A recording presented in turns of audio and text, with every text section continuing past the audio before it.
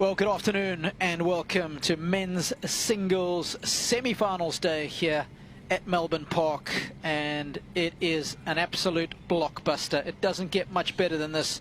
Novak Djokovic taking on Jannick for a place in Sunday's showpiece final.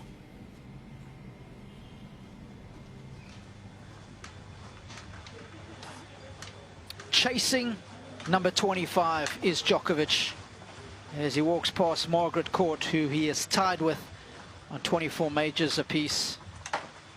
Jannick also trying to create a bit of history of his own and make it through to the very first major final of his career. But in order to do so, he has to go through the ultimate challenge. And of course, of late, he has challenged him well. He has beaten Novak on 2 occasions, but that's 2 out of 3 sets. This is Rod Laver Arena. Djokovic is 10 times a champion. Let's welcome the players to center stage. Men's singles semi-finals action. Would you please welcome to Rod Laver Arena from Italy, Jannick.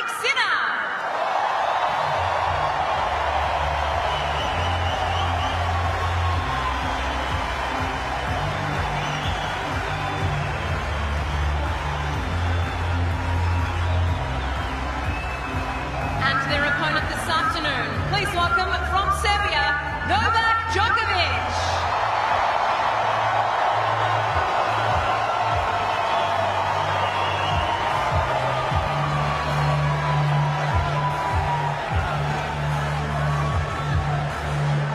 Well, I was listening ever so closely to the sound of the applause there, and it seems like a top-ranked player edged out Sinner in the applause department. There's so much to look forward to in this one, and delighted to have both John Fitzgerald and Wally Sewer alongside me on the call. What a privilege it is to watch these two guys go at it hammer and tongs. Your excitement is palpable, Robbie, and so it should be, and we are privileged. This is hey, we still don't pay for these seats we've got here, and we get the privilege to sit here and watch these great players, truly great players. I know it's an overused adjective sometimes, but in this case, it's absolutely true. To see this man towards the back end of his career still vying for these major championships is incredible, and we've got a young gun that's going to take it to him today. Okay. So, gentlemen, there's going to be a picture, please, after the coin toss behind, okay? We have the net unit. Live ELC, most of the close calls are going to be shown on the big screen. 25 seconds between points. I call the score, I start the clock. Towel, you have red and you have blue. If you have any questions? No? I have the blue, right? Yes. Yeah. Your choice is going to be AO or Ivan Gulagong. AO. Ivan Gulagong. I'll choose this side. You choose this side. I serve. You serve. Okay. Picture behind, please. Of course, celebrating the 50th anniversary of Ivan Gulagong's 1974 win here at the Australian Open. No one's won this title more than this man, the GOAT, in many people's books. And of course, just a correction, it's Nick Monroe who is down courtside today. We've upgraded from Wally Masur. And I think a good time to welcome Nick to the party. Nick, what are conditions like down there? Hey guys, thanks a lot. Yeah, I mean we're at 22 degrees Celsius, but it definitely feels warmer, you know. And I think it was interesting when Novak was playing Taylor Fritz in the heat, the first set. It'd be interesting to see how he comes out, you know, in that first set against Taylor Fritz. He had a little bit of the sniffles, maybe wasn't moving as well. The heat seemed to be getting to him a little bit.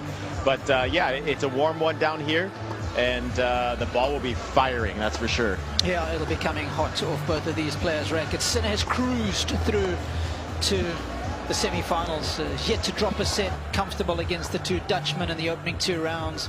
dispatched of Baez comfortably. Rublev, he was well tested. Of course, that second set tiebreak was a crucial one. He was down 5-1, won 6 points on the bounce, and there's a chance that that one might have gone deep, but he has navigated his way pretty comfortably through to the stage. Djokovic, on the other hand, he's been tested early on from the very first match he played, Fitzy. Yeah, I'm not convinced he was 100% into it the first 2 matches, and that might sound a bit strange, but you know, when you've done this so many times, I assume that it is hard to get up 100% every single time you walk out onto that court. Yeah, well said. But he did enough, and I think he has had a few sniffles. He hasn't been 100%. He's been maybe a couple of percentage points off his best, but he found a way to win, and he has the record to prove that as the tournament goes on, he gets better. And he looked confident when he walked out. Sinner, I've only seen play 1 match here, Robbie, but he was astoundingly good in that match. It was against Baez early on in the tournament, but now he's got a serious test.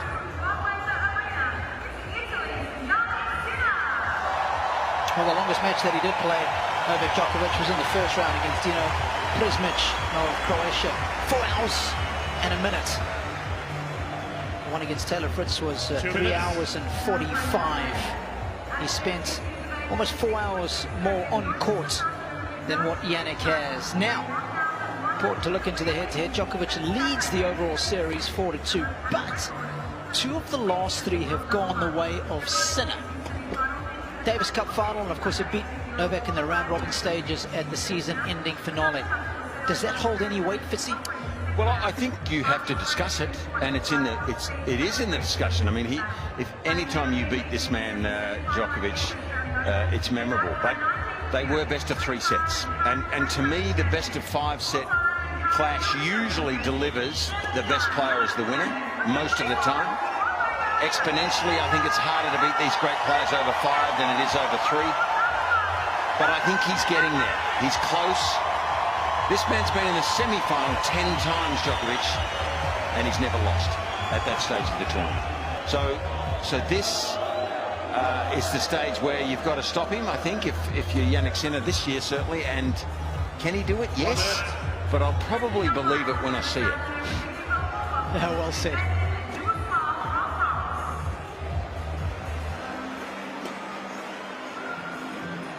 Well, the fact that Sinner has been able to get a couple of wins of late against Djokovic is testimony that there is no doubt a chance. And as they say in any honest accounting, training is the cake, but belief is the icing. And sometimes that thin smear of frosting can make all the difference. And we'll see today if the Italian can do something that he has never been able to do before. Make it through to a major final and beat Novak at a major. Is the great man Rod Laver, one of my heroes, Robbie, and probably yours, I'm guessing, as well.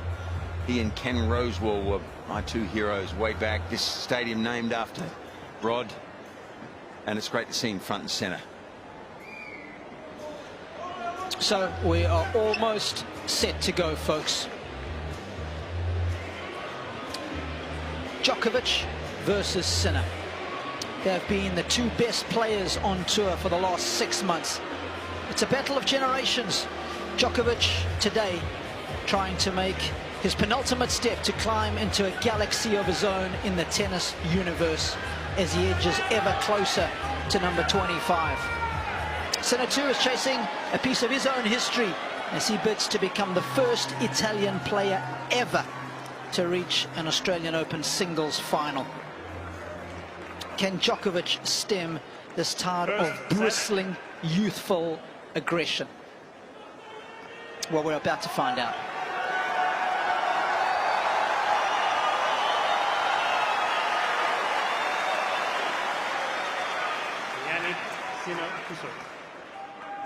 Ready, play. Here we go.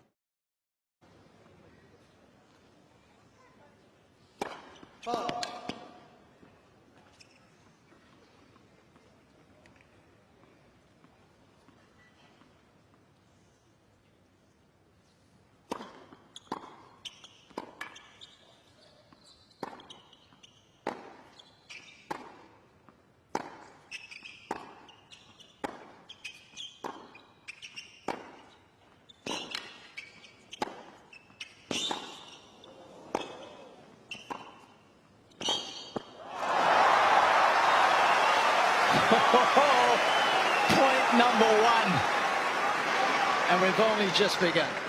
Well, guys, this reminds me a lot of the very first game that Novak Djokovic played against Taylor Fritz in his last round, 17-minute game, and that just looked painful for a first point, but the crowd down here is murmuring. It's electric right now.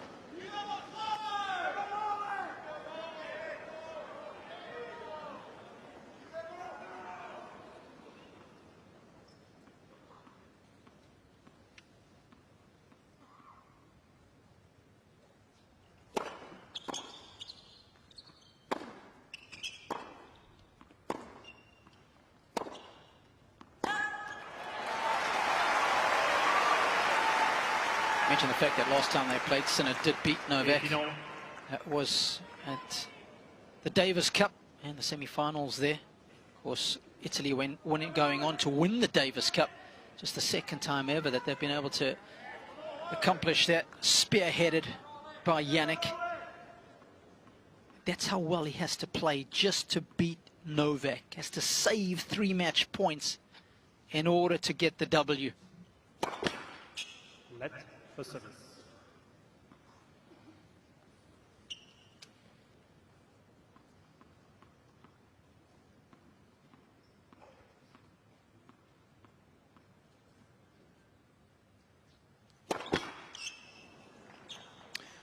I think Sinner's got to take more pace off his wide first serve to the first court, Robbie. I think 195 is too fast out there.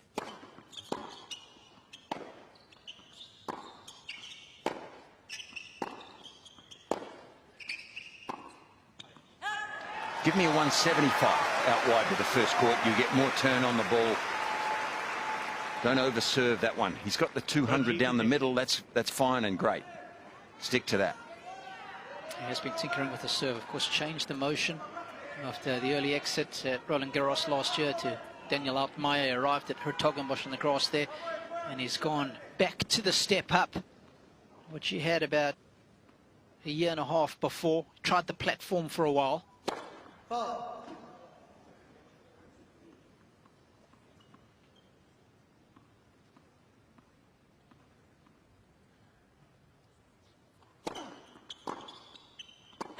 What do you make of the service motion now? Do you like it, Fitzy? Well, I'm not a guru with service motions, but I say that up front, but I like it. I think it's effective. I think he's, you know, when he gets into the hitting motion, into that hitting, like the little trophy man, I think he's good. He's got his left hip out. There's good power. And I've watched him over the last few months only once closely here at the Australian Open, but it was very good that day. Good start. Yeah, one thing he's been able to do well is produce when break point down against Djokovic, and that's not always easy to do. He's saved a lot of break points when he's been up against the best returner the sport has ever seen. And of course, I mentioned the fact that last time they played, he saved 3 match points to beat Novak. It's only ever happened 4 times in Djokovic's career that he's had match points and has ended up losing. And just to put that into perspective, Federer, it happened 24 times. Roger had, wow, yeah, Nadal 9 times. Just shows you how hard he is to put away. That's why it's the ultimate test today. It's over 5 sets. Of course, beating him in the round robin stages in Turin, we mentioned the fact that Sinner's playing in his own backyard there, right? Gets that additional energy from the crowd.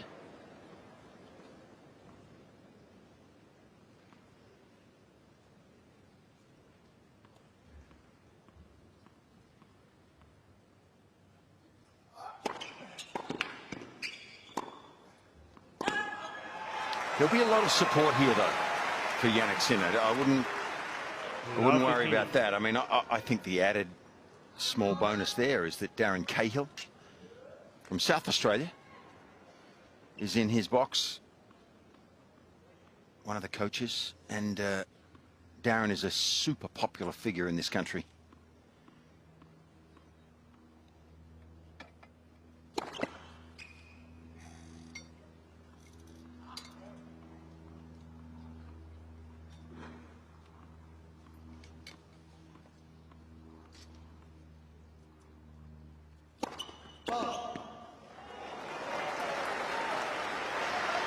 Yeah, and Djokovic's match against Taylor Fritz, he was going massive on some of these second serves. 189, just not a lot of margin for error.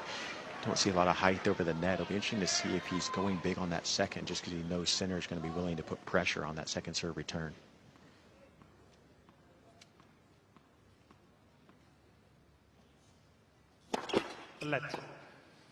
I wonder if that decision had something to do with how he felt that day, Nick, too. He didn't seem to be 100%, maybe 99, but whether that affected his choice sometimes on the second serve to really go big might have played a small part.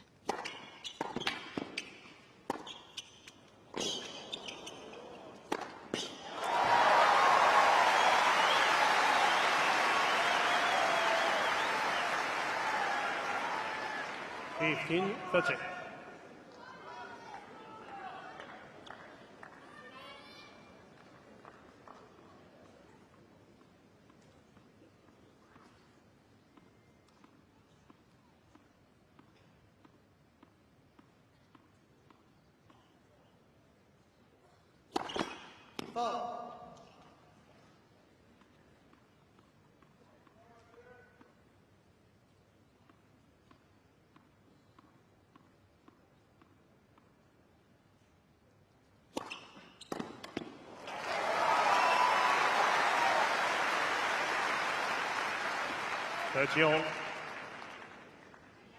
So many battles within this overall war. I think it's one of the most improved shots in the game. Djokovic serve fits here, and then how well is Sinner going to be able to return it?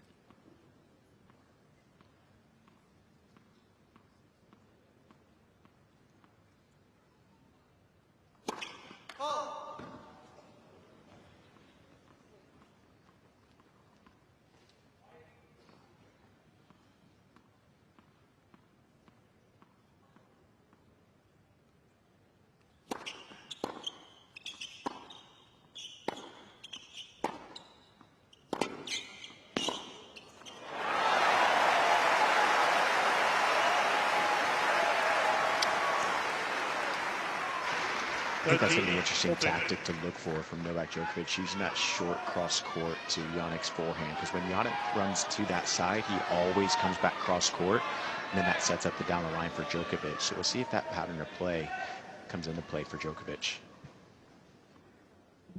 Break point in the opening service game of Djokovic for the Italian.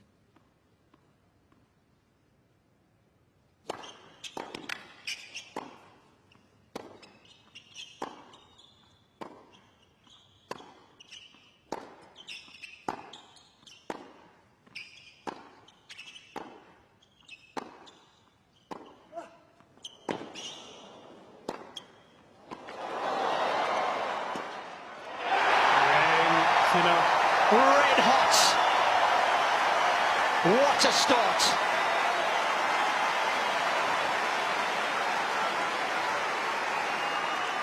Just vaporizing ground strokes.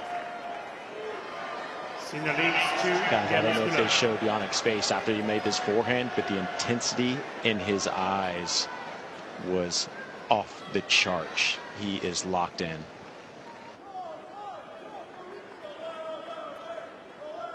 Of course, you want to grow the belief that you can beat Djokovic at a tournament where he is so difficult to beat.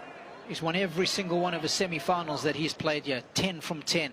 This is the kind of start you need.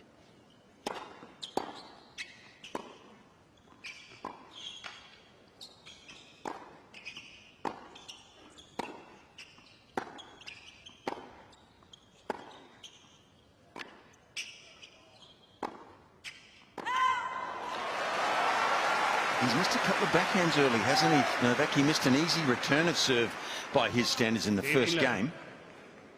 Yeah, quick look at the center box there. Bottom right was Darren Cahill, Simonova Gnozzi, Berto Ferrar, right to left. Berto with the... He's gone all Aussie on us there, with getting in the vibe. A sunburnt country. Yes.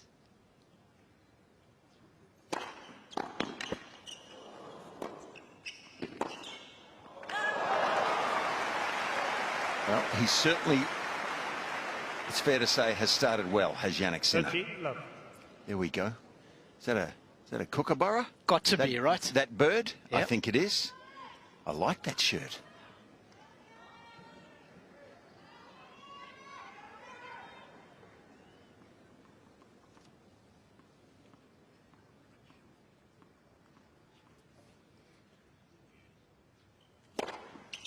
I want him to hit that serve, of course.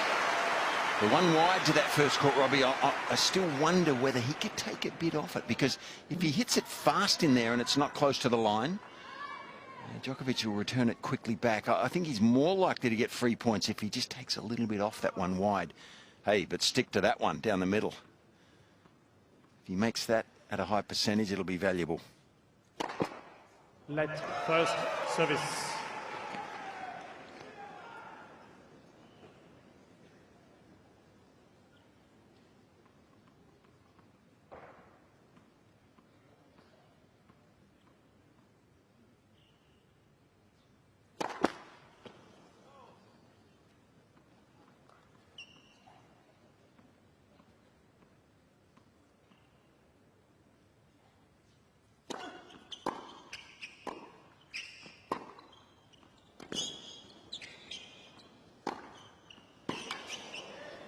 Gee, what a point there. Novak is always hovering, isn't it? And his accuracy is unparalleled. 15. Look at that. Outside of the line, and then he drills it down the opposite side of the court with the next one.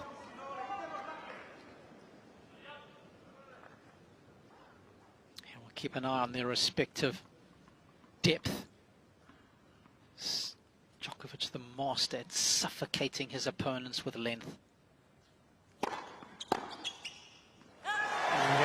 it was nice when you can get a free point on serve against the best player in the world.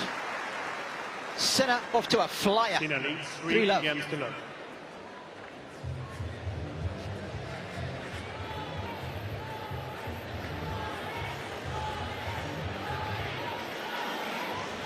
Well, they've come well prepared.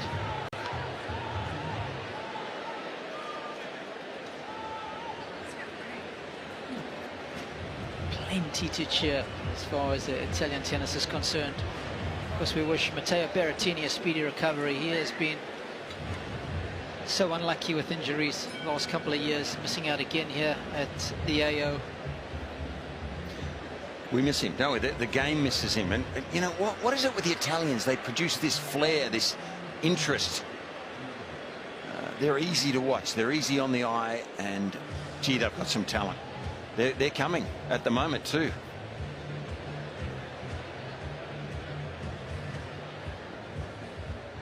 Time.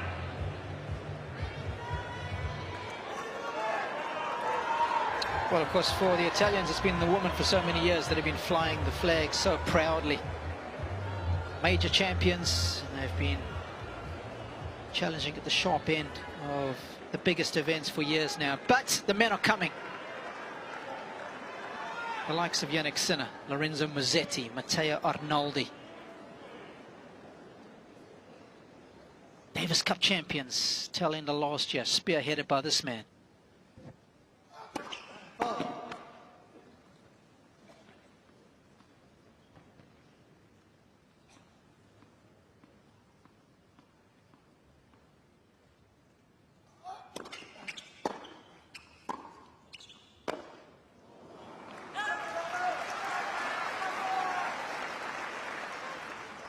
Love.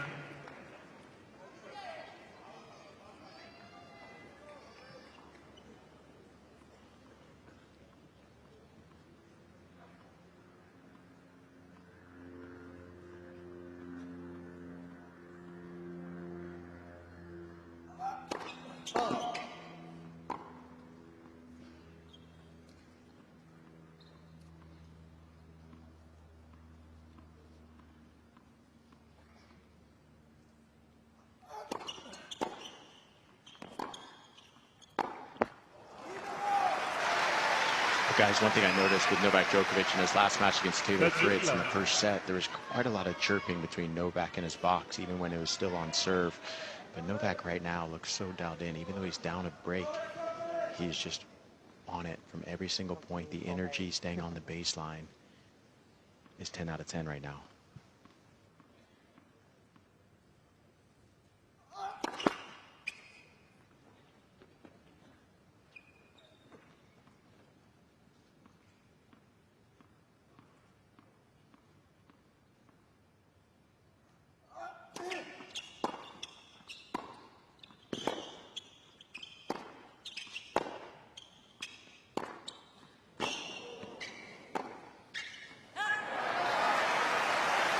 Well, I think this man has been the best player I've ever seen, without a shadow of a doubt, to defend out of his backhand wing. But I tell you what, Sinner has that in his game also, doesn't he? The strength he has in those legs, the wide base. He gets out on his left leg to defend the backhand out wide. Very, very good part of his game.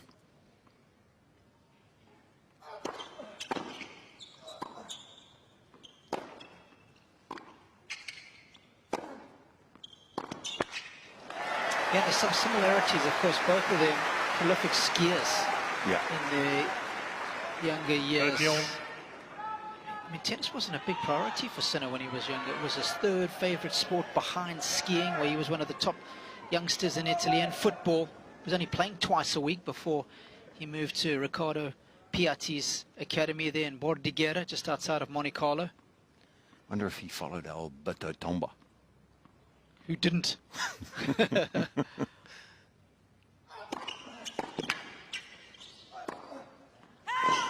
know, their physiques are similar. They're listed as the same height. So, right now... 30. What a start, Robbie. What a start here for Sinner if he breaks here.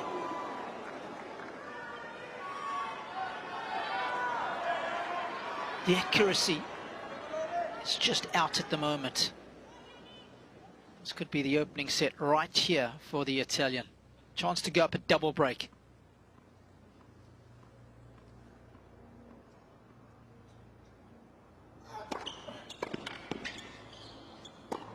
Oh, and when he has to...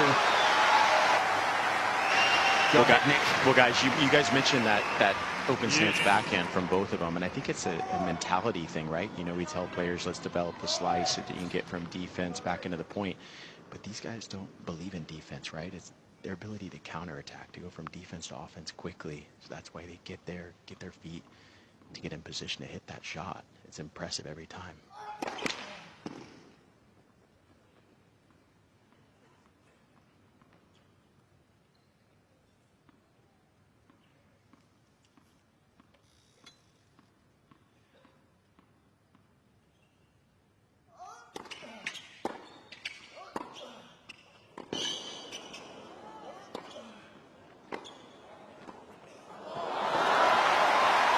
Skill merchant, this guy.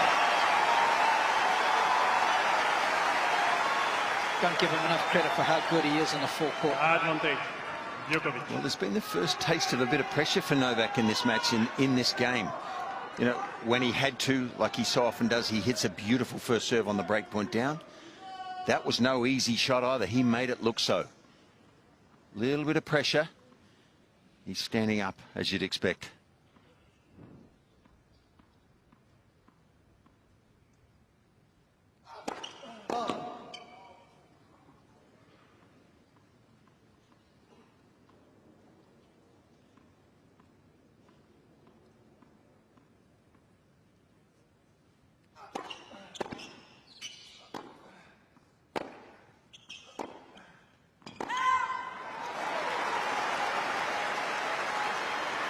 I'm not sure the last time was that I've seen Novak miss 4 or 5 simple backhands in the first 4 games. He rarely does it. I'm not expecting that to continue because it's one of the greatest shots we've ever seen. But he's given away a few free points off that wing so far. 3.5 games. He's almost made double-digit unforced errors.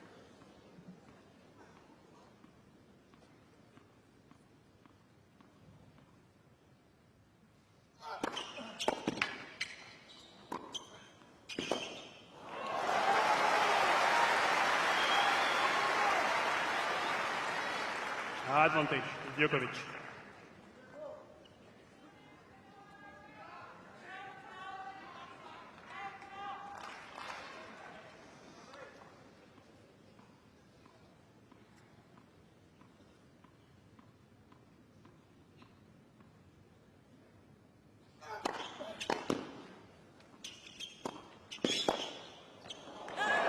Cain, Djokovic. Yeah, put a big asterisk alongside that hold. Because for our money, Sinner's 1 point away there from almost guaranteeing himself the opening set with a double break.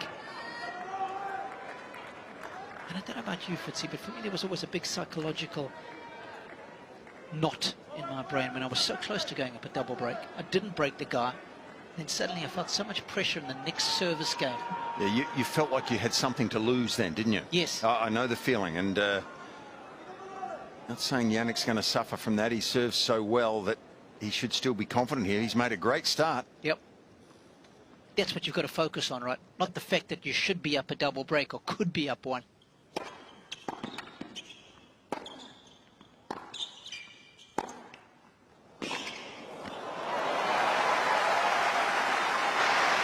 Yeah, I'd agree with you guys. I mean, look, you know, tennis players have to have pretty much the mind of a goldfish and completely forget of what just happened, that you have those break points and get back to the first point of the game. And getting that first point of the game is so massive, just to keep the momentum and continue to believe.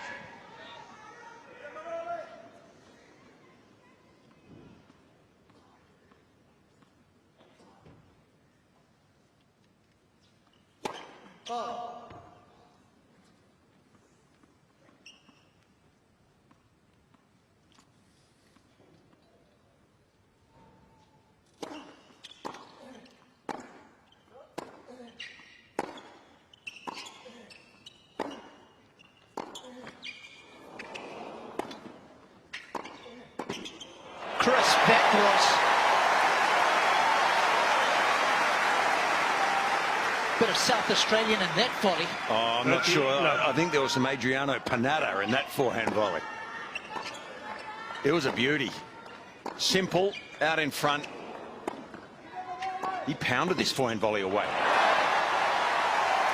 Yeah. The Darren Cahill or John Fitzgerald mould.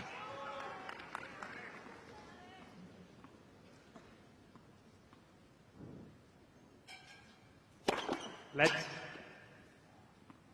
first service.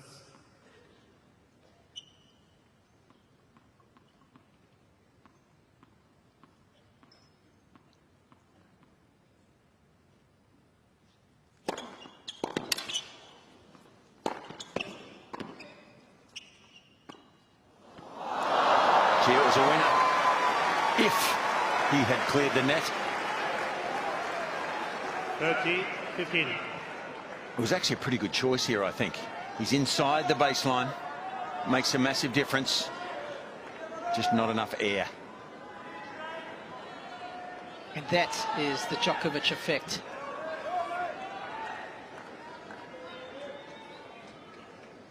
Darren on the right there in the green. We know him so well.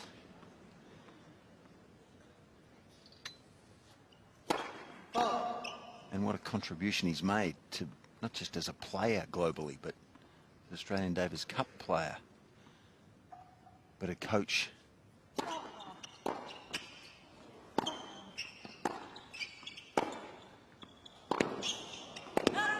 He's getting that forehand wide, you know, he's short and angled. He's taking Novak out of court with that. That was almost halfway up on the 40-15. On the line of the service line going wide. There's Darren. First-class individual. He's one thing I know about Jannik Sinner, he's chosen his box full of supporters there and his team. You know they'd be high-quality people.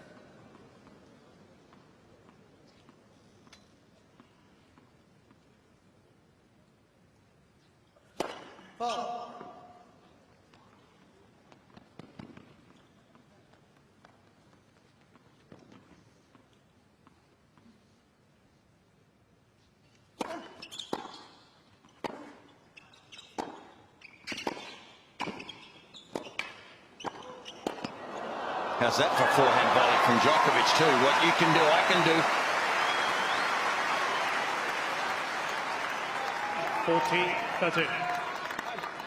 40-30. Dangerous going in though against the forehand of Sinner, but what a crisp first volley there. He's got all bases covered, hasn't he, Novak?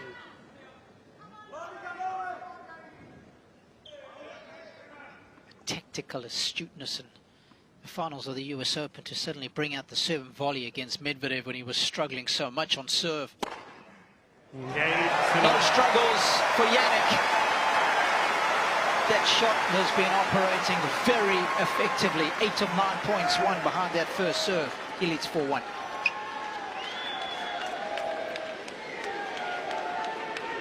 Sinner leads 4 games to 1.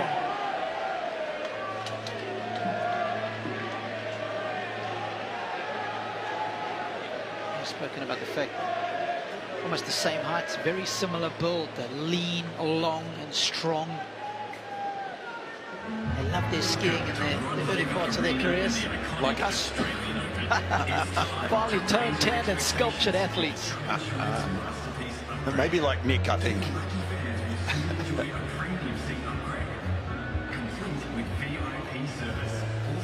And of course both speak multiple languages. They're very intelligent young men. They're not just good with the tennis intelligence.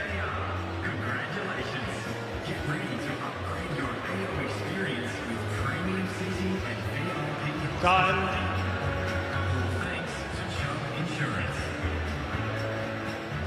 AO 2024. It just hits differently. Record crowds through the turnstiles. Over 1 million expected by the end of Sunday. That will be a record in itself. This event always evolving, Fitzy. It has a ring to it, doesn't it? 1 million. Sounds good. Scoreline not sounding good for Novak right now. 1-4, trying to reduce the arrears.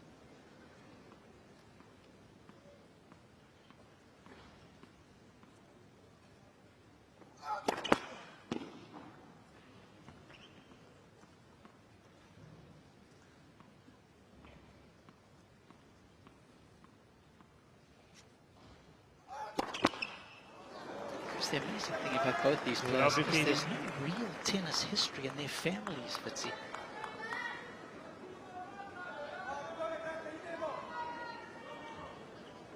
Sinner, in fact, didn't play tennis for a year between the ages of 7 and 8. Just wanted to focus on skiing and playing football.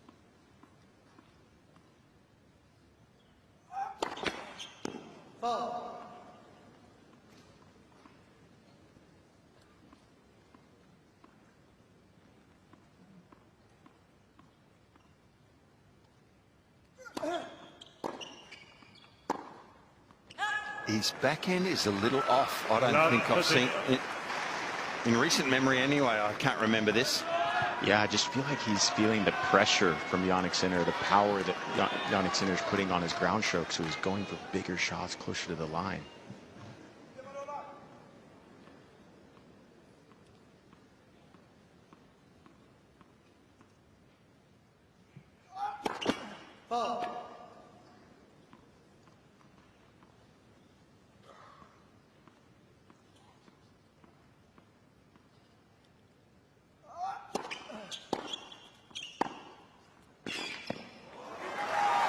Nick, do the ground strokes of Sinner seem a bit heavier, a bit faster through the air? They sure do. I mean, with the heat down here, I mean, I just feel like he's, you know, we know how big he can hit the ball, but his depth has been great. He's been so close to the baseline. Been pretty predictable with his on-the-run forehand cross court. But other than that, I mean, he's getting the ball on Novak so quick, and I think that's making Novak go for more.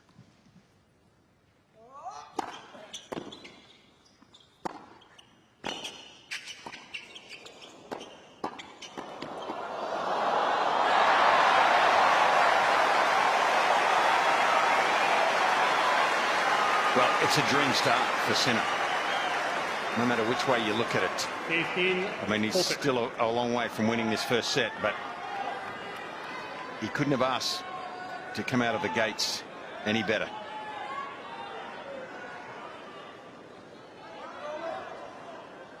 He's got another chance to go up a double break.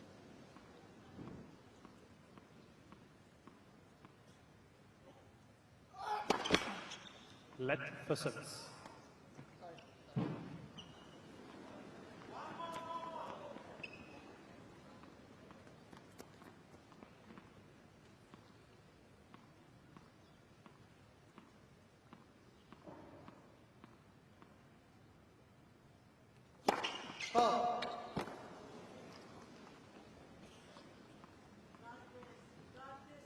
Please.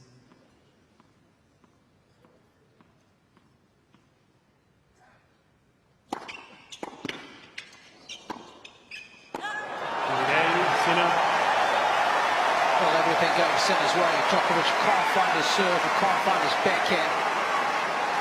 And of course, the best part about the whole physical matchup as well, Fitzy, is that to a certain extent he hasn't really taken anything out of Sinner. So if it does become a war of attrition, his tank's going to be feeling full. Yeah. Well, both of them really. I mean, it hasn't been a taxing first set physically.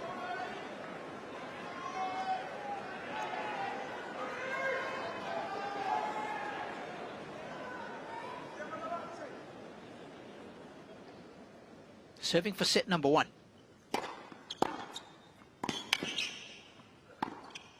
That's where I want him to take a bit of speed off that. That's the first serve wide to the first court, 192 Ks.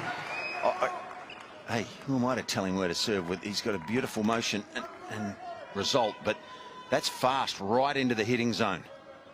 And it hurt him. More angle at a slower pace might just be a bit advisable there, I think.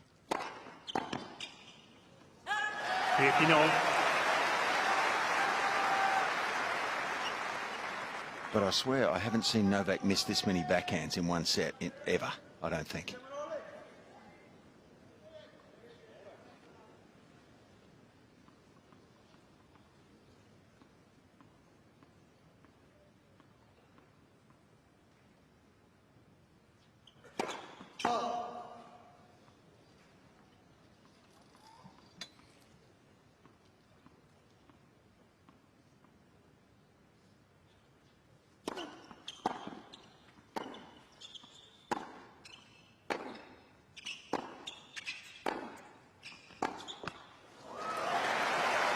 It's unreal.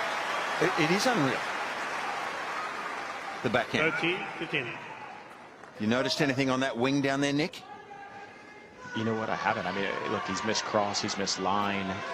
You know, we talk about the speed from center right now. I mean, he's all over the court, and not only is he all over the court, but he's putting so much weight behind his shot, and it's been affecting Novak big time.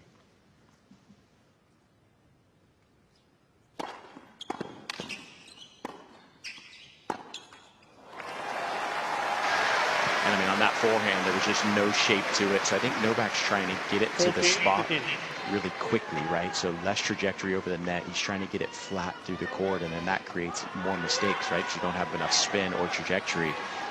And now Sinner has got 2 set points.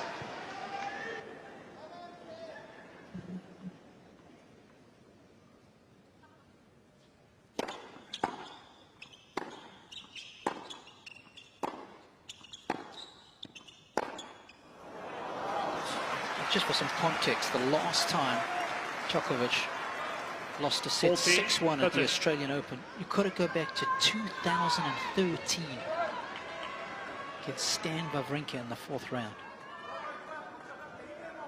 Do you know which set it was? No? It's a collector item. I do.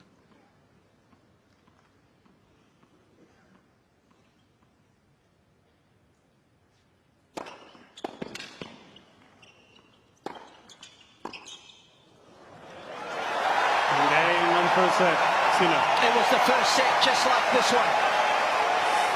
Sinner with the best possible start. It's pedal to the metal.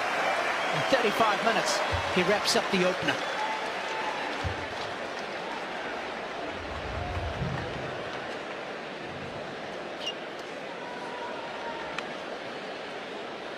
Well, well, well. I'm not sure too many people thought that this would be the scoreline. And it would be so one-sided. Double whammy. Sinner playing very well. Novak very much off his game. Yeah, I think that's fair. I think it's more that Novak has had a poor opening set than Jannick playing out of his shoes. I mean, he's playing well and solid and doing everything right, but no better than I've seen him at this tournament before. And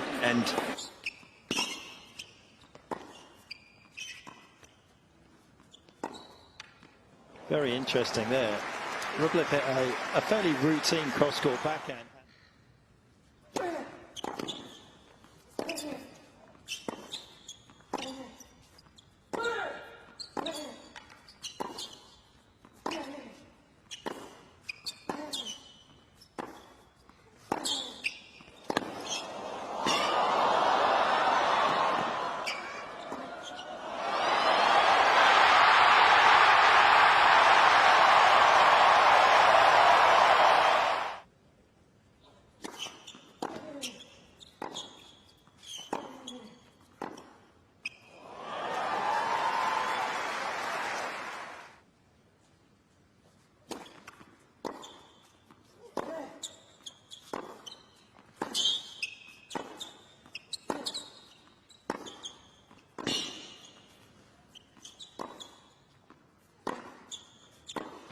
oh, he found his range.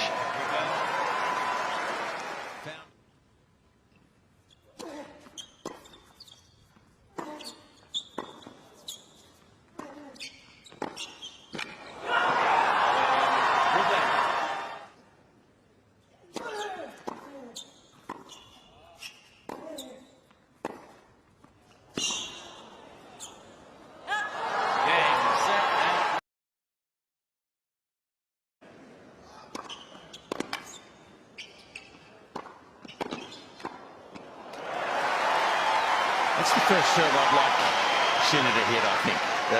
The one that's a little slower out there wide, it gets the returner stretching, and it usually provides a short return.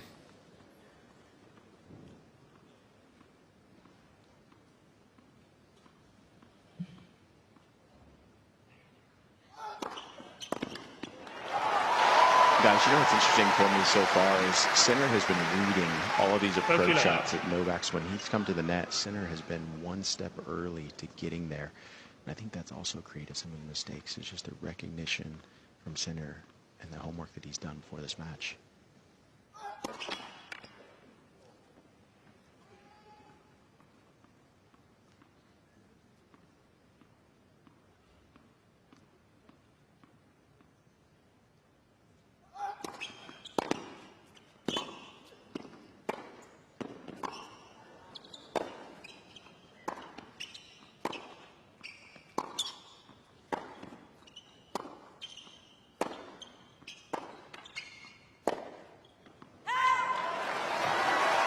It's a shot you've got to keep an eye on, because sometimes that forehand of Sinner can be porous. 40 love.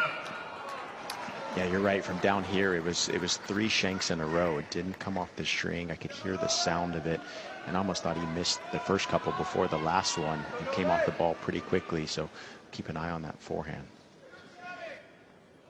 That was the side that Djokovic was able to break down when they played in the final of Turin.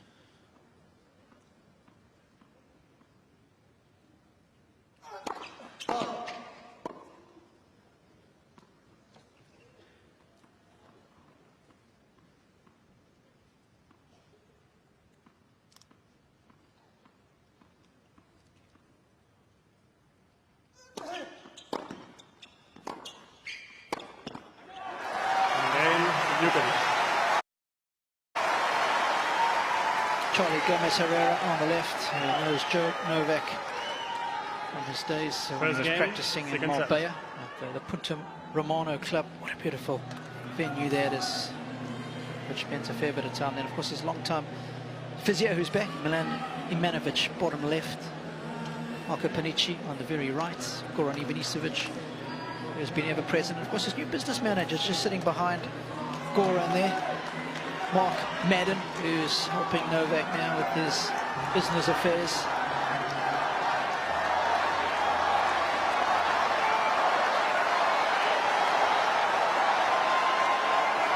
fans here inside the Rod Laver Arena with chants of Novak, Novak, Novak. Big game, this one.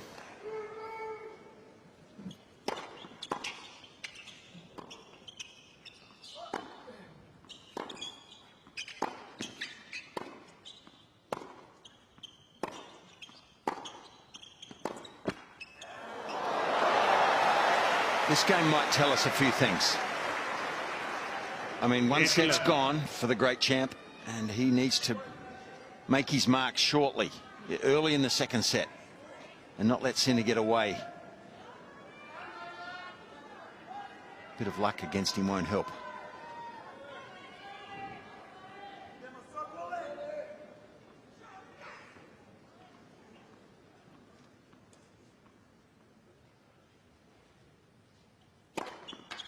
Fitzy, give us a little bit of insight.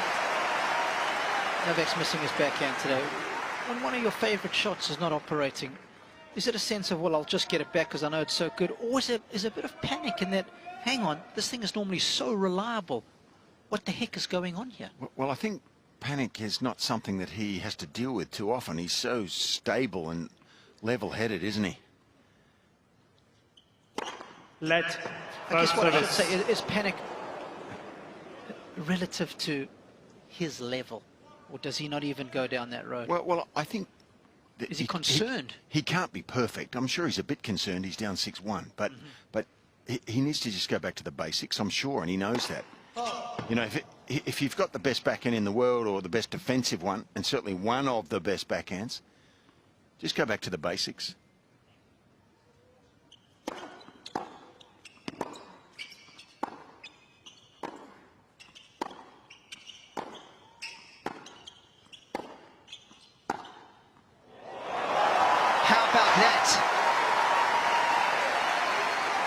He certainly appeared to time the ball better in that rally, didn't he? The ball came out of the middle. It was sweet, that rally. So he's such a great player. You'd expect him to find it quickly, the timing.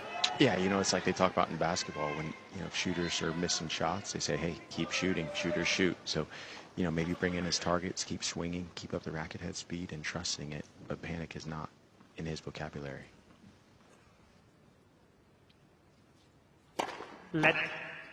First service.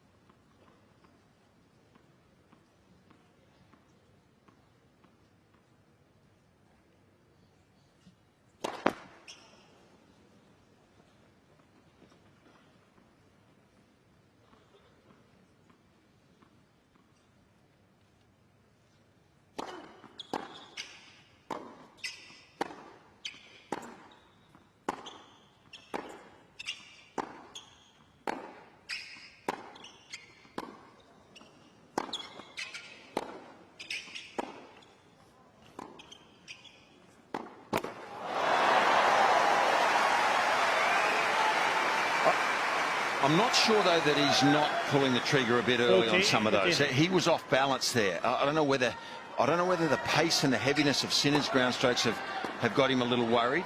But this is not the shot he probably would normally go for, I don't think, this last one. Changing direction, down the line, he caught it late, and he was, by his standards, a little bit off balance there. You could see it at the end. I tell you what, Sinner's depth on his ground strokes has been immense. He's been giving Djokovic a taste of his own medicine in that department. Darren knows the importance of that hold early on in the second set after winning the opening set so comfortably. You want no letdown. Well, Robbie, you mentioned how Novak, you know, attacked that forehand side of Sinner last time they played and tried to break it down. So you almost feel like that's why he's trying to use that backhand down the line a little bit more. And you're right. I mean, he's pulling the trigger maybe a little bit early. And if he does pull the trigger early, he's definitely got to bring in the margin. So we'll see if he keeps pulling the trigger early on that to get to the center forehand.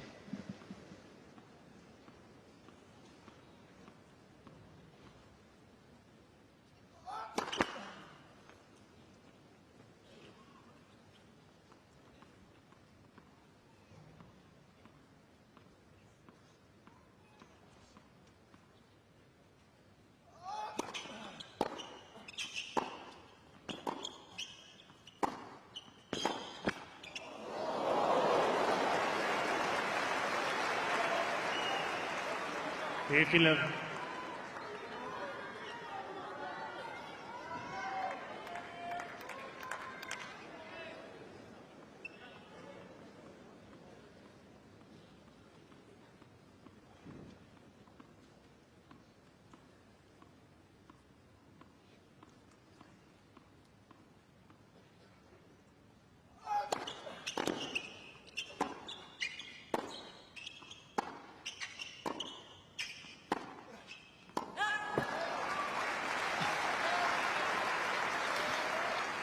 All I can say is at this stage, by his standards, Novak has not played many great points from his end of the court. So he is off the pace in the first part of this match. There's no doubt about that. So unusual to see that. But don't expect him not to right the ship.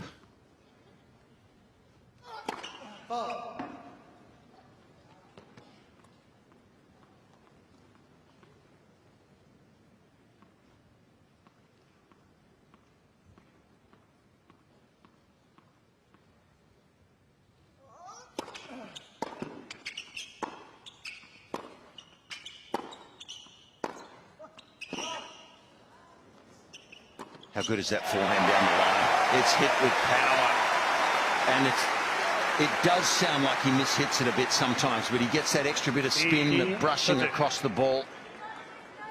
That was the easy one at the end.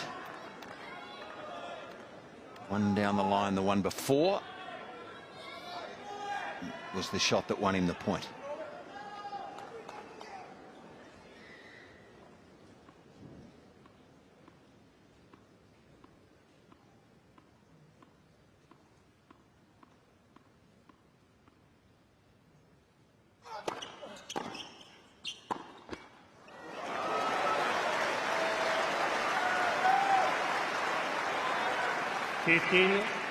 I mean, he rarely misses a shot like that. On a 15-30 point, that's when he steps up. An easy miss on the backhand again.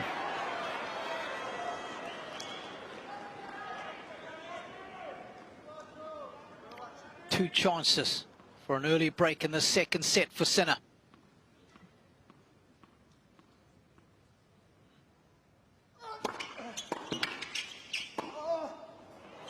And he's got it at the first time of asking. Jannick Sinner has got a set and a break lead. It's got a nice ring to it. Sinner leads 2 games to 1.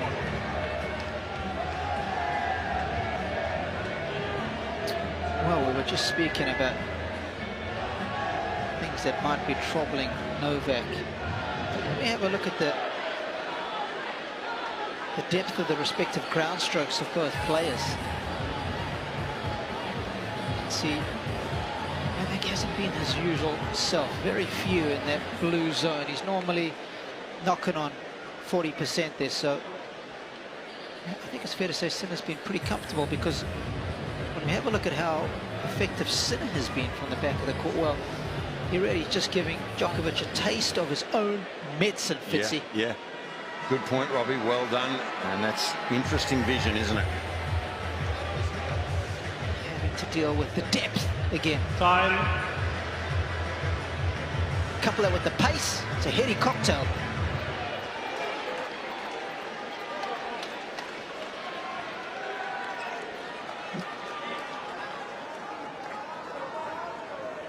I think I'm curious as well. We just got an outside shot there of the Australian flag blowing quite stiff in the breeze. What is it like down courtside? Is it quite calm, or is there a decent amount of wind about? No, it's quite calm. You know, that flag looks like it's moving quite a lot, but down here it's pretty much calm. And so, yeah, no conditions that these guys really need to worry about. And the sun as well. There's a lot of cloud cover, so the sun is not a problem at the moment. So that's why Jannick Sinner is able to drop a cannon right there.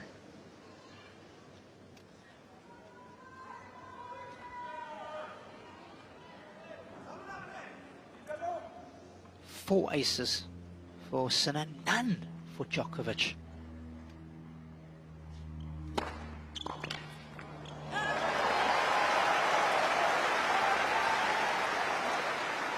30 love. Well, you know how it feels in a match when the tone is set early and you feel like you're struggling. Sometimes it's hard to find your feet. The great players do it a lot better than us average guys, Robbie, but Sinner's on a roll and Novak struggling here.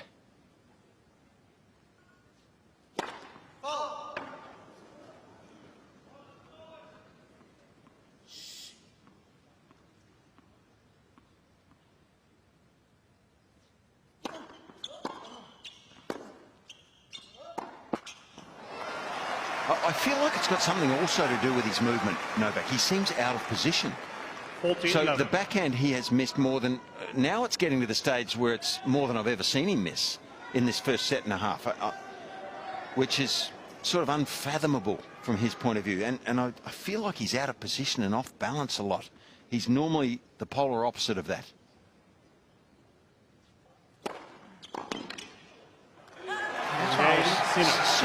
Just double checking with Nick about the wind. Perhaps that was affecting the flight of the ball, but clearly not. Yeah, and he just looks a little slow getting to some of these balls. I mean, you know, the point before was a bit of a shorter ball and didn't really get on top of it quickly like we're used to seeing. And Sinner's doing a great job of mixing up his spots on serve, and Novak just seems extremely off balance down here. Yeah.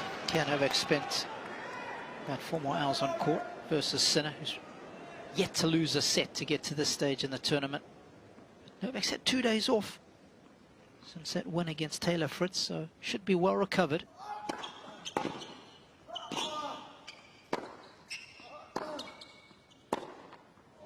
Well, that word balance is big in our game.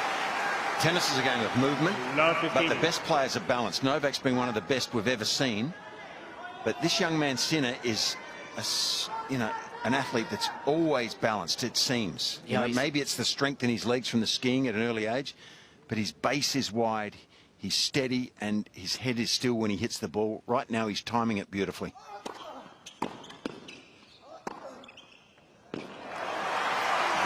That was a good shot. Novak hasn't been as balanced today, in our opinion, I don't think, than he normally is.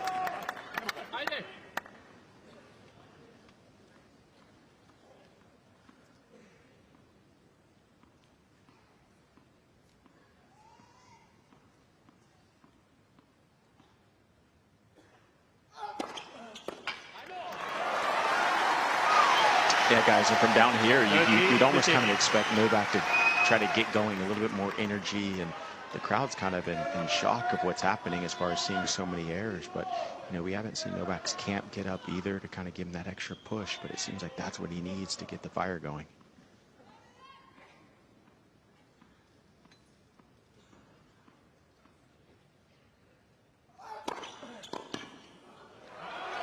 He needed this game. He needed to start serving well, get some free points. 40-15.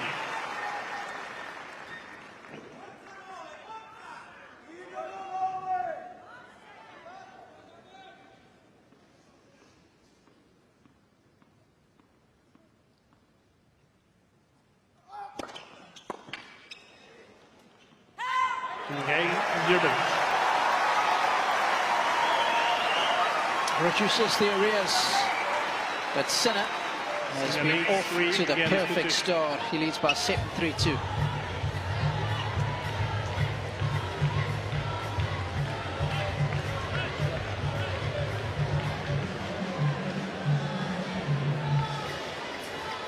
And I guess, Nick, just a quick question for you. I mean, at what stage does Sinner think about the magnitude of the occasion? And, you know, are we going to see a let-off? Is it 2 sets to love? Is it serving for a 2 sets to love lead? Yeah, I think it'd be at 2 sets to love. I think he'd be fine in that 2 sets to love lead, but then I think maybe that's when it hits, when it's like, oh, wait a second, I'm up 2 sets to love, and I'm 1 step away from the final and playing the GOAT. So we'll see if he has any hiccups here, but so far, I mean, he's seeing the ball like a basketball. Time.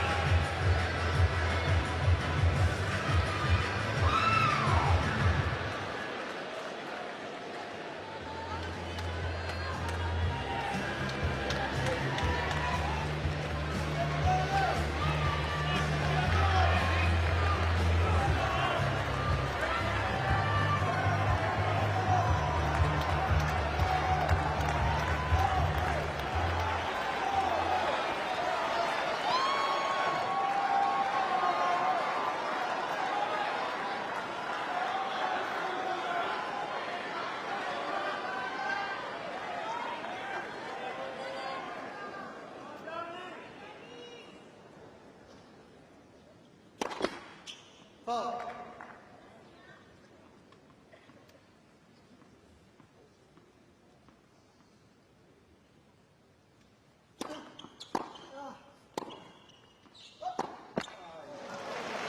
you know what's interesting for me is we've never really seen anyone really out-hit Novak from the baseline. I mean, we talk about how he can normally go into this lockdown mode and not miss any balls. And when, you know, he's in trouble, normally guys are being unpredictable, using slices, short slice, bringing him in. That's the kind of game that he doesn't like. But he normally likes when guys hit as big as Sinner is. But right now, Sinner's out-hitting Djokovic. We haven't really seen that before.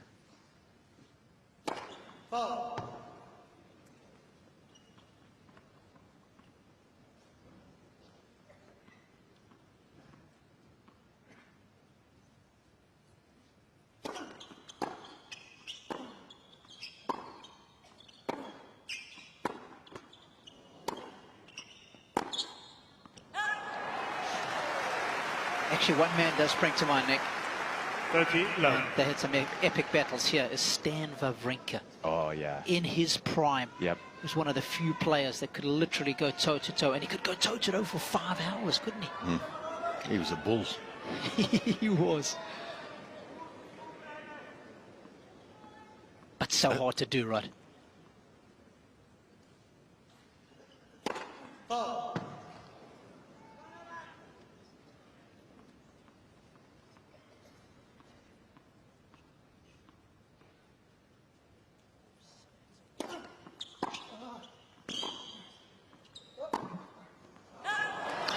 Got the margins right today with the ground strokes, has he, Fitzy?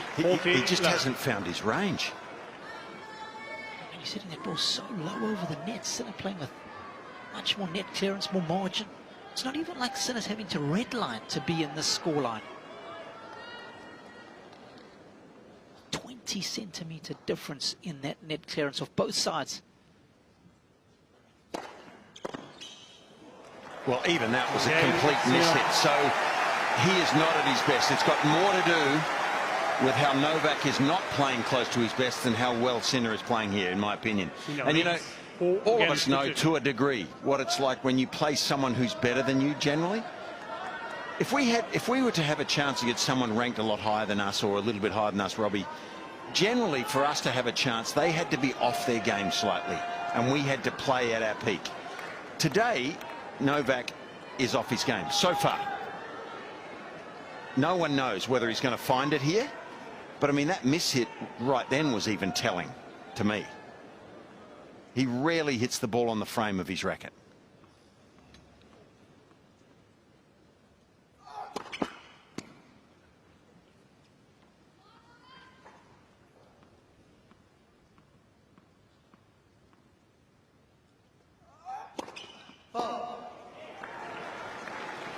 He needs to hold this game. If he doesn't hold this game, things are looking a little bit dire for him.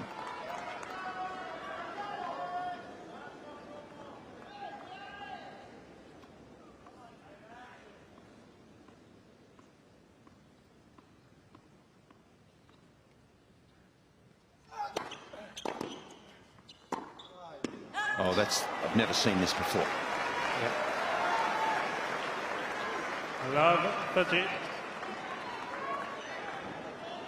I remember when he burst onto the scene in 2007 when he won Canada. He beat the top 3 players in the world at the time.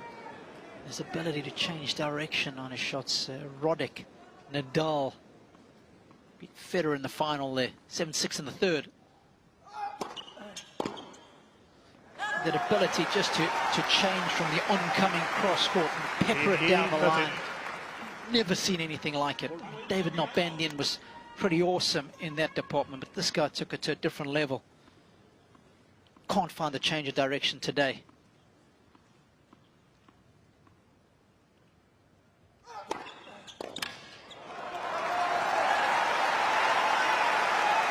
But he will still harbor ambitions of getting back into the set if he can just keep it to the single break.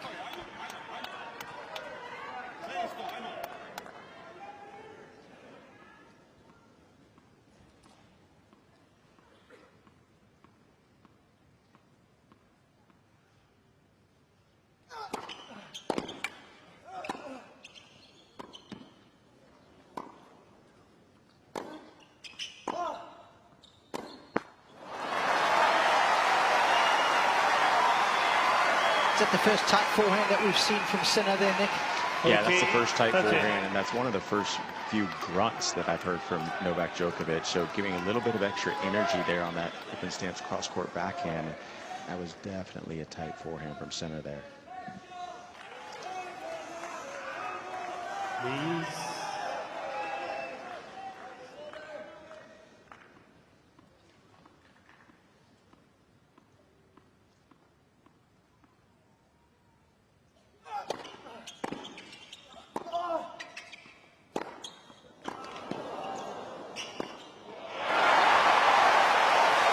Tsunami-sized wave of attack.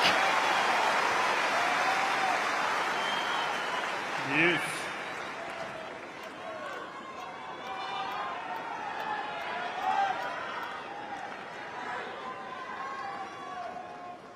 It's youthful aggression that the likes of Sinner and Alcaraz have. Holger Rune.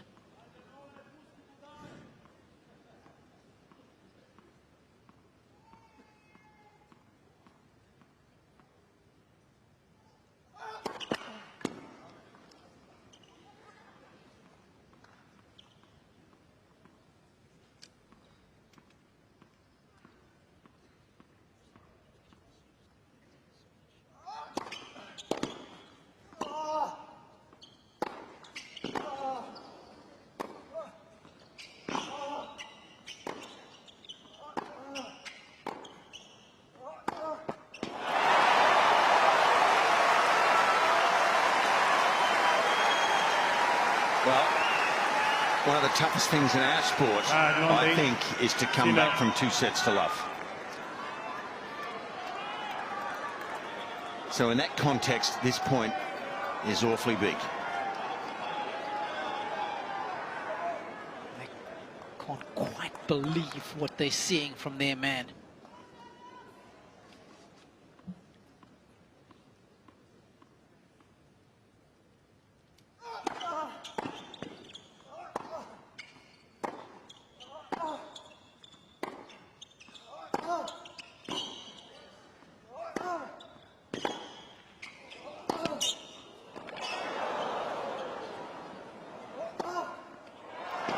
His best point, I think, right there, when he was on the cliff face.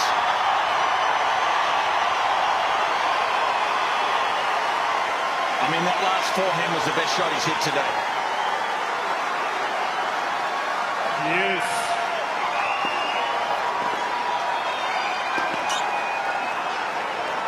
Spreading the court magnificently, sending Sinner from coast to coast.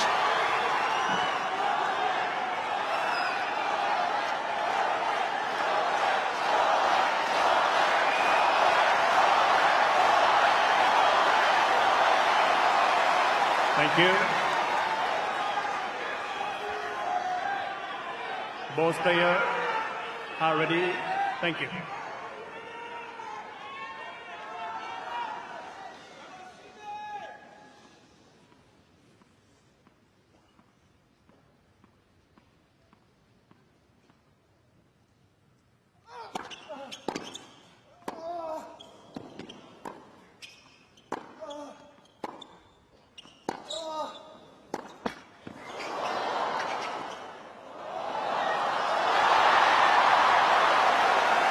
He's missed it. He's missed it. Advantage, Sinner. Gee, Robbie, I thought with the body language of Sinner there, he thought that was going in. It feels like Novak has found his mojo slightly here in these last few points, to me. But another break point nevertheless. Once again, the field deserts him on the backhand.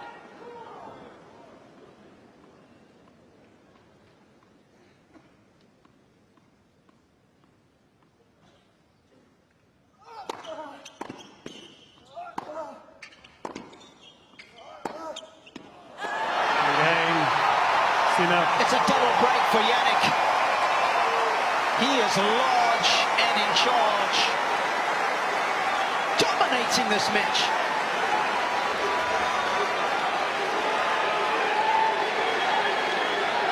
Sinner leads 5 games to 2.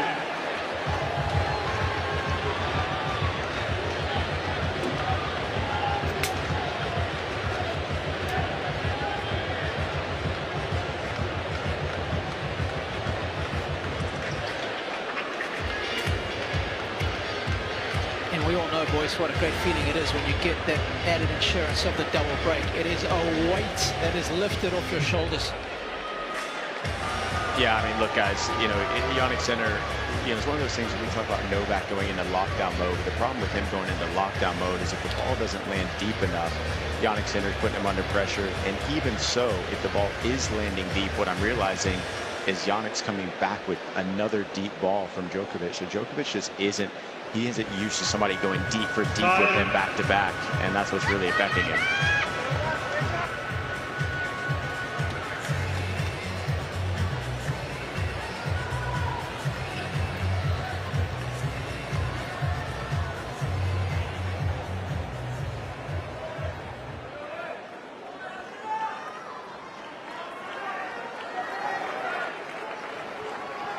Well, I don't think anyone now can argue that Novak is flat today. He is flat.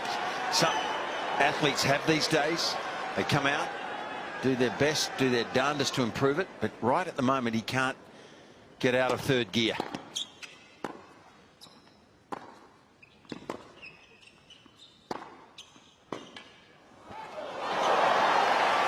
Nick, again, I want to just check with how hot it is down courtside, because often the sun has proved quite troublesome for Novak. It's often been his kryptonite.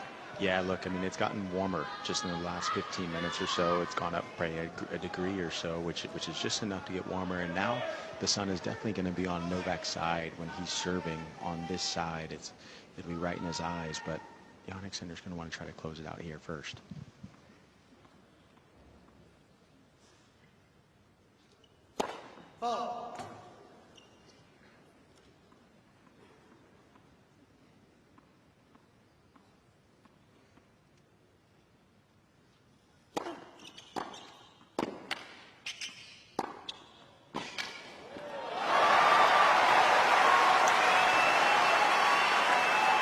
Having seen what we've seen, let's all just be a little bit careful about how early we write someone like Novak off here. And I put my hand up.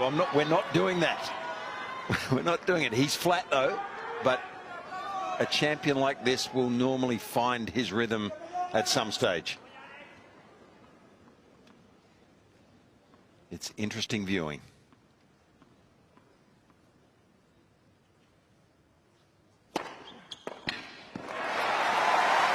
And let's not forget, Sinner has been here before. He was 2 sets to love up against him in the quarterfinals at Wimbledon. Djokovic came back to beat him in 5. Well, Sinner just hit that serve down the tee, and Novak just shook his head as if to say, yep, too good. So Djokovic is recognizing how well Sinner's playing, and you know, Sinner's on top of his game.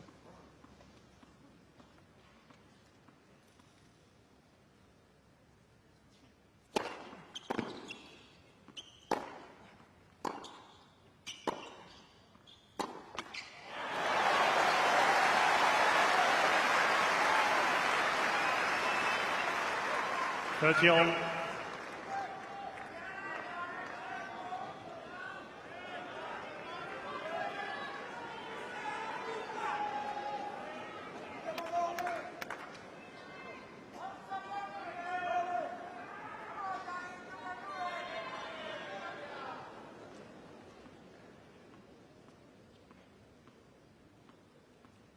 What a difference in first serve points won. Let. Chasm between the two. It's got a lot to do with Sinner's returning too. He's been outstanding today.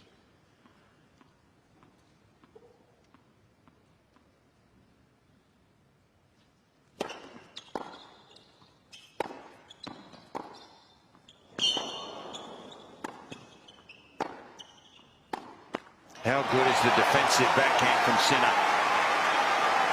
Unbelievably good. That's exactly what we've seen from Djokovic for nearly 2 decades. Team can't quite believe what they are seeing. Their man is in a world of hurt. Sinner with a set point.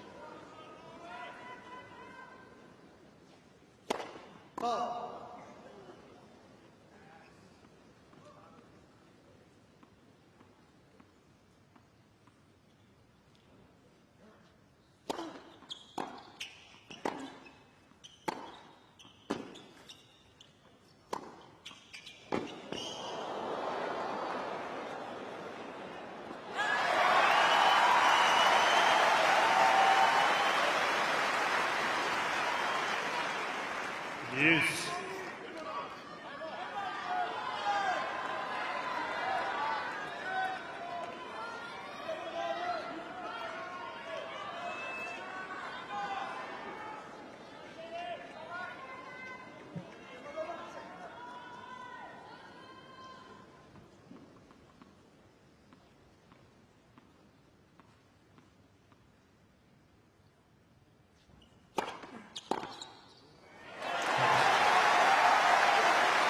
Advantage. Sinner.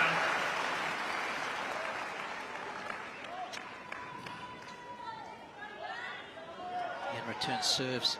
Big difference between the two as well for Jannick. 31%, just 17 for Novak. Set point number 2. For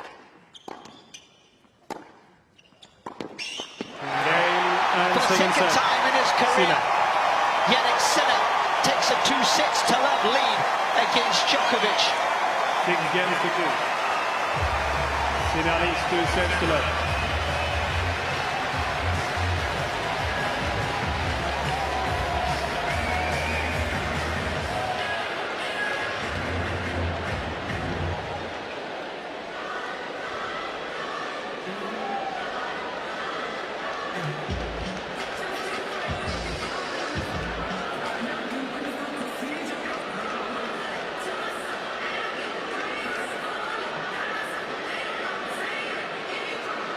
Once again, Sinner just excelling in the areas that mattered most. All the yellow numbers pretty much on his side of the ledger. Serve percentages improved from Djokovic, but not nearly the same sort of accuracy.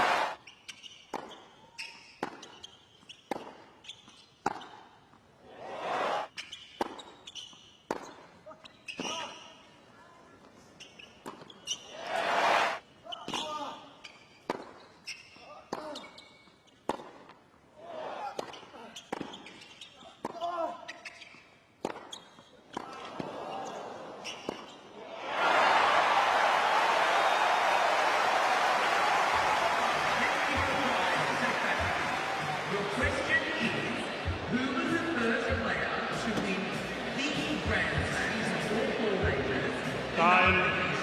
Is it A, Rod Laver, B, Rod Marsh, or C, Rod Stewart? What do we see? And A is correct! But of course, Wimbledon 2022, Djokovic down 2-0 against Sinner. He turned it around. But we're not playing on a grass court.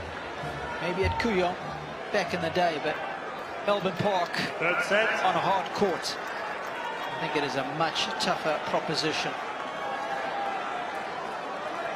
And Sinner Djokovic to serve.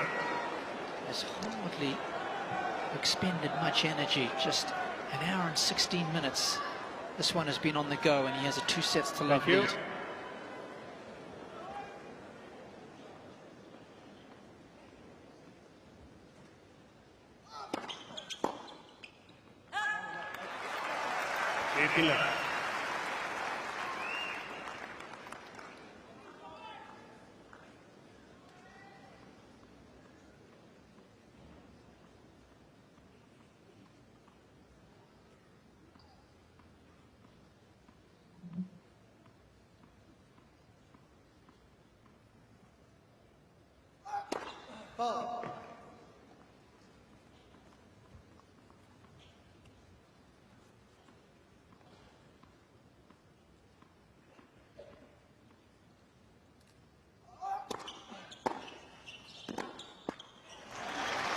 Yeah, I mean, down here, guys, is a serious sense of lull and pretty quiet amongst all the fans, the Serbian fans and Djokovic fans. They're almost just waiting for him to come up with a couple big shots, win a big game so that they can get their energy up and try to get their man through. But yeah, Sinner up 2-0. Djokovic has got to start finding his way now.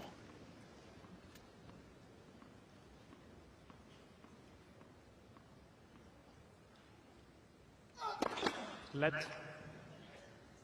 for service.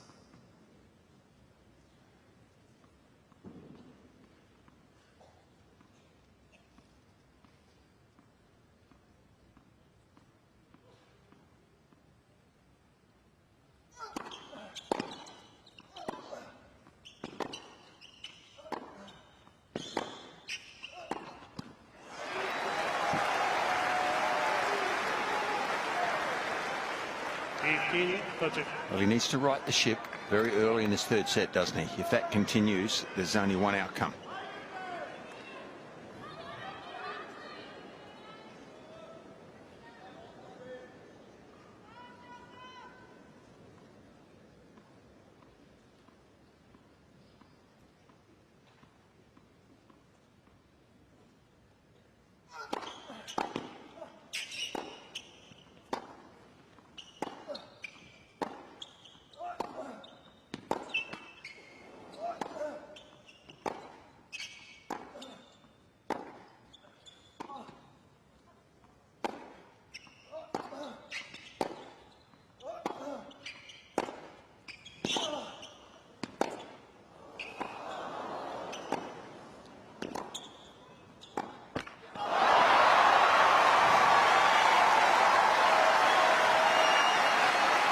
I think from Sinner's point of view here, he must put the scoreline out of his mind.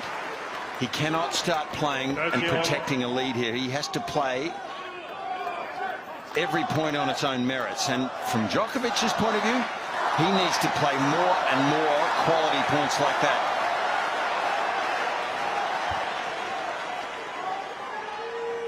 "23 shots that last rally." After the opening point of the match, where it was a long rally, expected a lot more of those. It hasn't been forthcoming.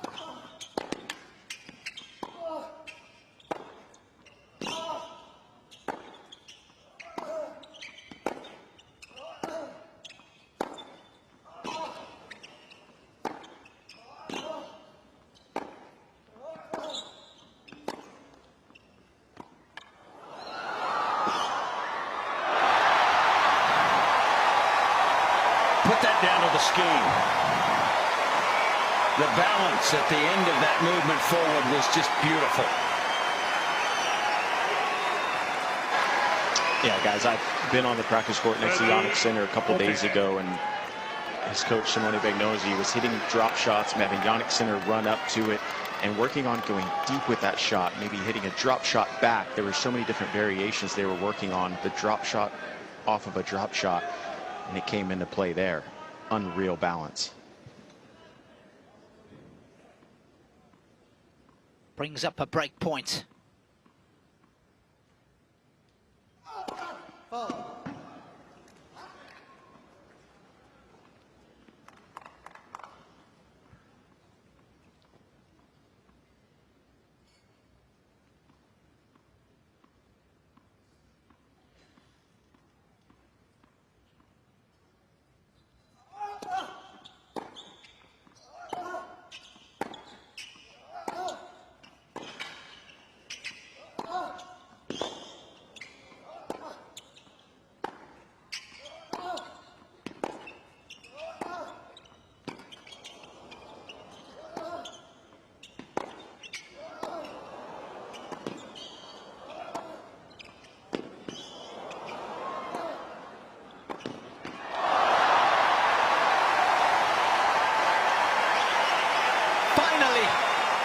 Djokovic comes out on top in one of those pulsating exchanges.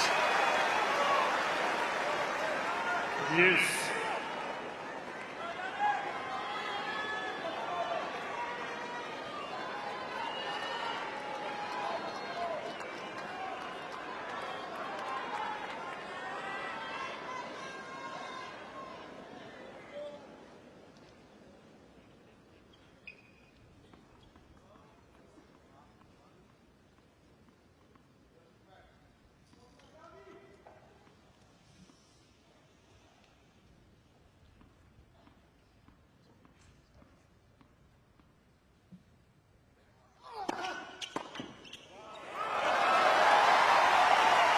Needs a few more of those unreturned serves. Advantage, Djokovic. There have been few and far between today.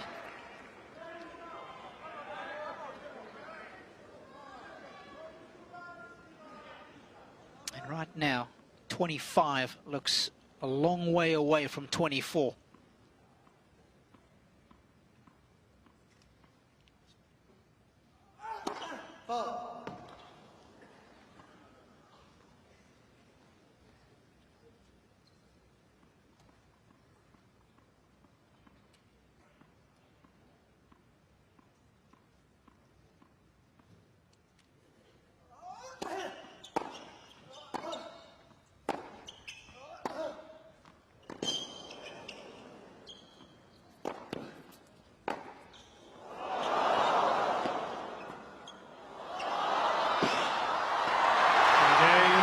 Djokovic.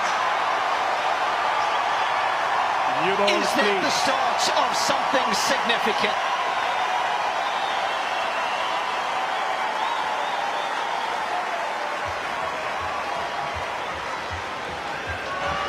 Well, guys, this crowd is just waiting to erupt after shots like that.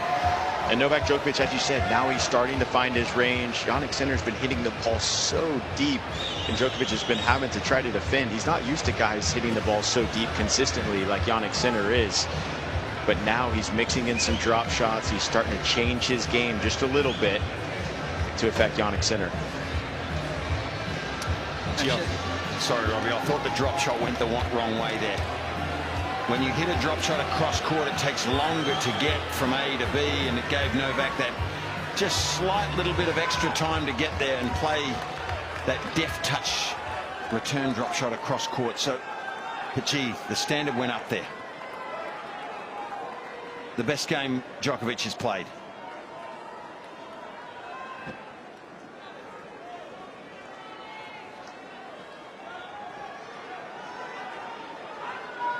You had to expect it sooner or later.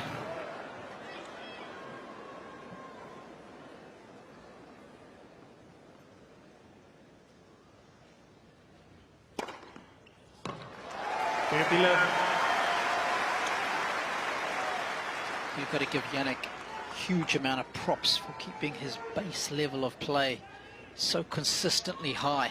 It's been impressive. No let-ups from his side of the court.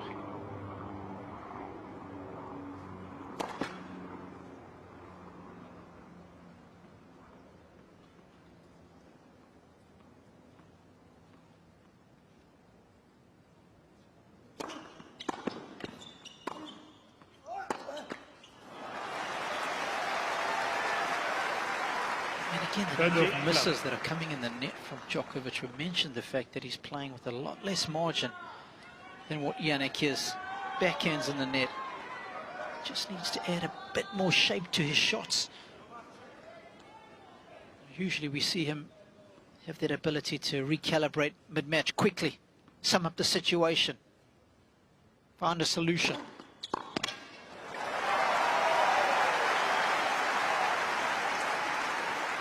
Well, he's continuing to go for that big serve wide. I wanted him to slow it down a little bit and get it with more angle, but it's effective. It's working. He's got it accurately enough to get some free points there.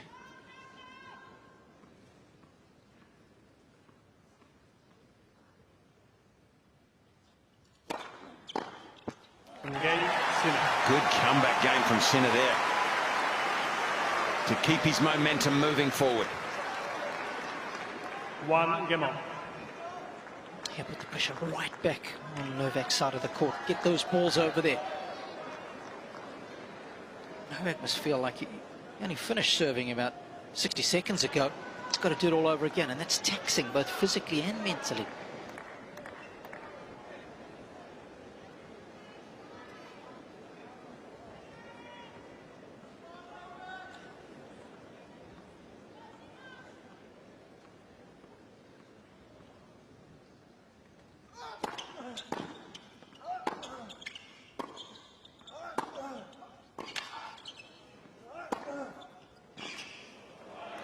He's starting to string some points together now, Novak.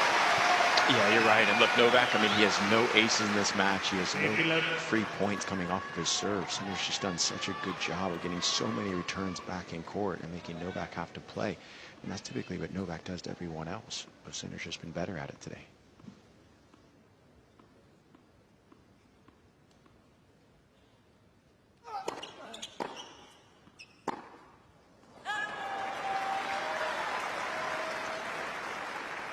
Again,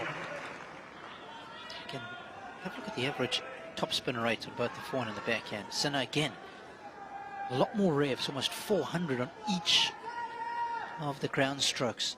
And more spin equals more control. Novak down on his average. Just lacking that control that is normally so synonymous with his ground stroke. 13-15. His depth control is normally otherworldly. Such a feature and cornerstone of his game. It's been severely lacking today.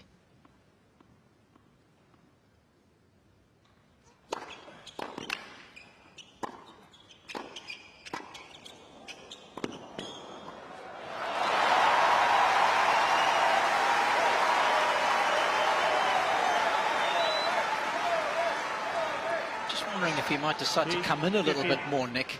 Yeah, and I got to say it again. I mean, Jannick Sinner was sitting right there on that approach shot, and he's been reading every single one of these approach shots coming from Novak, hence getting the passing shot to Novak quicker. Ended up losing the point there, but his homework has been effective. That's a speedy hold. Could be the quickest one of the match for Djokovic. And he will sit down with a 2-game-to-1 lead in the third set, but Sinner leads by 2 sets to love.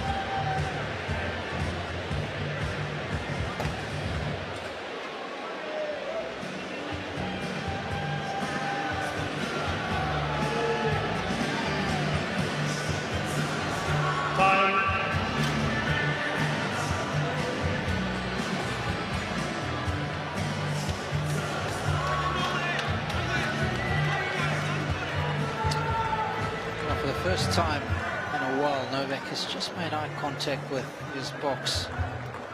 Regular eye contact, perhaps looking for a little bit of help from his corner. There they are. Aryna Medvedev out of his chair. And again, he's just done it there. Don't know if he wants them out of their seats, trying to infuse them with some energy.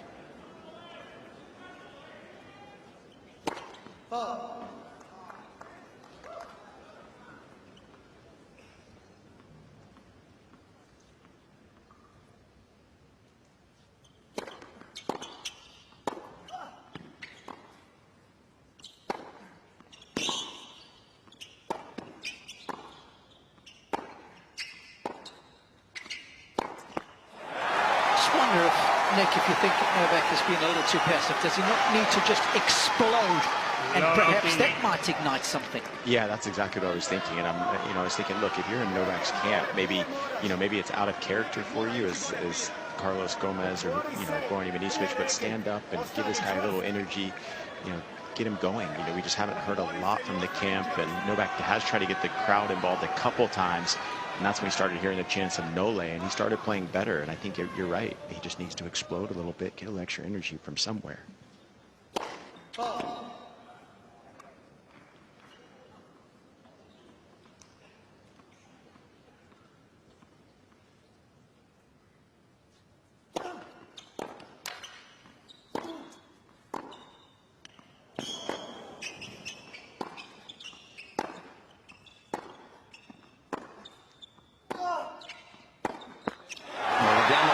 Starting to drop in. He apologises there. It was a bit of a miss hit, that one, but it dropped in. And the range is finally starting to come. And if he wins this third set, it is game on.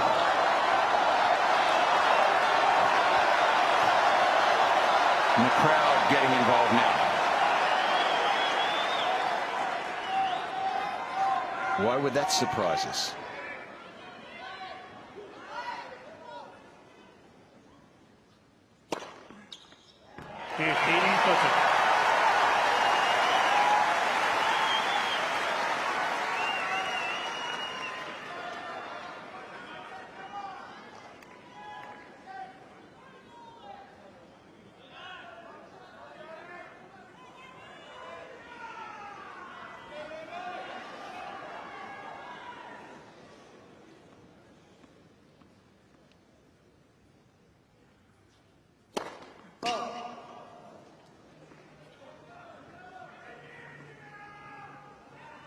Please.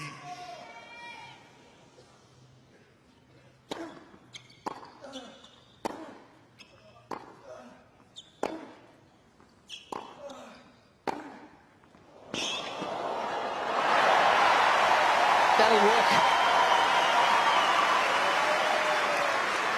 Well, Sinner's still going to need to take those risks. He still has to go for his best game. The backhand down the line is an integral part of that, and it's fraught with a bit more danger. But it's still a tactic he has to stick to, I think. He can't just be passive and play within himself. I mean, the good thing for him is it's not really his MO.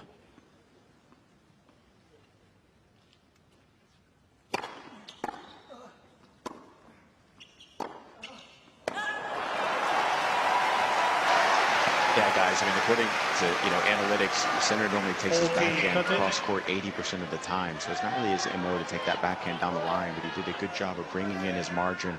And as you said, Fitzy, he's definitely got to take some chances there to get Novak running to his forehand, and as you saw there, he's getting some mistakes from that wing now as well.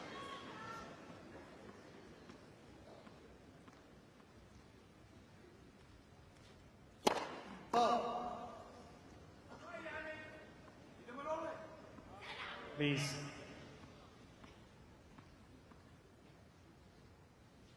Again,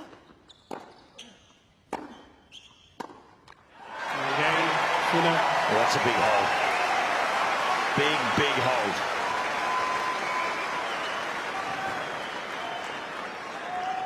Two against all. We all know what best of 5 can do. There's peaks and valleys. There's changes of momentum. And a break there would have been big for Novak. So to fend that break off was a big moment for Sinner. It certainly was, Fitzy. He's come back from 2 sets to love down 7 times in his career, one of them against Sinner. This is looking a tougher and tougher proposition for the world number 1.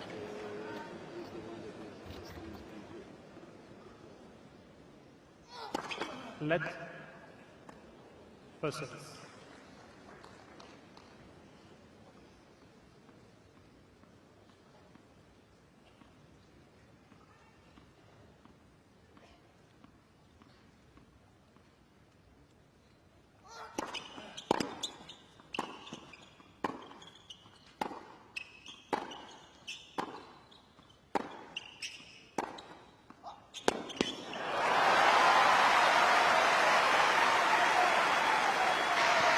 Guys, as hard as it is to do for Novak here, I mean, look, if you're hitting balls and they're going deep through the baseline, Sinner's going to be in control. But if Novak can start hitting a few more of those shots that are going off of the court to try to get Sinner to have to come up in the court, I think that's where he'll get a few more mistakes. But from the baseline, Sinner's just out hitting him.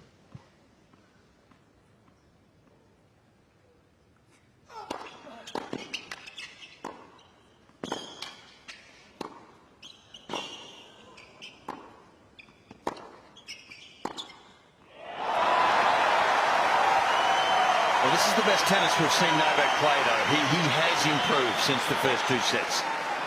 Now he's stringing some good points together. He's starting to even this up.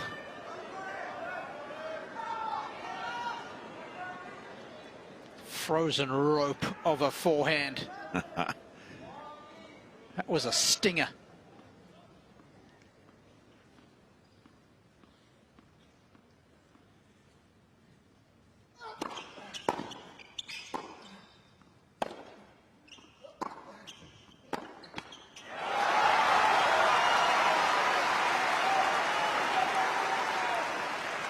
Love.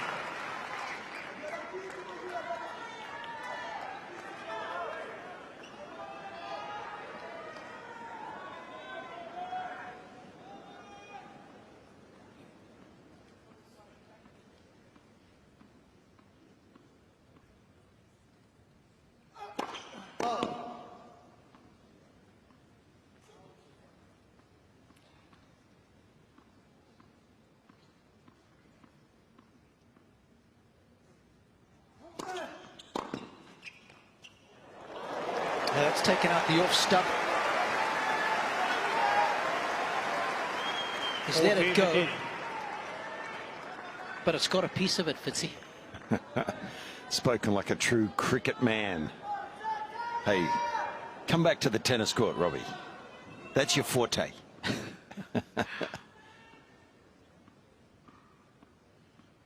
Certainly your country's forte. Yeah. That's another comfortable hold. Slowly getting in the groove. But is it too little, too late? We'll have to find out. Djokovic leads 3 games to 2.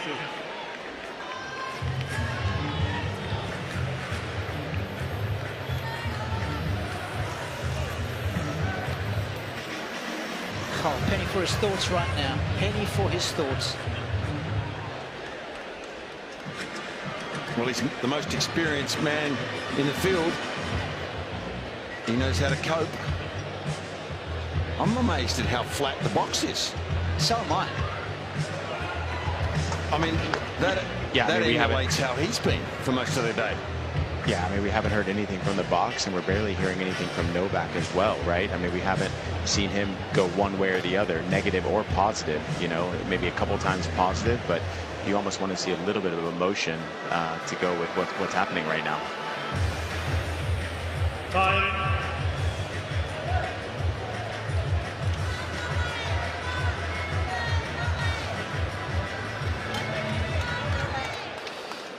Well, there's so many firsts that Sinner is trying to accomplish today, trying to make it through to his very first major final. Trying to beat Novak Djokovic in the semi-final of a major for the first time.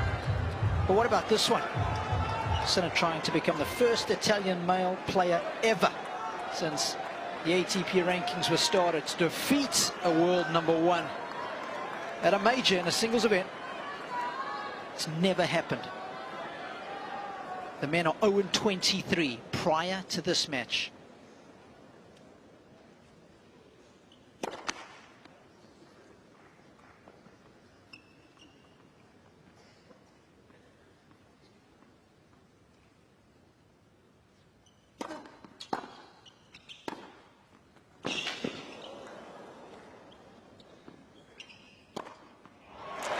I mean, just think about that.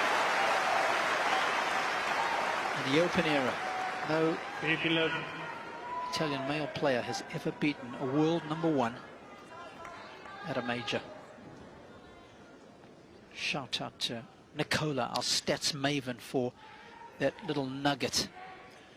Mate, that beating the great players over 5 sets is exponentially harder than over 3 in a regular tour event.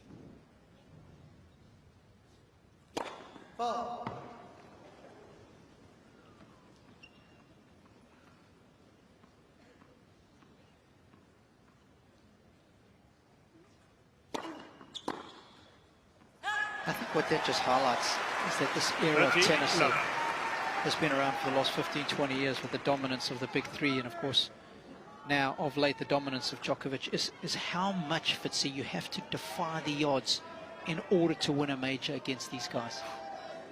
Yeah.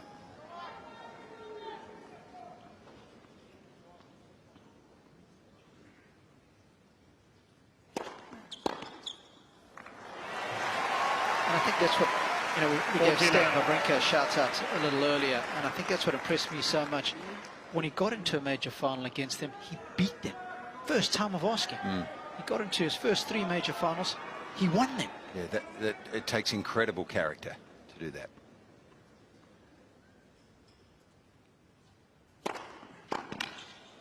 Three returns in a row, though. Wow. You don't see that often. The greatest returner we've seen in our day. 3 games on. He's not on the money so far today, and this man has a golden opportunity.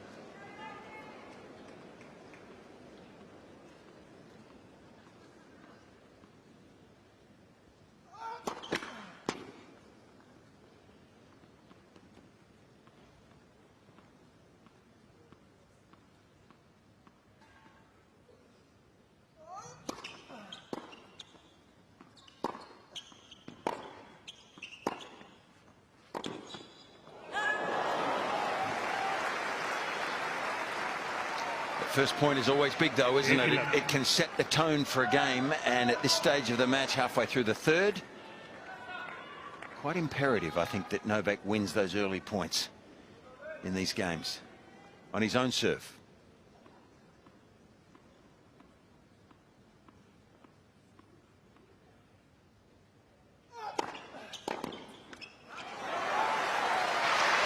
Yeah, guys, you're right. And look, with Novak being 13 of 16 on net points won, you would just think like he would try to come forward a little bit more.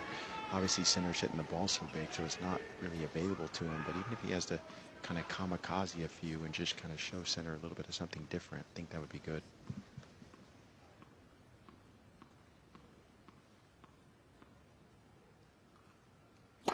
Oh.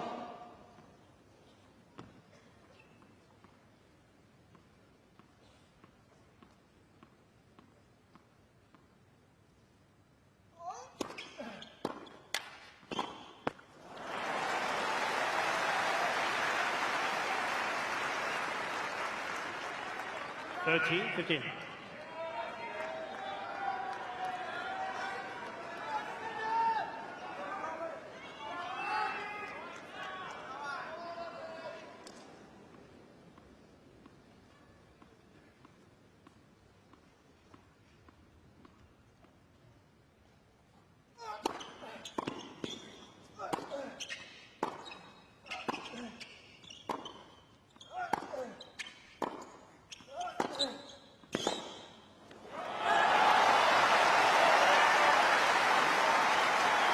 Well, Robbie, you can't expect to beat 15. this man who's won more majors than any other male by not at least winning one close set, surely. And that's where we're heading here.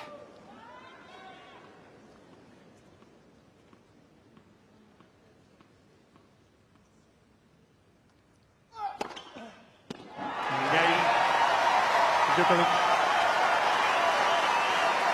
Last couple of service games for Novak have been comfortable. That's the way he likes it. 4 games to 3. He leads 4-3 third set.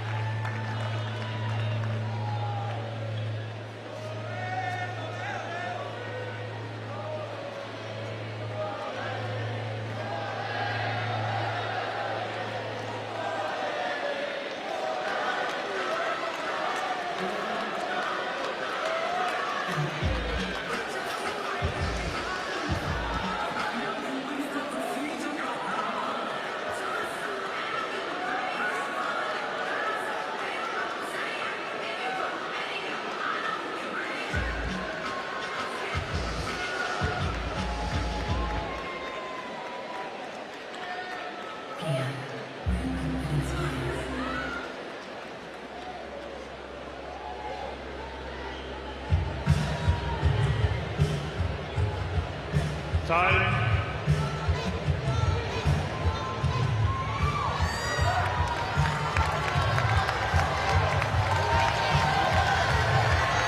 Well, they're trying to get behind their man on the serves. Of course, the last time Djokovic lost on this course, 2018 against Hyun Chung. And of course, it was in straight sets as well. And just to put that into perspective, a week later, Jannick Sinner played his very first professional tournament.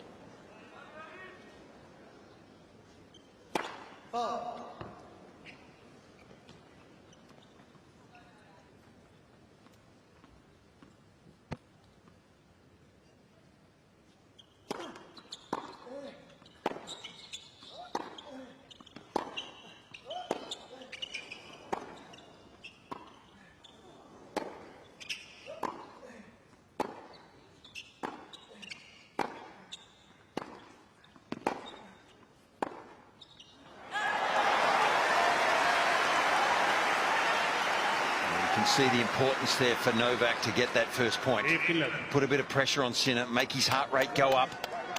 He's disappointed with that.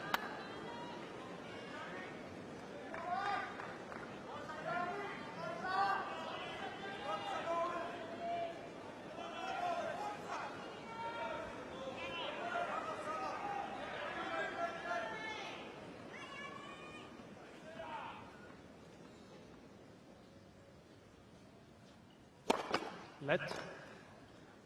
First service.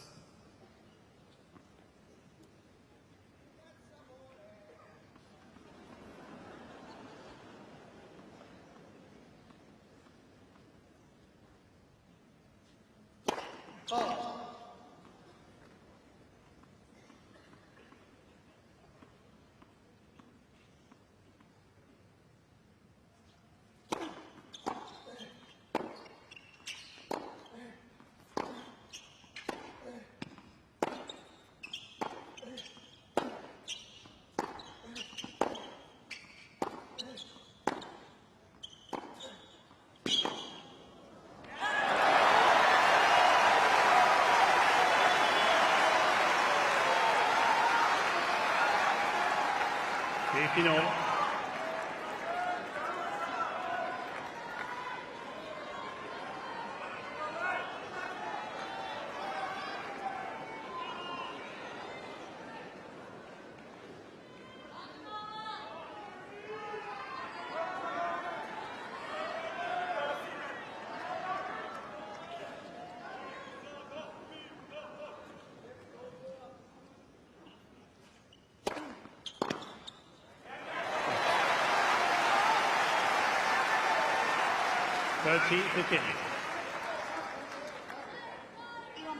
Drive the ball avanti.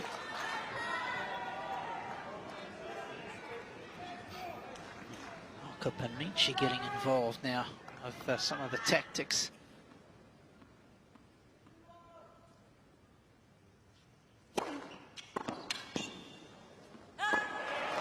First interaction really that we've seen though, isn't it? And I'm not sure it was a positive one.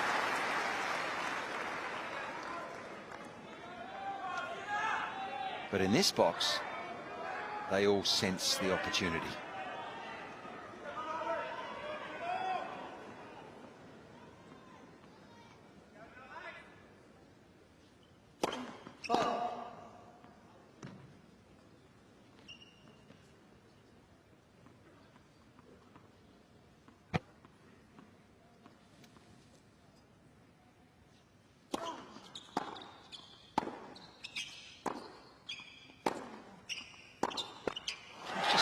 First two ground strokes barely went over the nets, and then the third one goes into the net. The range has just not been there today for Novak. And I tell you what, he hasn't got a whole lot of wriggle room left now, folks. No, I feel like, Robbie, he's on the precipice here. Something has to change now. But I don't think I've seen enough for that to happen, Fitzy. It's going to have to be dramatic. Everything's negative, isn't it?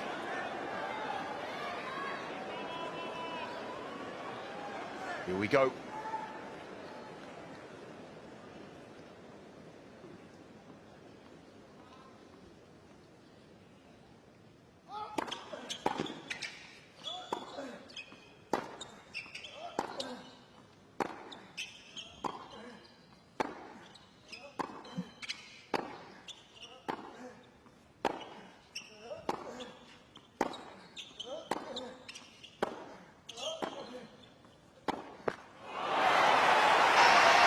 Guys, in that point, Novak's footwork picked up just a notch, just a little more small, quick steps. I could hear his feet screeching on the court, got himself into position, and went more into the lockdown mode that we're used to seeing from Novak Djokovic.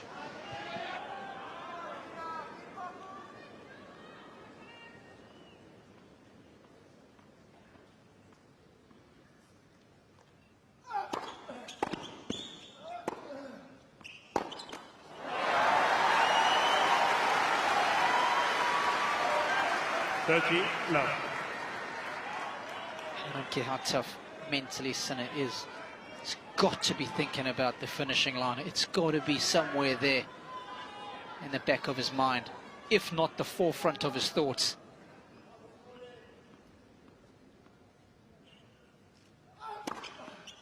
And how's that going to affect his thinking, his shot selection?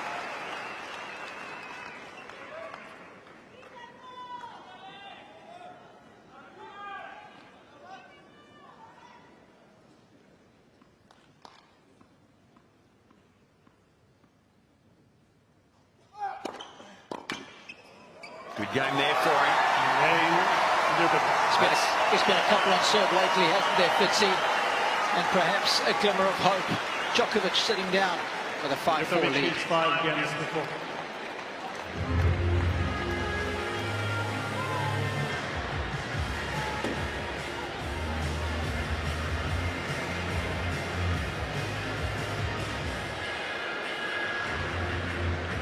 Just wonder, Nick, if he's got to that stage where he's almost playing without consequence, where he thinks, you know what, it's been so bad, I don't care if I lose today. And as we know, that is so dangerous, right? Yeah, I mean, you know, look, then that's when maybe he relaxes a little bit. But before that first point in the last game, he did look over to his box and gave a little bit of emotion in a negative way, as if to say, what's going on here? And look, he picked up his footwork that very first point and then throughout the rest of that game. So we'll see if that extra footwork will keep going here throughout the rest of the set. Time.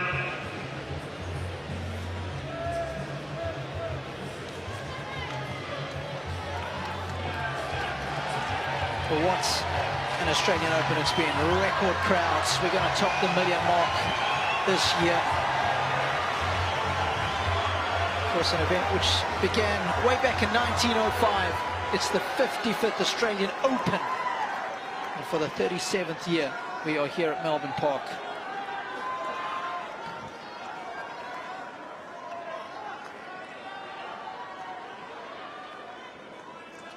The defending champion on the men's side in a big spot of bother.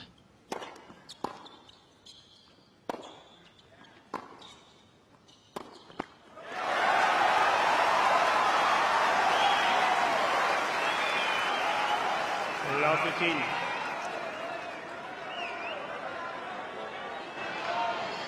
Is that the first point that he's won on Sinner's game in the very first, at the beginning of the game? It could well be. Players are ready, thank you.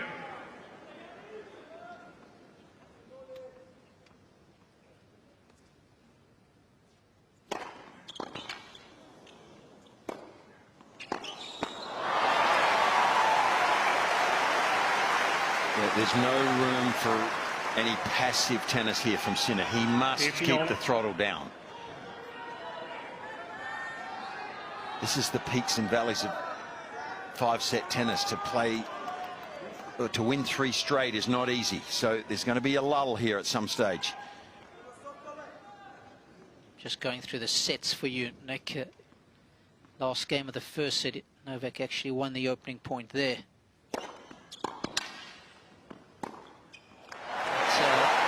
Of course, Jannick's got a lot more wiggle room then than what he's got now. 30-15. So the point is, it's been few and far between.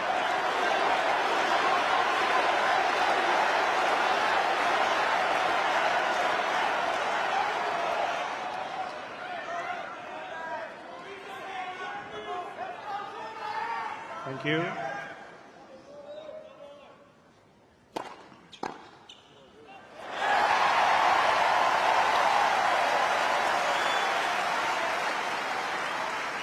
Okay, 15.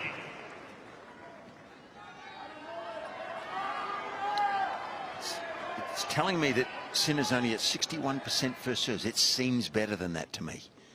It feels like he's serving so well here.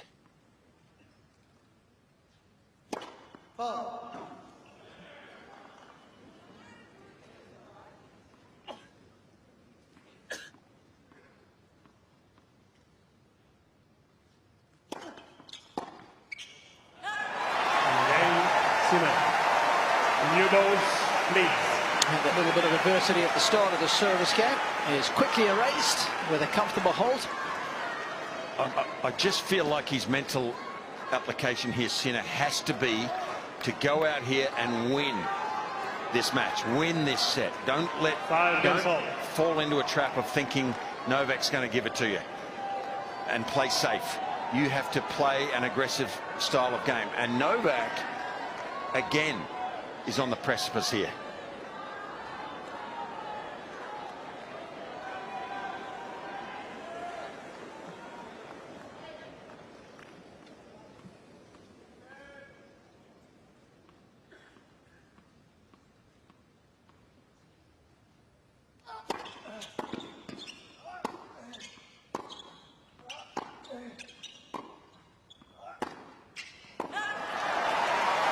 worth reiterating.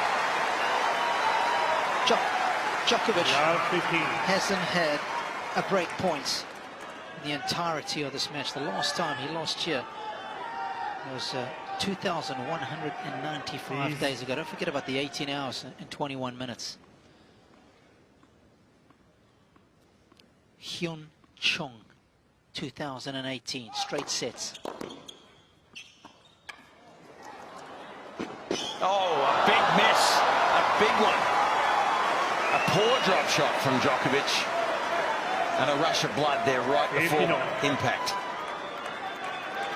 Yeah, guys, I've never seen him hit that one. Again, I've been practicing next to him the last few days, and when he's come up to the drop shot, he's always kind of used the continental grip and normally drop shotted it back, but never used the topspin grip like he tried to there. Maybe a bit of nerves.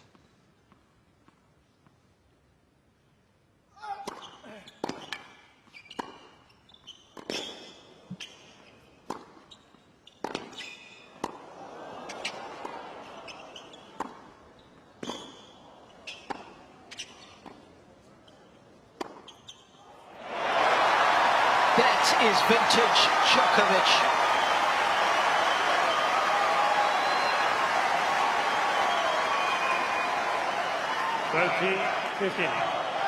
Well,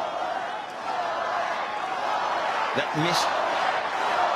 missed forehand on the previous point for me is an indication that players cannot help but start thinking about the score at some stage. You have to try not to. He's close.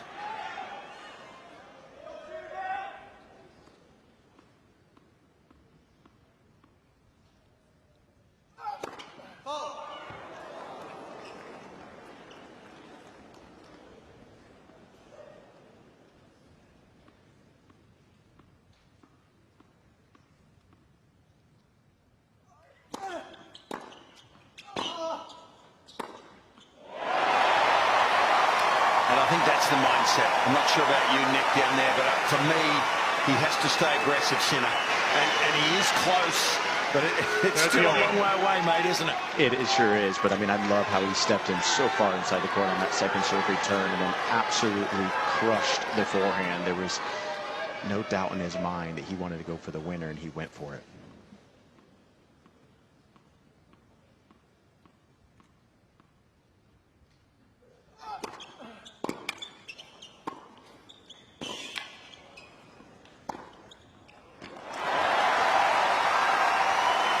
Perfect first serve. 40, touch it.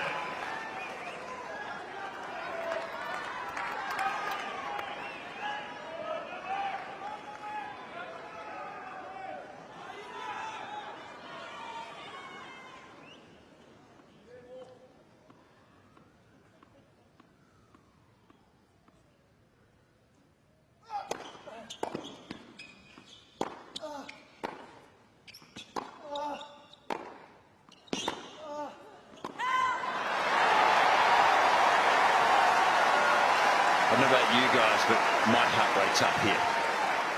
He has not lost in a semi-final here, Djokovic, in the 10 times he's been that far in this tournament. He's won every title when he gets to the semis. Yeah, guys, you can feel the tension down here. I mean, people are on the edge of their seats. I mean, I'm sweating from the tension right now.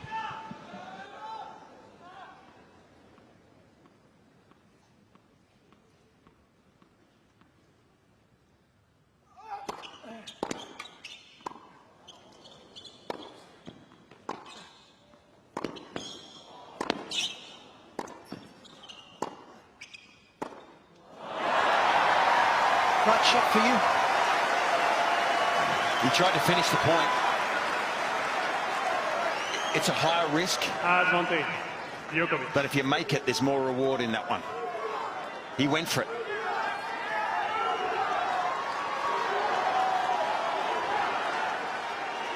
I think only retrospectively you know whether it was the right choice.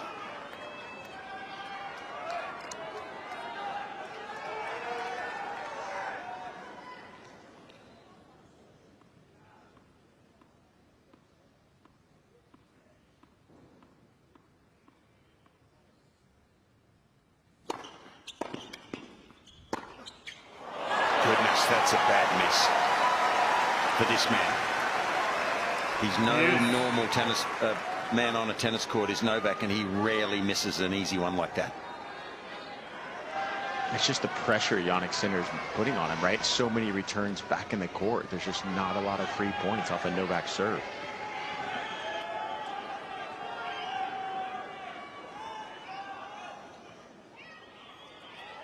Please.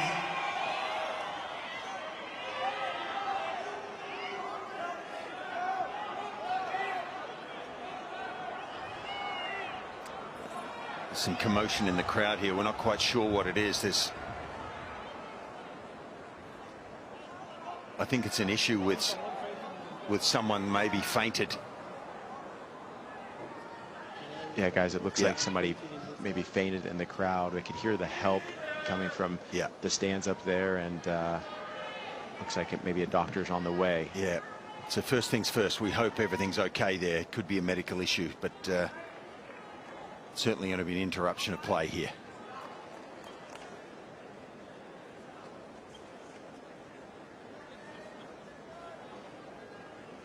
It's quite far up in the upper deck, just behind the umpire's chair.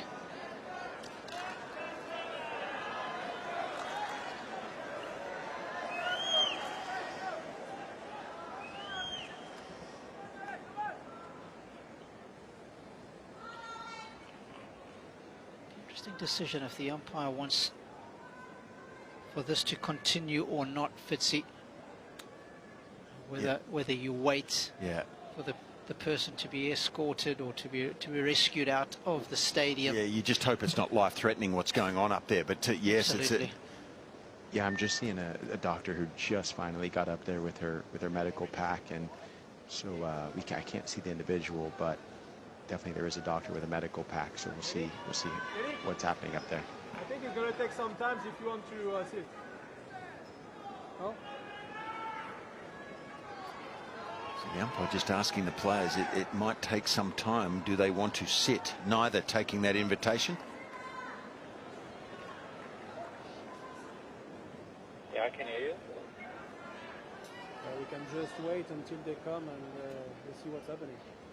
Yeah, the umpire's actually walkie-talking to the supervisor to ask, what should we do right now? Should we have the guys sit or not? So it'll be interesting to see what these guys decide to do. A little bit of confusion on what the players should do right now.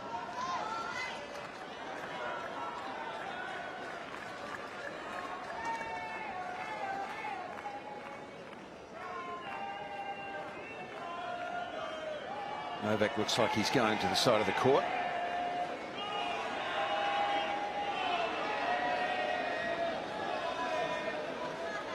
Yeah, we have to be so patient in a situation like this, because you just don't know how serious it is up there on the second deck with someone's health. So, but it can affect, the rhythm, concentration here.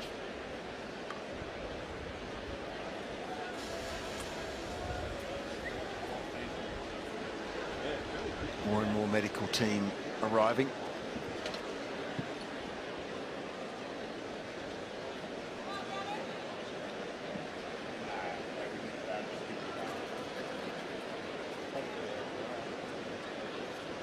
Hats off to the medicos.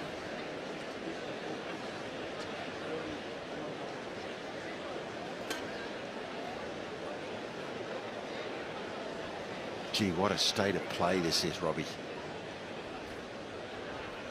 Incredibly tense on the court. Just hope it's okay up there.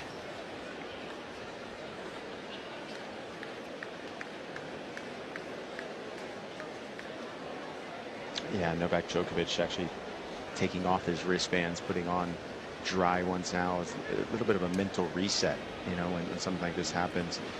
Just reset and then be able to get back to work. But Djokovic is taking all this time to calm his mind.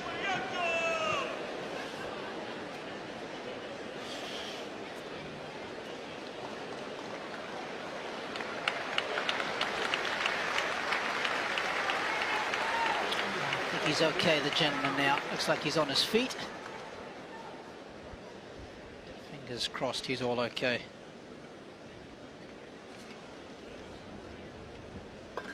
Yeah, it seems like he's walking out on his own accord. Great to see. Thank goodness. A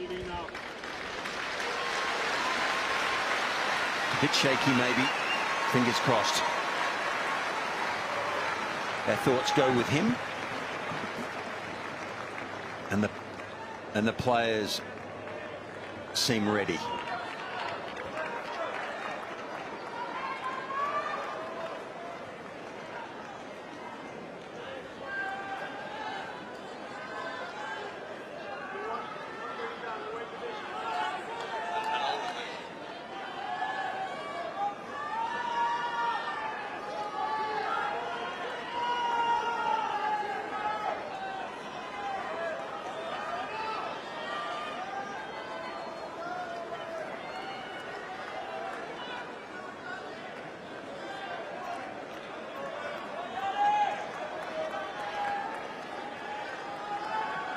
We're good to go now, Fitzy.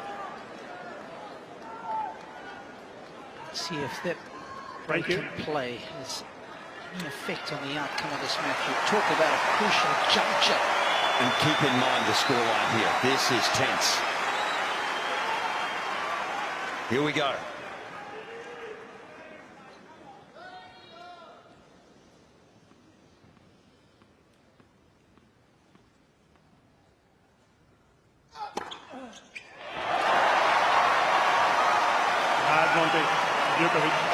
With respect, how good is that? First ace in the match, boys.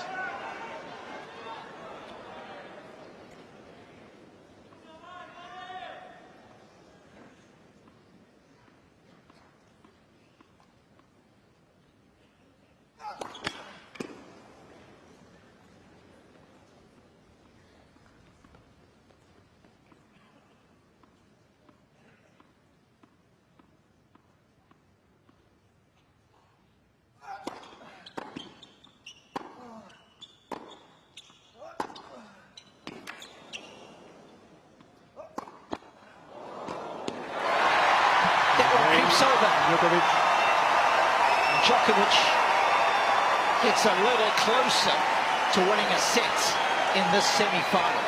6-5, third set. Djokovic leads 6 games to 5.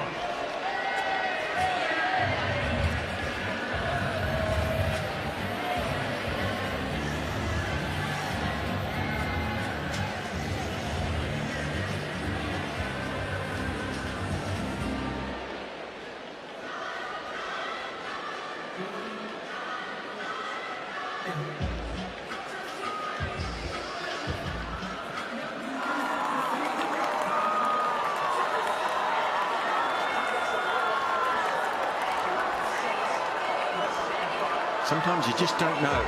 You just don't know how a break like that can affect the outcome, and it can change the course of momentum.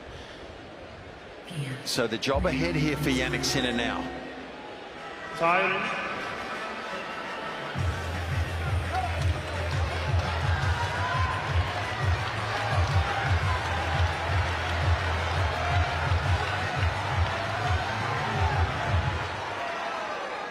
Well, I've just been going through the stats as quickly as I can, and the fact that Djokovic has yet to create a break point in this match could end up being a first at major level for him in completed matches.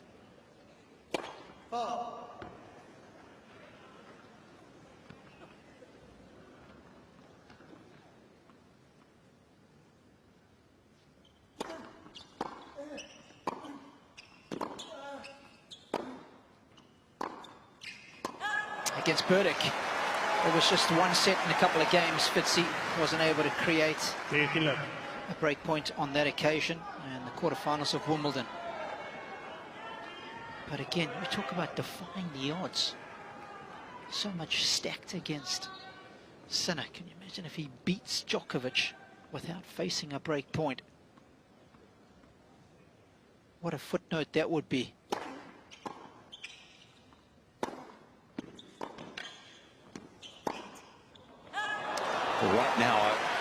think that footnote is secondary in his mind. He's just thinking finish line here. And, and it is a hard finish line to cross.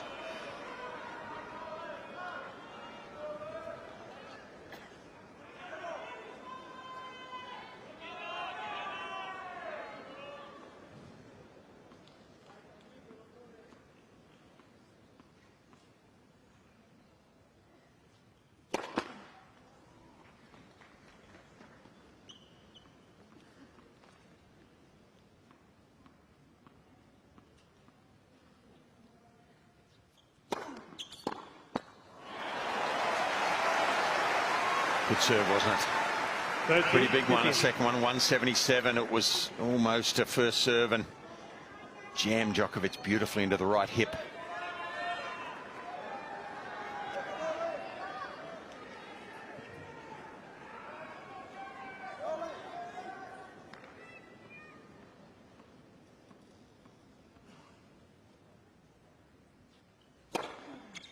(14-15).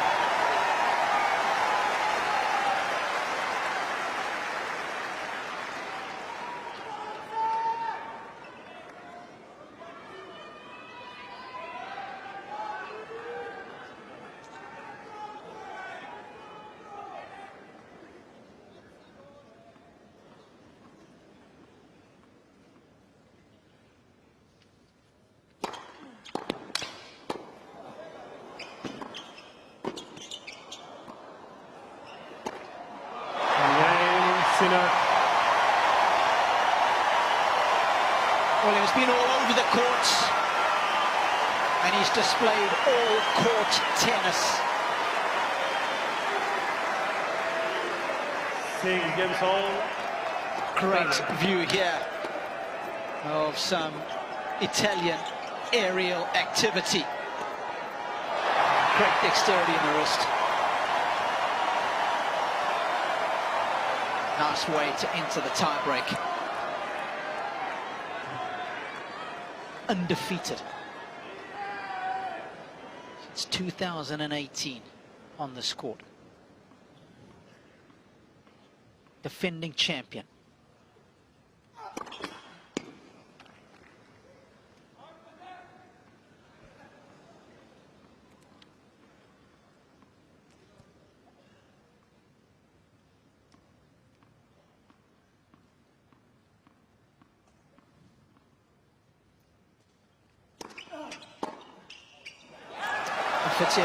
Just watching back the last tiebreak that these two played. Of course, it was their deciding set tiebreak in the round-robin group stages in Turin. And it was one of the cleanest tiebreaks I've ever seen Sinner play. He raced to a 5-love lead. Some big second serves, ripping balls, a couple of winners, one mistake from Djokovic, and before you knew it, he had wrestled the tiebreaker away from the world number one.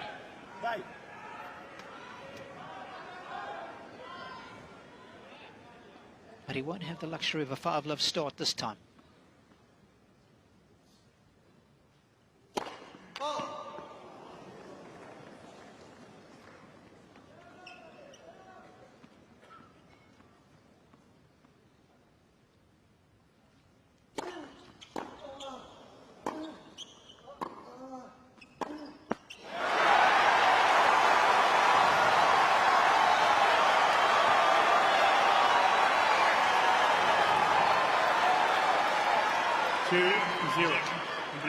Well, this match is far from over. Sometimes that sets the tone early in a tiebreaker. Djokovic's belief will start to rise. The crowd will get involved. The job ahead here for Jannick Sinner in this breaker.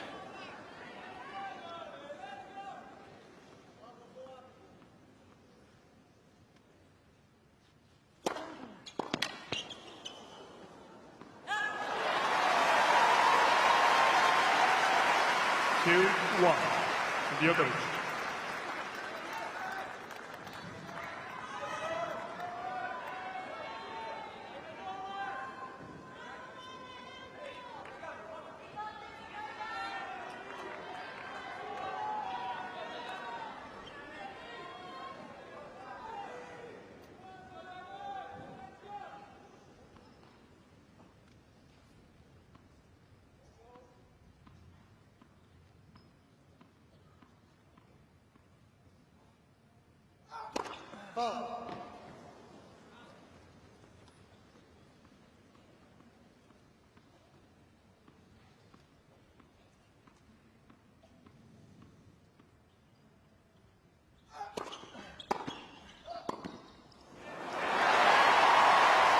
was wondering whether he'd go for a huge second serve there.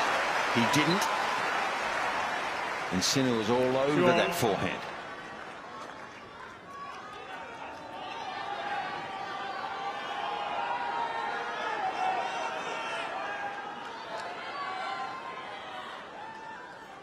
Please.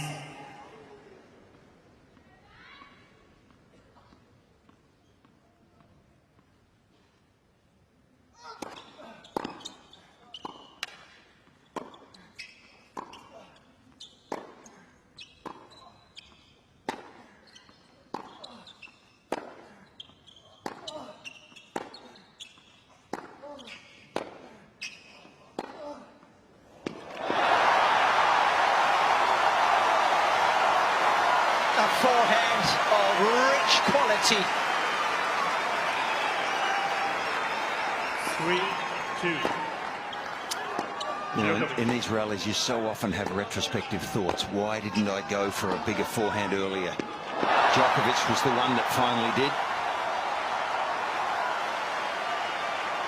It's one of those power angles, Fitzy. Look how early it breaks the sideline. Good speed. Good accuracy.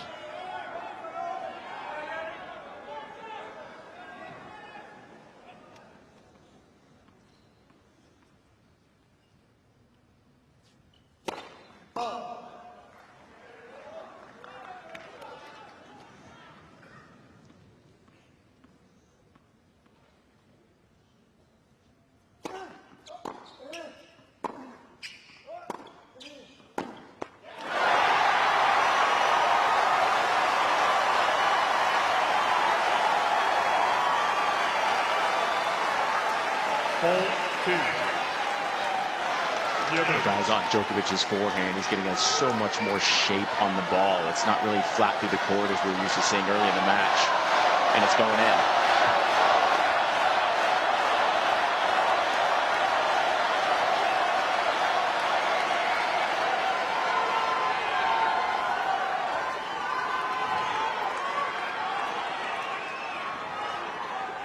One of the toughest moments here of Jannick Sinner's young career, trying to put the champion away.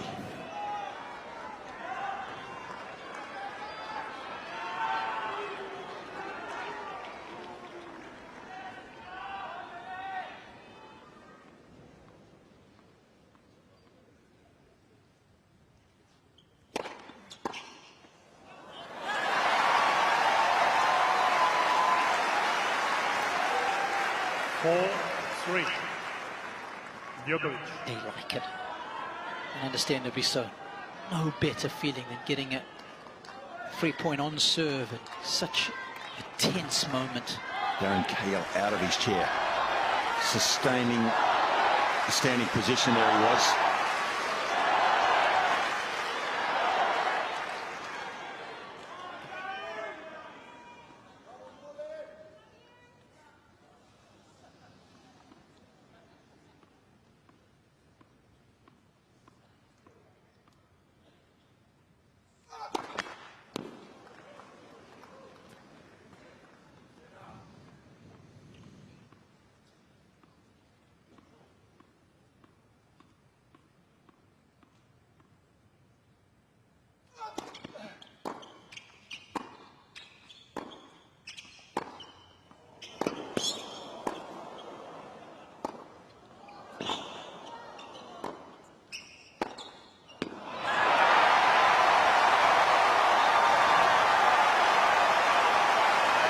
Well, you talk about defending aggressively. How good was Sinner's backhand in that point? They all know how close they are now. You rarely see Darren Cain out of his chair like that. He can smell it. The player.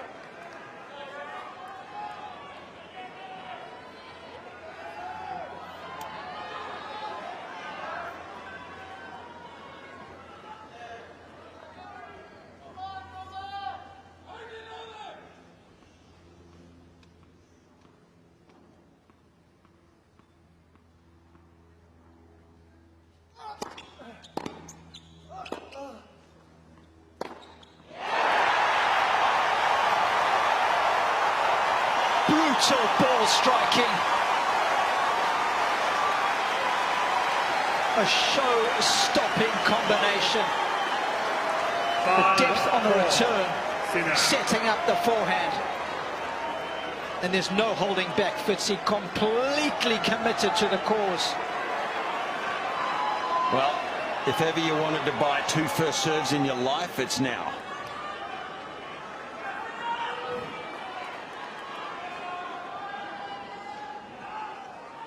Thank you.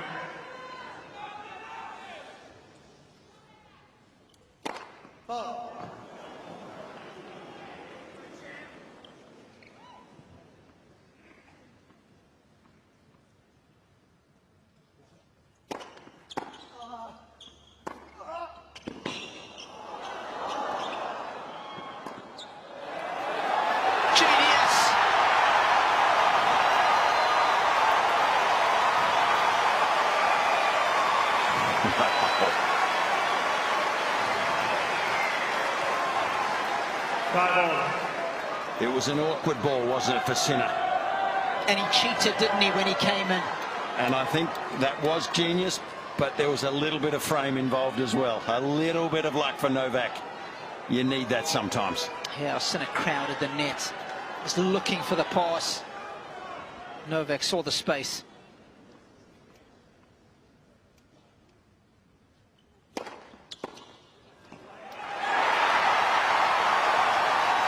Another very valuable unreturned first serve. 6-5. Sinner. And Jannick Sinner is on the brink.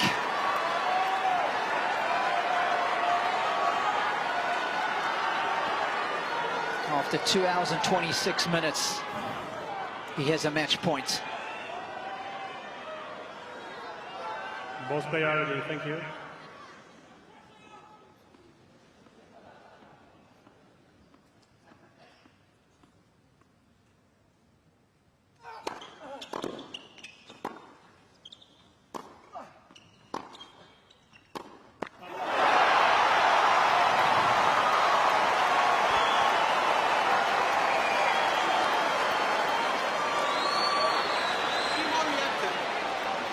One match point has come and gone.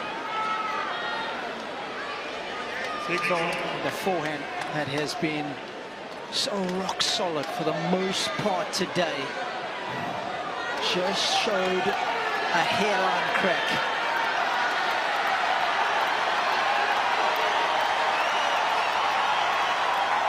Remember, Sinner has never been to a major final.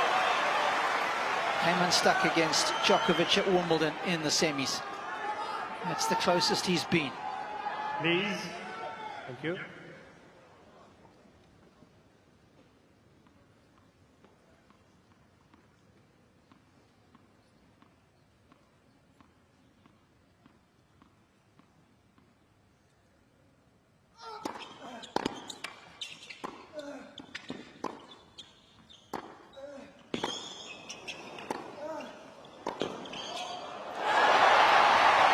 That's wide.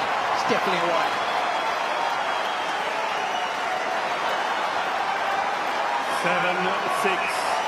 Djokovic.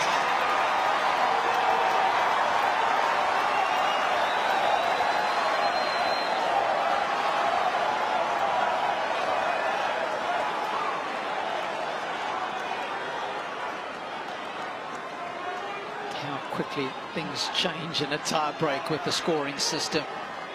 From match point to set point for Djokovic now.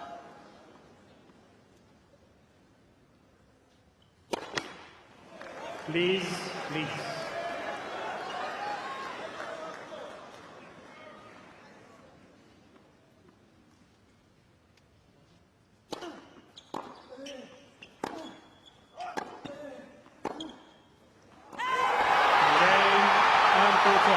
Novak is back in business in a big way. The best player on the planet has won the third set, and that means game on. 2 sets to 1.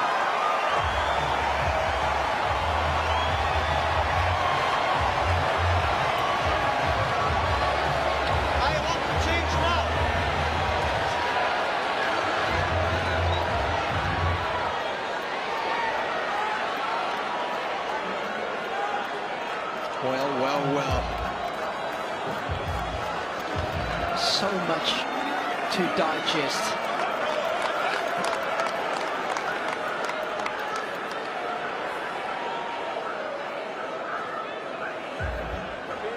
Well, let's take a quick look at the numbers, folks. And at least a few more yellow numbers on the left side of the ledger. First serve percentage up for Djokovic. Not as many unforced errors and a few more coming from the racket of Sinner. And how will having match point play into his psyche? And he was in the match point. Let's not forget that.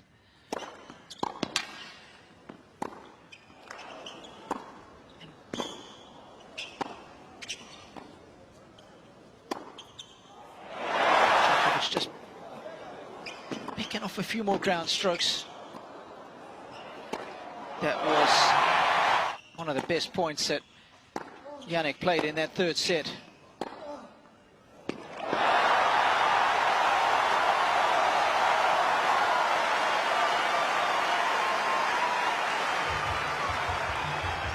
To be the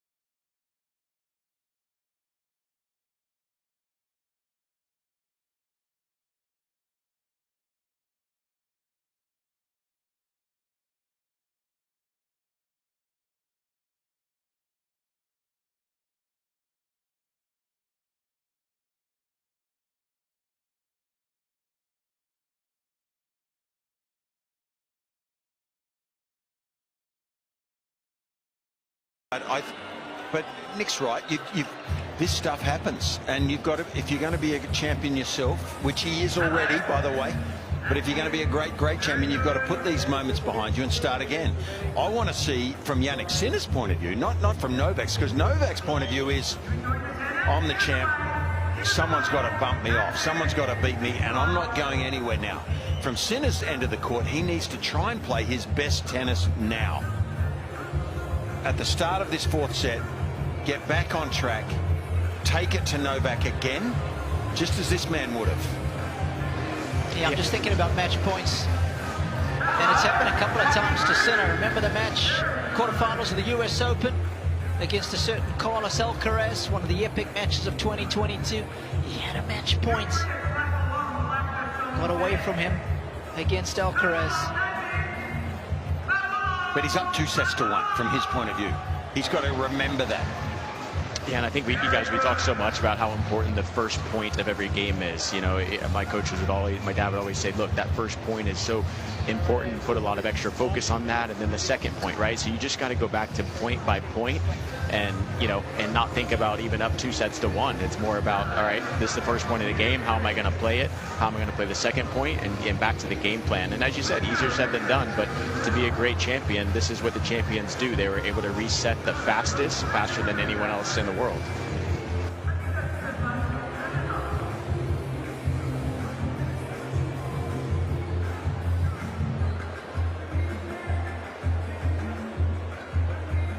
Aryna Djokovic, 30 seconds remaining. 30 seconds. Yeah, Jannick just kind of looking at the chair and pointing at his wrist to say, how much time do we have left? Because Jannick's up behind the baseline. He's ready to go. He's like a boxer right now. He's on his toes. He's got the two balls. He's bouncing on his racket. I mean, Jannick is like, let's get this show on the road. And you love to see that, right? It hasn't affected him. He's ready to go. And Novak sees that as well. Well, it's probably not the day to complain about the rules, but gee, that annoys me that someone can go off and it's within the rules. It interrupts the play. This is a semi-final of a major. Just interrupts it. Let's keep it going. If you go out, get back in a minute. Yeah, not only that, you know, Novak now is checking his rackets and different things, and so you think he'd be kind of ready to go as soon as he got back, but now we're back to business, and the boys are ready to battle again.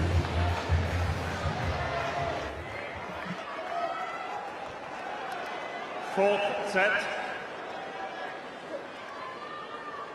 Sinner to serve. So after being within touching distance of a place in a Grand Slam final, Sinner must start all over again in this fourth set.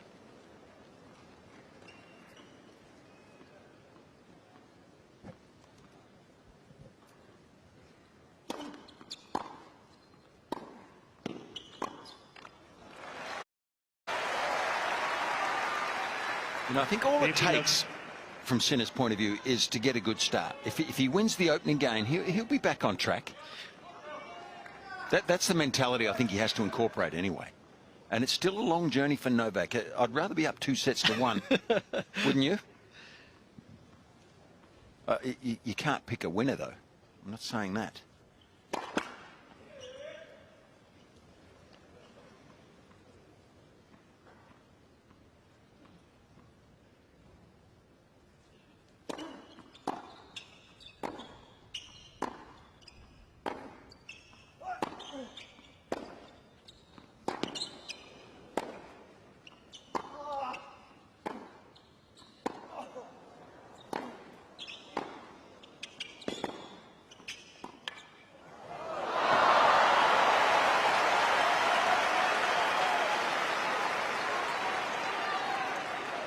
I'm just, the thing that lingers with me, and it's probably because I'm a mental midget, is the effect of having a match point. I don't know how long that stays around in your head. If it was me, it would stay around for a long time. I would need at least 3 service holds before I'm starting to forget about it. But obviously these guys are different stratosphere. Yeah, maybe they shouldn't incorporate. Yeah, maybe they shouldn't incorporate you to be their mental coach, Robbie. Just stick to the big serving and the returns.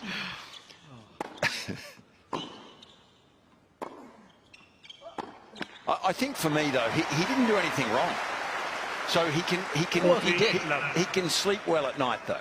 It was a very makeable forehand, Fitzy. Yeah, but it was deep. It was in the rally. He hit 2 beautiful backhands. One return, one during the rally. Novak did so well to get the ball deep on that match point.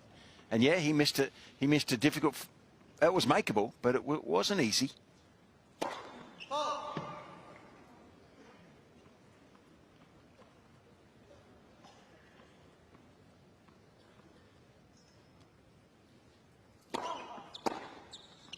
Oh yes.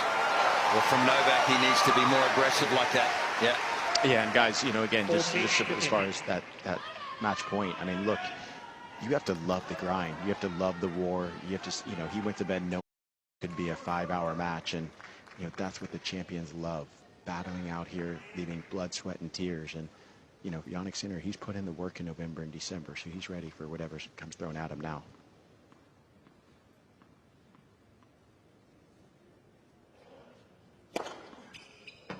Game That's one very important, confident service hold. First game, fourth set. I like that. I like that a lot if I'm a Sinner fan, the way he is smoothed into this fourth set. And I think he can use that to do what you would have taken 3 games to do, obviously, Robbie. Yep. He put it behind him, put the match point behind him. Now he's ahead. He's playing well. He's up 2 sets to 1. You can't expect to beat this champion easily. No, and again, I'm not being critical. I'm just asking the question. It's one thing when it happens in the semi-final of a 250 or 500 or even a Masters 1000, but you know, just given the magnitude of the occasion, I was just wondering if that affects you differently from a mental perspective. Well, I think we'll find out. We'll find out. Yep. A lot about Jannick Sinner today.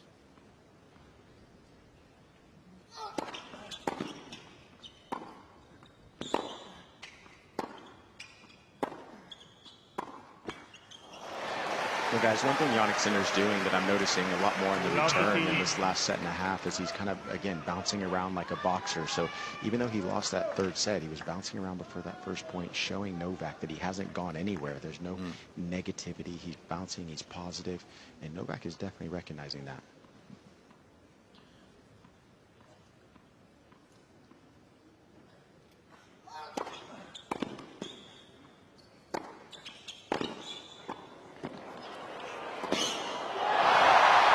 What athleticism!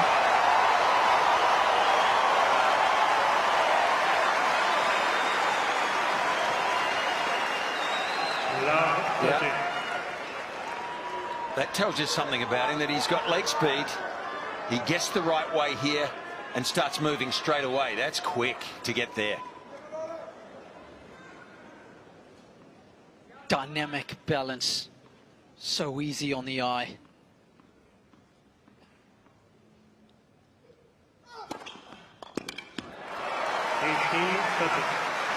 And also Novak kind of looked up to the sky after he lost that point, and you know that volley maybe works against most players in the world, but not against Jannick Sinner with his quickness. And you know, as you guys keep mentioning the skiing, I mean, this guy is all over the court, Sinner.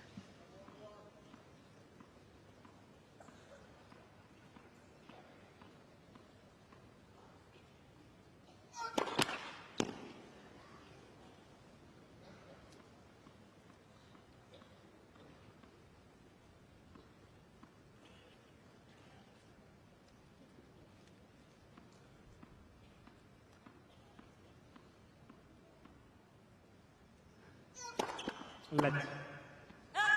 Second service.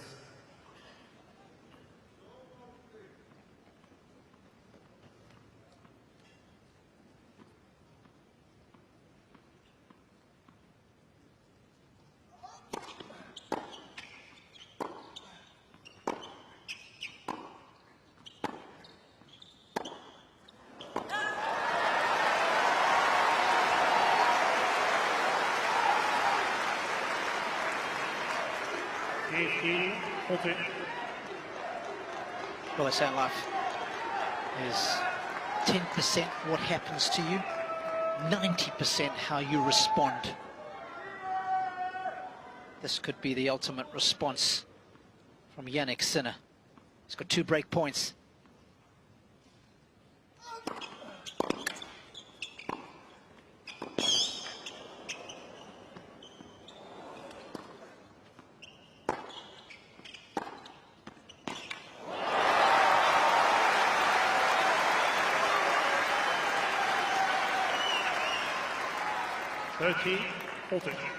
And guys, the wind's picked up just a little bit down here, so Novak was kind of wiping his eye because the ball actually moved into his left. He's looking up to the sky to see kind of which way the wind's moving, but it's a little bit of a swirl right now.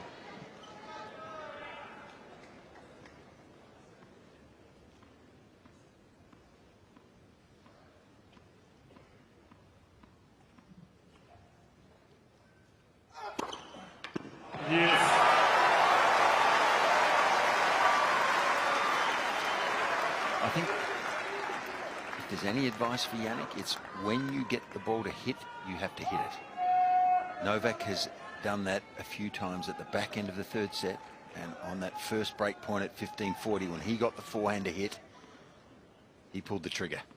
He went after it.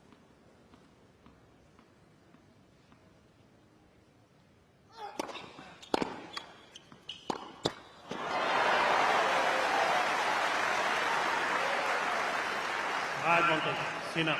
Wouldn't he just love to get a jump start here in the fourth?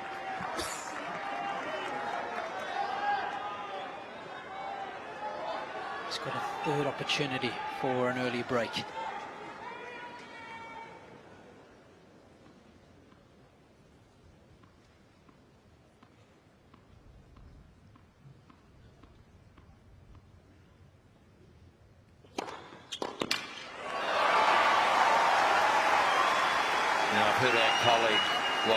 Talk about Novak's first serve when it really matters. So often over his career and in recent times, this game he's produced it twice on that second court when it really matters.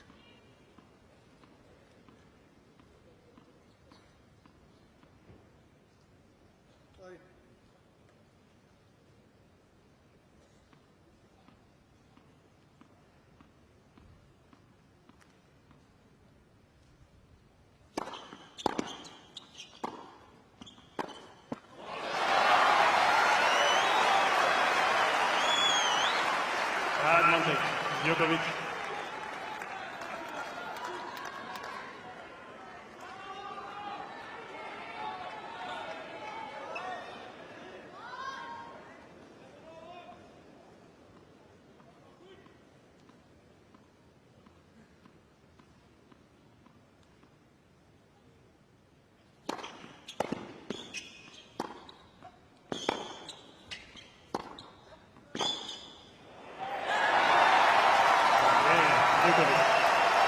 Big hold, wasn't it, in the context here?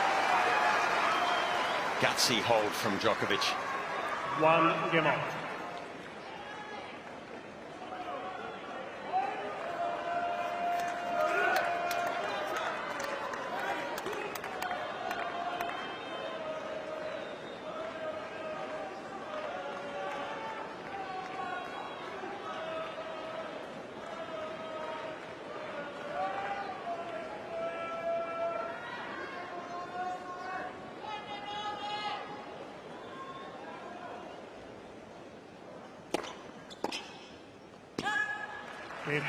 I'm actually surprised at how many backhand returns Novak's missed in this match. I mean, the serving has been excellent from Sinner, but down that first court, down the middle, geez, missed a lot of returns. We're just so not used to seeing it all, we Fitzy. No.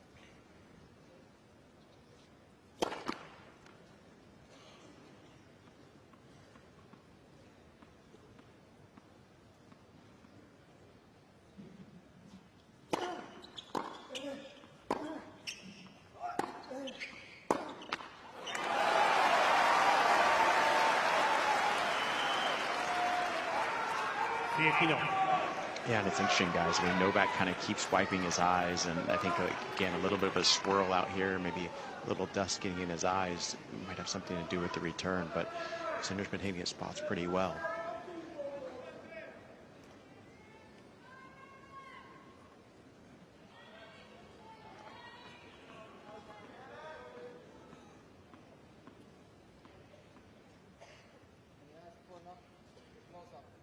Yes.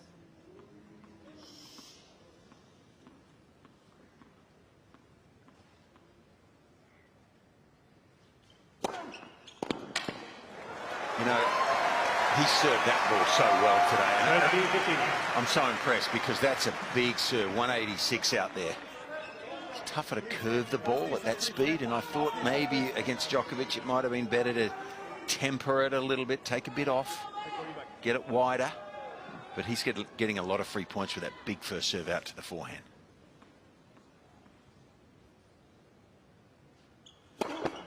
Let first service.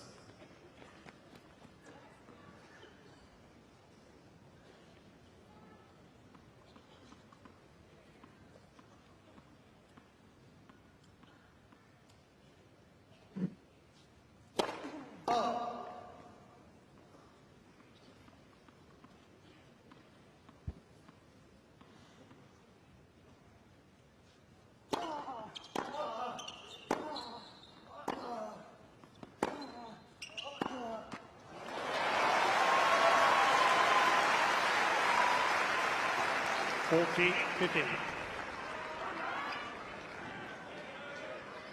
Just need some recalibration, this backhand. Not quite there. Trying to sum everything up. Perhaps wrong shot selection. Come on, dummy. Figure it out.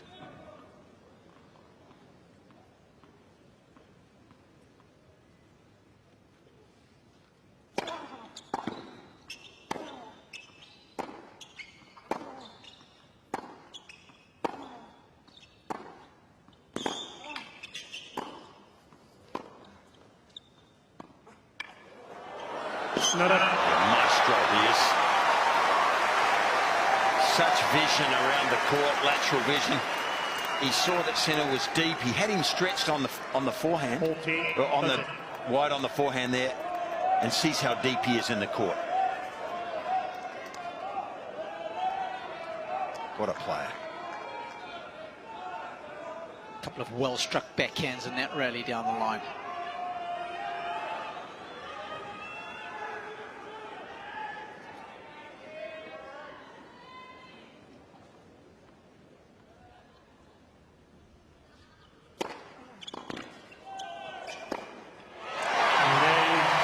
But Senna shuts the door on the third game with a good hold in the end. It's 2-1 full set.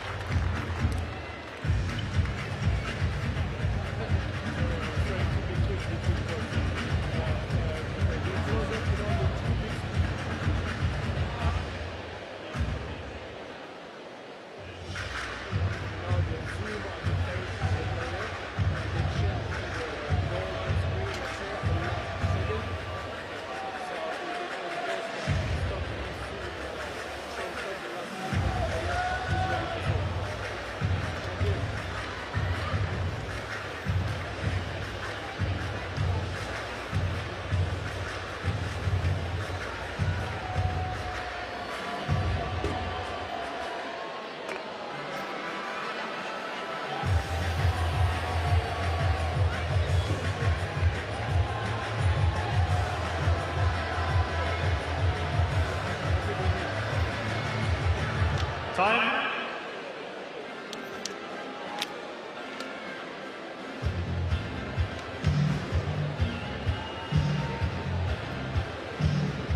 Well, just on that change of ends, get the players requesting that they change the camera shot on the big screen right before the players are about to start the point. Just having a quick discussion. Novak talking about it in a recent interview with the 60 Minutes tennis journalist John Wortham about the fact that in the change of ends he observes everything of his opponents on the big screen. He's watching how he breathes, how he drinks the water, what's his emotional state like. He's looking at every single detail.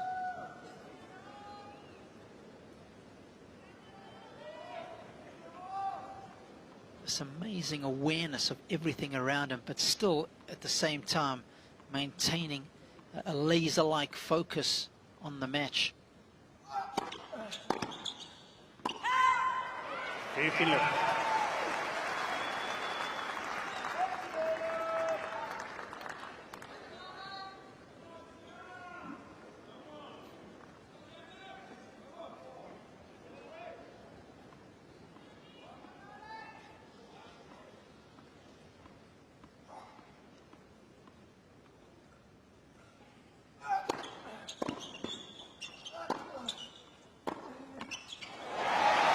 Yeah, well, as you mentioned that, Robbie, I mean, when he's looking at Jannick Sinner, he's not seeing any negative energy from Jannick Sinner. If anything, it's the jumping around, it's the fist pump, it's positive.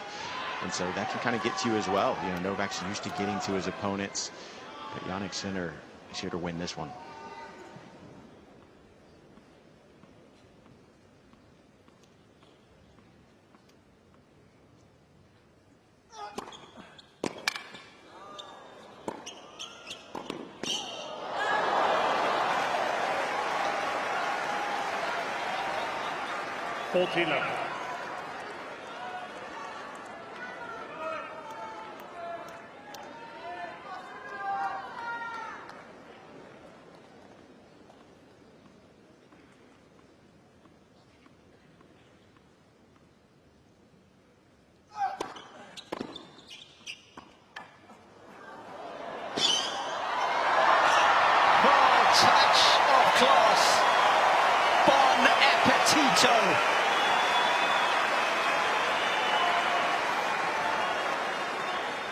40-15.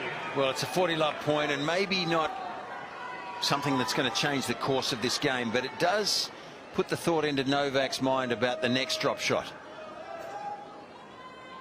Sinner showing him how quick he is and how good he is when he gets up to retrieve it.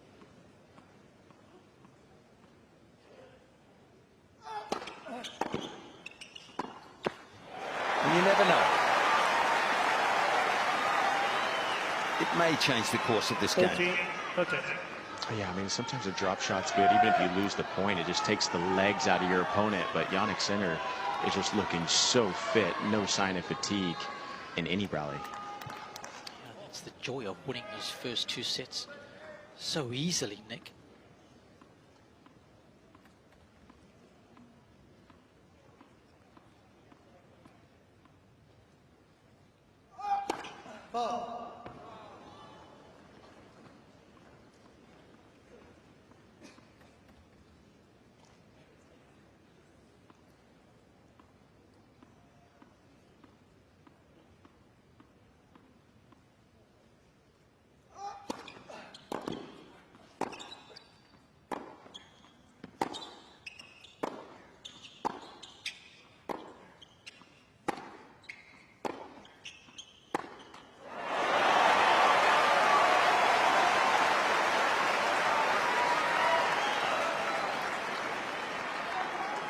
Use.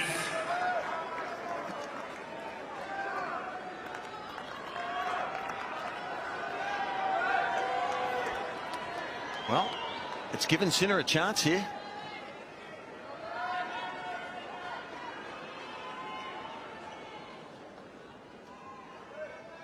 And it would be a disastrous swing if this game goes against Djokovic.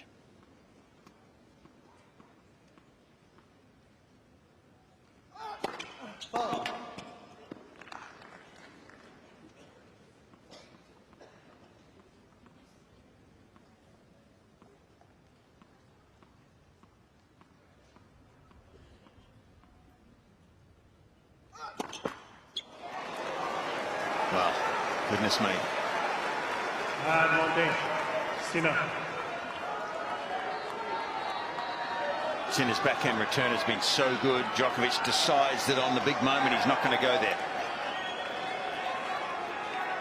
Wow, 4 points on the bounce for the Italian.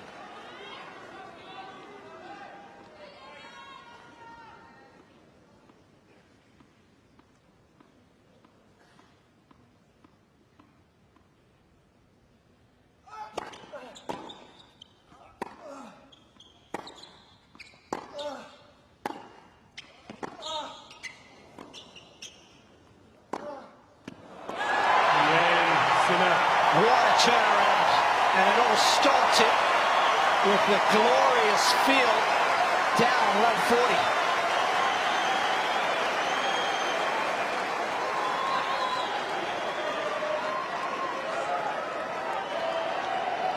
He just cannot believe that he is missing so much with that backhand side. It's just unfathomable. And that cannot be complimentary. Take your seat very quickly, please, behind the players. Thank you.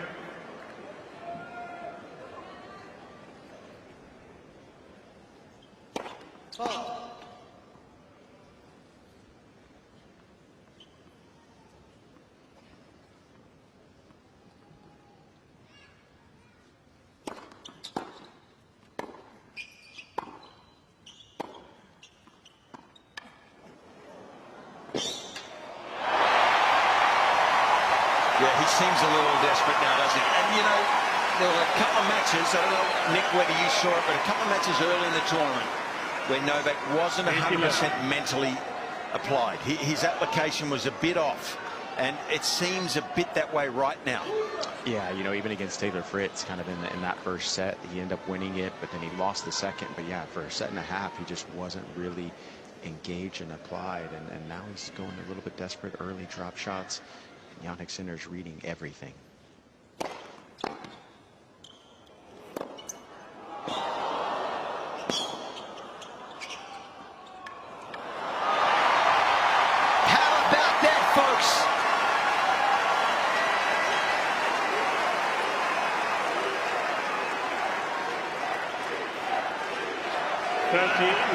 vision. Round the net to stay alive in the point. And the run he made in that last game to get to one of Novak's drop shots maybe pays off here. He tries to go too fine.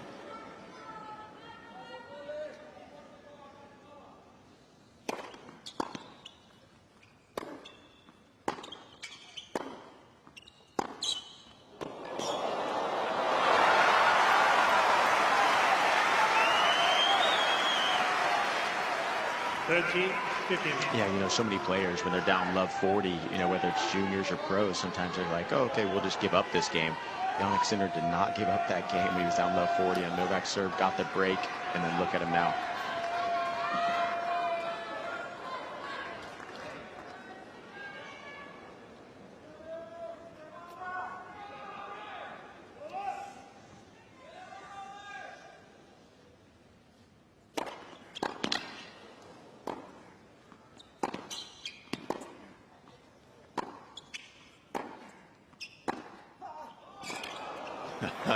You never know though, do you, with this man. All of a sudden he's played a couple of good points, and maybe in the back of his mind he mentally thinks, well, I may well lose this, but I'm going to go down swinging, and it might free him up a little bit. He's been almost inhibited the whole match, Djokovic. Huge game for Sinner.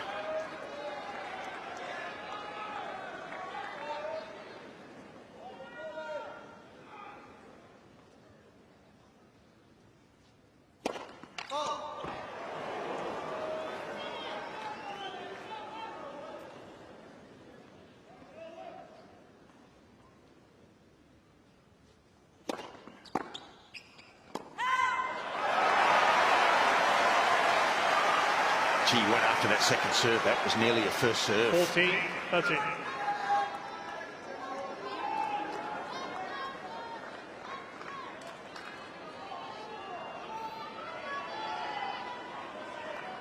I mean, it's got to be right up there, Fitzy. 189. I reckon that's close to the fastest second serve he said all match.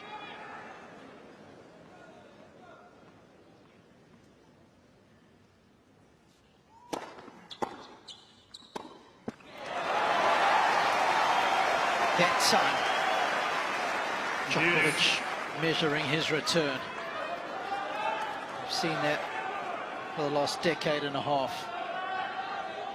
Yeah, I was commentating Sinner's match against Kuchinov, and if there's one area where he struggled after the serve, it was the return coming down the middle of the court.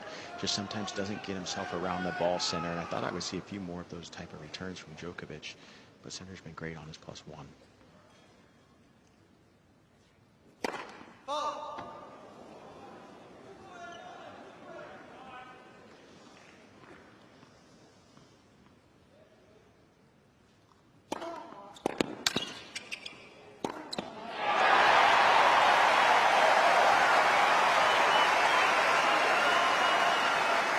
For me, you can almost see Jannick Sinner maturing before your eyes.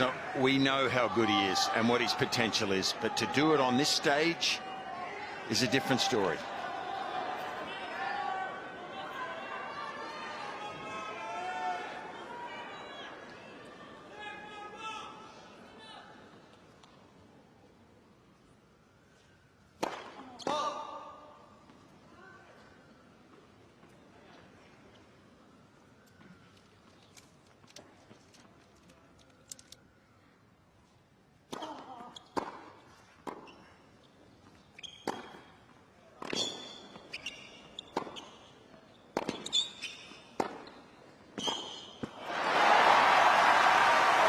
Yeah, it's the ultimate test, isn't it, Fitzy?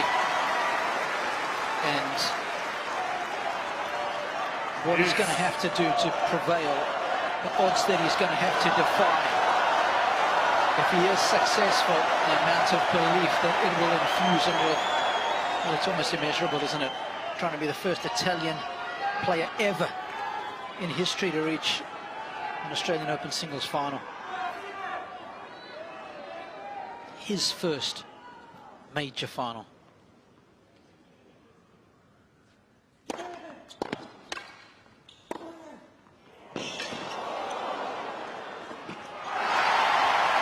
beating Novak in the semi-final of the Australian Open has never, ever been done before. Advantage, Sinner.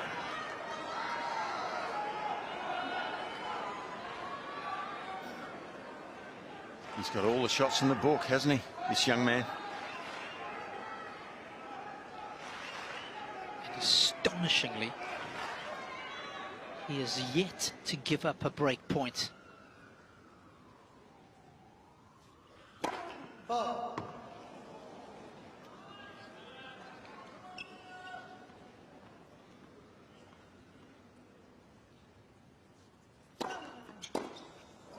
And it still remains the case. Some daylight between himself and Novak in the fourth. It's 4-1.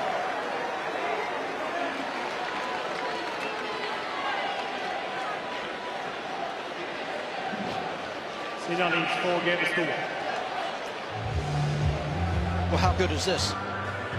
The beauty of having a singles net. The vision to pull that shot off. You say talent hits a target no one else can hit, but genius hits a target no one else can see.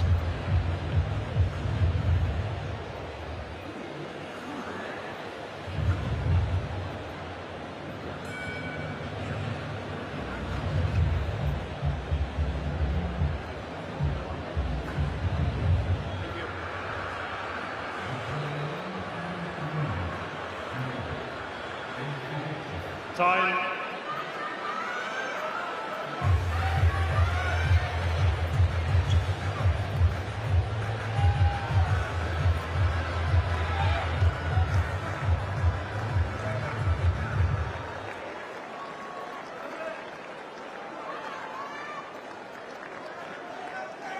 Suddenly now this service game becomes a must-win one for Djokovic. Already down a break.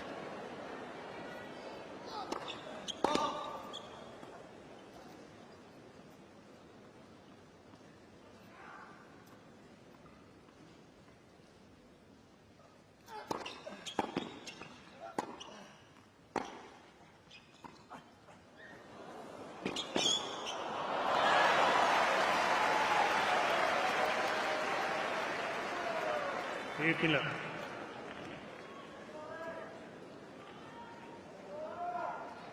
Just swipe at that microphone. Djokovic. What's that all about?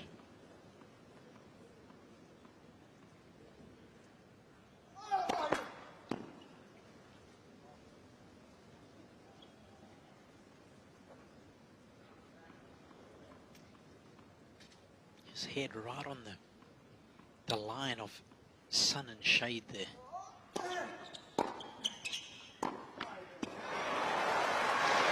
Yeah, for his toss, it's not right there where the ball is, but once he goes halfway up to look for the ball, his eyes go right into the sun, and then that makes it difficult to then be able to find the ball on the serve. So I think that's where he's having a little bit of trouble at the moment.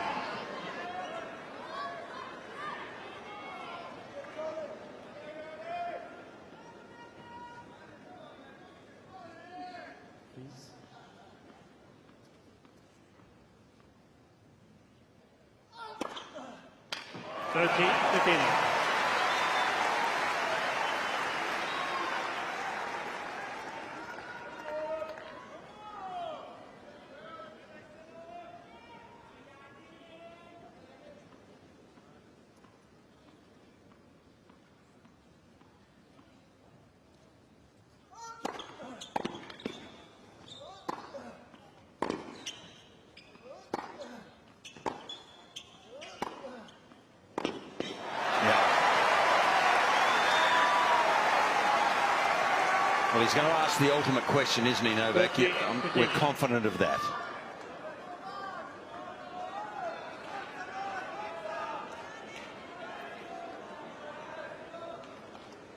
He's going to make Jannick Sinner win this match.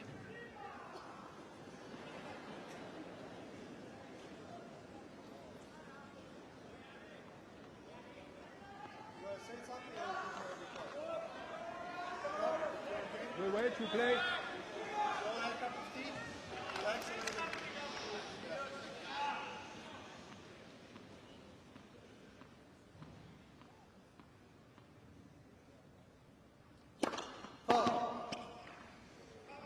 Please.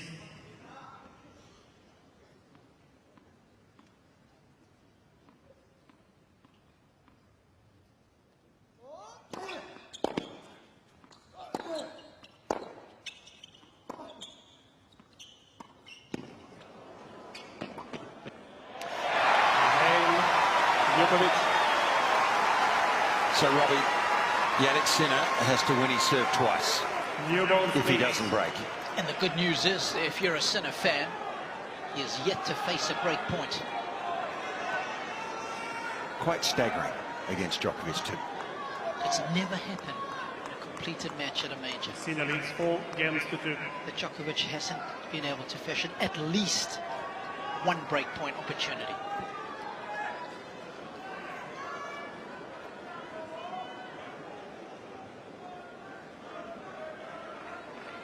The hardest games to win, the last ones.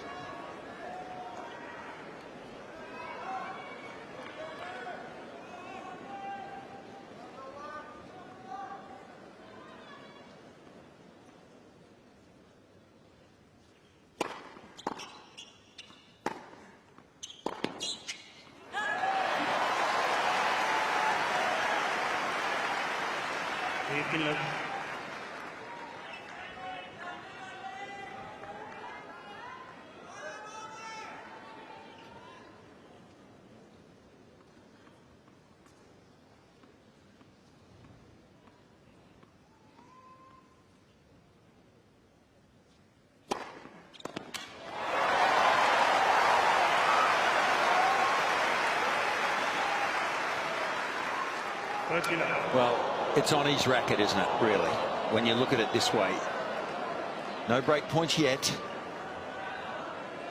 And if he continues to serve like this, it's in his power.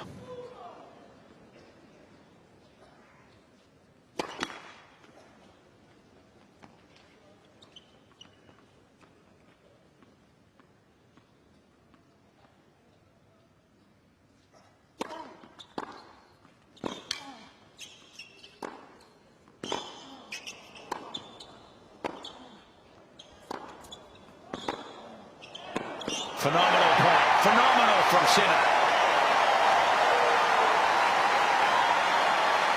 Turning defense into attack. The balance to defend. And then the power to attack. Guys, it's almost like Novak feels like he's hitting 3 and 4 winners, and Sinner's just getting them all back and with unbelievable depth and just so much pressure on Novak. Nicky's made other players feel the same way for 2 decades. Absolutely.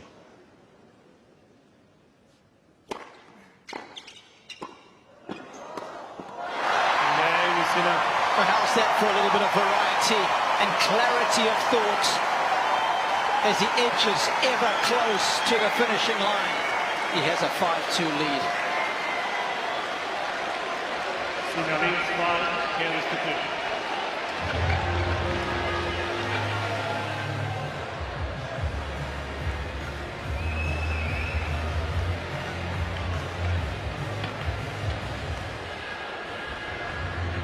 Time to push yourself to serve a volley, something you haven't done in a while. And even though the scoreline is heavily in your favor, just the mere fact that he has the presence of mind to keep mixing it up, perhaps keep taking himself a little bit out of his comfort zone. I'm not sure he'd go to that if he really needed the point, if it was match point, or he may, but I think just a sign that he was feeling confident and loose there. Yep. And that's what he needs to go into this last. Well, is this the penultimate game? Maybe.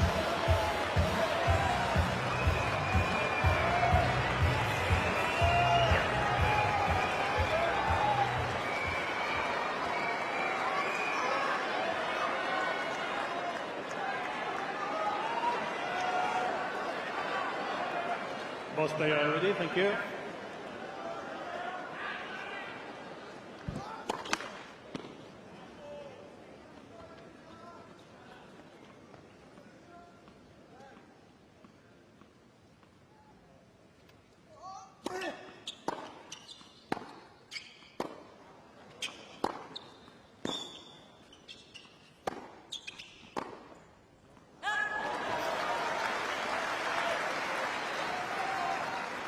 15 love. Love.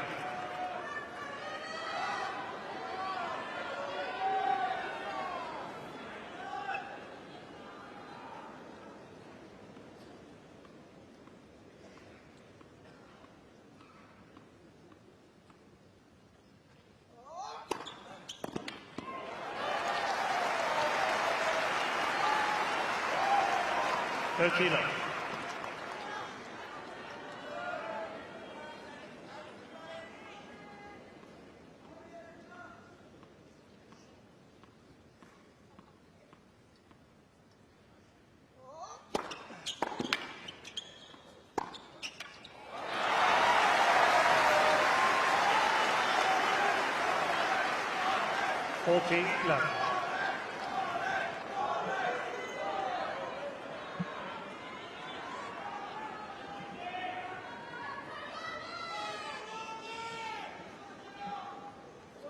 Please.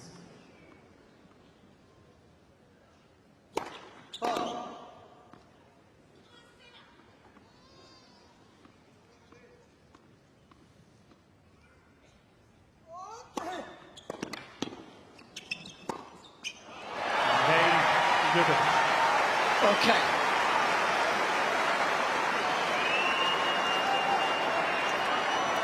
It all falls on the shoulders of Jannick Sinner now.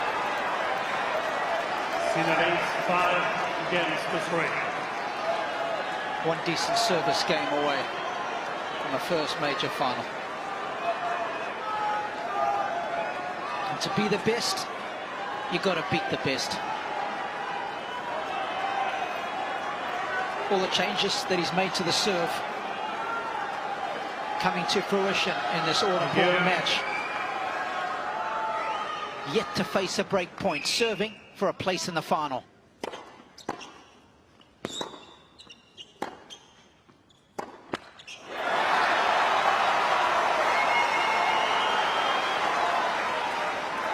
And don't underestimate how big the first point always is. Don't shout when players are about to serve. Thank you. 27% differential. Holding serve versus not holding serve. But if you lose that first point, Fitzy, it's a huge swing.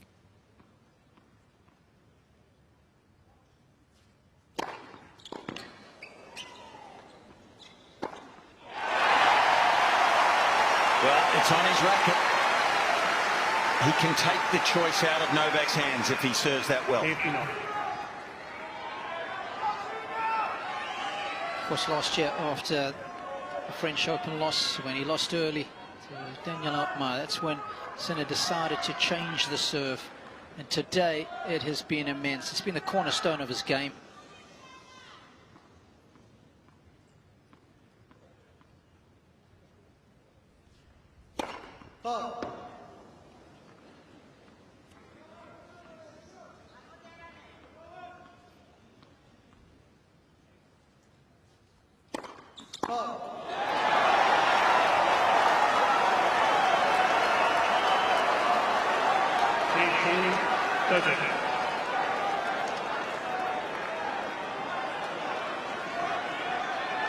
And I'll make that the very first double fault of the match for Sinner.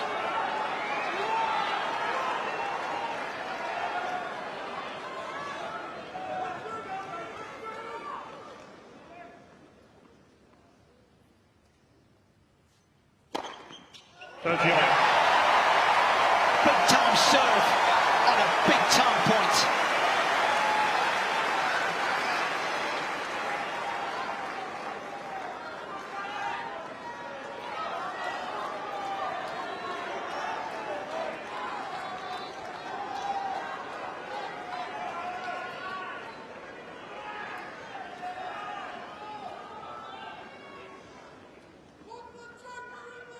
Please, both players are ready. Thank you.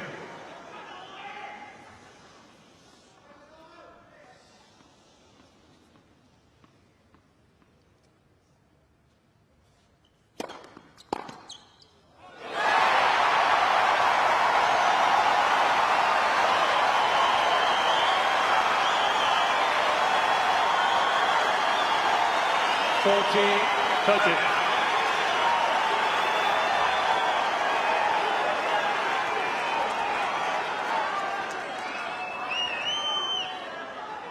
Match point number 2. 55 minutes since he had his previous one.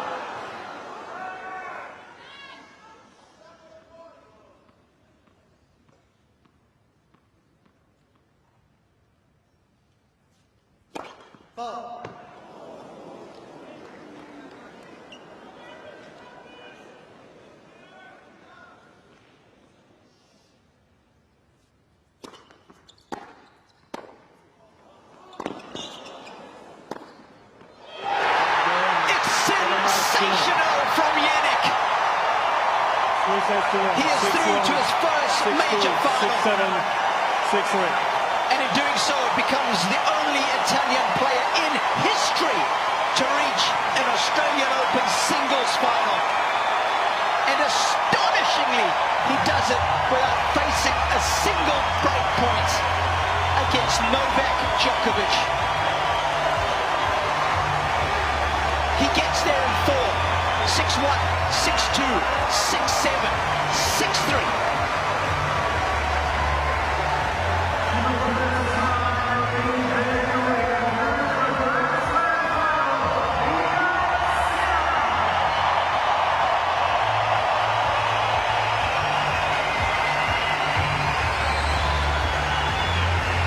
Well, what a moment, Robbie. What a moment.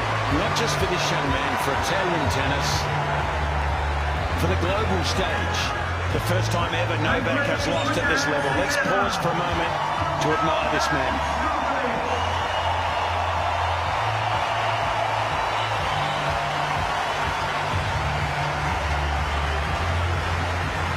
Full of class there at the end of the match, Novak. Yeah, we all know we will never see anything like this in our lifetime again. I don't think so, Fitzy.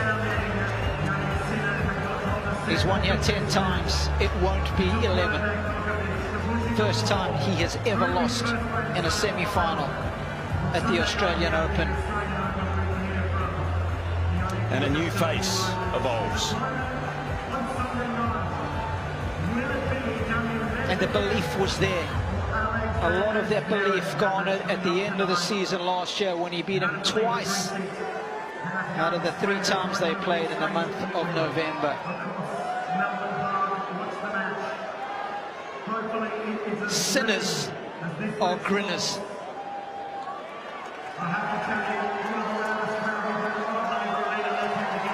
And he has a big smile on his dial. And Jim Courier is going to have a chat with Jannick now.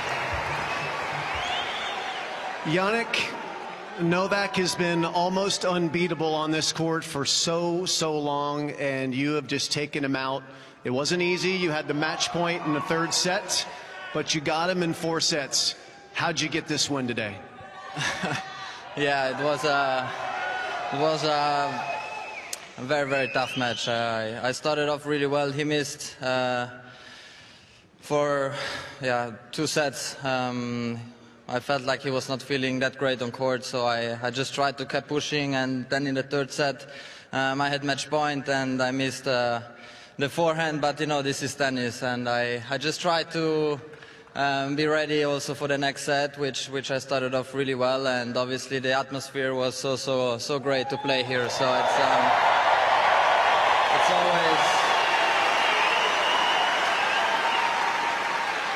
always, I was looking for I was looking forward for this match.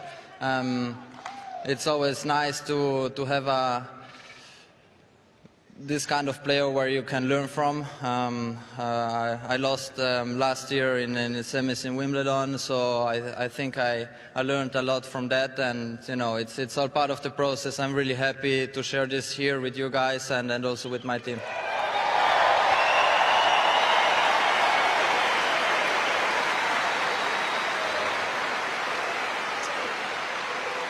Novak is not just difficult to beat here, he's difficult to beat anywhere. And you've now beaten him 3 of the last 4 times that you've played him. What is it in your game that makes it so difficult for him? I don't know, asking him. I don't know. But I think we play really similar, and you have to, first of all, trying to return as many balls as possible. He's such an incredible server, so I try to, guess sometimes a little bit also, and just trying to push, trying to move him around a little bit. I'm not going to tell you the tactics, but because I have the feeling that, or I hope so, that I might play him hopefully a couple of different matches also, but it's a pleasure to be here, as I said. They call it a happy slam for one reason.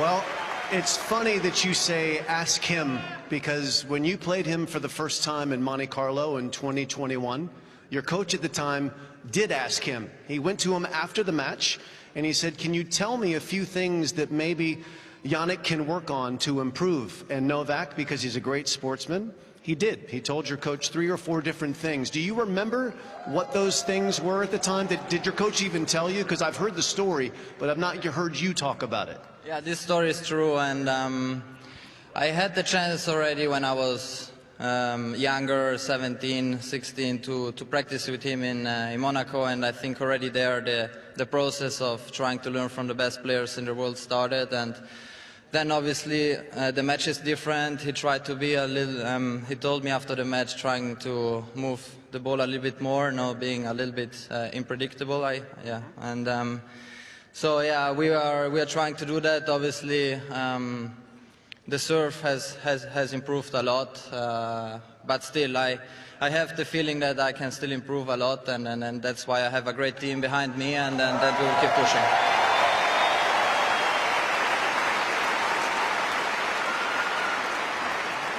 There's no question you've improved a lot. All we have to do is look at the rankings. You're up at number 4 in the world. All we have to do is look at the results.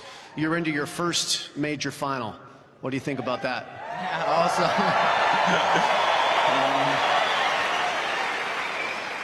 Yeah, I don't know what to say really. I came here, I started off in Kooyong with a couple of exhibition matches and trying to come here as prepared as possible. The confidence from end of last year has for sure kept the belief that I can play against the best players in the world, and I'm really happy that I can play Sunday my first final, and let's see how it goes. But I'm really happy. I come here with a smile, and I try my best.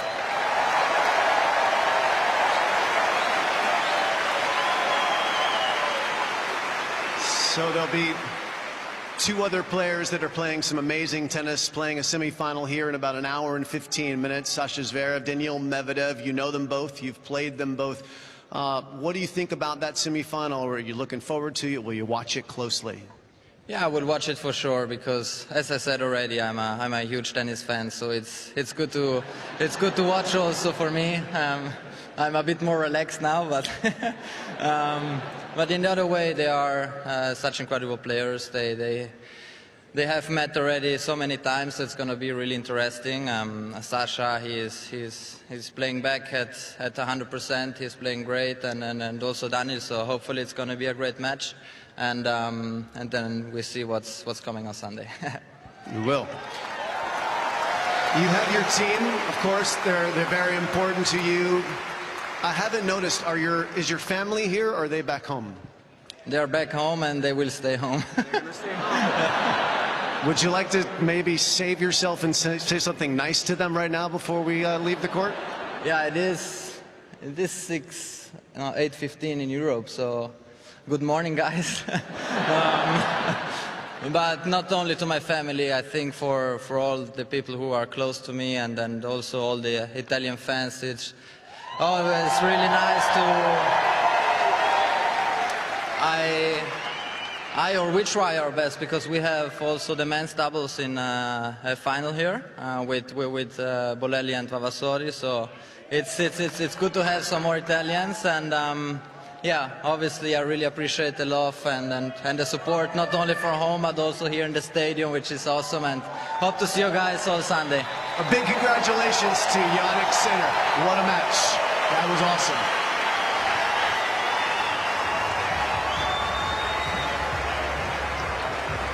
Forza Italia. And a shout out to his fellow countrymen who are also in the men's doubles final. And I was just having a quick look at a potential final matchup. If he plays Medvedev, even though he's down 6-3 on the head-to-head fits, he's won the last 3. So 2 of those were finals, so he'll fancy his chances if he has to play Daniel, but Sasha has certainly had his number. What a breath of fresh air this young man is for me. He's modest, he's decent, he's multi-talented. No kidding. And he will lead the sport, you would expect. Be one of the young guns who will lead this sport for the next 10 years. I hope so. Well, he's certainly got all the attributes, both physical, mental. He's got the athleticism. He's got the artistry. And Robbie, he's a good person. We need them in this sport. Yeah, and that counts for a lot. Modern day Michelangelo on the tennis court. Who knows how far he can keep pushing. And he'll be hoping that come Sunday at the big dance here, he will achieve a lifelong dream of becoming a major winner. And he'll await either Daniel Medvedev or Sasha Zverev.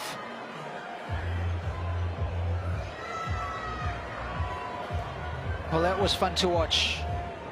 When it mattered most, Sinner was able to produce the goods under the pump, took advantage of the situation, and became just the first player ever to beat Novak Djokovic in the semi-final of the Australian Open. He is deserving of his place in the final, and he will savor it. My thanks to Nick Monroe and John Fitzgerald. Hope you enjoyed that one as much as we all did, and I look forward to your company a little later when the second of the men's semi-final matches gets underway. From all of us, it's bye for now.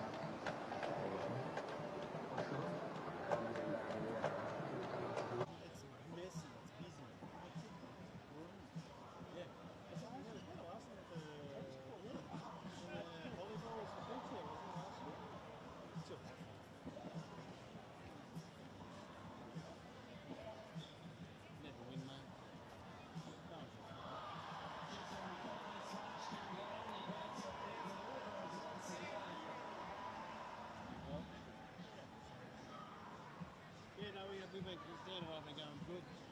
We've been easy.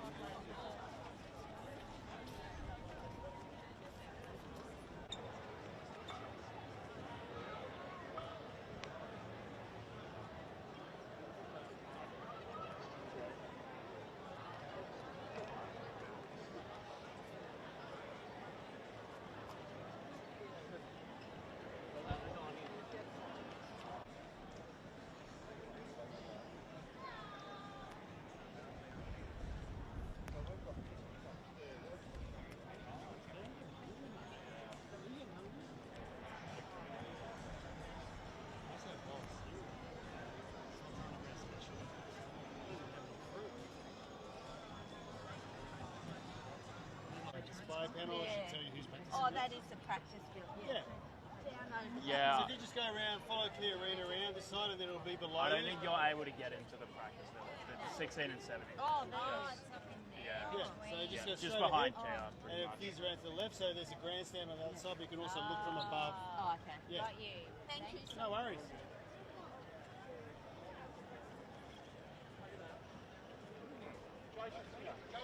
These guys are team. Joseph and Sophia.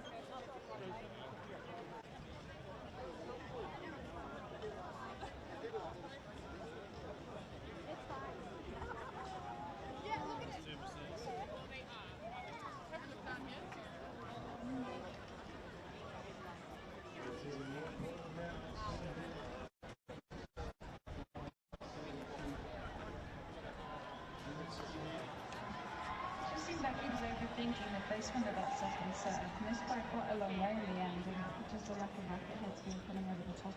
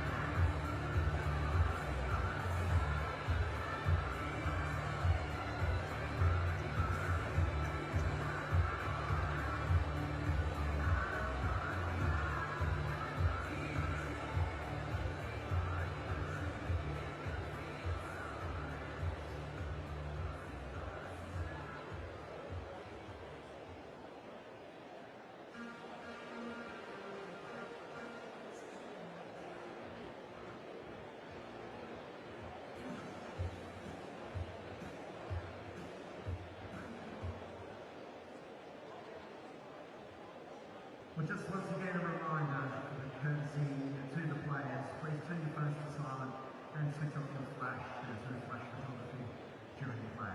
Right, now let's get the evening underway with the Australian Open 2024 sound and light show.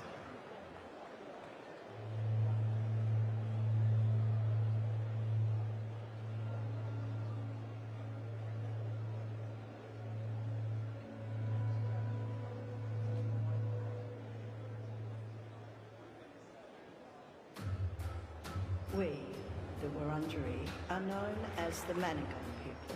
We are a part of the oldest living, continuing culture in the world. Each letter of our welcome word, Wurundjeri, brings an individual commitment to continuing ancient customs and the law of the land. We pay our respects and acknowledge all ancestors, elders and communities across this nation and neighbouring islands. Wurundjeri, Wurundjeri Dalek, Yemen, Kundibig. Welcome to the traditional lands of the Wurundjeri people.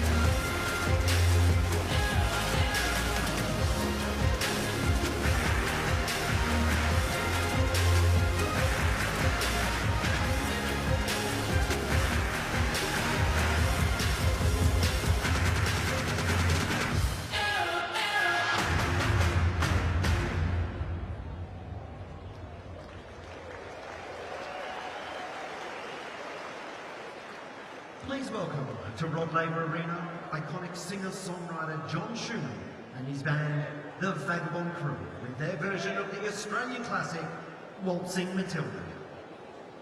Evening.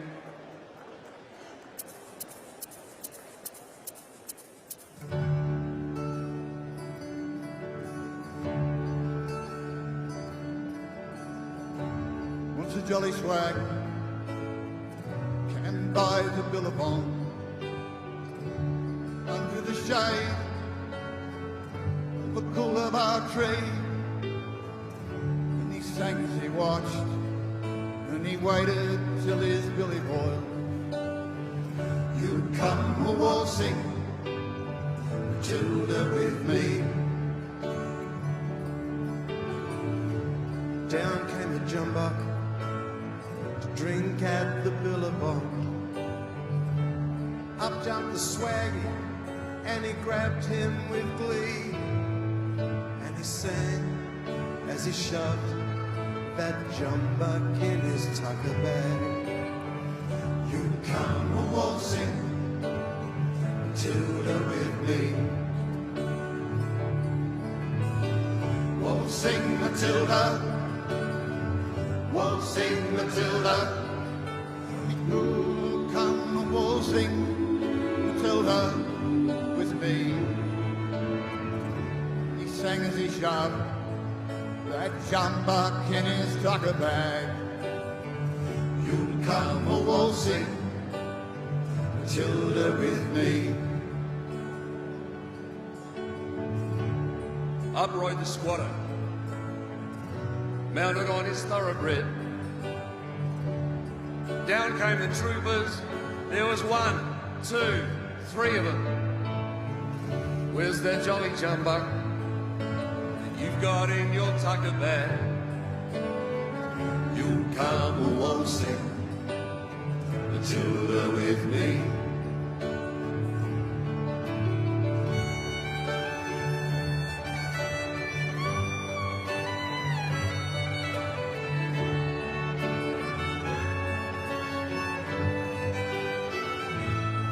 Yeah, where's that jolly jumbuck that you've got in your tucker bag? You come a-waltzing, Matilda, with me. Up jumped that swaggy, and he jumped into the billabong. You'll never take me alive, said he, and his ghost may be heard if you're barreling past that billabong. You come a-waltzing, Matilda, with me. Waltzing Matilda, waltzing Matilda. Tell me who come a-waltzing, Matilda, with me. And his ghost may be heard if you're barreling past that billabong. You'll come a-waltzing, Matilda, with me. You'll come a-waltzing, Matilda, with me. You'll come a-waltzing, Matilda.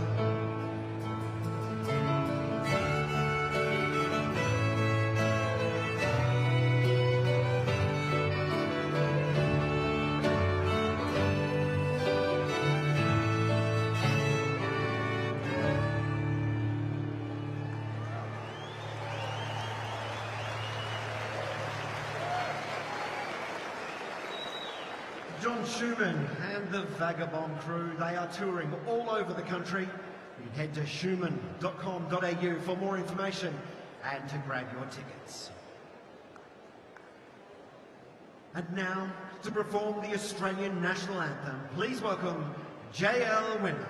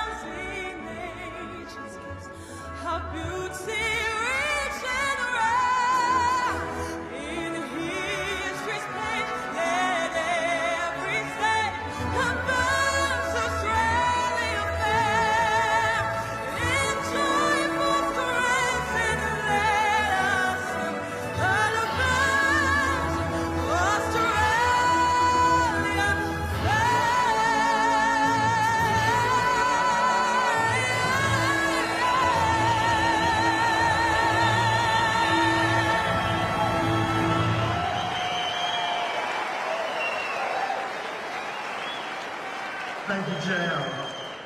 Australian tennis acknowledges the historical significance and deep spiritual connection our First Peoples have to this land.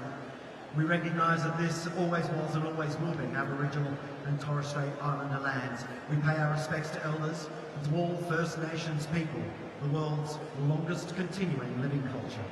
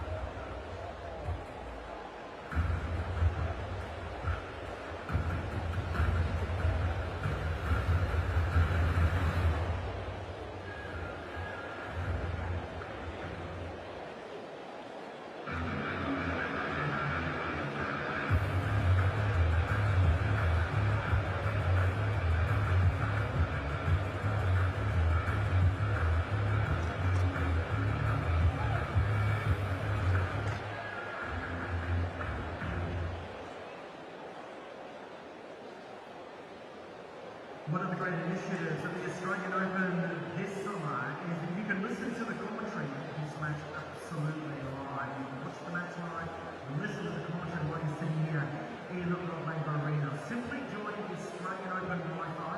That is absolutely free. Scan the QR code that's up on the screen now and you are all connected to listen to the live Australian Open commentary here on Rod Laver Arena. You can also check out the AO show and the AO podcast are all available there. It's thanks to DMX. It's a great new initiative. Have a go. Now I asked the question earlier, who's here for Zverev and who's here for Medvedev? Taking into account that they have played each other 18 times, 11 times Daniel Medvedev, the victor, 7 times Alexander Zverev. However, this is the first time.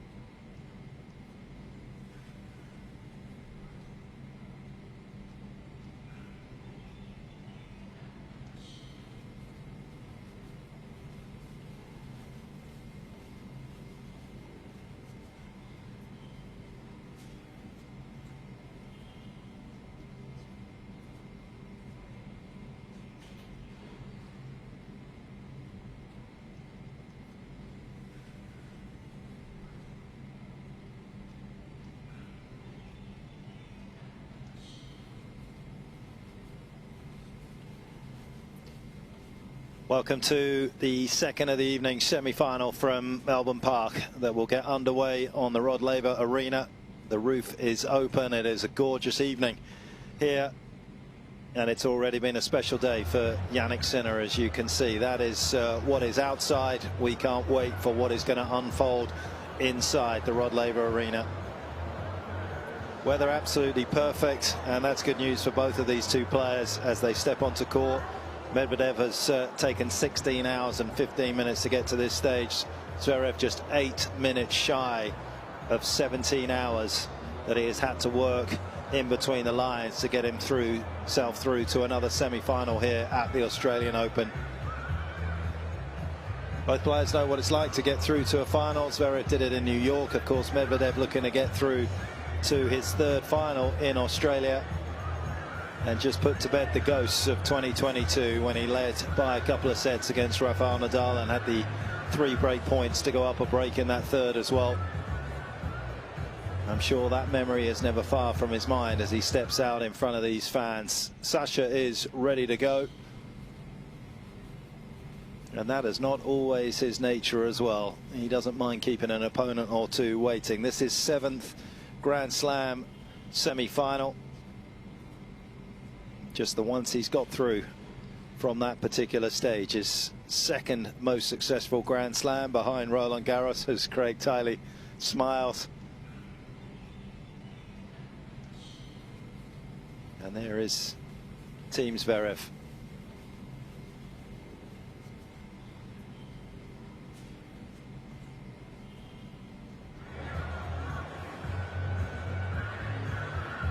Sofia's girlfriend already in place, Amalia, and everybody will be a little anxious. This has been a tough matchup in the last year or so for Sasha. Their 19th meeting. He trails 11-7, but they've had some very difficult matches, particularly in Indian Wells and Monte Carlo, which we'll touch on a bit later, but it would be forgiven for feeling a little hard done by. That little kid, by the way, the other night was on our TV screens, and he is staying at my hotel that I'm at, and I erroneously, after one of the points that they played, thought he was an Alcaraz fan, so I just want to put that right. I'm sure he'll be back up on our screens. He's super cute, and he is very much in the Zverev camp tonight as Daniel joins the party. And these two will walk in unison through the Champions Corridor, a place where Daniel will feel as though his name perhaps should be up in lights rather than Rafael Nadal's back in 2022. But just how inspired will Zverev be from his performance in the previous round against Carlos Alcaraz? He was absolutely spectacular. One of the best serving displays that you will ever see on a tennis court, and if he can recreate that tonight, he is going to be a very difficult man to evict from the draw.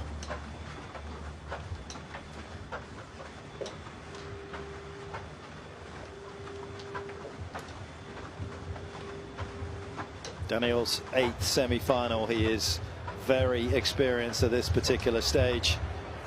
And both these two well known to this crowd here. Singles semi-final action. Please welcome to Rod Laver Arena, Alexander Zverev.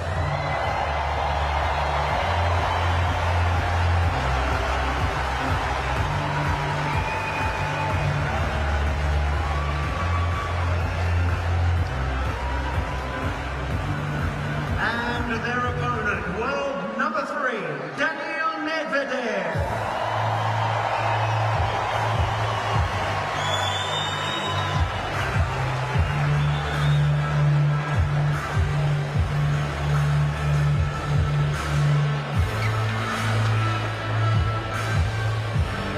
Medvedev comes in here ranked 3 in the world. That is the second successive top 5 player that Zverev is playing at this particular Australian Open, and prior to the win over Alcaraz, he had not beaten one in 10 previous attempts. But a solid win in over 4 sets from Zverev sets himself up nicely for this particular battle. They met 6 times in 2023, and Medvedev got the better of the German on 5 of those occasions. But as you would imagine, between 2 real quality players, they were extremely tight. Some huge points that Medvedev managed to win at certain times in those matches turned the tide in his favor. But there is no doubt that Zverev has what it takes to get past Medvedev.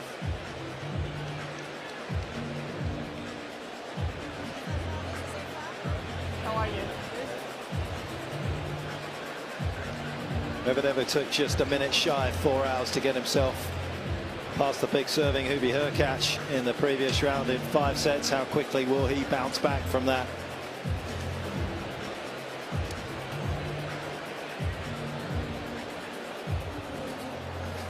Daniel, this is Ethan. All right, guys, after the toss, some photos with Ethan over to that side, please. For the match usual conditions, your towels will roll around. Daniel, you can have the blue and Sasha the red, okay? Any questions before we start? No? Who is going to call? Okay, Sasha. AO. AO it's called. AO it is. Receive. Stay? Okay, perfect. That side, please. Ethan, big smiles.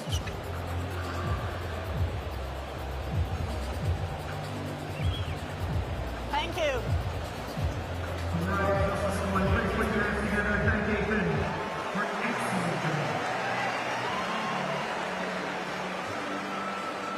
Well, court specialist he calls himself. He loves this kind of court, does Medvedev.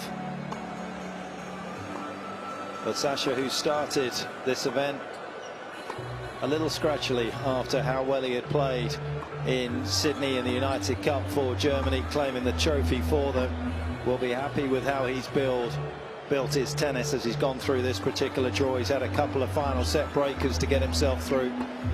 21 titles now for him. Chengdu last year on the hard courts, but he also won on the clay at home in Hamburg, which was a big moment for him. Scored that milestone 20th title. As you take a look at what he's achieved here in recent years, that loss to Tsitsipas in the semis back in 2020. And here's confirmation of his route through. Dominic Kopfer, that was tight. He didn't play well. 4 hammers a little bit all over the park in that particular match. Lucas Klein came very close to taking him out. Big miss volley for him. Cam Norrie pushed Sasha all the way to another final set breaker. New aggressive style from Norrie. Doing some nice work here in Melbourne, taking care of Casper Ruud. Just couldn't quite get the win against Zverev.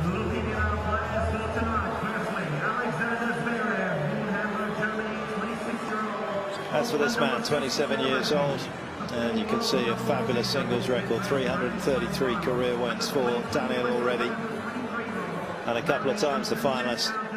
Lost to Novak in that epic against Rafa, went out in the 3rd round last year. A little bit of a disappointment for him, but he has bounced back superbly. And money in the opening round, took the opening set. Things were looking a little bit awkward for Medvedev, but cramps getting the better of the Frenchman, and he got through that. Auger-Aliassime was a tidy win. Ruusuvuori, you can see there, 2 sets to love up for Daniel before he managed to tug away the sets 3 and 4 in breakers. 2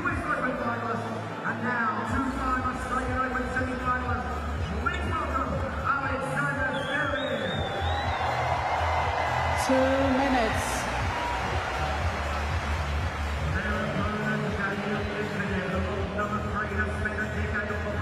Mikhail Ledowski in the middle of Alexander Sina on the right, and there's Misha just getting one for the gram. Christoph Seller next to Sofia as the physio, and then just to the right of, well, to the left of him was Dalibor Sirola looking after Zverev. Decent sized team for him.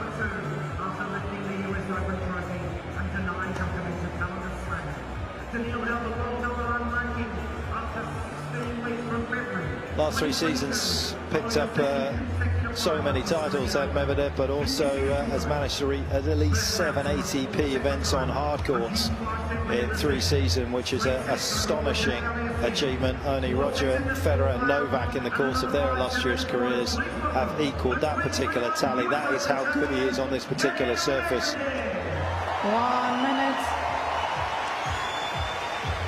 Ladies and gentlemen, this match will be the best of 5 tiebreak sets. Alexander Zverev won the toss and elected Eric Hernandez on the right of Jules Savara. Gatan Bado, the physiotherapist, on the left. Everyone present and correct.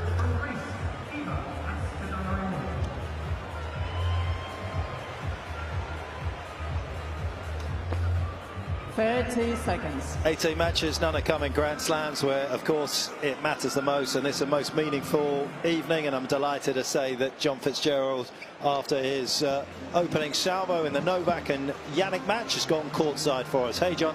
Oh, it's a plethora of pleasure this afternoon, Mark. It's so good to be here on nights like this. It's a a real privilege. I know we say it a lot, but it is two magnificent players about to take the stage.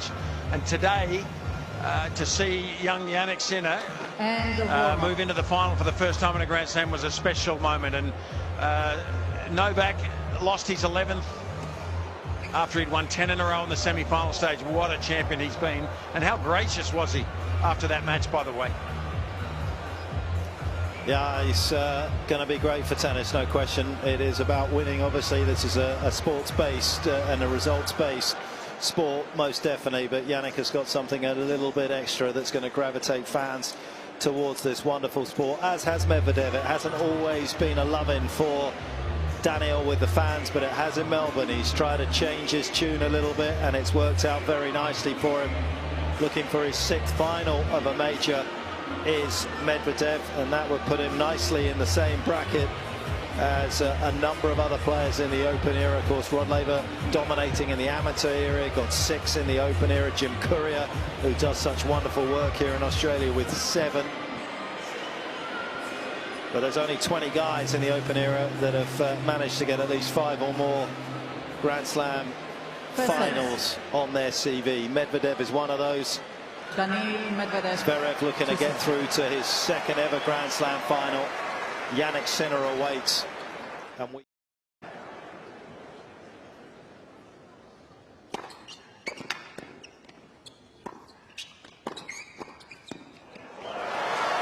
it'll be interesting to see how often we see Medvedev at the net tonight, but the opening point sees him there. 15-love.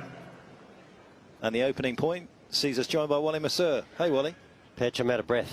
Ran from the studio to the commentary booth. It's the fastest I've moved in about 10 years. But isn't that just Medvedev in a nutshell? We saw him against Hurkacz. The first game he returned on the baseline. Spends most of his time about 8 metres back to return. You never quite know what he's going to do in a given situation to rattle his opponent or shake things up. Great match player.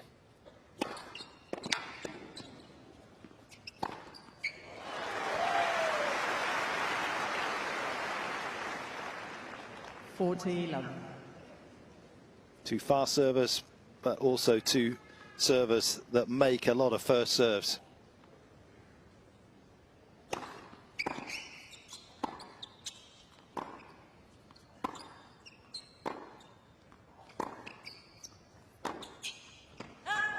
Cain, Medvedev. Quick hold, 4 straight first serves in, and Medvedev looking very comfortable. And it hasn't been about first serves in for Zverev in his previous meetings against Medvedev. It's been about the points won behind the first serve, so it's going to be certainly interesting to see. He was incredible against Alcaraz. He had one stretch while he didn't miss a first serve for 30 minutes. And don't you think, Petch, it was Alcaraz, there was something about him on that particular evening where he just wasn't sort of providing that presence or that threat. He wasn't digging enough balls back. So someone as good as Zverev gets into that rhythm, the serving within themselves, hitting their spots. You've got to make a big server strive for cheap points by negating some of their big serves, just getting them back in play. Let's see if Medvedev can do that. He's 9 metres behind the baseline. This is extraordinary.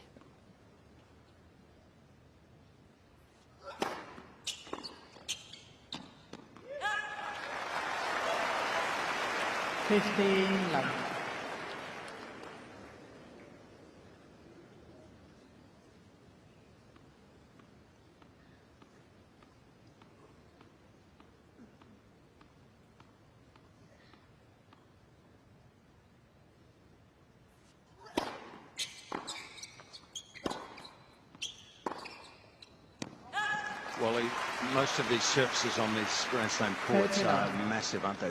It's a huge distance from the baseline to the backstop. Daniel's nearly in the front row.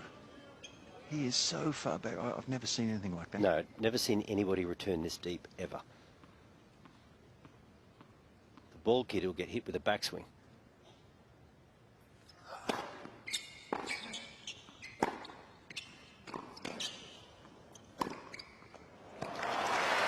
And it's going to be interesting how long he decides to stay there, depending on the success that he has, whether quantity outweighs quality of returns. It's tough, isn't it, Petch? You saw in that point, how do you re-establish yourself in the court, and then you start to have to cover too many miles. But I think it's a ploy, a bit like against Hurkacz. It's something, he's going to show Sasha something different early. Cain. Zverev. Just a little flavour of some of the losses that Zverev had against Medvedev last year. Indian Wells, he was up a set. He had 9 break points in the opening 2 service games of Medvedev in that second set. Couldn't convert, ended up losing in 3. Monte Carlo, up a set, served for the match in the second, served for the match in the third, had 2 match points in the breaker in the third and didn't get it done. Bit of scar tissue there for Zverev.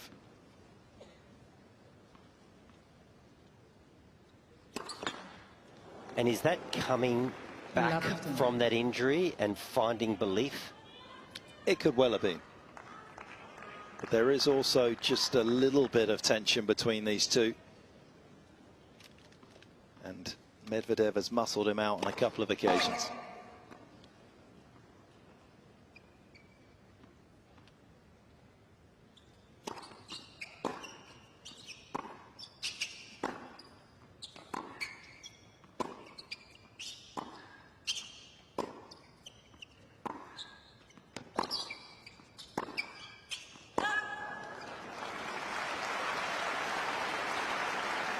Not sure I've seen Zverev look this confident before.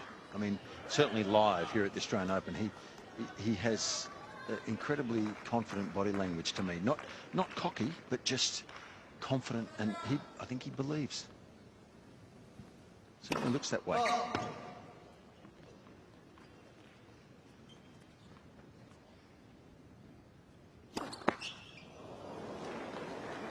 Right now, that confidence isn't misplaced.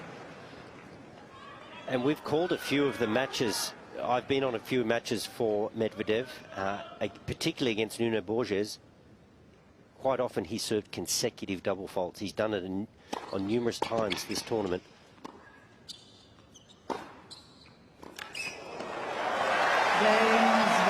What a sequence of games for Zverev. Absolute perfection. 2-1 with the break.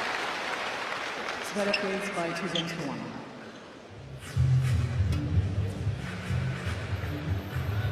Picked up his 400th career win in this tournament. Sits at 403 at the moment, and you can see why. He's been racking them up. That was quality.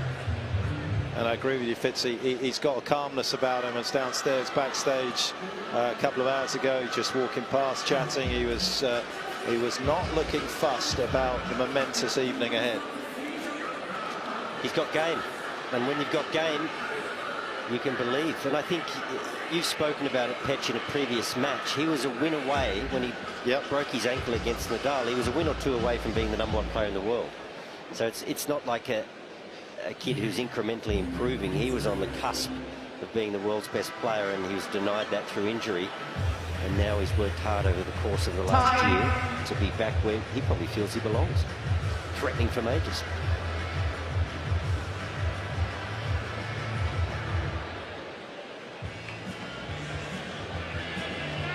Long way to go, but a good start for Zverev. Medvedev in his 8th ever career Grand Slam semi-final. He's won 5 of the previous ones. First one he ever made was against Dimitrov 2019 at the US Open. Won that in straight sets.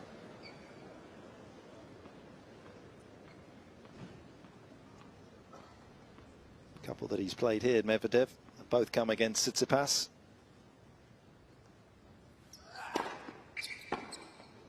And he's only dropped a set in both of those meetings. But he looks a little out of sorts at the moment.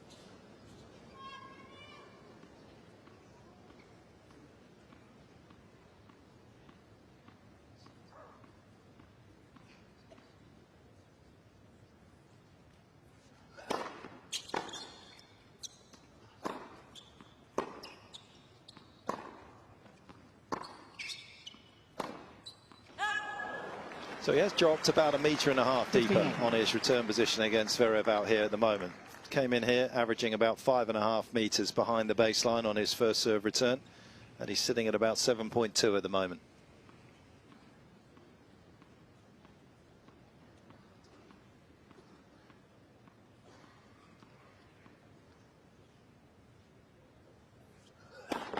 set for service.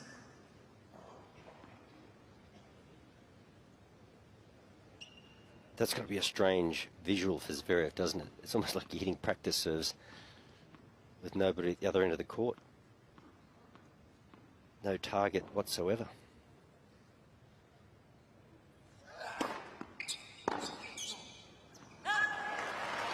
.2, another metre and a half, and then you go right, and you're kind of almost a little bit on the diagonal, as Medvedev is on his forehand return, which is his weaker of the two sides. That is a long distance that you have to pinpoint that return to.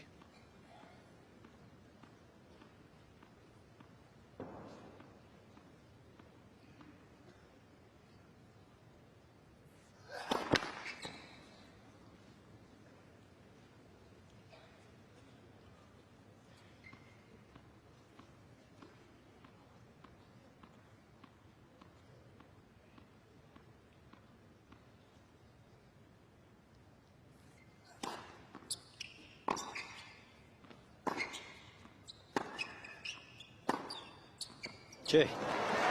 Guys, do you think he's just doing it for the visual difference and just trying to throw Sasha off his rhythm a little bit in the early stages, because he knows how well his opposition, he knows how well Sasha's been serving the whole tournament, especially in the last couple of matches. You think he's just trying to throw his rhythm off with this? It's hard to believe that he can continue to play this deep in the court, Fitzy. And he doesn't mind the odd mind game or two. Daniel. But it's almost like he's making a difficult proposition even harder.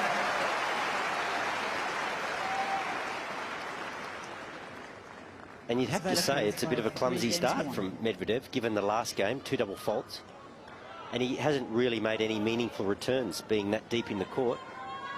Certainly hasn't changed the rhythm of Zverev's serve, has it? And how did he develop that stance so deep in the court? Can't imagine at his local club back home they had a backstop that would allow him to stand that deep to return.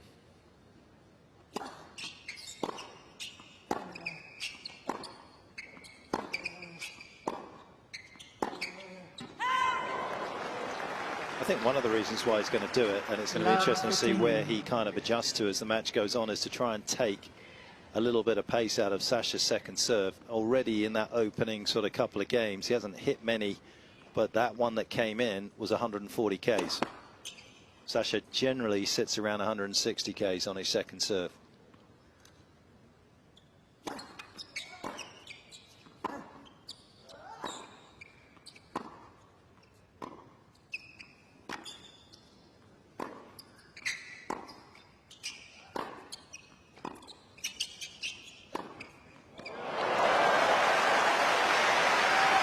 Well, we know his backhand is a thing of beauty, Zverev, but I think when he starts off hitting his forehand this well, it tells you something about his state of mind. I mean, he hit this well against Alcaraz, didn't he, this shot? And he has started off in exactly the same place.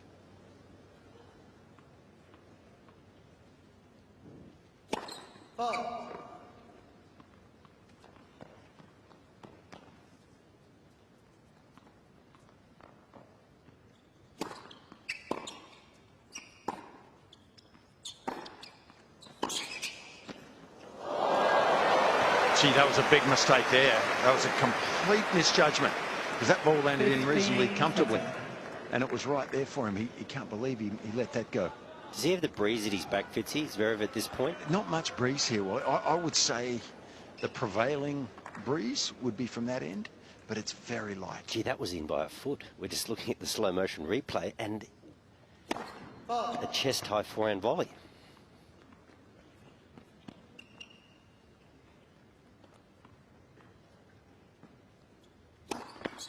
Well, this is a problem in the men's game. If you start serving double faults. 3 already.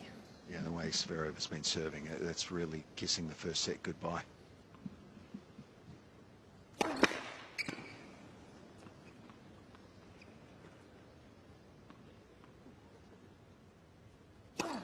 Wow.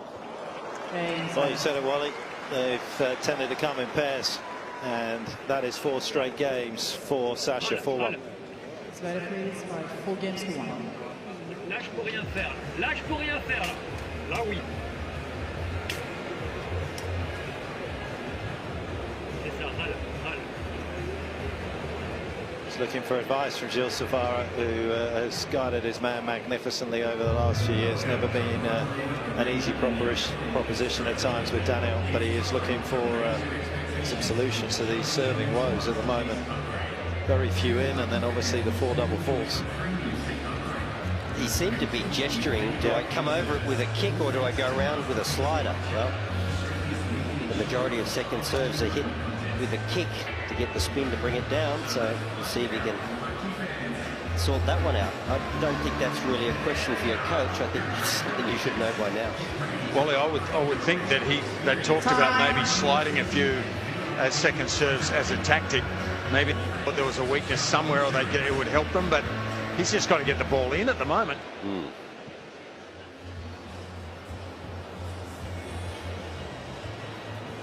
Another spectacular day, not just weather-wise, fan-wise. They have been streaming in and enjoying the tennis, not just on the big courts as well. Outside courts have been interestingly watched, and a tournament that will go down undoubtedly in the record books in terms of attendances. All our attention on Zverev at the moment. Double break to the good in this opening set.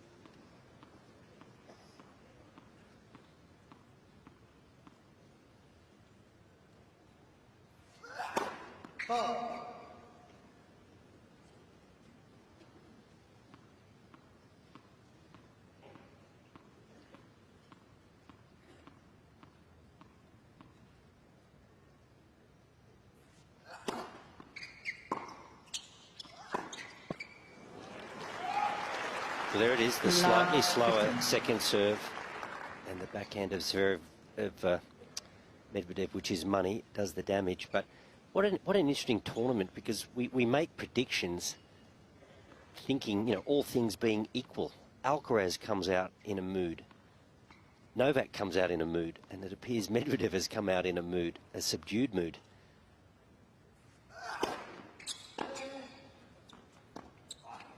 And you just don't see it at this stage of a tournament. You can't imagine that these players with such a pedigree, could it be as simple as nerves? So there's an instance for me, guys, where standing back has caused Zverev to make a shot selection that he wouldn't normally make. He saw how deep Medvedev was after the first return, thought, I'll sneak in a drop shot here, but I don't think he would normally play that so early.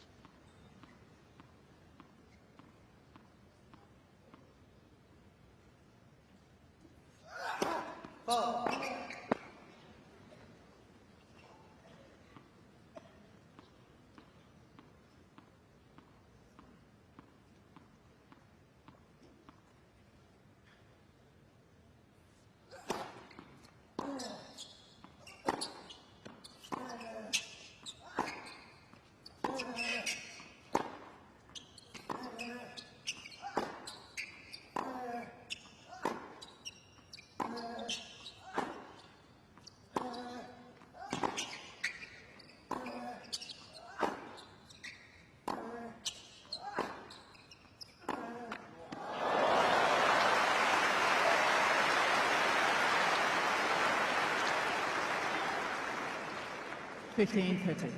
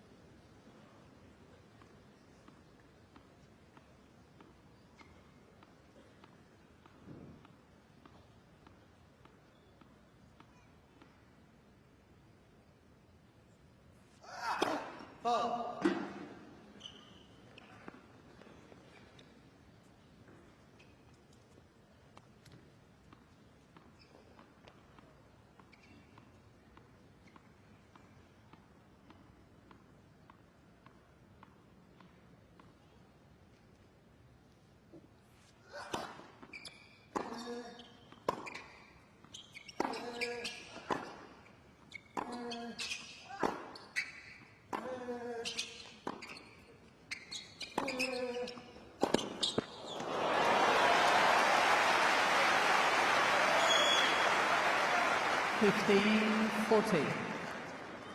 One of the flattest forehands out there on the tour. Medvedev has to work extremely hard to get up the back of the ball to create that angle. He did a great job there.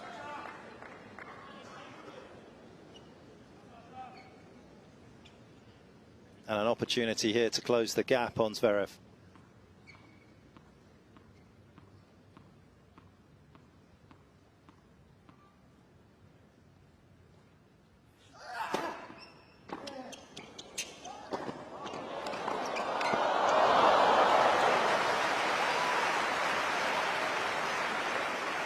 Well, they play from impossible parts of the court, from the way I look at it, and how on earth could he think this was possible? Look where he is, and he's trying to hit a cross-court pass, and he's disappointed he missed. I'm not even sure physics would allow that to go in from where he was in the court. Quite an imagination.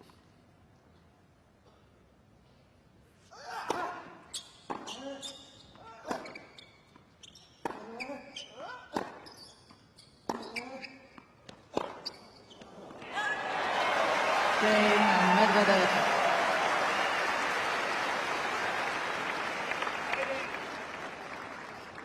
Zverev leads by 4 games to 2. Was it just me, Fitzy? Was that a couple of slower balls that caused problem for the Zverev forehand?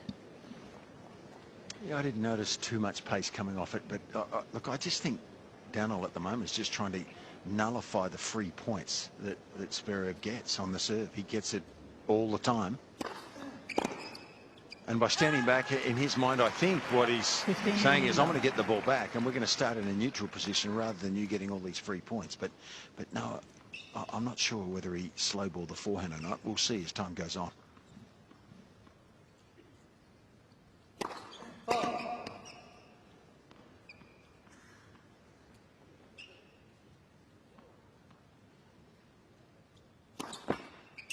Oh.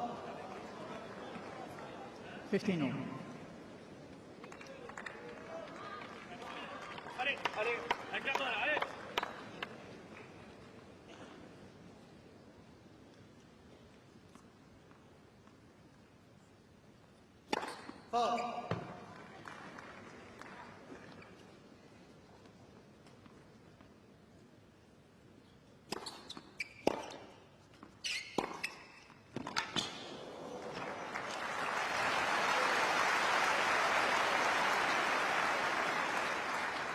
Thirty 15.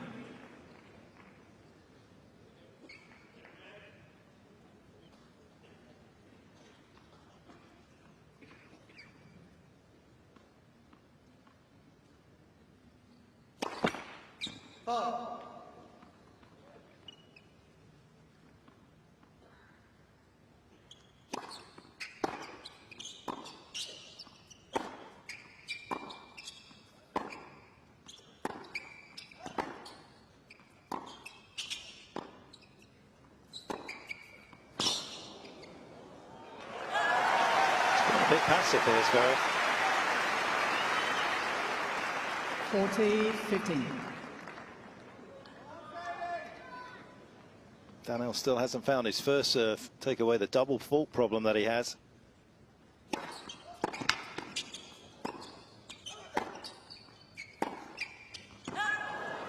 That's just his 7th out of 18 first serves made from Medvedev. And isn't it funny, Petch, you say Zverev's gone a bit passive, but that's just the Medvedev effect, isn't it? Sleepy rallies, makes balls with not much pace.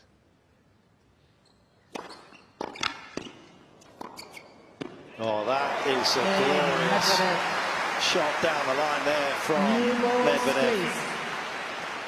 Found the length perfectly. Zverev still with the 1 break left, 4-3.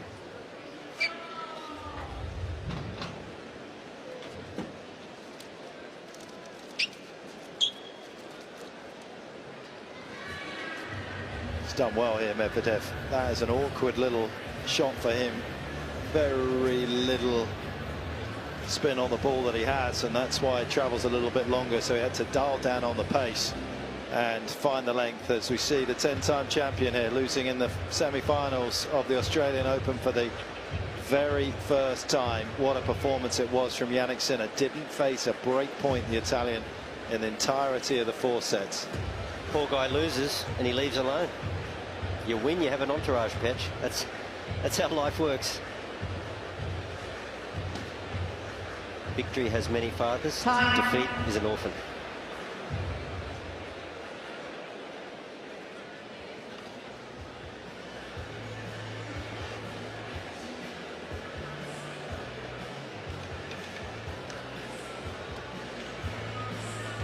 Opening 25 minutes has been this match so far. A couple of breaks to the good. One just rubbed out by Medvedev, but he'll have the new balls in his hands. And a 4-3 lead here for Zverev.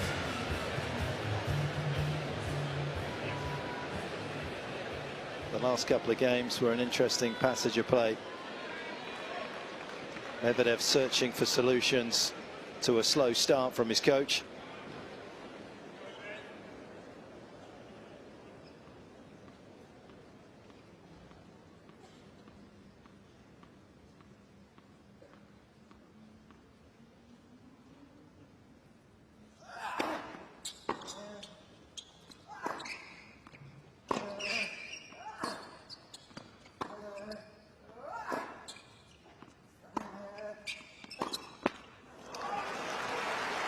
Petch, I'm probably jumping at shadows as I'm prone to do, but there's been a couple of slow motion shots where they've zoned in on Zverev's face, and he looks tired around the eyes. His eyes look a little sunken, and we know he's played an extraordinary amount of tennis to get to this point. And I feel like he's moved a little slowly to a few of his forehands. I mean, his first step is usually pretty dynamic.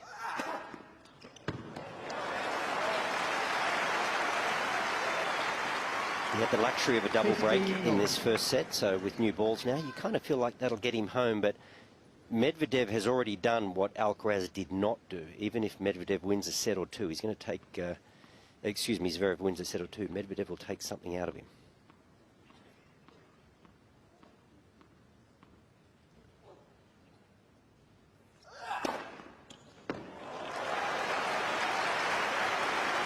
Two certain volley points, it seems.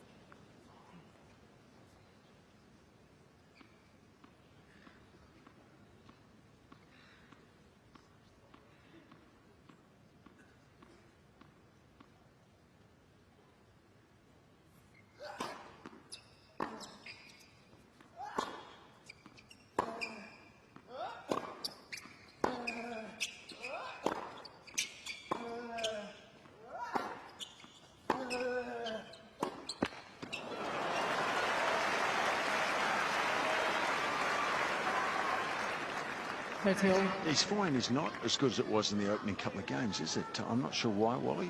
Maybe he is half a step slow there, but is that the slower ball, Fitzy? I mean, he's missed a few of those. I reckon I can read the Dunlop on the ball as it's coming through the air. There's no revolutions on it. It's almost like he wants a bit more pace on that wing.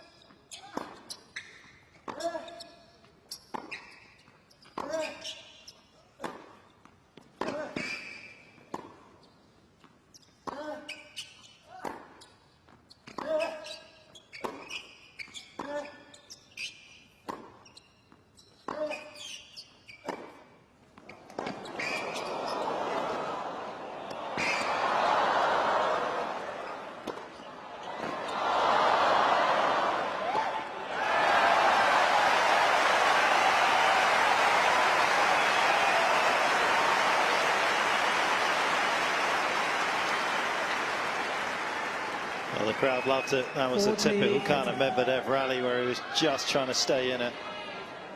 Better forehands this time from Zverev. It's almost like the more committed Zverev is on the forehand, the better the shot it is. If he tries to make something happen as opposed to just rally.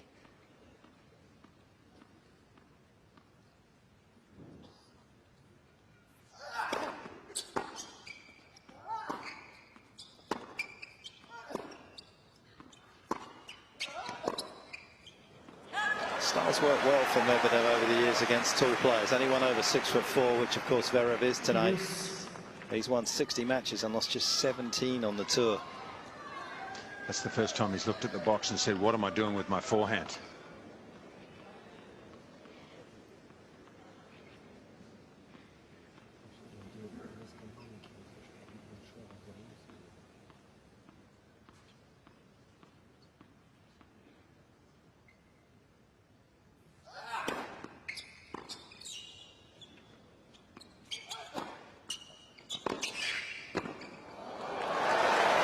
Tell you what, that was an edgy looking volley, wasn't it?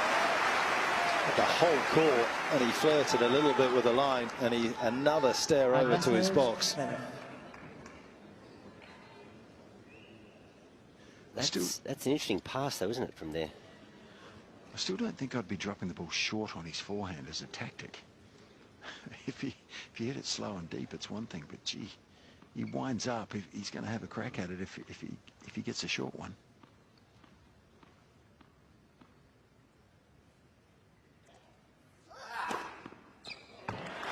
Three aces in that game. Easiest passage to 5-3. Zverev leads by 5 games to 3.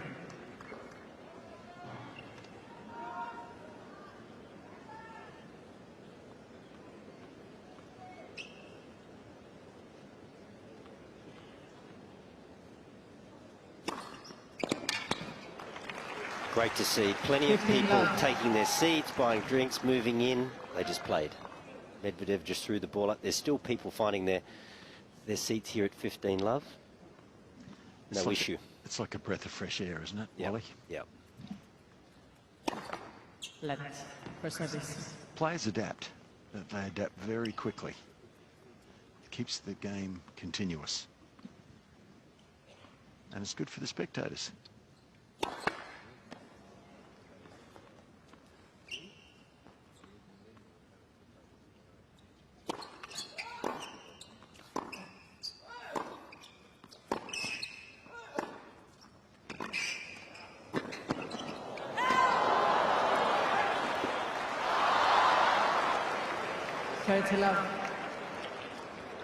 I think he needed to stop running through that ball. I think he needed a prop and take some speed off it and drop it a bit shorter.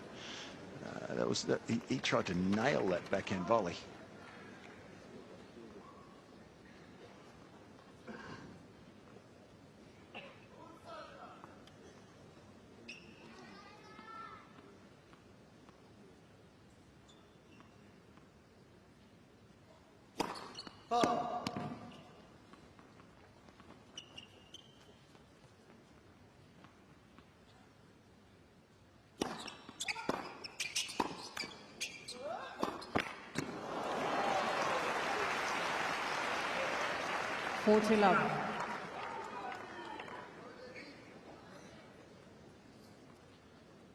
Probably for his team, looking at Sasha, I mean, if you hit your forehand, you try to make something happen and you miss it, that's one thing, not a big deal.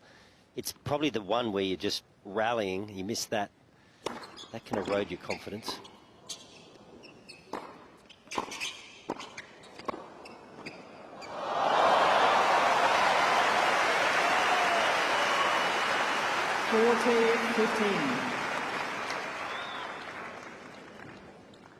He's actually got good-looking volleys, hasn't he, Zverev? Technically, I mean, he's long-limbed, but he doesn't swing. They're simple.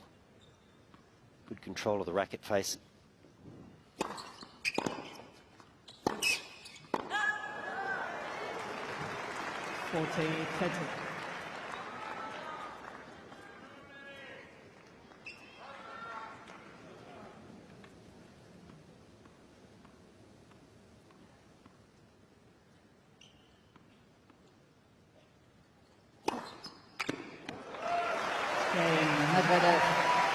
Just his second ace of this opening set for Medvedev.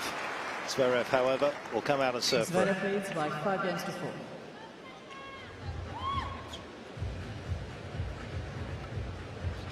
Well, he's certainly finishing this opening set a little better than he started it, Medvedev. Whether it will be enough to perhaps salvage it, we're about to find out.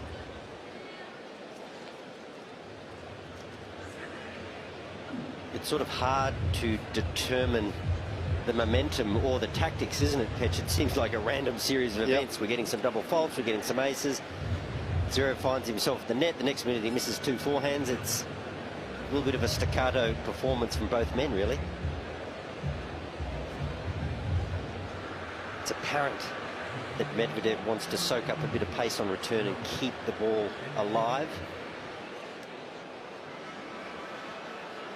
It's almost as though they haven't played each other a lot and they're feeling each other out. That is not the case. They've played 18 times.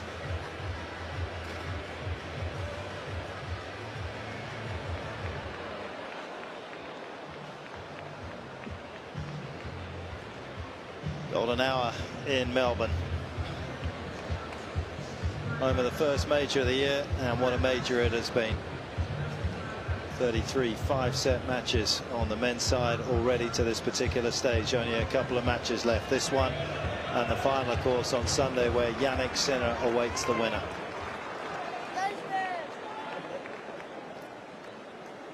Can he exercise the tyranny of those memories from some of those losses to Medvedev last season? Starts right now as he tries to close out this opening set.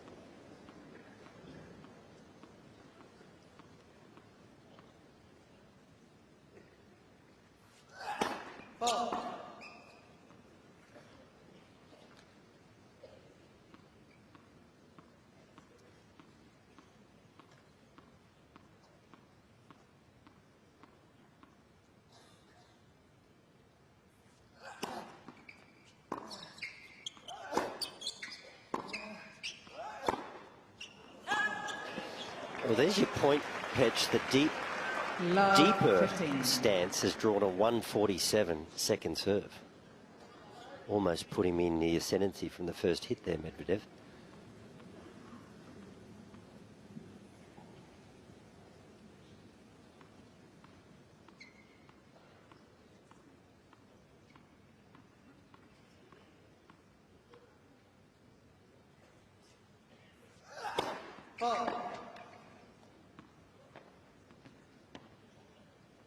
Most of Zverev's doubles come as well when he hits it slower, when he decelerates on it.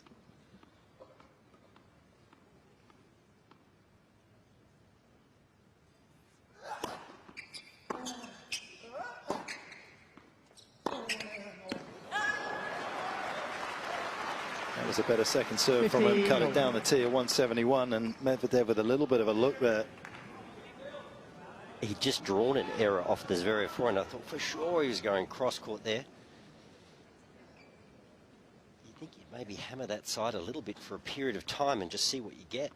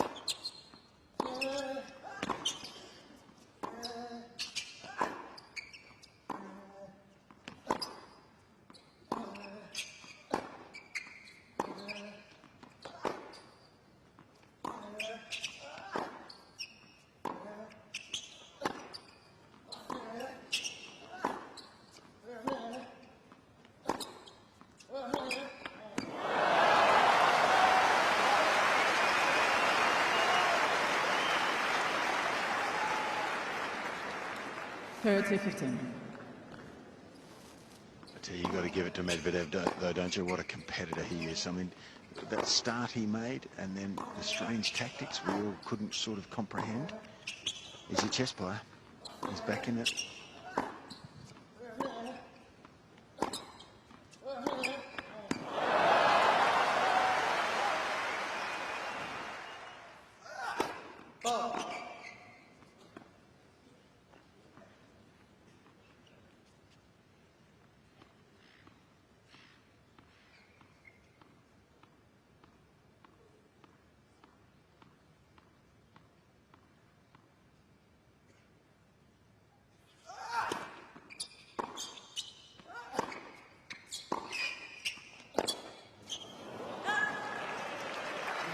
He's interesting to keep an eye on what goes on here, because hasn't quite got the same serve rhythm as Zverev tonight. And also, as you can see, that second serve is about 7k slower at the moment.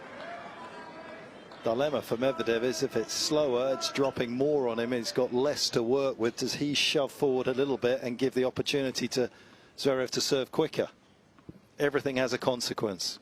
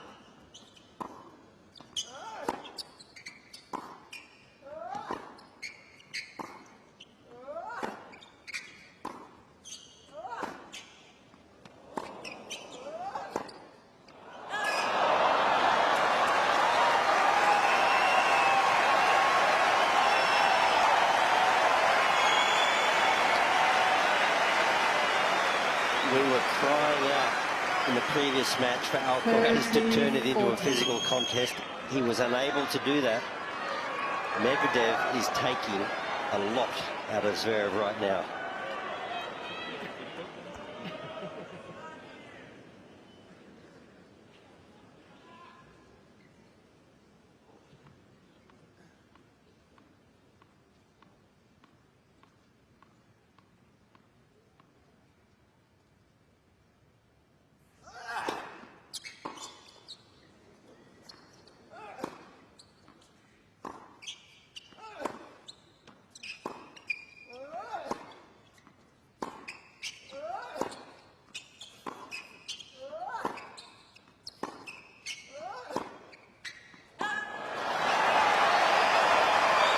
Do we have a match on our hands? But we have a set on our hands, and that looks unlikely at 4-1 double break to Zverev. 5 games over.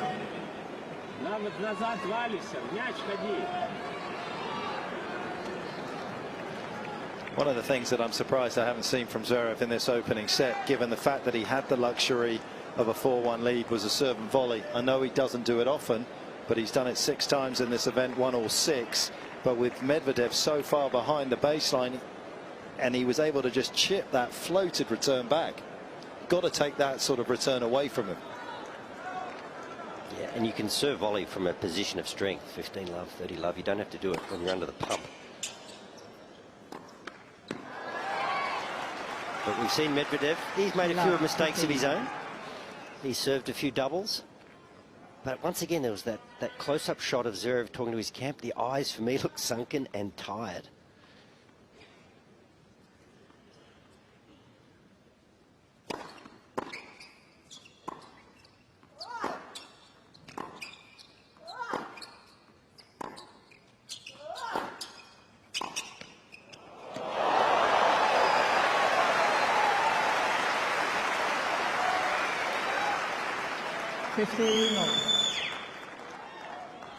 That was an interesting choice from Zverev. More than a hint of panic about that approach shot.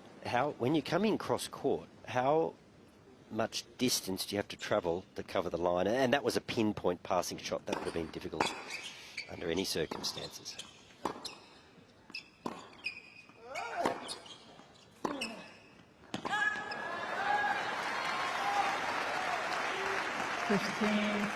He's very capable of getting cheap points and aces on his first serve, Medvedev. We haven't seen a lot of it tonight, but given that he's just broken, he's got that little momentum swing, he would dearly love a cheap point.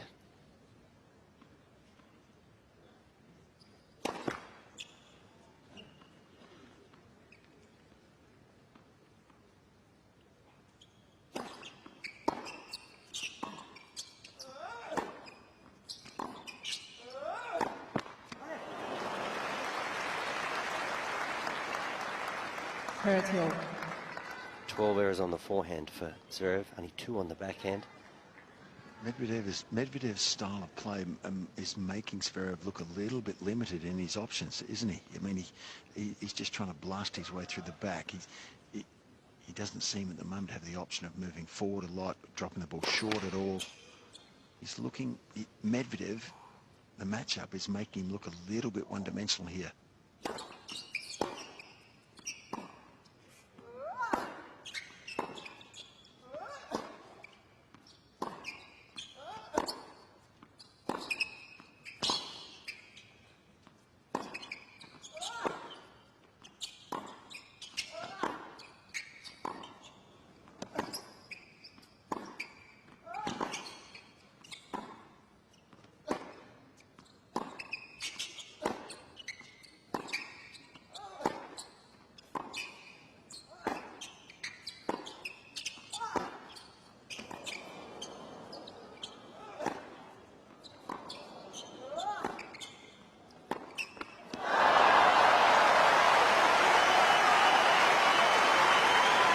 Thought he could have snuck in there once or twice, Wally.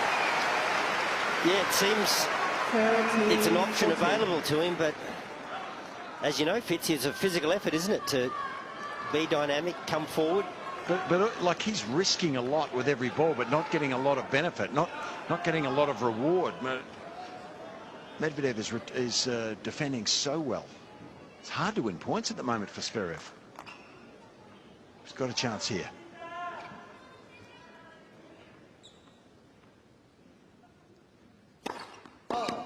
Gee, the Medvedev serve is off. It's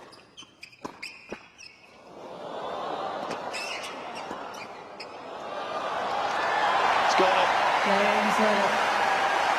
The forehand may have been a little flawed at times in this opening set, but that fortune allowed him to find a good one. 6-5.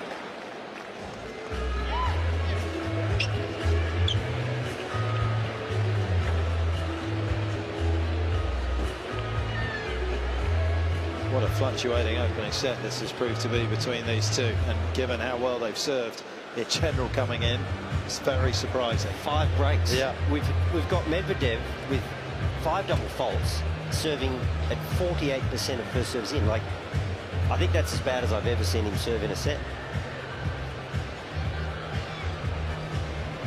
Why not, ladies? Well, they've been the stars of the show, to be honest. Yes, the tennis has been great, but the fans that have come in from the first Sunday, of course, this will have 3 Sundays for the very first time when we look at it in the rearview mirror, and what an opening Sunday it was. That's when you want to launch your blockbusters, and that's what Tennis Australia did. And Australia has been in the spotlight ever since.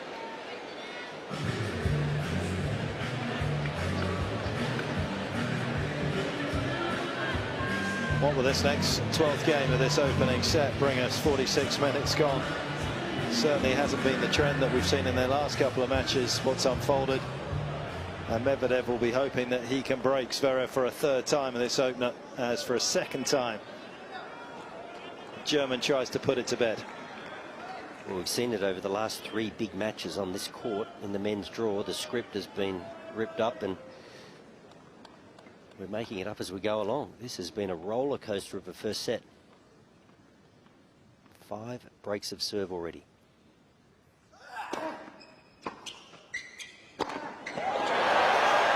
He called for the certain volley. Was that you, Fitzy? 15-11. I think that was you, Wally. Take the credit. Fitzy, I want you to take it. You cannot coach from the sideline there. You cannot talk to the players. I'm neutral. I'm not coaching anybody. I'm admiring.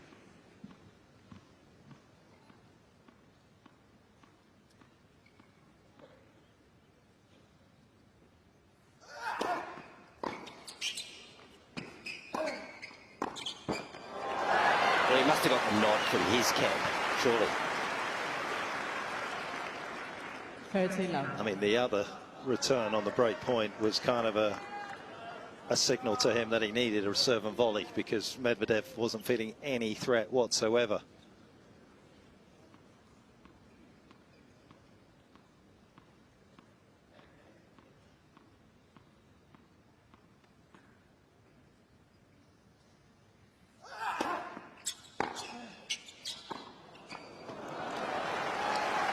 from there to glue it onto Zverev's baseline.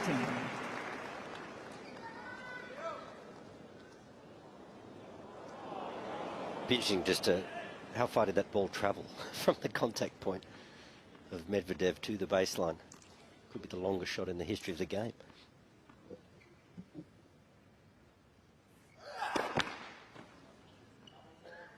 Please.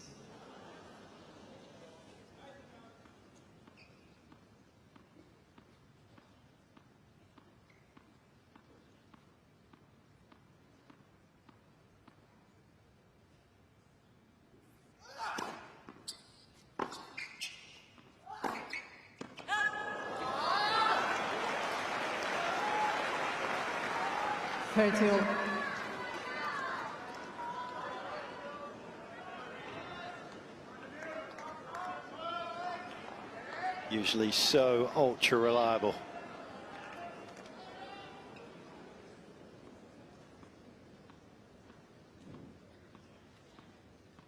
Zverev feeling the pressure.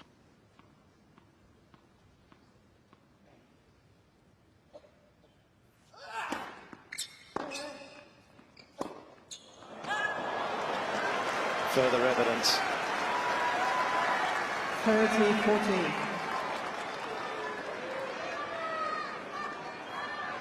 This is where a bit of variety wouldn't hurt, would it? Just take a ball on the second shot and just chip it short and move forward. I mean, Medvedev is so far back, he feels like he's got to hit every ball through Medvedev because that's his style of play.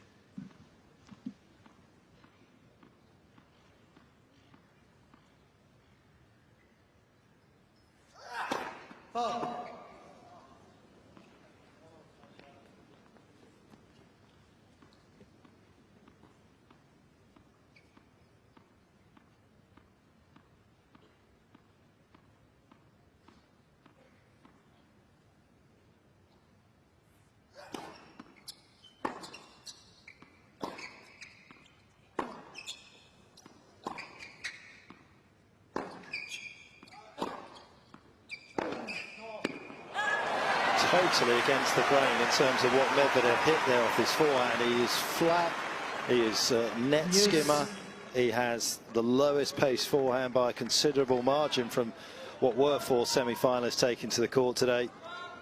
And that's set up very invitingly for Zverev. Not just once, he went there 3 times.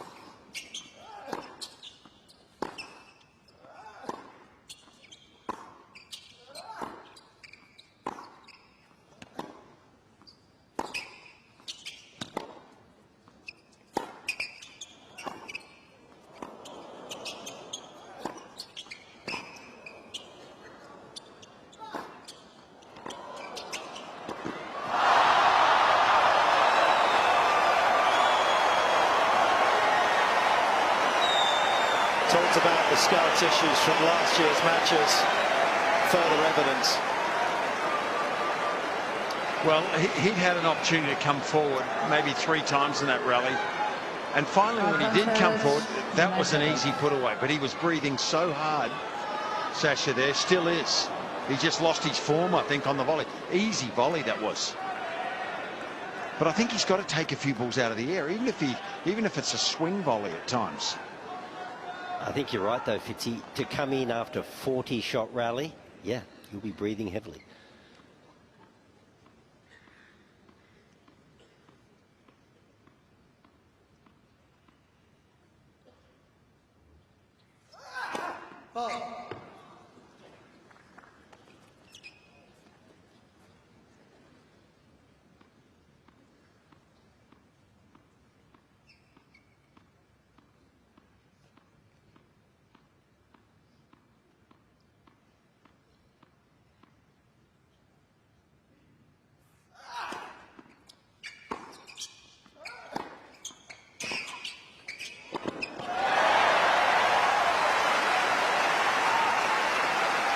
Well, congrats to Zverev. It would have been easy to go into his shell, but he identified that that is a winning play.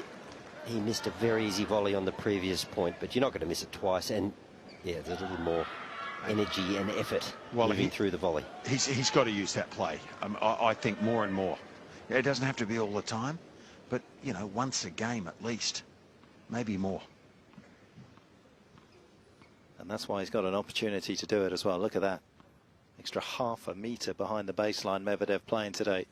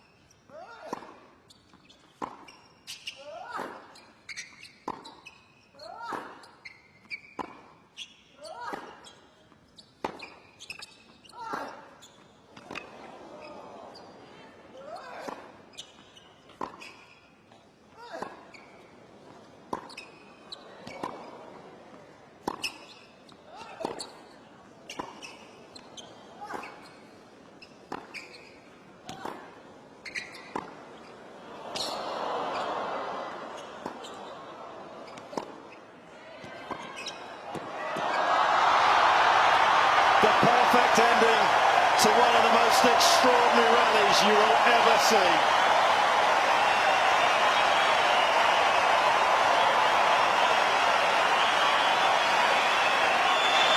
And what is just as extraordinary to me is that he came in at a time when he was going to make himself play the most difficult shot he could to win it. He hit an extraordinary half volley, but there were once or twice earlier in the rally he could have floated in when Medvedev had just floated a ball back himself, actually. So I think he's just got to pick the right time to go in. That actually wasn't in the end. And Fitzy, he was walking back to get the ball for the next point, and he was almost laughing at the situation he finds himself in here. Just working so hard for some of these points. Breathtaking in every sense of the word.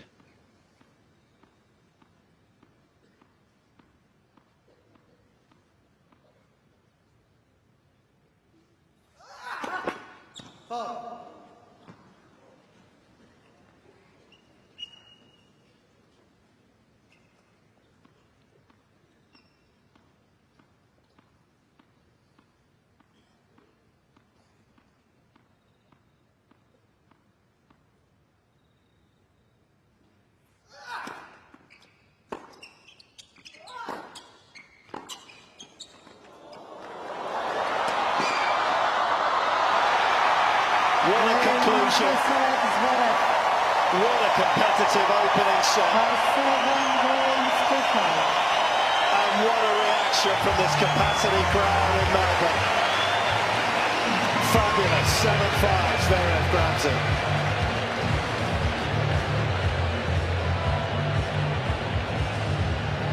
And his eyes just sunk a little further back into his skull. Like, that was just a grind, wasn't it? And you may be right, Wally. Obviously, maybe this is the long game that Medvedev is playing here, is the fact that if he can take his legs away and his lungs, that maybe this will get a little easier for him. The half a metre further back is extending rallies. They're both playing longer average rally lengths in each game, and that may be part of the whole overall scheme for Medvedev. Yeah, but I think for Medvedev, yes, but he's covering a lot of miles himself. But the problem is his serve. Like, he has to serve better than he has in the first set, or he's in trouble. 48% of first serves in, 5 double faults, twice he served consecutive double faults to concede. You know, that is a problem. He was broken 3 times in a set of tennis at this level. That's problematic. And, you know, you kind of get the feeling too, we're just going to look at some highlights here, if Zverev, who has come in more at the back end of this set than he certainly did in the front, if he identifies that as a good tactic and he executes that well, he can shorten the points and make his life a little easier. So for me, the big big question mark on this set is Medvedev's serve, and it's been shaky throughout the tournament. It's not like he's just having a bad day. It's actually been problematic. Yep, 37 double faults for Medvedev coming into this particular match today. And Zverev's been out there for equally as long time and just dropped in 12.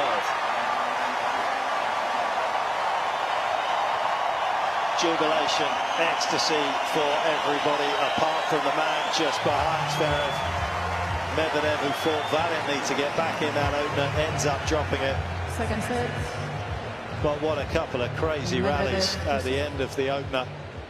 These guys are going to need scuba tanks on the back of their shoulders after that. Oxygen at end change.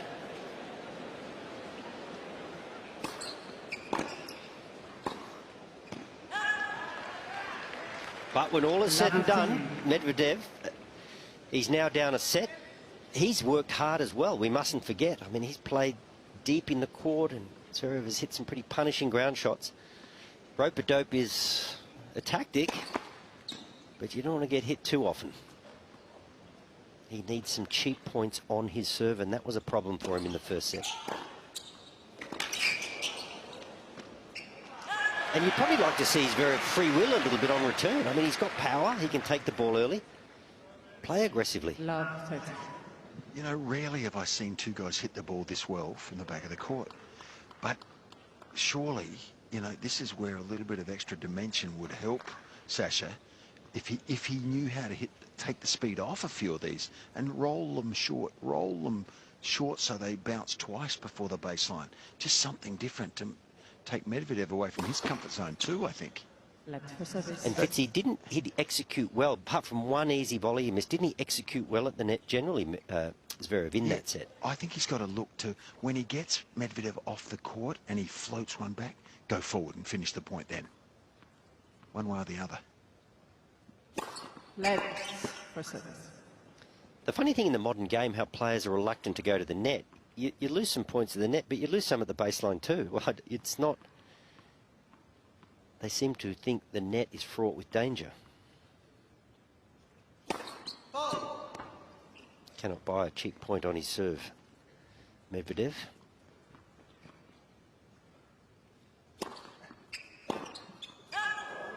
He'll take that.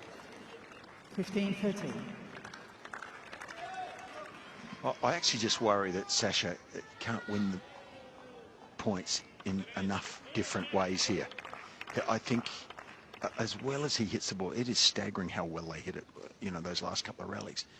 And he did finish two at the net eventually, but I think he's got to find other ways to win points.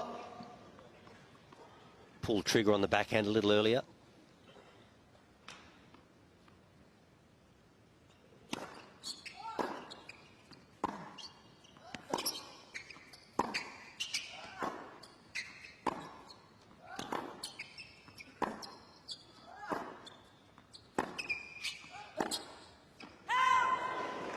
And if they play like this for 5 sets, do you think Jannick Sinners won't be enjoying it home in the hotel room? Yeah, he'd be eating his risotto, having a glass of Chianti, probably thinking, how good is life? Hey, how good was he today? Isn't he? But he's just a champion all round. Like, what a great bloke. Tough not to like him, isn't it? Gee. Good to see a young player in the world, Wally, with dignity and class and decency. It's great, isn't it?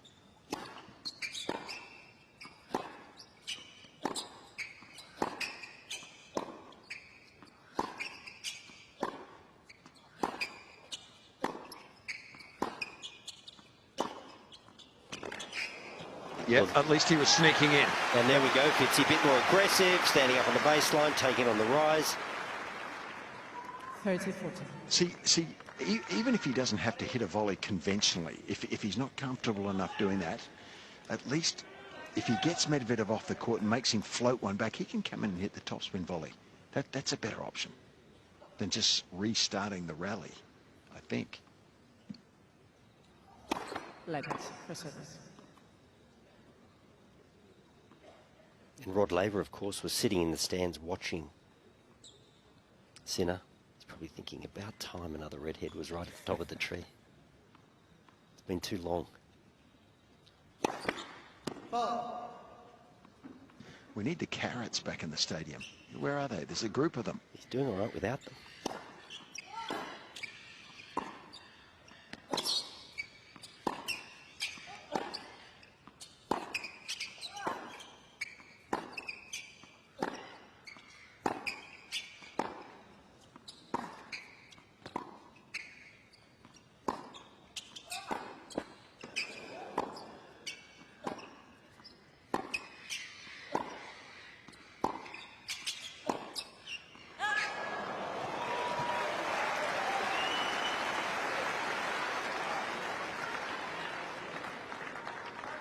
Use. I will never understand why a player would look at his camp. There's sort of a sarcastic gesture. Like, there is nothing they can do from there to solve that.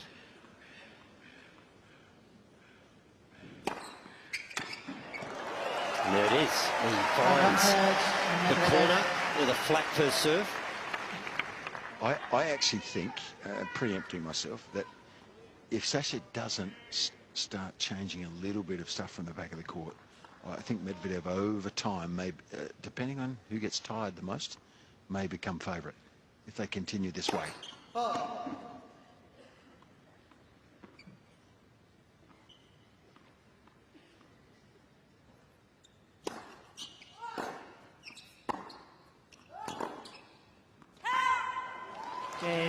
Yeah, he's a bit disappointed there, Zverev, and that has changed the complexion on this second set very quickly and the match. The euphoria from the couple of half-volley pickups at the end of the opening set quickly dissipates. And against Medvedev, these matches can quickly turn into the type. They're a bit like a lobster pot. They're easy to get into, these kind of tussles, and incredibly hard to get out of it. When you have the lead and you can push on, life can get a lot simpler. Zverev unable to do that. And he's had a few issues with his rackets over the course of this tournament in terms of trying to find the right tension. And one's already going off after the opening set. You don't often see that. We have surmised, Petch, and you're all-knowing and all-seeing, that he has dabbled with gut in his frame. Have you heard this rumour? No. No. Okay. He retoured it last year. Obviously, went to the slightly softer strings, got a little bit more easy power and spin without actually having to change anything. That was prior to Aussie Open 2023, and that worked out very nicely for him. After the Aussie Open, where he lost in the third round, of course, he went on those lovely little run, 5 successive finals on the tour. First time that had happened since Lendl back in 1981.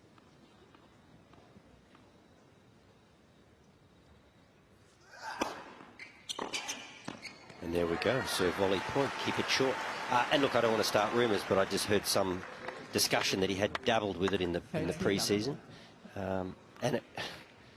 Robbie Koenig and myself were watching one of his earlier matches where he was serving double after double, and we were sort of thinking, has he got gut in the frame? Is he not getting the spin, the purchase? But upon closer inspection, it seemed as though it was all poly, but hey.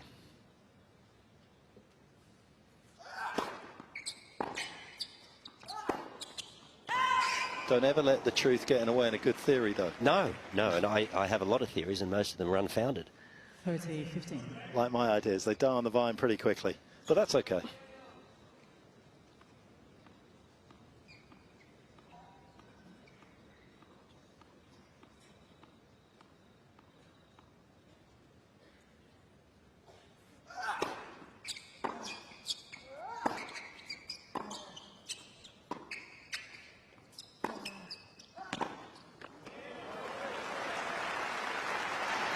Medvedev gave him a glare there too. When he won that point, he kept looking at the reaction from Zverev. That's a competitive edge coming through. He's looking to see if he's starting to mentally get on top.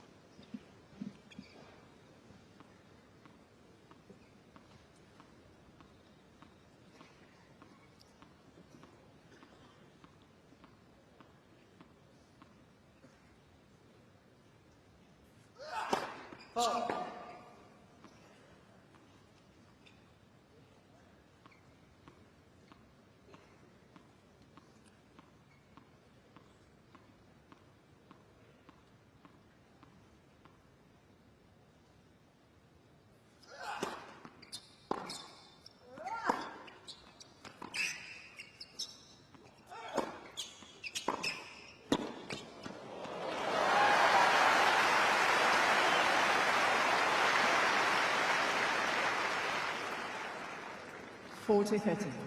Gee, that was a shaky volley there that came off the frame. But the tactic, I think, is good. Not sure about approaching down the line and coming into Medvedev's running forehand, but I think he's got to keep some of these points shorter. Another little look from Daniel.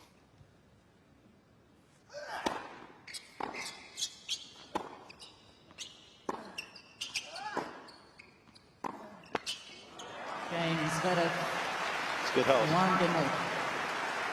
As we take you back to the end of the opening set with something just a little bit special.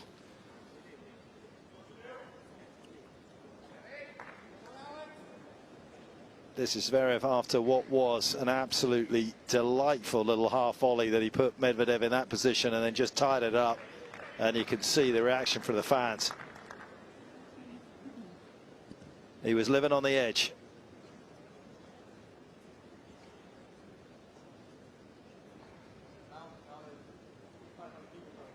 Medvedev just about to get this third game underway. A few people just coming in right in his eye line, but won't be long before he throws the ball in the air.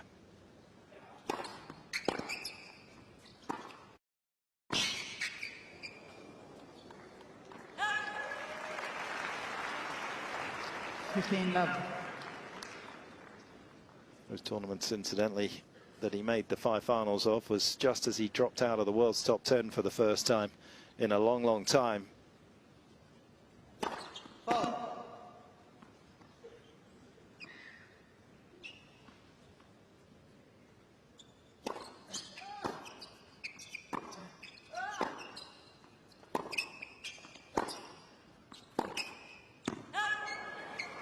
Won in Rotterdam, Doha, Dubai, finalist in Indian Wells, lost to Alcaraz, then won in Miami.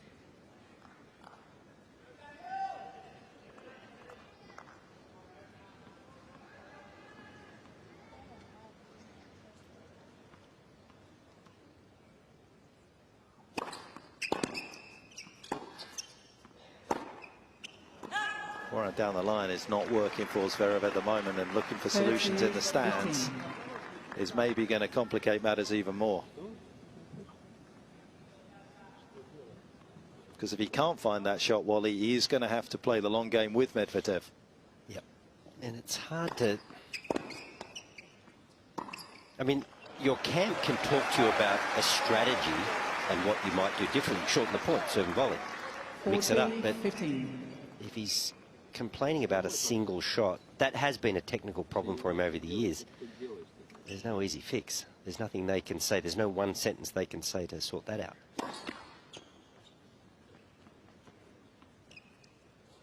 I think he's talking more out of frustration than looking for advice.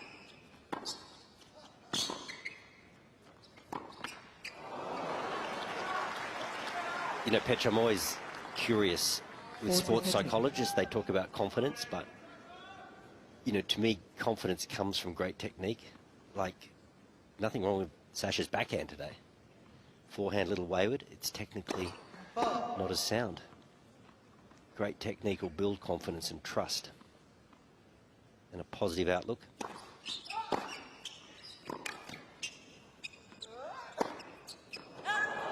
There's the slow ball. Still wanting some magical cure to what's going on. By 2 games to 1. And his physio starting to get a little tense out there. Medvedev 2-1, turning the screws perhaps.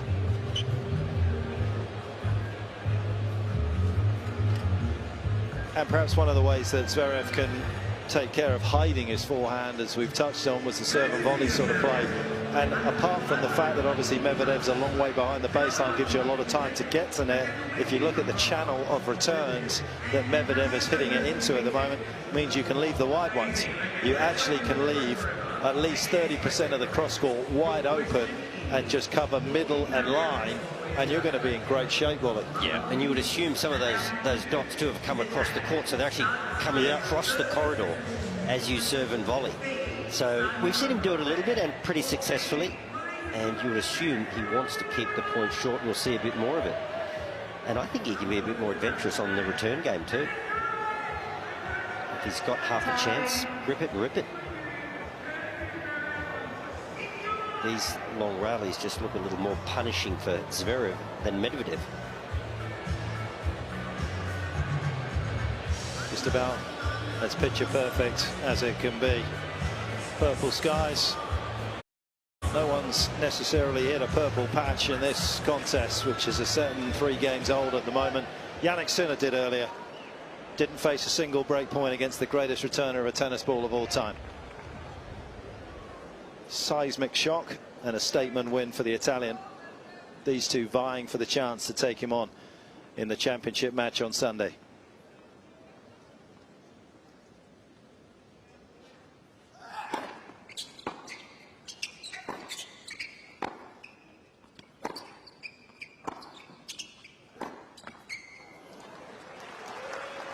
Are reports of Novak's demise premature? You think he'll be back, Petch? Bigger, better than ever at the French? I don't think that. I think demise is probably too strong a word, but I mean, at some point, the next even wave he has to can't arrive. stop Father Time. Yeah. He wasn't well this tournament. I think we have to obviously think about that and what an impact it's had on his performances at times and taken out of him.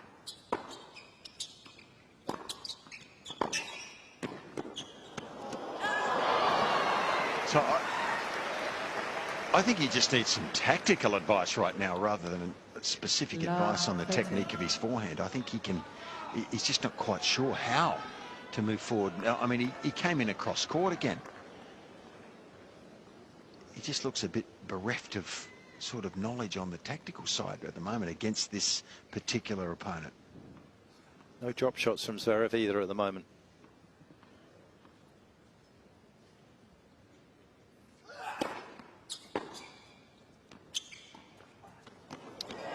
Oh, Mark Petchey, you are a genius.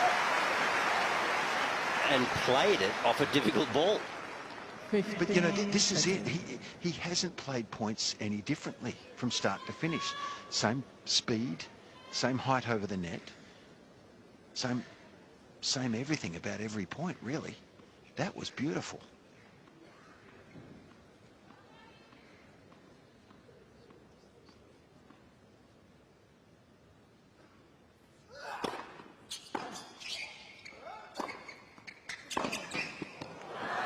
Okay, well, Fitzy, he may not win all the points coming forward, but he certainly identified it as the way forward. There he is again. Could be out of necessity. Yeah. It could be that his legs are feeling it a little bit. Oh, I think they are for sure. To me, he looks like a tired athlete. You know, Petch, I think players will, no matter how tired a player is, they will chase a ball. It's like a Jack Russell at the park. See ball, chase ball. But you look for the deceleration, you look for the powering back into the court, you look for the little steps around the slow ball. Yeah. Yes, He's yes. forward. Oh, that's music to my eyes. He's probably hearing your commentary, Vince. No, not at all. But the whole match so far, he's been letting those types of balls drop. And then so he goes back, starts the rally again. That's how he can play.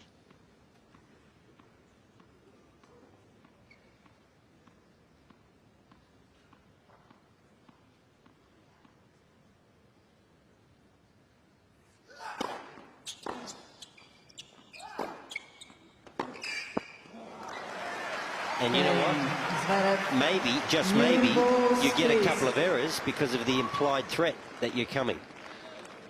You just make that court seem a little smaller. You can't just float it. If you're in a difficult position, you cannot just float it back because you think, is he coming? So it's just a good play all round. And while we all know about risk and reward in this sport, or we should know about it, and he looks like he's taking a risk nearly every time he hits the ball. But it's because he's so darn good at hitting the ball hard and flat off both wings for the majority of the time that he continues to play that way. But he's taking a risk. If he gets Medvedev off the court a few times and comes in, to me it's less risk.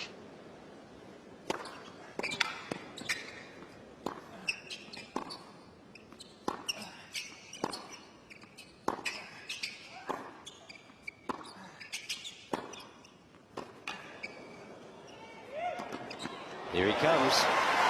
And he doesn't even have to hit a good shot. He hit that on the frame, actually.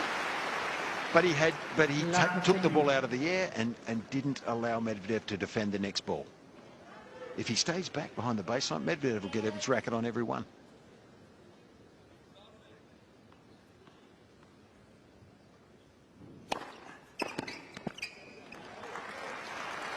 John, I think, you know, if you look at a Rublev and, you know, Zverev to a degree, and I mean, even Medvedev, they're so good from the back of the court. They beat 95% of the field, as they did in their junior days. And when you're winning that much, maybe you don't explore other options because you don't have to.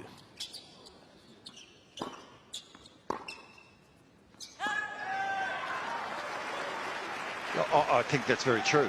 I think in Medvedev's case, he's a bit different. He adapts. He's like a bit of a chameleon sometimes. But I think with Rublev and Zverev, yes, very much the case.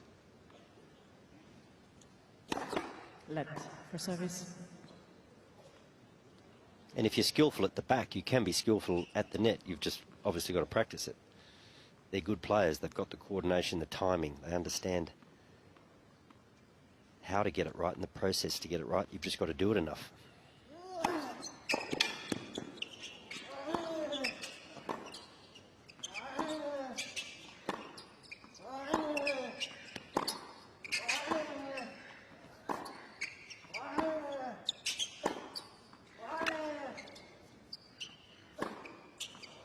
He's landed that. He's been looking for that forehand into the backhand side of Medvedev. That one was from a more central position. But he's pressed, he's probed.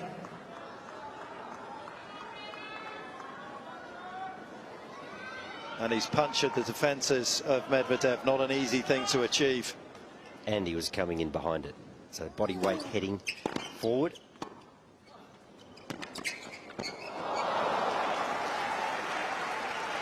You know, guys, on that previous point, though, Medvedev must have been, what, 4 or 5 metres still behind the baseline. So he had to hit a perfect off forehand, like at warp speed almost, to get it past him. If he'd rolled a ball short there, which he doesn't seem to ever try or want to do, it would have bounced twice.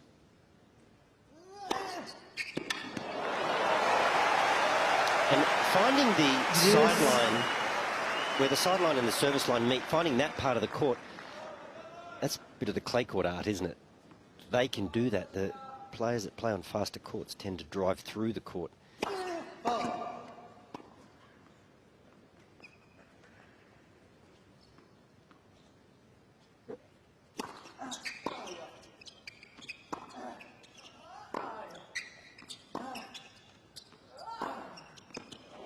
Here he is. He's worked it out. Some of the limitations, Wally, that you're talking about for Medvedev, of course, come through what you've just said as well. Technique. He is a very flat hitter of the ball off both sides. It's hard for him to find those shorter angles. Harder than it is Zverev.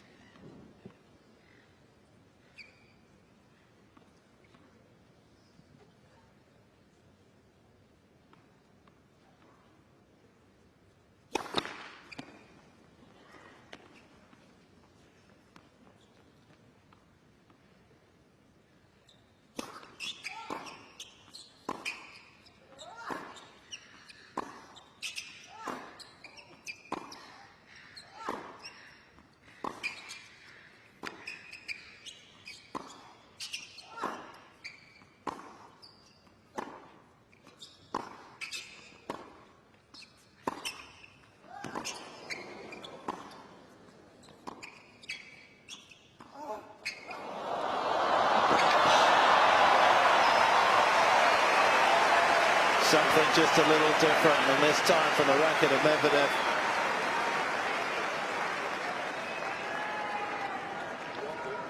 Use. That's exquisite touch, isn't it? Is that the first one he's played? And he got it inch perfect. And just have a look at this. We know that Zverev has sore toes. We've seen them treated. That big deceleration, the big slide. That'll make them hurt just that little bit extra.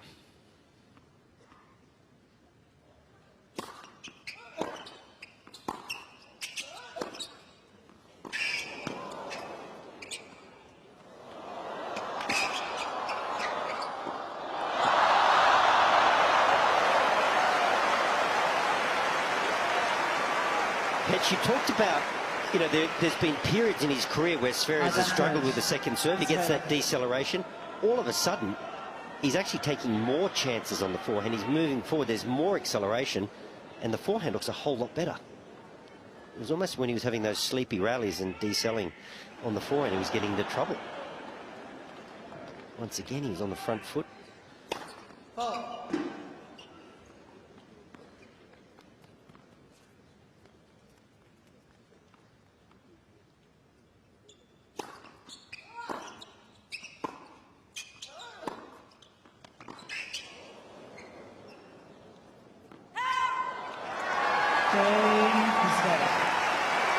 Well, he's found the solution to the problems that he himself had at the start of this second set on that forehand. And Zverev forges ahead with the break, 3-2.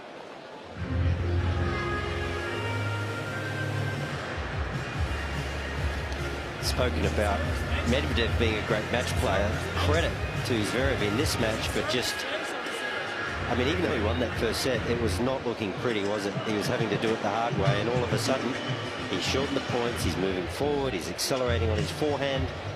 And now it looks as though Medvedev will have to respond to this because he's looking a little too passive. And the scoreline is just sneaking away from him.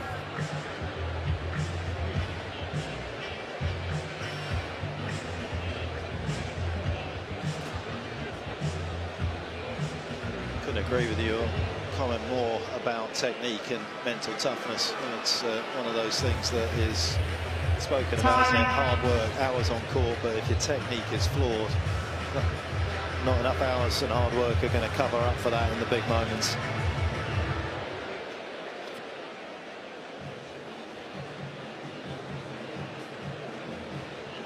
How beautiful is that? The dying embers of another sensational day in Melbourne as we get towards the back end of what has been another fabulous Grand Slam that's been held in this magical city.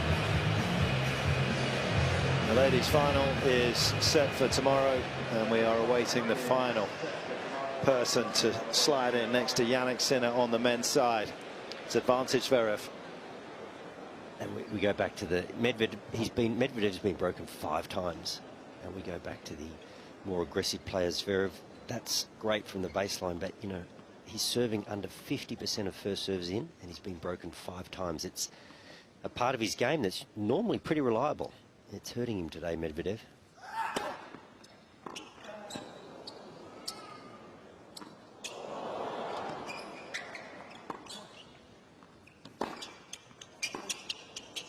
Oh, this is good. This is really good from Zverev.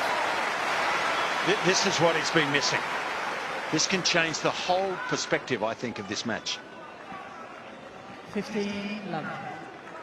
And Fitzy, we know he missed a couple of easy volleys. It would have been easy to go back into his shell. Maybe it's there's a bit of clarity because he was weary after that first set. He was being forced to work too hard. He just can't put himself through another 2 or 3 sets of that. So now we're seeing this aggression, and boy, it looks good.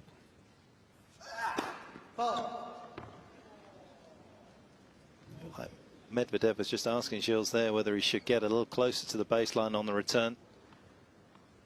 Still deep.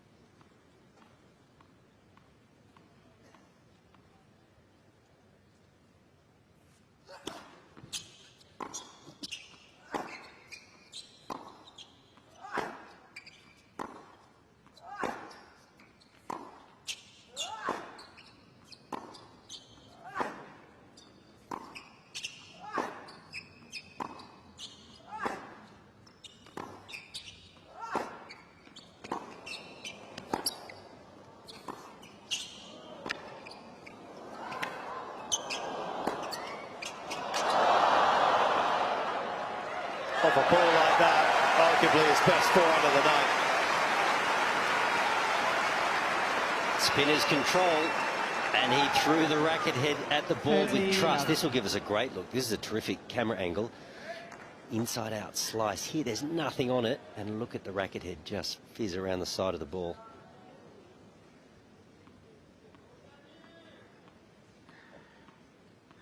So he's hit his way out of trouble on the forehand side, hasn't he? He's gone bigger.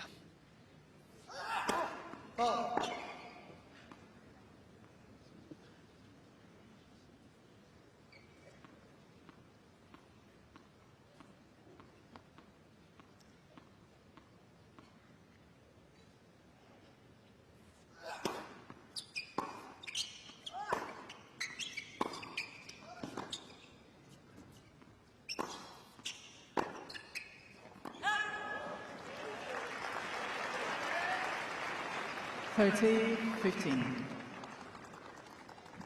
Gee, Medvedev's a good competitor though, isn't he? They both are, but he's not going anywhere. He's got a look about him like he wants to be here all night.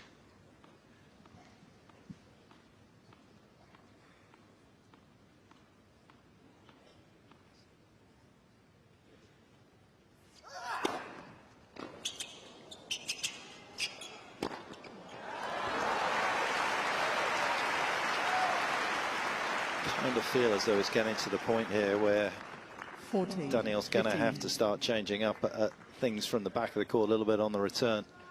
Not making the kind of inroads he would like to.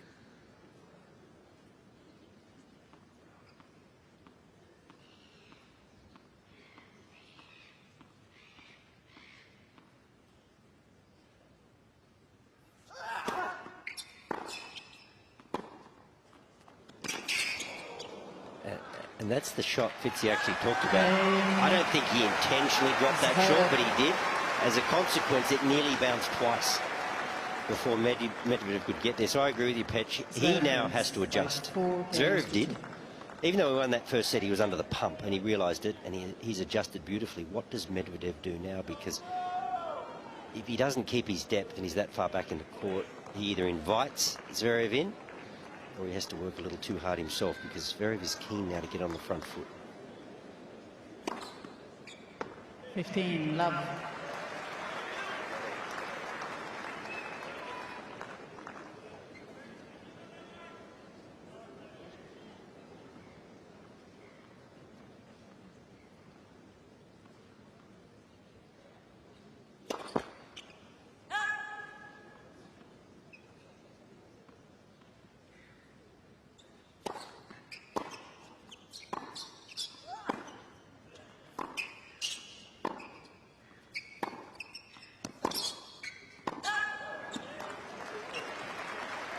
Unorthodox, isn't his technique? 30 Sometimes it looks a little inadequate, but it has been indispensable to him, and most importantly effective. It's been unique, but these are the times when it's tricky for him to do something a little bit different because of the technique.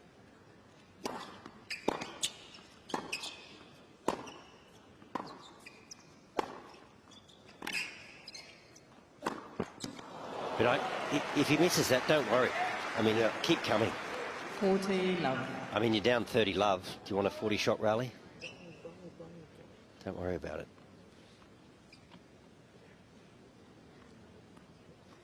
It's going to get the last outing for the Australian Open. Cain, Medvedev. There'll be a few more deliveries like that from Medvedev. Hasn't been his strongest shot of the night, but he's got time on his side still. Zverev with the break though in the second, 4-3.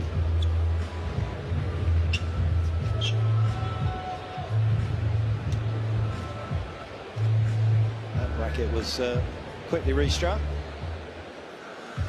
It's not really about the arrows at the moment, it's about the archer and what he's going to do to try and upset this rhythm from Zverev. It's one thing to be patient, and he has been in the past in the meetings that he's managed to turn around, and maybe that's what he's waiting for. There was a bit of a scare on Zverev's side of the net when he could have put the opening set away handily.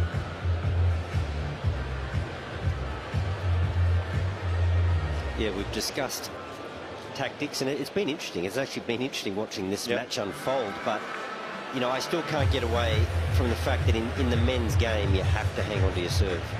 It's imperative. You need cheap points. You need to hit your spots. Time. You can't serve double faults. And Medvedev has not been particularly good in that facet.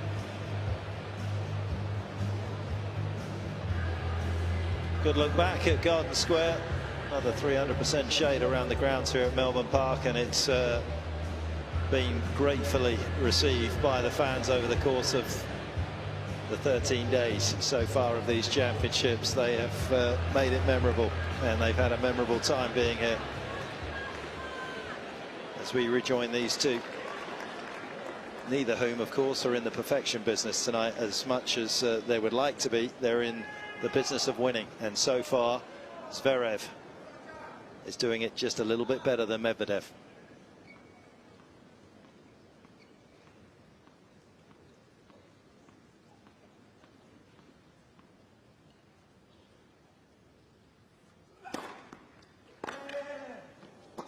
perfect.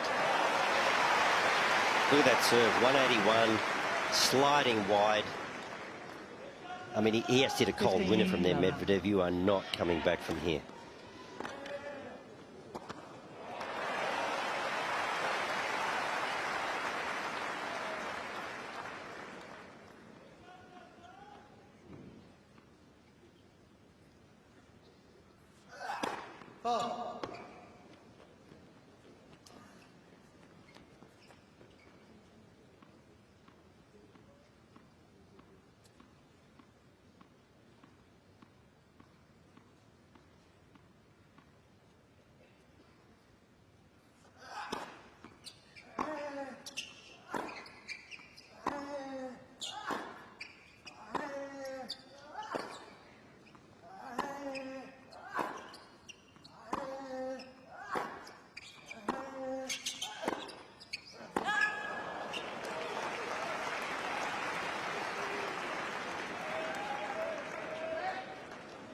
No.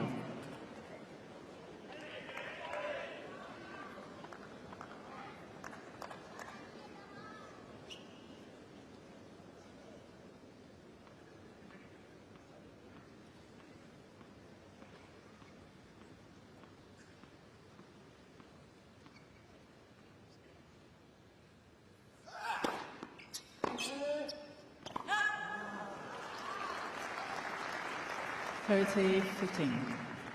Zverev doing a nice job of condensing his side of the court, playing, as you can see there, 8% more inside that baseline. Of course, that's helped by the various serve and volley points that he's brought to the table in this set.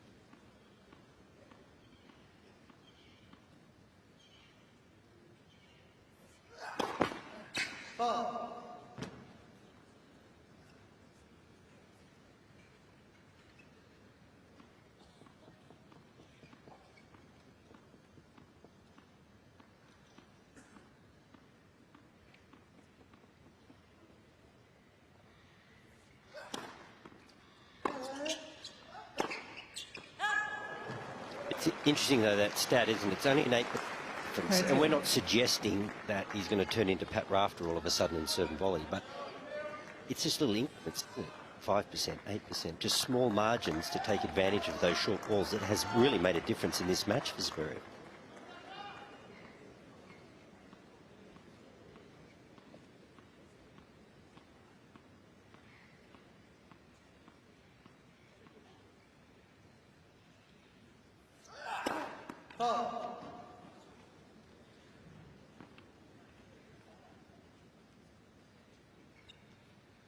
A lot of bouncing if he misses a first serve.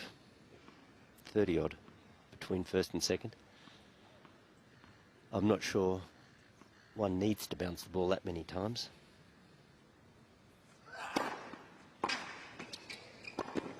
Brave. And, you know, this gives Medvedev something different to look at too. He doesn't know what's coming if you throw in a few of these. So it doesn't allow him to settle down and give you pain from the back of the court. So all in all, I think this is a must for Sasha if he's going to win this. Fastest second serve of the tournament for Zverev. Previous best was 194. That 204 took a big risk, paid off.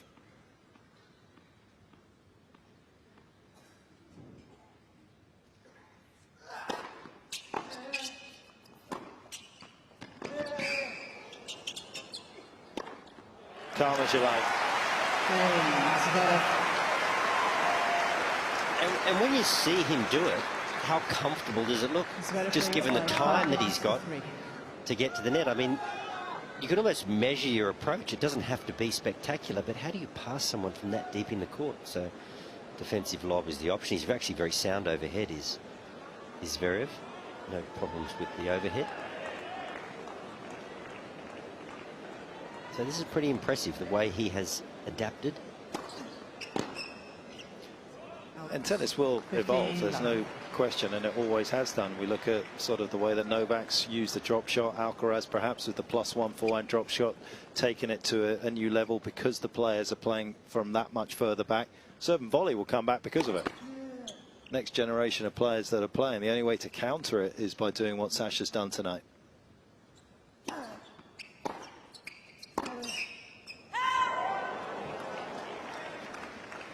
15-all.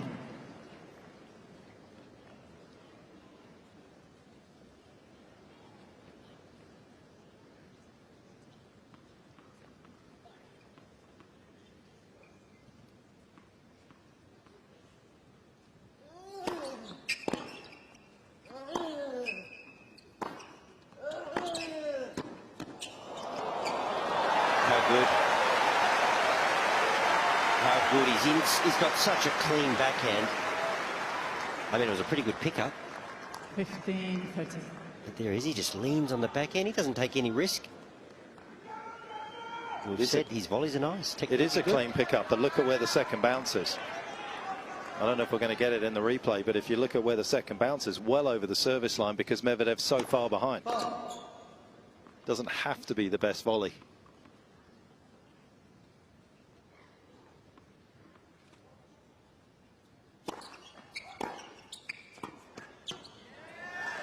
Medvedev tried to move his second serve around on the previous set point to the forehand because he's getting hurt with the two-hander.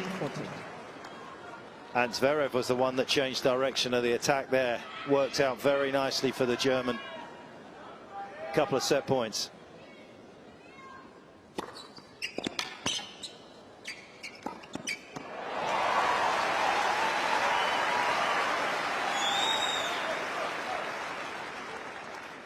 (30-14).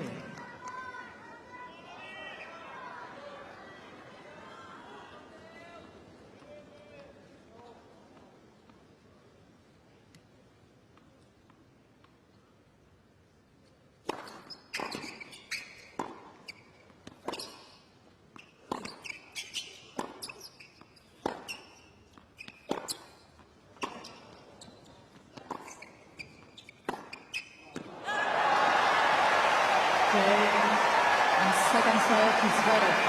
Well read from Medvedev. And it was a long way back for the third seed. Zverev takes a 2 sets to love lead.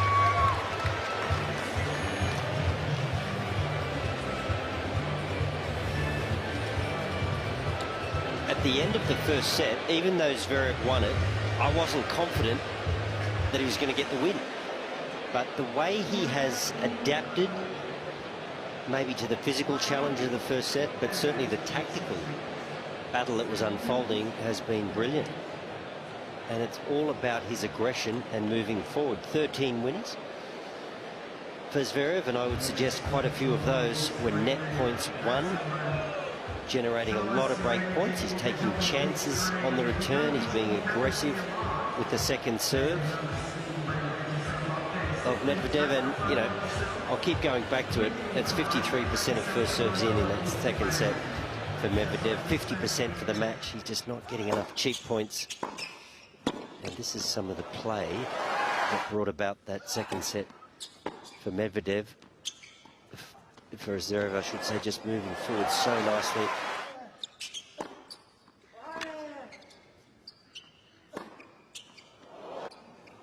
And actually started his point a little better too because of that forward momentum and the racket head speed. Everything just started to come together.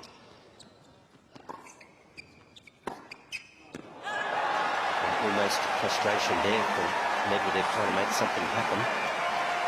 So that is a big, big set for Sasha.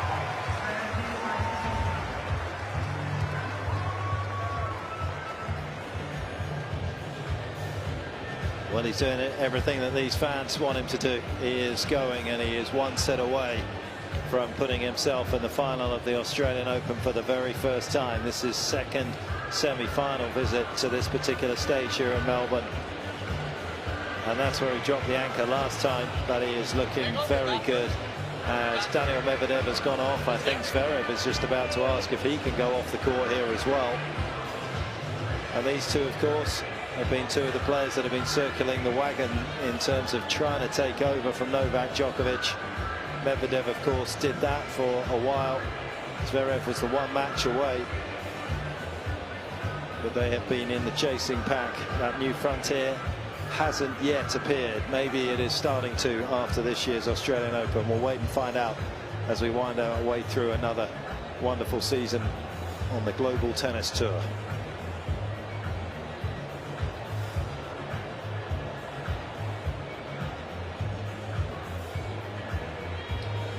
necessity is the mother of invention. Yeah. And he needed something to change. Zverev sounds so strange, given he'd won the first set. And he definitely made a change. And it was impressive to see. It's not an easy tap to turn on in the heat of battle. Feeling the pinch, physically tired after a tough first set.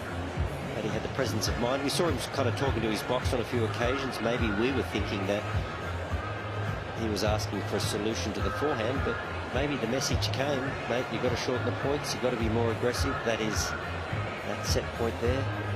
And that's where the technique lets him down. You look at Medvedev's forehand there, and I mean, it looks awkward and at times, but the problem is he's having to stick the speedo right in the red zone there with not the spin rate that you would like to see attached to it, and obviously that just ups the risk profile, which gets away from Medvedev, and yeah, he just cannot find that sort of rhythm to hurt Zverev.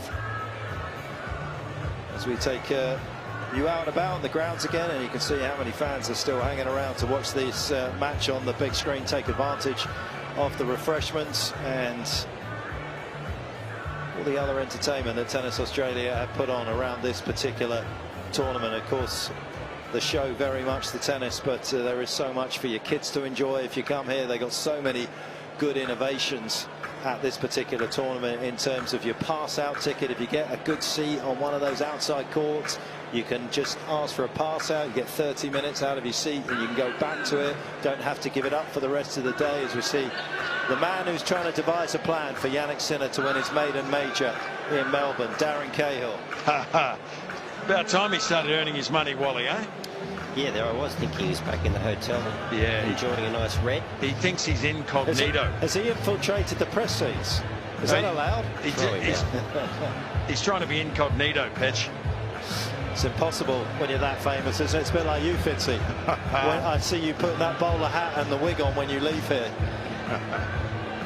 Well, Fitzy, let's. I've just noticed you've slipped into your linen jacket. It's just getting a little cooler down there. But Medvedev has left the court with his bag. He's going to change his outfit. It's not hot enough to require that, surely. It's cold. It's cold here. I've put a sweater on. I'm not doing the running they're doing, by the way, but it is quite cool here now. Cold, I would say. But I guess the point I'm making is the delay. We've seen this a lot, haven't we? It happens all the time. I think the game has to fix this. I just think matches take too long, and these extra delays work in a negative fashion, I think. We have a heat rule. If it's excessive heat, maybe we can look at this type of scenario. And New York last year, for example, was pretty brutal on a couple of days, and you can understand that, player comfort, player safety, but it's 20-odd degrees, it's not that humid. Zverev, he's standing at the back of the court, he's been waiting for 3 or 4 minutes. I just don't think we need these delays. No, I don't mind a bathroom break every few hours, but it's got to be quick. Time. Gee, there's a great atmosphere down here. Some good old Aussie rock and roll in the stands. Bit of eagle. Oh, this is our speed, Wally. You're moving in your seat.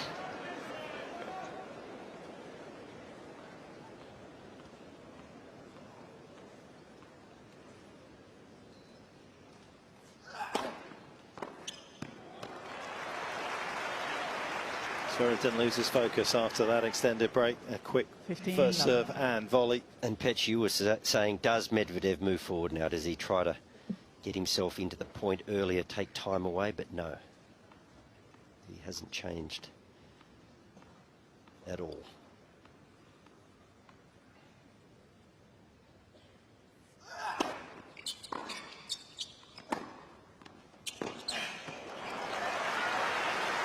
He's exposing his depth of stance. I mean, Wally, Medvedev gave a really negative reaction then. He was pointing to his hips as if to say they're no good. Okay, keep an eye out for that.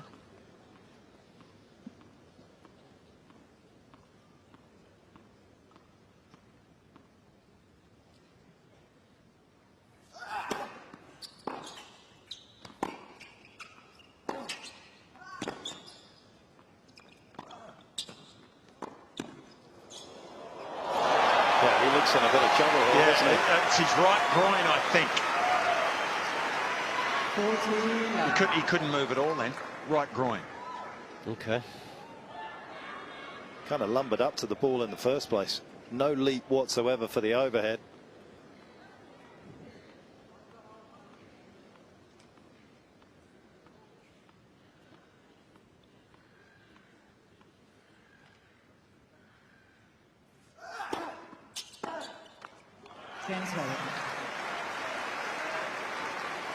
First game. Yeah, he's looking incredibly flat right now, isn't he? And that is not his style in general. He plays most when he's excited, when there is a fire burning with real intensity.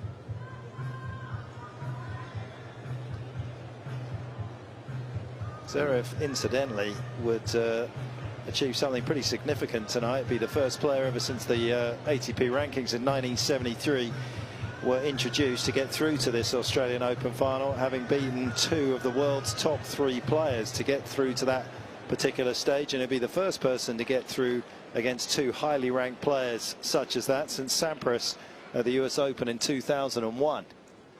It's been a long time.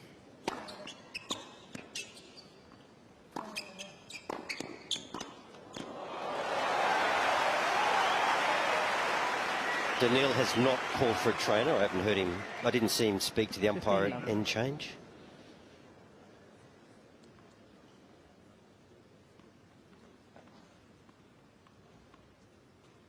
And I didn't notice anything at the back end of that second set. Did you in his movement? Not really.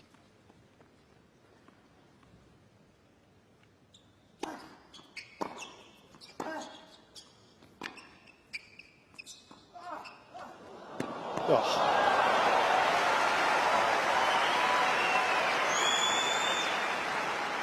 Well, maybe he is going to get a little more inventive. Found him up at the net on the first point, and then another one of these. And if he does, that's an indication that he needs to try something different, isn't it? Maybe it is the groin, but he's like a genius, isn't he? Crazy genius sometimes. 40 love. Is there such a thing as a sane genius? I mean, you, Wally, for example, would you describe yourself as a sane genius? Well, they say it's a fine line, Petch, between genius and insanity. Fitzy walks it every day.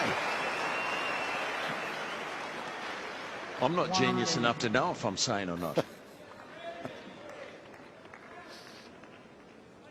Well, there he is. We talked about shortening the points. Finds himself at the net twice in that game. Does Medvedev, and we saw the cheeky drop shot. So he's now going to abbreviate the points.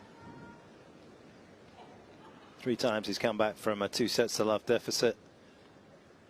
And most recently, of course, against Ruusuvuori.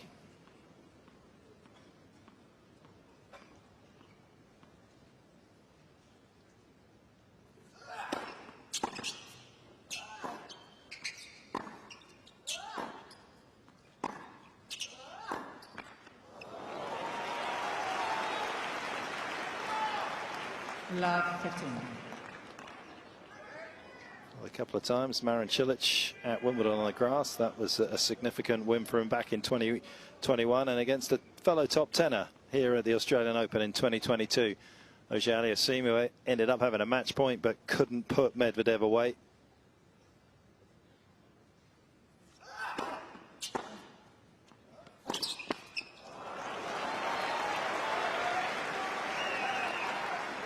Love 13.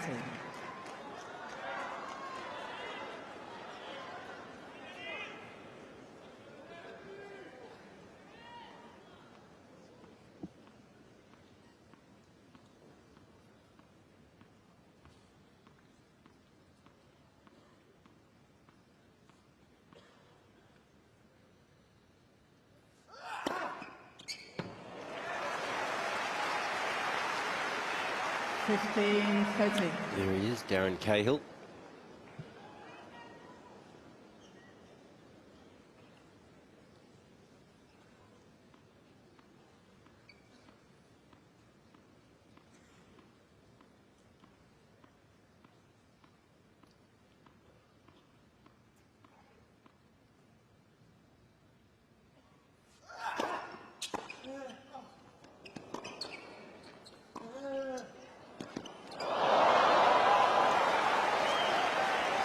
just gesturing to the big screen that is behind the stadium, that ball had come out of the screen and he didn't see it. I think it was the bank of lights, Wally, which is right there near the screen. Yeah.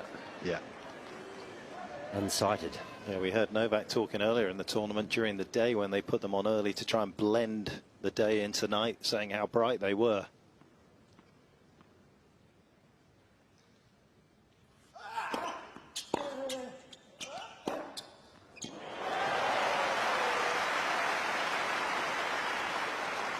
And his forehand just looks great when he tries to make something happen. We saw him miss a few slower balls, but look at this. No hesitation, he's airborne. The racket is flying.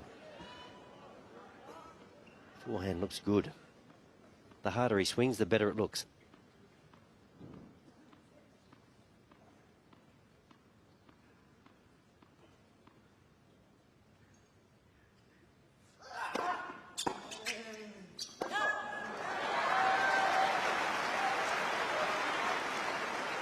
Use.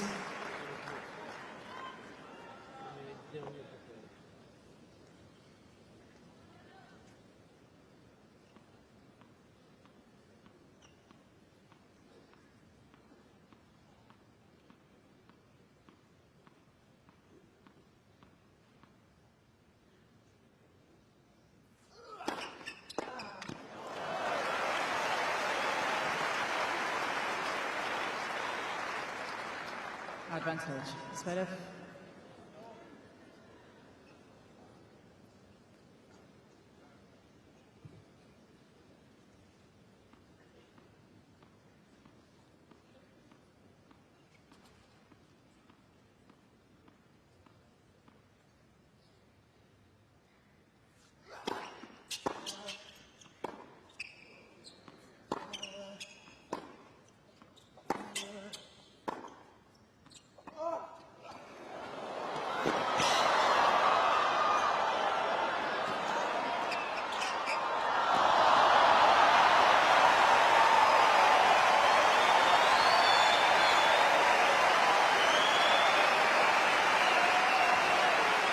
Done very well here, has Medvedev at the end of this. Zverev firstly to get this and put a bit of pressure on Medvedev. Isn't Medvedev a classic, how he knows where the racket face is? It's totally unconventional looking half volley, but he just knew where the strings were. Clever guy.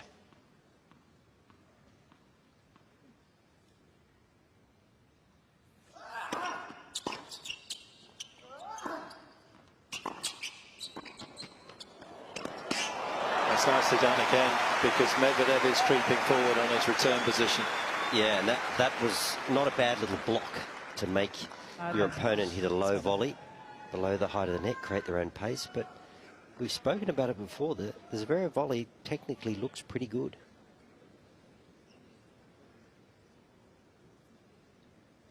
Yeah, he's moved on that forehand court there. He moved a couple of metres closer to the baseline. He's definitely a metre or so closer here on the backhand side.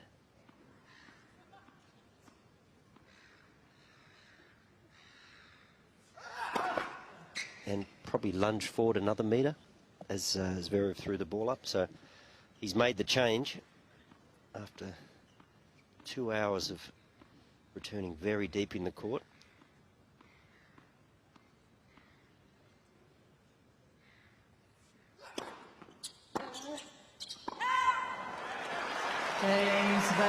But obviously that's a different rhythm for him. He's got a little less time, he's got a shorter distance to try and traverse the ball, and he's going to have to adapt. Zverev 2-1, up by 2 sets to love.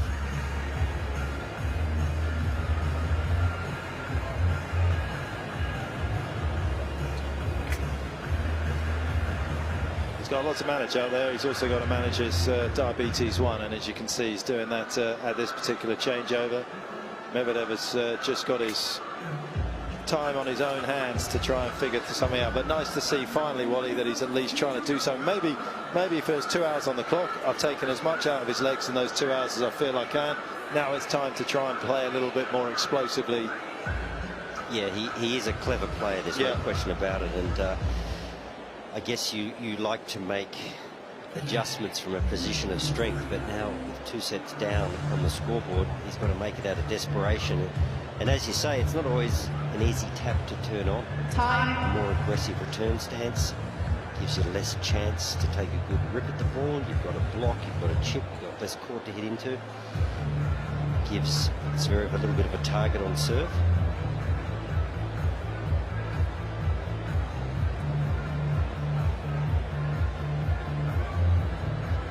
There's no bad seat in the house at Rod Laver Arena. Everybody has a nice intimate view of what's going on the rectangle in front of them, and at the moment it is Zverev who is dominating the angles.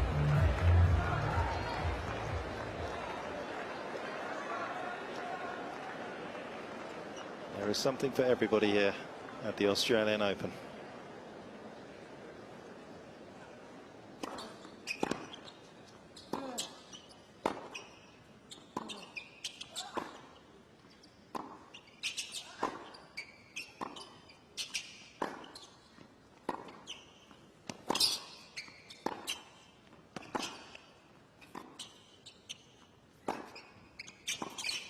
Still in trouble, movement-wise. That looked awkward, didn't it? Moving to the forehand.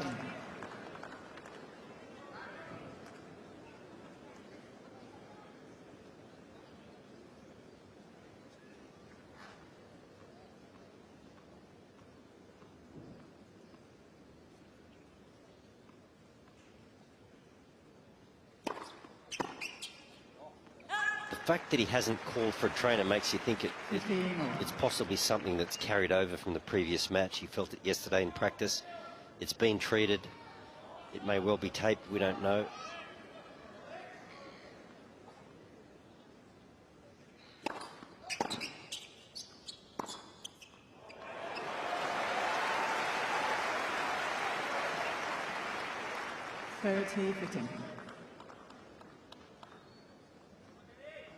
No question, he's trying to do a little bit more with the ball when he's got time.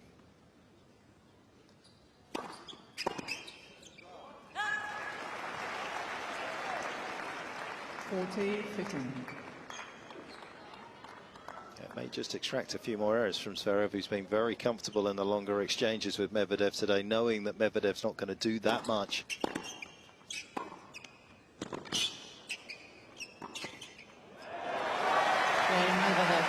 New balls, please.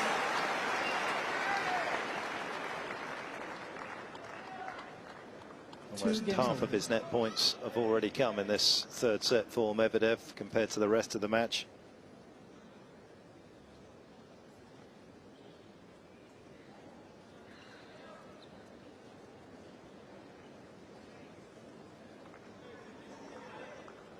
Impressive numbers from Alexander there. Yep. 30 of 37. Yeah, and he's had to defend the net coming in as well, not always coming in like Rafa and just being able to play that short angle volley for the win.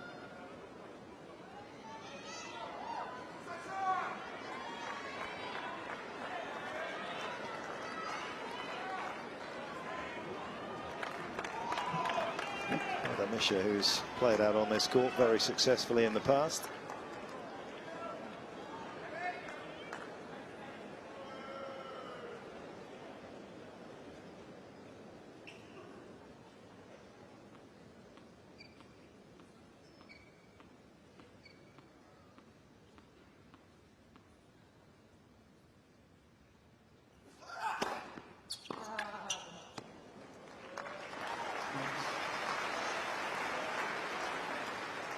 Of course, Novak, if you go back to the US final against, US Open final against Medvedev, I mean, this is pretty much what he did. He served and volleyed a reasonable amount of time, and he moved forward whenever he had a chance, and he did it very successfully. Identified that the court position of Medvedev was vulnerable to net play, and he executed it beautifully. And we've seen Zverev adopt that tactic ever since the first set finished.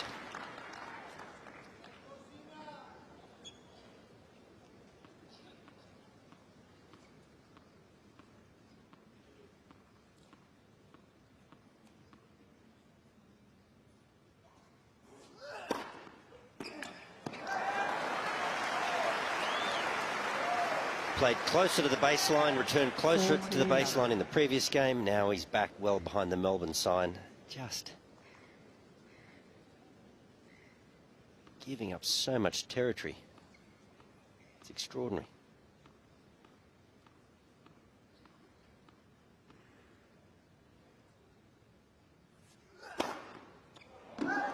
Cain, Zverev.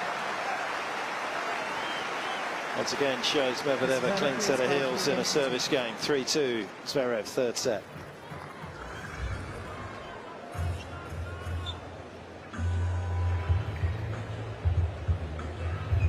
Yeah, it's nice to see Medvedev make the change, but obviously he doesn't have a lot of time on his hands to kind of make it come to fruition here. He's left it so late.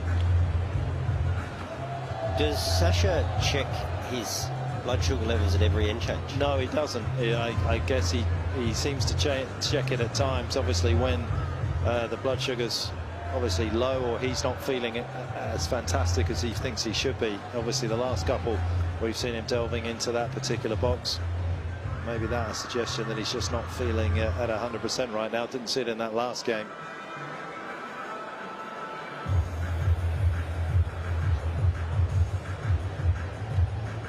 For a man that relies so much on his movement, the fact that he has got some sort of problem out there cannot be comforting at all for Medvedev.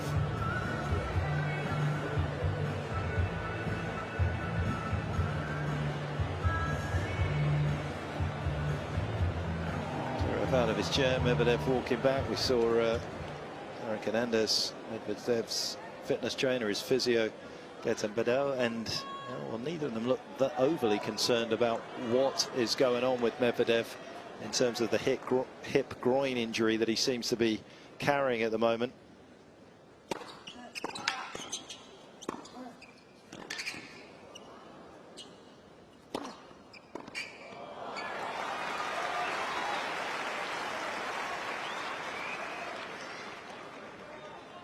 Love.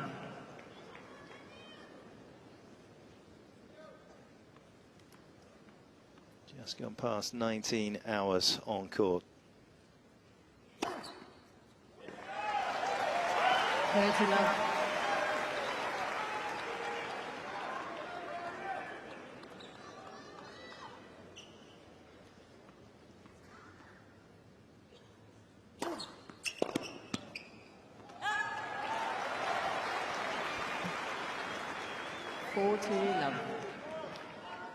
Match almost seems a little subdued now, given the physicality of that first set, some of the punishing rallies we were seeing.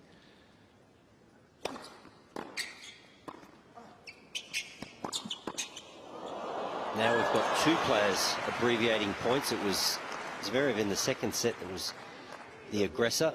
40-15. Now possibly through injury, we've got Medvedev serve volleying, playing drop shots, trying to keep things short. So it's been three very different sets.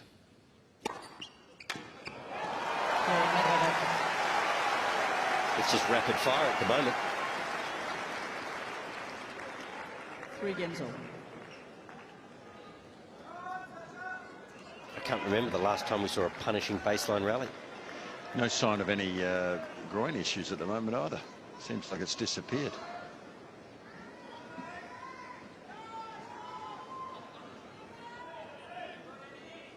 I think sometimes, Fitzy, we have to define injury. I think sometimes fatigue.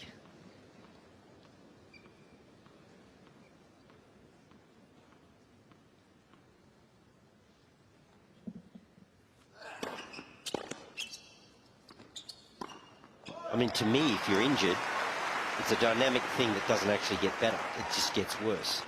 That's an injury. Discomfort, fatigue, build-up of lactic acid, a whole number of things are just a consequence of time on court, not necessarily an injury.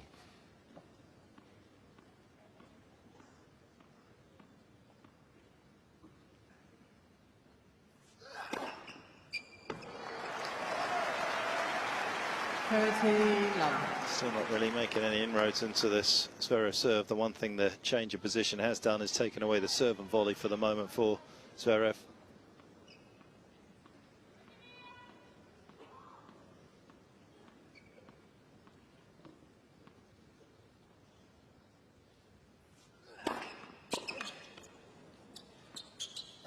in some ways for a big server. Now he's got closer to the baseline, just allowing him to hit his spots. He knows he's going to get a fairly free point. He's definitely better when he's got a target on that serve. You know, he's 20 for 21. The first serves in this set. He gets on a roll, doesn't he? Just consecutive first serves. At 210. That particular serve.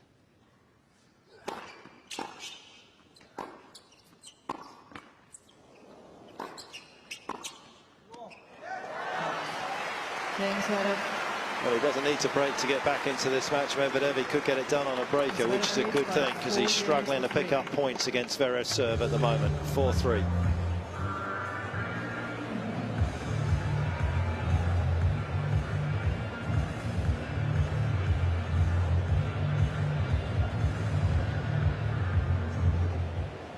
Quick points for differing reasons. Both players not wanting to engage in long rallies now, which was very much the trend in that first set.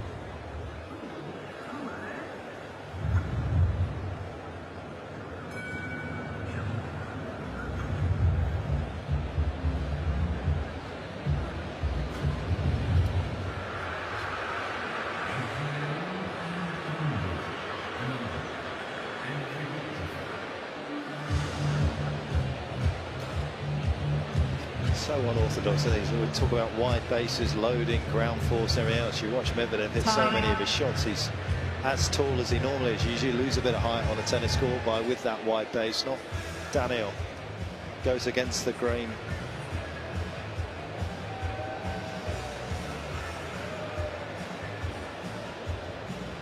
Taking you around in front of the Rod Laver Arena. It's Australia's tennis HQ just to the right, and the wonderful city of Melbourne, just a 15-minute walk away. Well, at my pace, it's 15 minutes. Well, Wally Masur probably get there in about 7. It is uphill on the way home.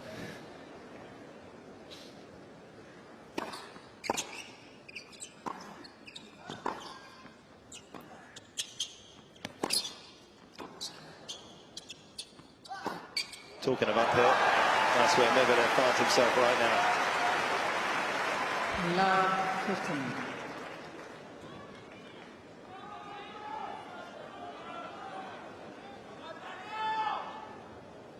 Hit that shot, you're hoping your opponent goes back cross court. Zverev didn't oblige.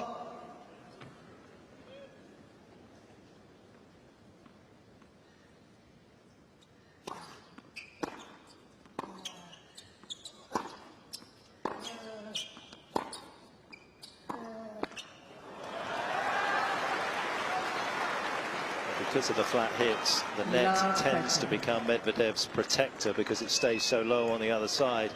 It's been more of an obstacle for him tonight.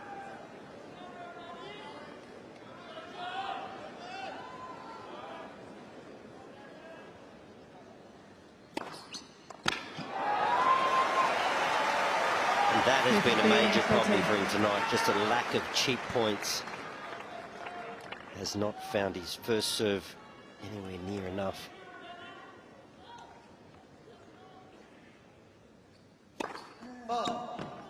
He's creeping up as this set has gone on, but he's still in the 50% range of first serves in for the match.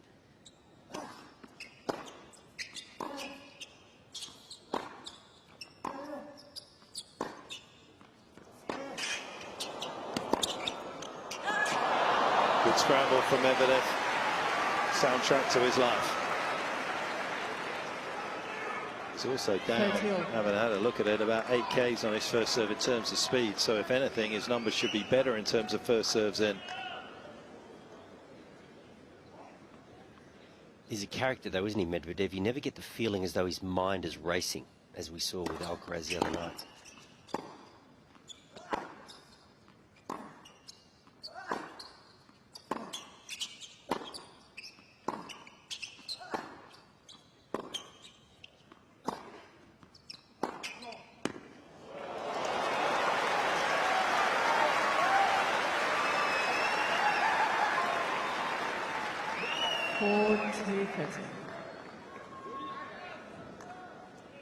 One of his bigger forehands for the evening, and once again, as you suggest, Petch, there's nothing in the swing to suggest anything spectacular is going to happen.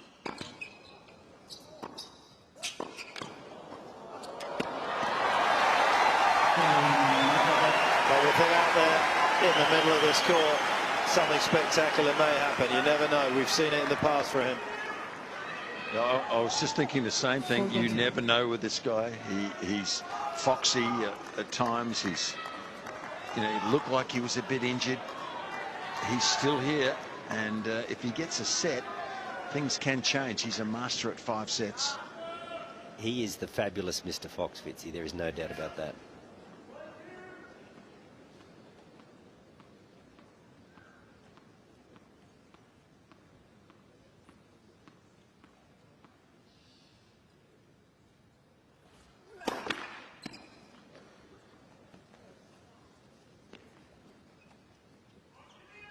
Please.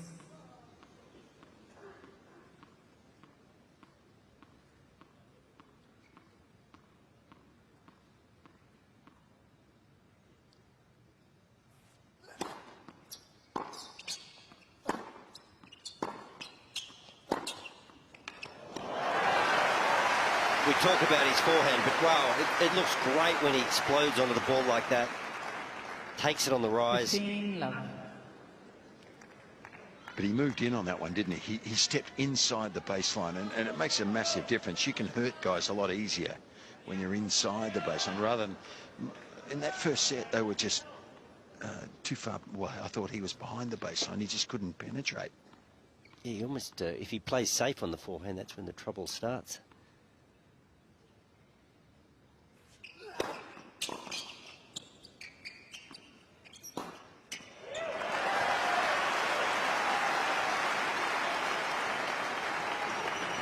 Still think there's room for him, Wally, to take some of those balls out of the air. Not all the time, just, you know, every now and then. 4 or 5 times a set. We talk about Jannick Sinner sitting at home. This match has not evolved into the physical grind that we thought it would. Ever since that first set has finished, points have been extremely short.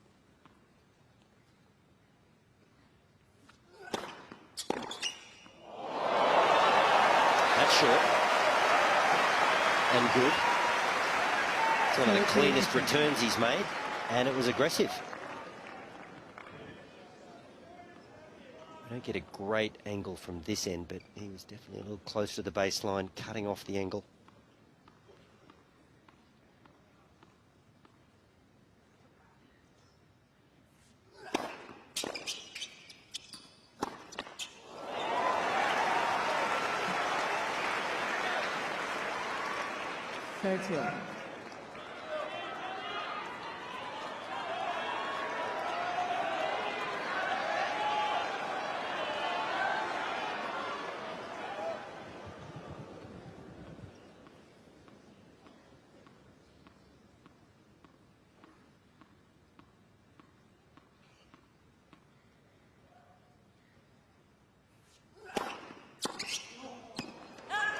Half a chance.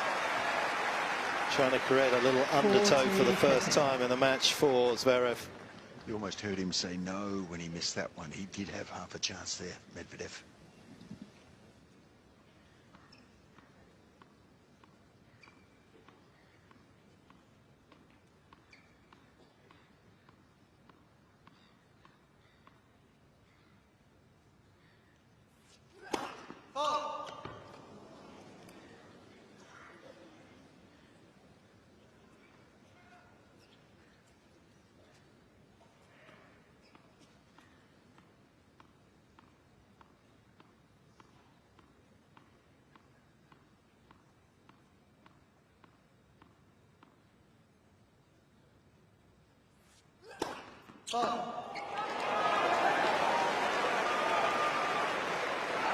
You know, Wally, I was just thinking, if he can hit 85% first serves in, why wouldn't he go for more on the second serve more often? And just as he does it, he serves a double. So he must be making is he 85% this set?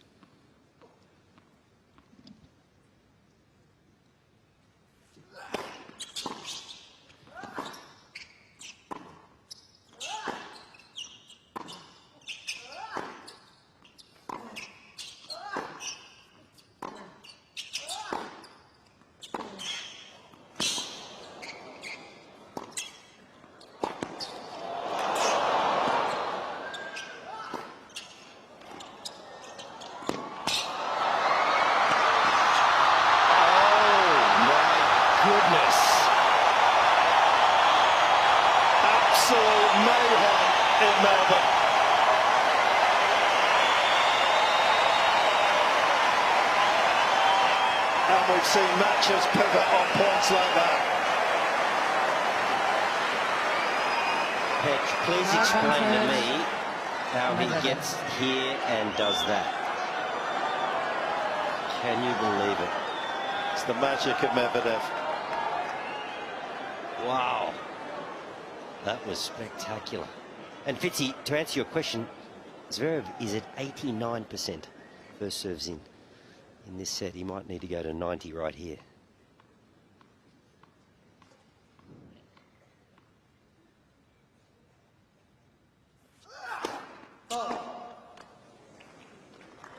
Please.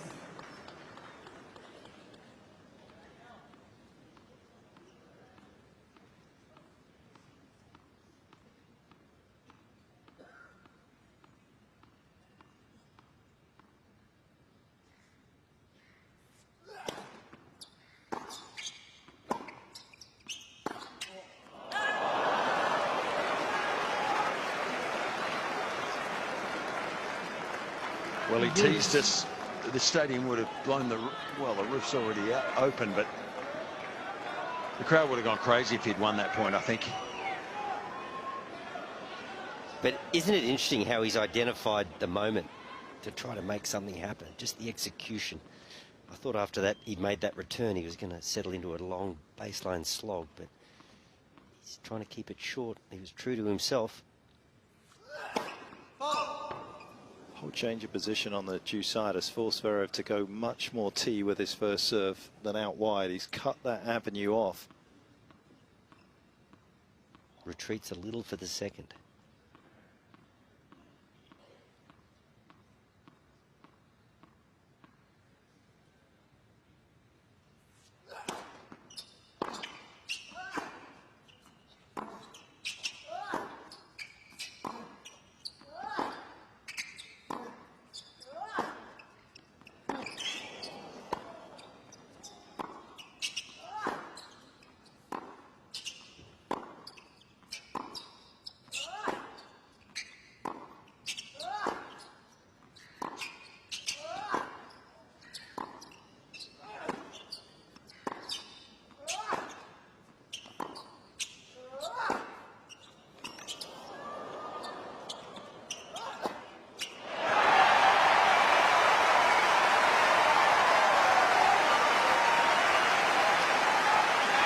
You know, I'm still wondering physically whether Zverev needs to win this set. Advantage. He seems to be in more pain at the end of these long rallies, even now, than Medvedev. And I think Zverev can hit that backhand in his sleep. I mean, it is such a good shot. He looked so strong on that backhand wing, but Medvedev kept peppering it.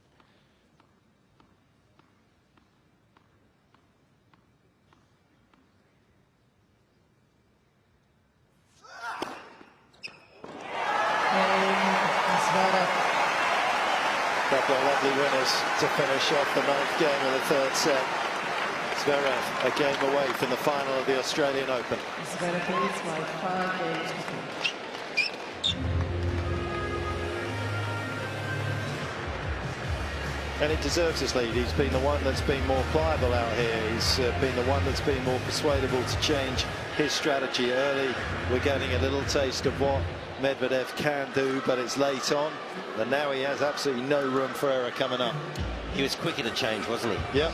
Zverev, whether he had more clarity of thought because he was actually tired and he felt like, I've got to, I don't know, or whether he just identified it as a tactic to negate the baseline play of Medvedev. But we feel that Medvedev was a little slow in adapting his serve position, and it all just got a bit negative and defensive. But he's not dead yet, Medvedev. We just saw a classic point. Well, a couple of classic points in that previous game.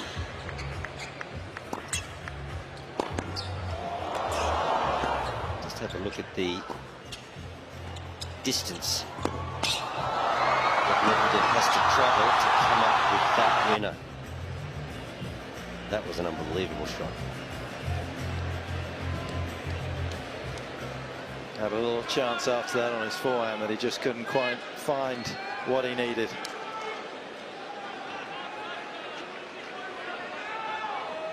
Lifetime of hustling for lost causes bring up that for Medvedev, but it may count for nothing ultimately.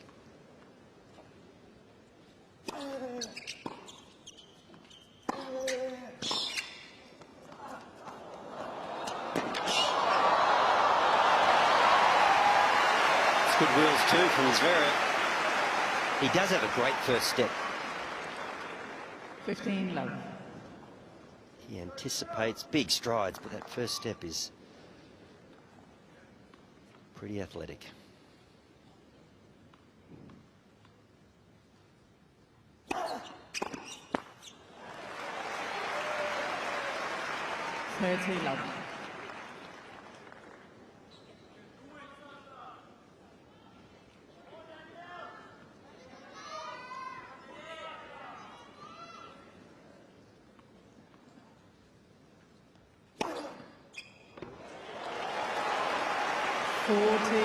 Love.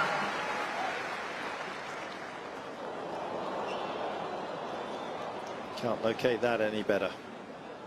Medvedev rushing to get a 5 apiece. Have another crack at the serve of Zverev.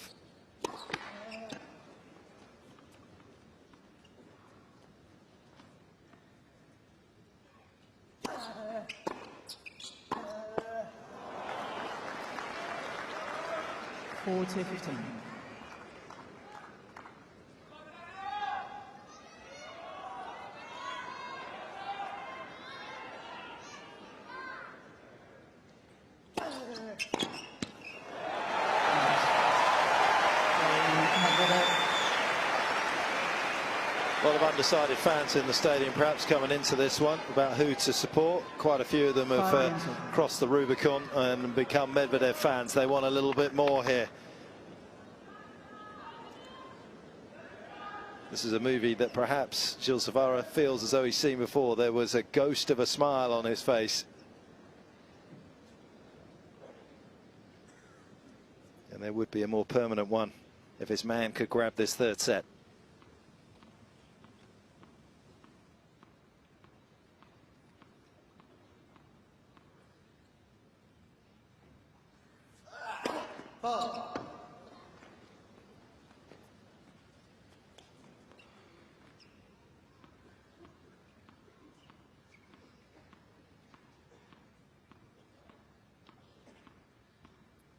What's Medvedev going to do here? It looks like he's crept up a little bit on this second serve return as well.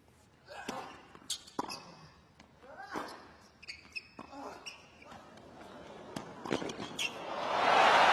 had a plan. It was deciphered by Zverev.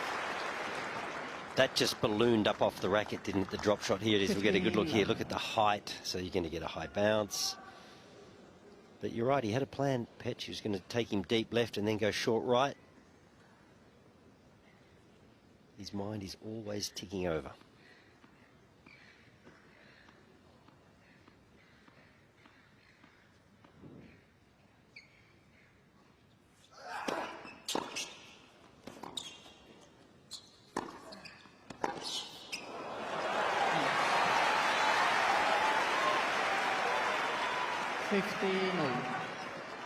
You know, you see it a lot over 5 sets, don't you? One player leads 2 sets to love, and if the other one can win a close one in the third, sometimes the fourth one can be quick.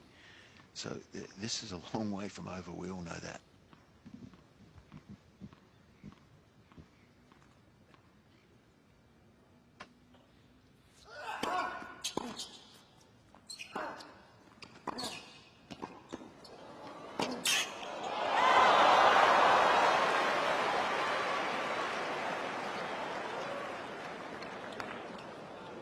$30-15.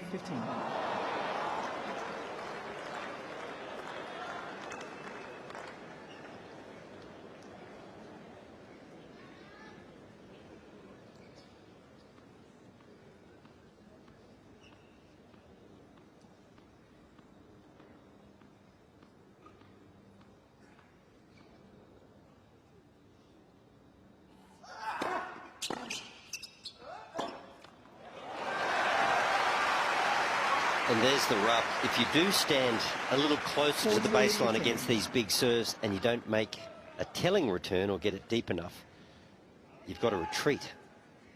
And you were very susceptible to the wrong footing forehand on that occasion from Zverev.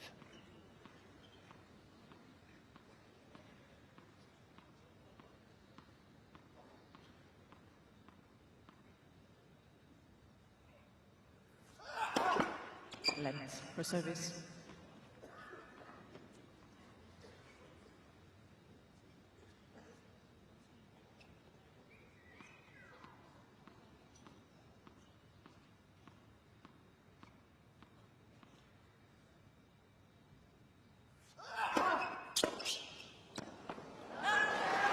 Cain, Zverev. Relentless from Sasha on serve in this third set, 6-5. Zverev leads by 6 games to 5.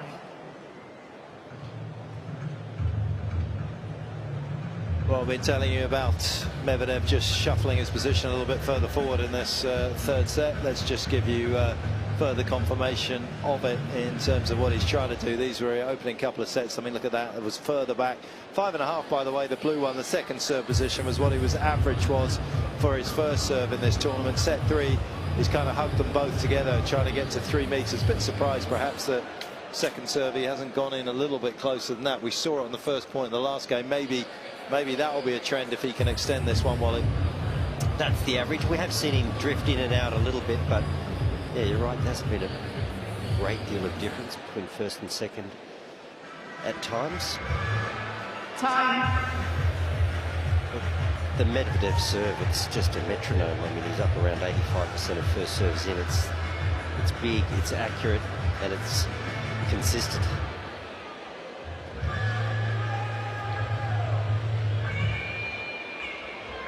Interesting. He loves his numbers, does Medvedev. As we know, he was about to head to one of the highest IQ schools in Moscow before he decided to go to the south of France and pick up a tennis racket rather than a computer and his IQ, because he'd be looking at the numbers right now and saying, well, I was doing a better job against Zverev's first serve, returning it in the opening set from deeper than I am currently when I'm closer to the baseline.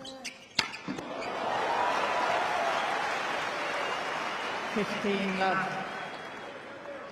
But you never know. Maybe it will be the difference in the tiebreaker if he can get himself there. Just needs to snatch 1 point against the serve. So you're saying he was at a selective school? It would have been a very selective school. Right.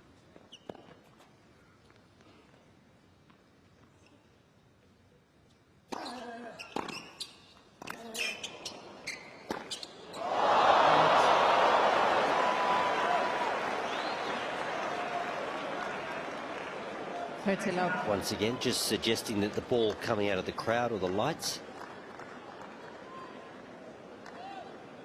upset his rhythm.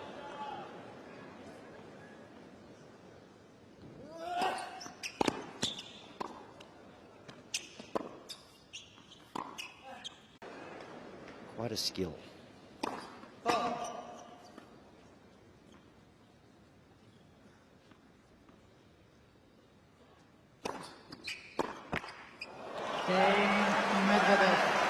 This set had an inevitability about it, didn't it? We always felt like it was going to get to a tiebreak.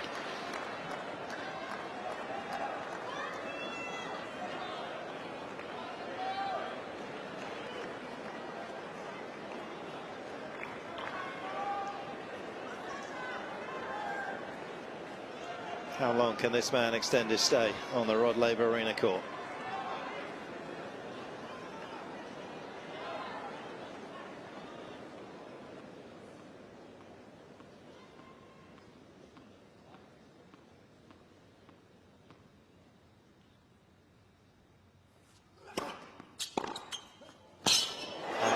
Where the position has helped him. 1-0 Medvedev. And it's up to that man there, Gilles Savara, in the middle of your picture there, to try and show that nuance to his pupil. And it's a great strike, but it's actually quite a safe strike because you're hitting the ball back along the line that it's coming to you. So your racket just tracks the path of the ball. You meet it on the rise. It's a real benefit to be had.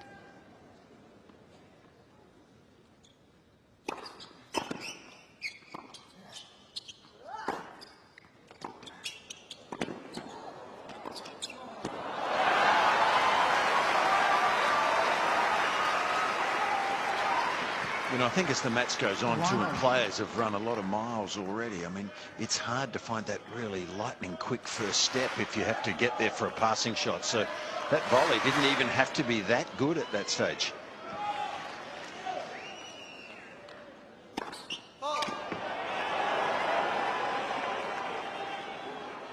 Crowd are definitely urging on Daniel. They want more.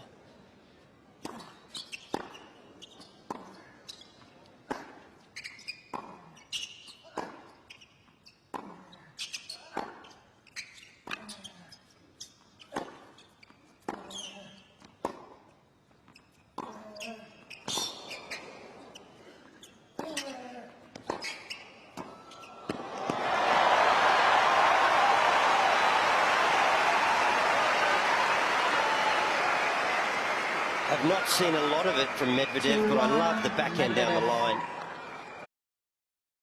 That set up the next forehand.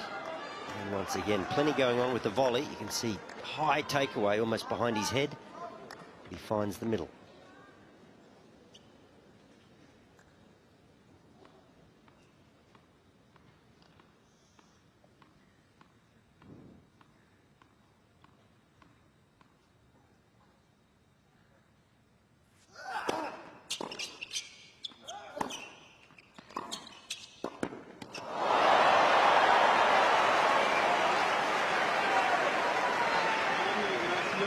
It would make a difference if he had a more secure forehand volley, wouldn't it? I mean, on both sides. He hits some good volleys, but the technique breaks down at times. This could be costly. Medvedev would have made that.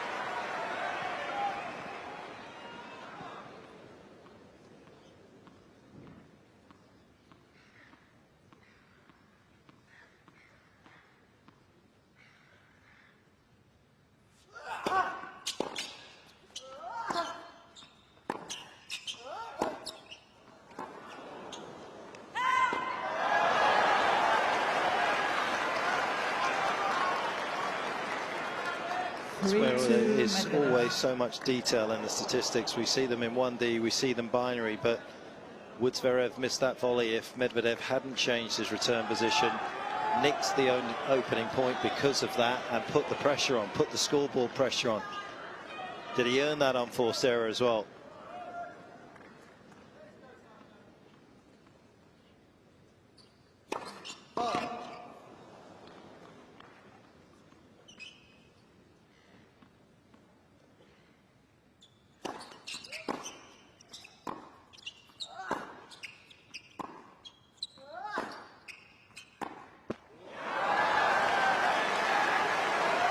That is a soft miss by Medvedev standards. And he's running out of runway to make those kind of mistakes. Yeah. That is the problem, isn't it? When you are down 2 sets to love. Yes, it can be done, but you just can't afford any hiccups. To try to win 3 straight sets against this man.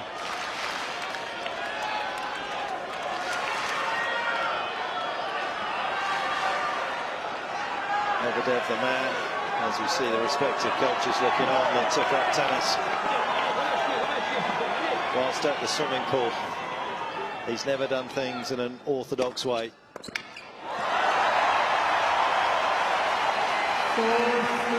But he never suffers from brain fog, does he? He just resets and he's back into the contest. I mean, that would have been disappointing, the 2 misses on the previous 2 rallies for Medvedev, but gets himself in the right frame of mind to compete again.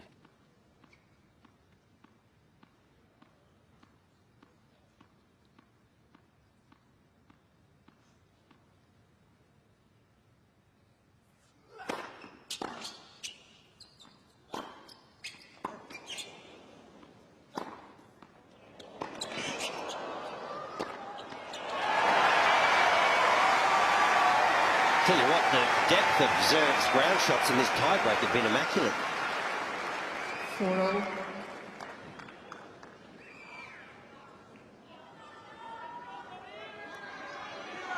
This is the conclusion of that point on his terms. 5-4. Medvedev. And this oscillating tiebreaker swings back in favour of Medvedev.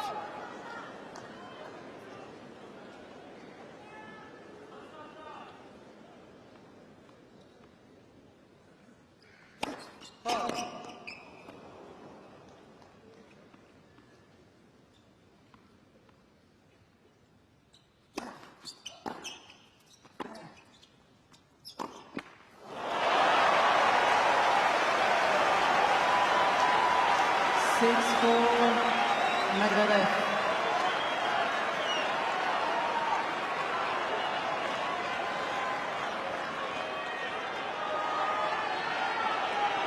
Thank you. Set points.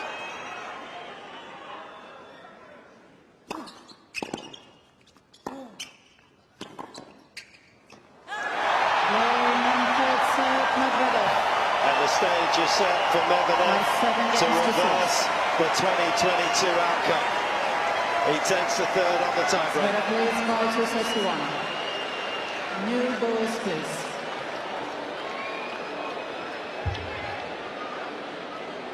And things, Wally, just got a lot more interesting. Oh, and Fitzy, you're courtside there. You made the comment. You just felt like Zverev looked the more tired of the two. That was a long, slow walk to the chair for the German. It was, but to be fair, Wally, I think they both looked a bit tired at the end there. It's just a battle of willpower now. And Medvedev won't go away. What a competitor he is. The mental commitment from 2 sets to love down is, if he gets down a break early, this could be a quick 4th set, and all of a sudden we're in an even ball game. I think we can dismiss the groin problems though for Medvedev. I mean, he seemed pretty good at the end there. He was scampering around like a ferret at the back of the court. The numbers were clean in the stats. Both players hit a lot of winners and very few unforced errors. It was a quality set. The first serve percentages have improved for Medvedev.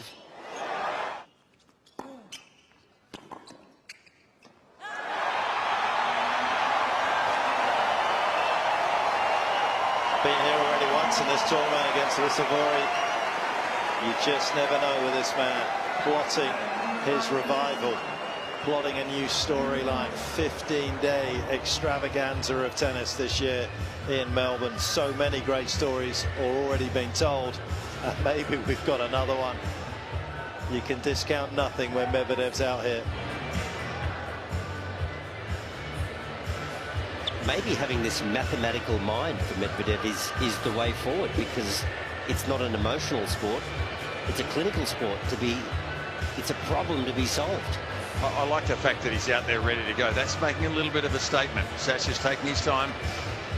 Daniel is, you know, it's always a way to get inside an opposition's head. You know, Zverev looked at him then. He knows that Daniel's ready to go, and he's just a little tactical move, I think, to get out there earlier. Put something in the head of Sasha. 4th sets. Fitzy, can you remember any of your best 2 sets of love comebacks in the... Oh, Petch, I am so happy you reminded me of that. Enlighten me. No, it's for someone else to say. Did I? No, did I? Surely not.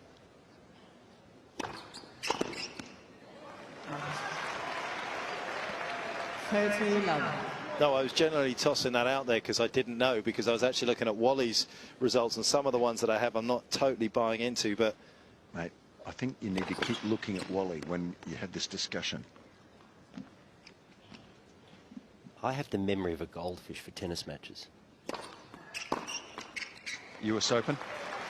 Oh my goodness, I've just seen it, 1984. It's unfortunate, Wally, sorry. Oh, I can die happy now, Petch. Thank you for reminding me. The thing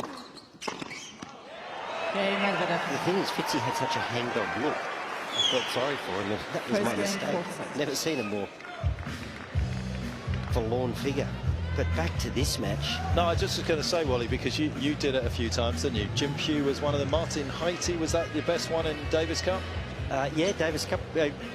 Jamie Morgan, US Open, I was down 2 sets to love. But I think it's an interesting journey, isn't it? Because I did it against Jim Pugh as well, which is kind of why it resonated. And right after that, he retired.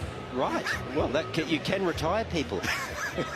But as Fitzy said, you know, a set is a bit like a punctuation mark, and it can give you a massive lift. But if we go back to just recent days, look at Zverev, dropped the third to Alcaraz, stormed home. Sinner dropped the third to Novak, stormed home. The trouble, of course, being down 2 sets to love, you just can't afford a hiccup. You can't have a 5 or 10 minute lapse. Well, especially against the serve of Zverev too. You've dug a big hole for yourself. You can get out of it, but you cannot afford a lapse.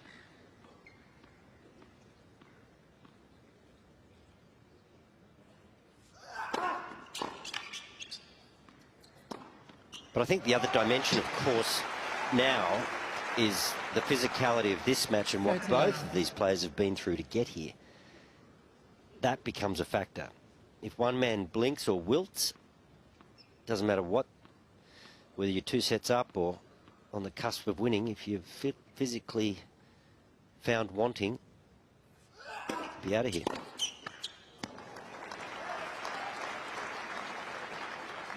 love.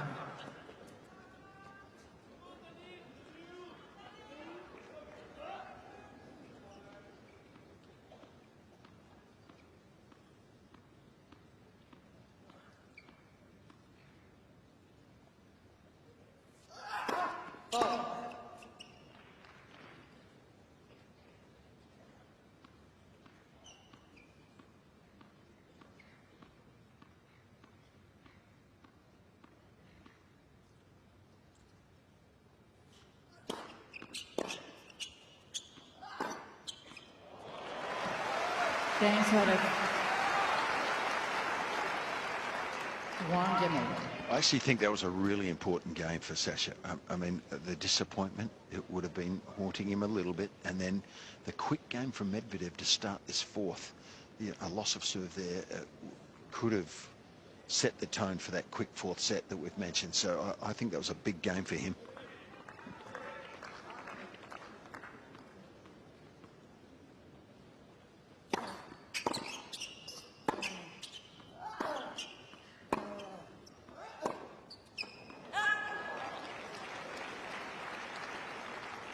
Love. This is such a nuanced match. There was a forehand from Sasha that we were seeing in the first set when he was trying to be careful.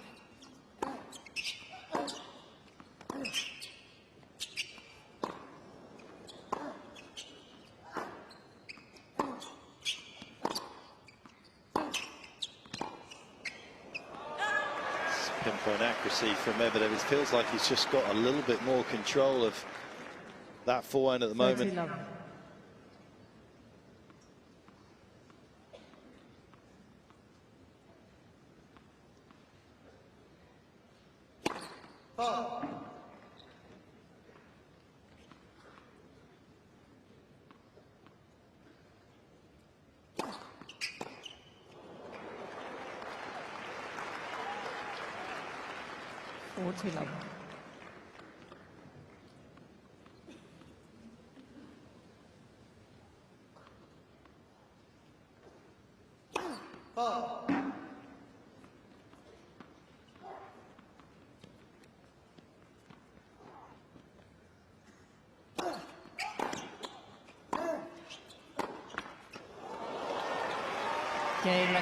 Very comfortable for Medvedev on serve at the start of this fourth set. That will be encouragement to him. He needs all of it right now. 2-1.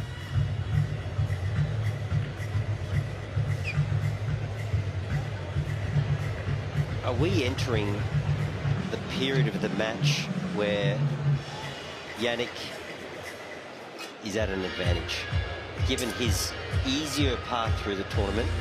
I mean, you'd have to say yes. And it's hard to say no at this particular stage. Not only that, but the way that he played today against Novak, of course, and played 4 sets of tennis against one of the best players of all time. And the first 2 sets were 6-1, 6-2. Yeah. That didn't take a lot out of him. Novak was a little subdued in those first 2 sets. The match toughened up from then on. But I'm just looking at Zverev walking between points. He's lumbering. He looks like he's carrying the weight of the world on his shoulders. It's been a long, long 2 weeks. Time.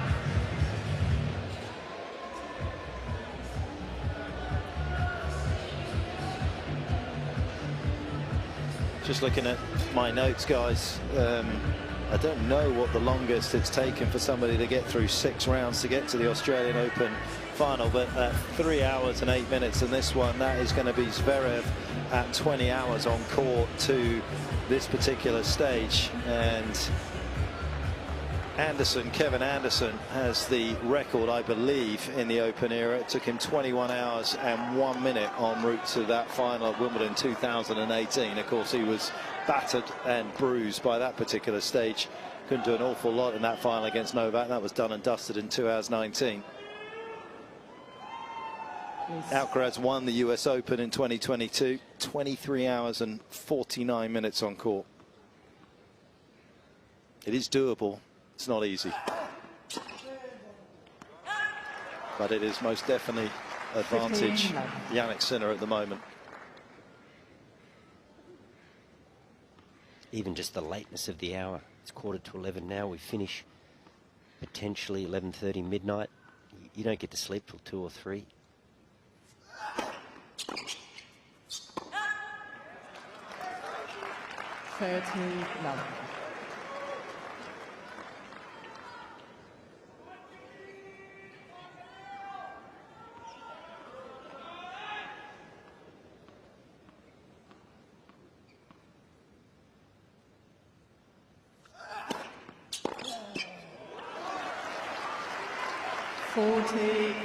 One thing too in the modern game, it's not just the movement and how fatiguing that is, but it's the violence of the hit that is stressful and tiring. These guys swing so hard. I mean, serving it 200 plus all night long. It's an effort. That in itself is a skill, isn't it? And it's carried certainly Medvedev's opponent to some big heights. A couple of year-end championships, of course, for Zverev. And when he won it the second time, he managed to beat the world's #1 and 2 in successive matches, joining just the likes of Lendl in '82, Edberg in '89, and Agassi in '90 to achieve that type of statistic.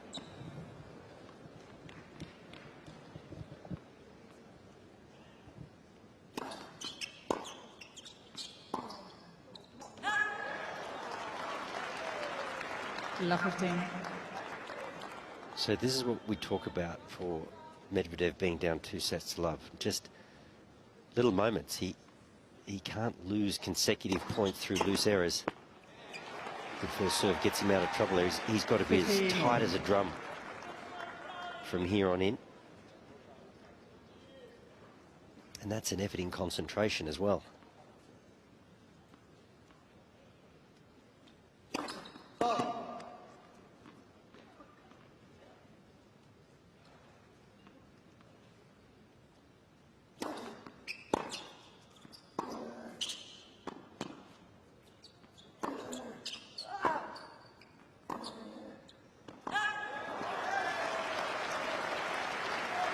And that is going to really condense this man's focus.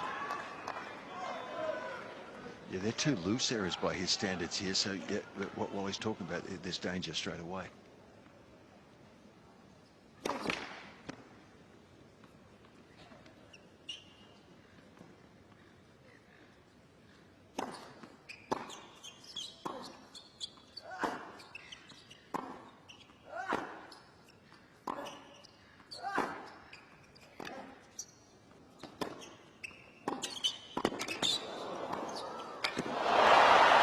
Gets him round it.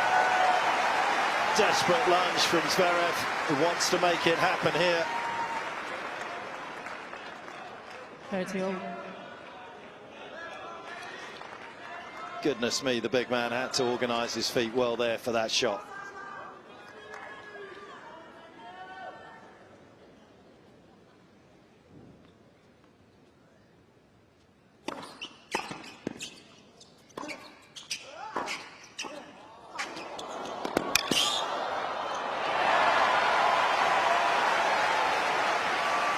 And that might be the only negative about knowing too much about an opponent, because Medvedev not known up here in this particular habitat as being the best volleyer, and Zverev just made him play rather than ripping a backhand pass.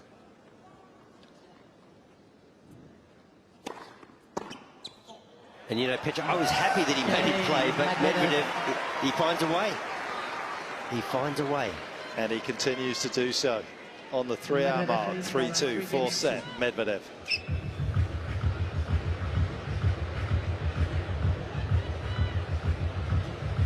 And it's those moments, isn't it, when you watch these rivalries and we talk about match-up in styles in tennis. That against Alcaraz is getting lasered down the line by Zverev, and he's trying to hit it with pinpoint accuracy as well. Against Medvedev, he thinks there might be an error on the volley. And I remember Medvedev mid-match against Nadal in the 2019 US Open. He went from playing way behind the baseline to playing 40% inside the baseline, serving and volleying, coming in. He was one of the great mid-match strategists. He didn't need a coach. He didn't need to be persuaded to change. He was always kind of doing it. It's been a bit later today, but you never know. He may salvage it. He was stubborn today, wasn't he? It was almost like he felt he could wear his opponent down, but it wasn't the case. But finally has found a way, and such an interesting dynamic, that last point you made, you know. At this stage of the match, do you go for it? Do you make them play?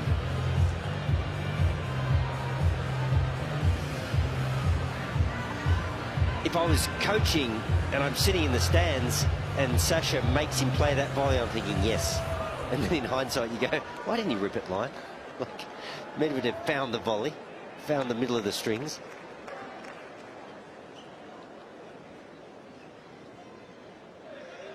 Oh, hindsight's a wonderful thing, isn't it? It is.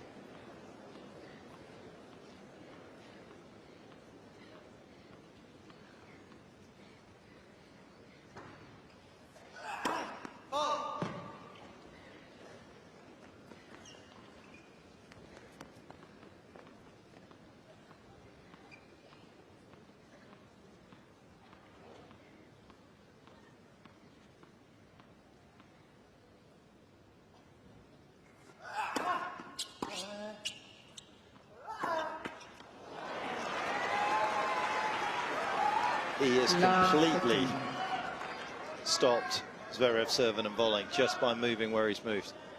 And that has allowed him just to chisel one back with nothing on it. And because he's not serving and volleying, what does he do? Gives him a no-pace block.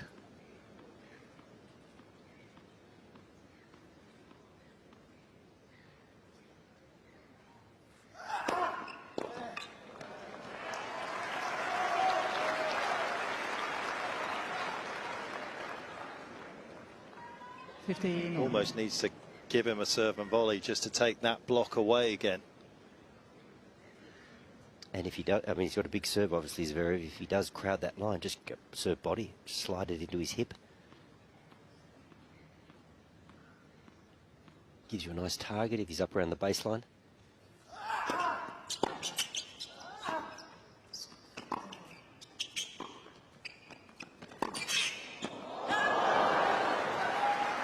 Lovely little approach. It's not that. It's not what I'd like to see him do, though. I feel like he's vulnerable when he does that. I mean, but it worked, didn't it? And I think it's because the first step after the 3-hour mark is harder to be quick. But my heart was in my mouth then when he slid that one down the line and came in. Thought Daniel might make that. It was a bit old school, Fitzy, but you know, sometimes if you don't hit your approach too hard, you buy a little more time to get to the net, and the passing shot just looks that little bit tighter.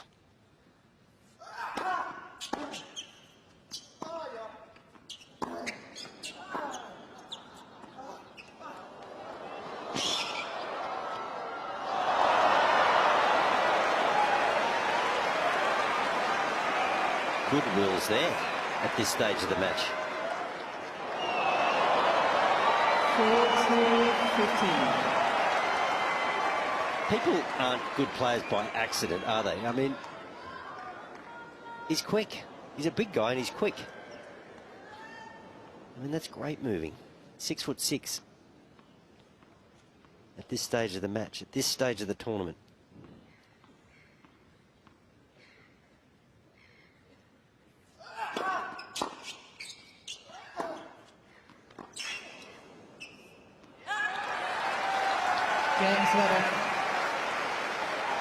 strategy. It's an arm wrestle now, though. It's good stuff. Good competitive tennis, as it should be in a semi-final of a slam.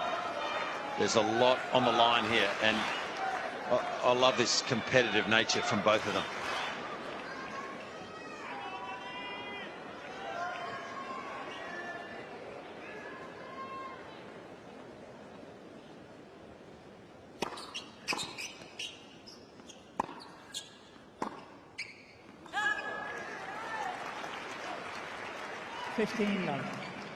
I love competitive honesty.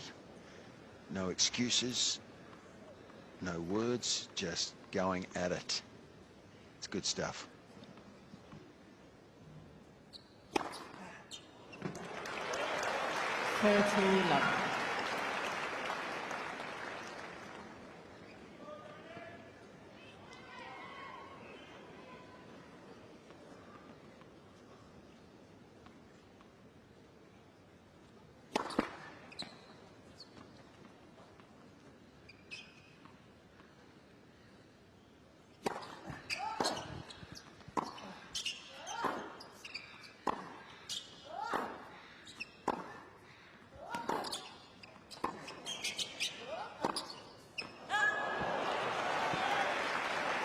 He's inserted enough doubt into Zverev's mind over the last set and a half, hasn't he? He's just made enough balls. He's allowed Zverev to miss enough to think that possibly this could slip away, and the pressure just ratchets up.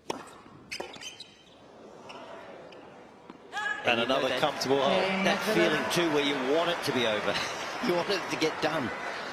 And maybe your shot selection is not quite what it should be. But there's more hope.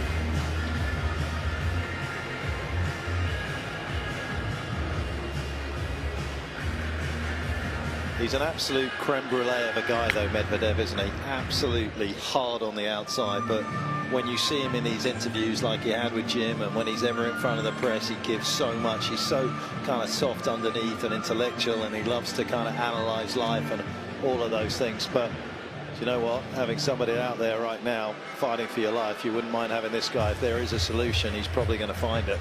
Yeah, there's no question about that. He's humorous. He's actually got a good sense of humor. He's ironic, and he can see the funny side of things, and he's not afraid to fight his corner. But yeah, he's a tremendous competitor. There's no doubt about that. And I've got to say, so is Sasha. He's a fighter. To come back from the injury, to play the type of tennis he's playing tonight, he's a fighter. Devoted fans outside looking on, wondering who is going to join the Italian Jannick Sinner, who's made his maiden final of a slam here in Melbourne. Is it going to be Zverev, or is Medvedev going to produce a little miracle of his own?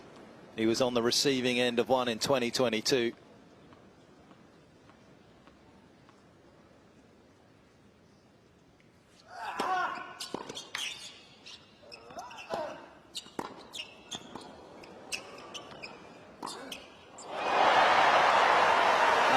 Times he has diluted his own success with the way that he can be a little temperamental on court.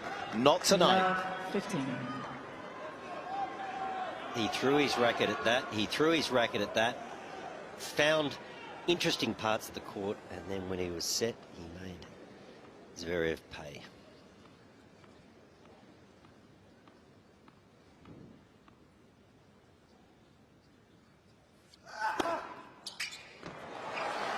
So nice to have that luxury of bailing you out of trouble.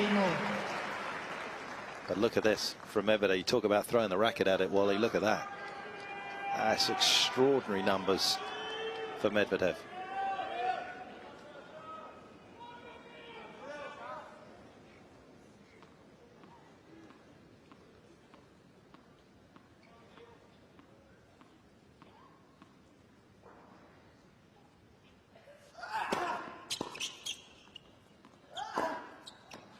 He's no metronome, is he? It just comes at you different shapes, pace throughout the course of a match. And now we're starting to see, because he knows Zverev won't serve and volley, or hasn't for a period of time, he's just bunting the forehand chip back.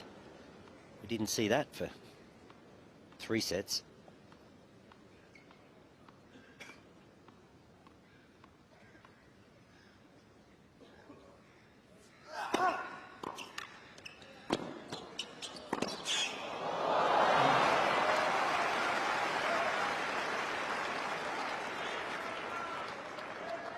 30.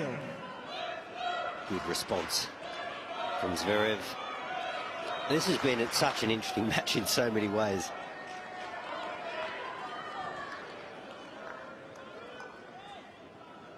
Hasn't lost a serve and volley point at the tournament, Zverev. 16 out of 16.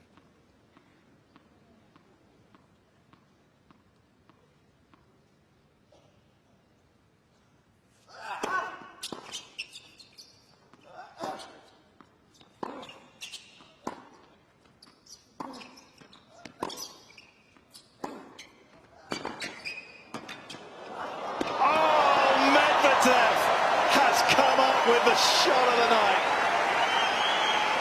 I'm not sure his coach can even believe it. Fitzy, you had a front row seat for this. 14. Yeah, that's just skill and, wow, poise, isn't it, to be able to do that. And it was deliberate. It's all he really had in his armory there, because he just couldn't get enough on any other shot. He had to go for the drop volley. What a shot, and what a player this guy is. And what a moment.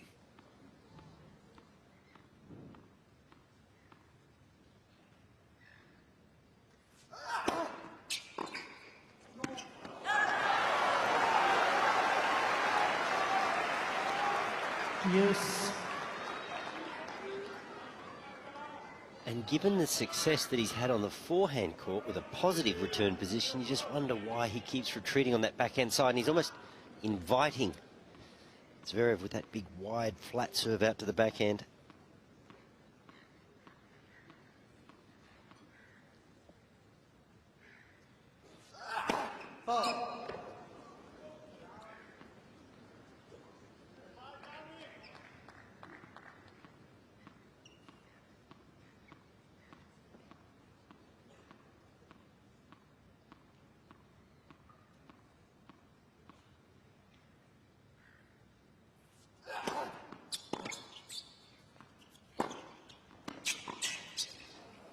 Oh, no.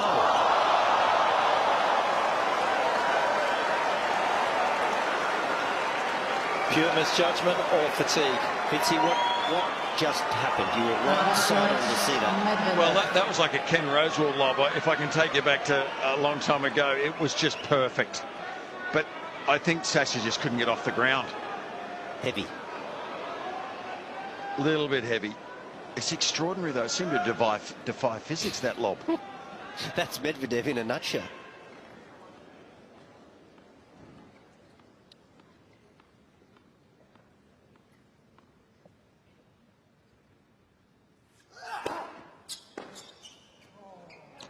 Two great first serves. But what's he doing back there, please? He moves away as well. Yes. Not only does he start deep on that ad side, but he moves away further.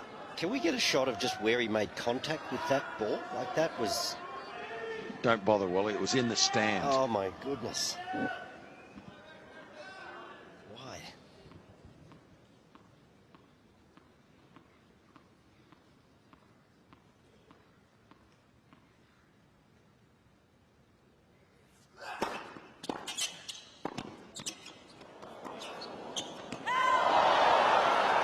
(17 for 17).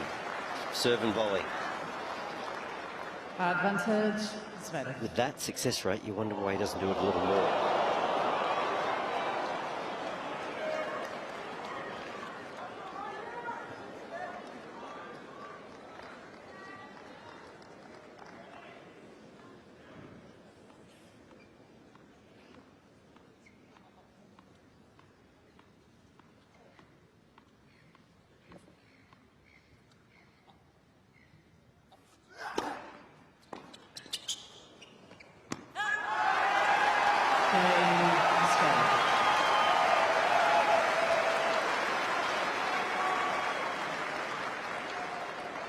Determined look from Zverev. Huge scramble to safety, hanging on to his serve, saving the break points.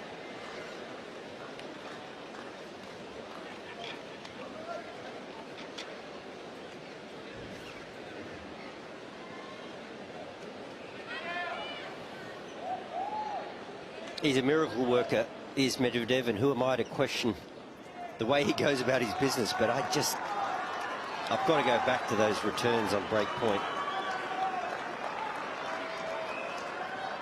He's ahead. He's got momentum. He's putting pressure on. Left first service. He was definitely 7 or 8 meters back. I mean, that just...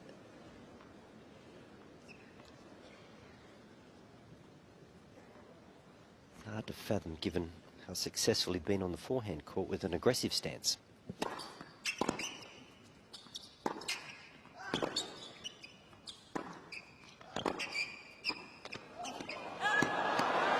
Well, he made the difficult one in the last game to open the door to a major revival. He's missed that one. And you know Zverev is going to feel incredibly energized anyway, but more so now.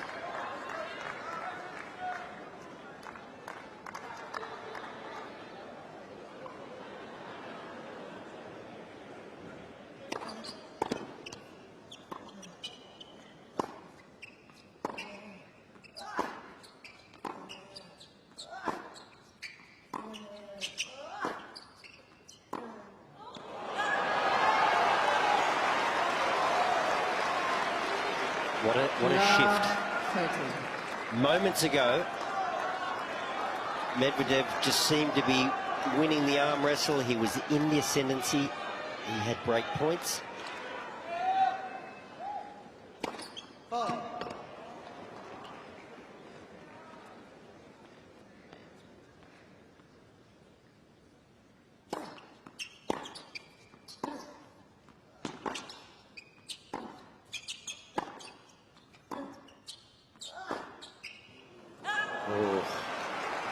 He doesn't miss those too often in those sort of situations, and it's one of the difficult things about taking on Zverev.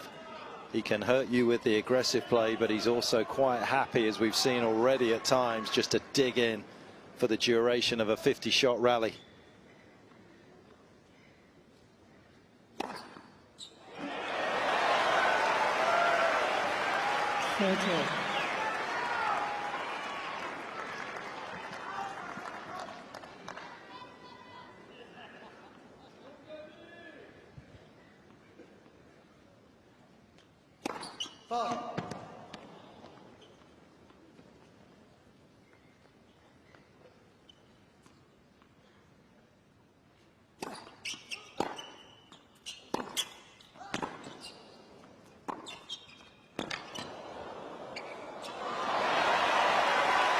I mean, how well has he played since being down love 30? Is this inevitable? 5 sets? It didn't feel like it, let's be honest. It feels like it, though, now, to me. Like it, probably justice. This has been such a good effort from both players here. Gee, feels like it should go down to the wire.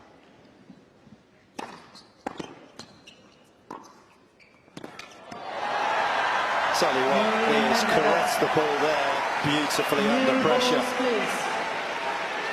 Medvedev moves ahead in this fourth, 5-4.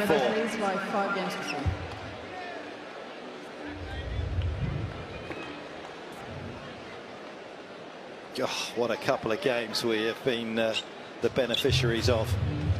That was everything we love about tennis, hanging in the balance, pendulum swinging one way then the other, and then just rich quality coming off the strings of Medvedev to keep Zverev at bay. And it's testing my commentary-ness. I'm just riding the fluctuations of this match. It is just so hard to know what is coming next, but the positive thing has been that it's positive play that is actually getting the player, whether it be Zverev or Medvedev, out of trouble. It's big-time tennis, it's serve volleying, it's courageous volleys. Little holes are being dug, but brilliant play is getting them out of it. It's quite an intriguing match.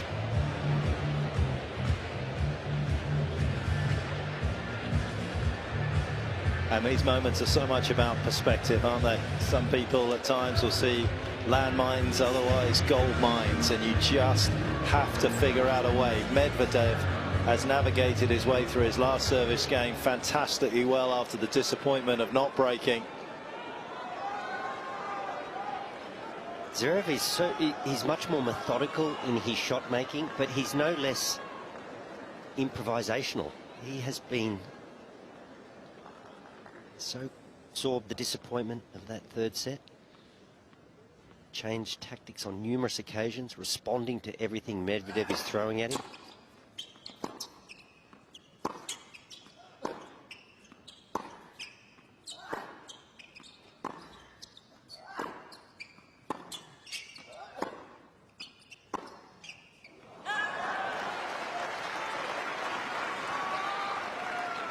Love.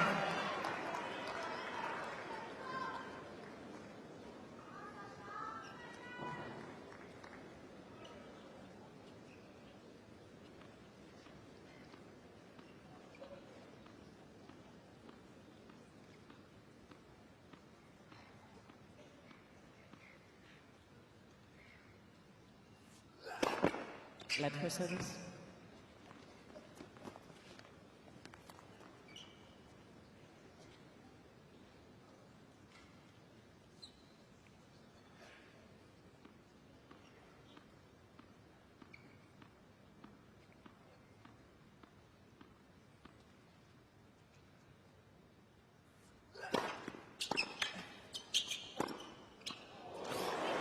Well, he's picked that up unbelievably well. 30 love.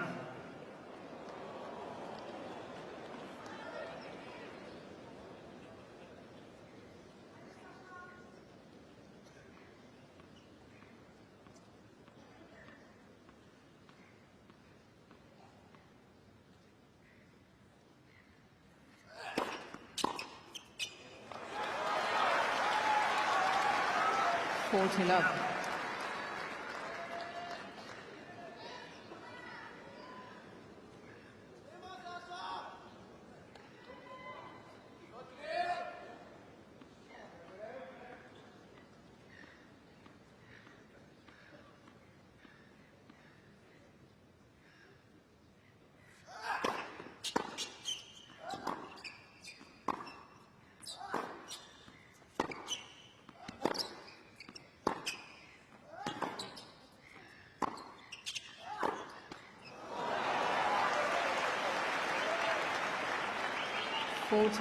Fitting.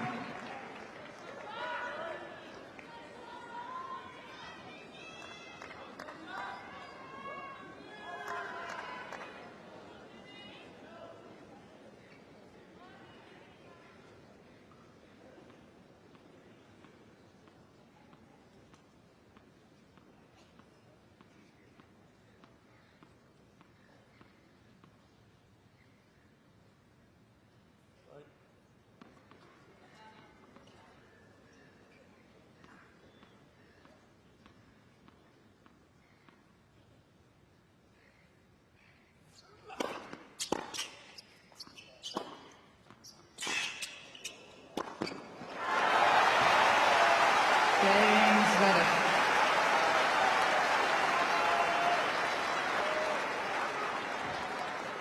Great game from Sasha, and another great thing about the loosening of the crowd movement here at the Australian Open has been these moments as well, where the fans have been allowed to get back in at 5-all as well. A couple of huge games coming up here, just adding to the tension, to the atmosphere.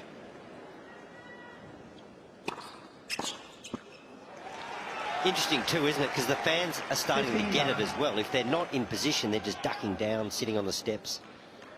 It can really work.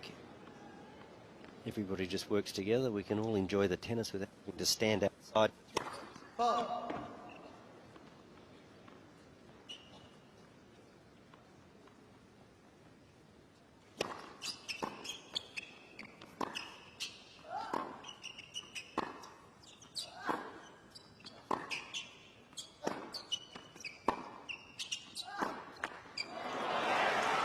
Just missing backhands. We've seen a couple long, that one hitting the net.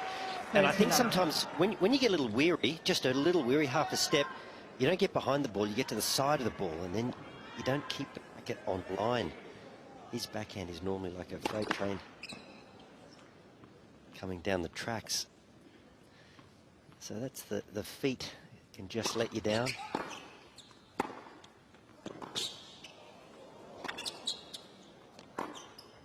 Nothing wrong with that backhand.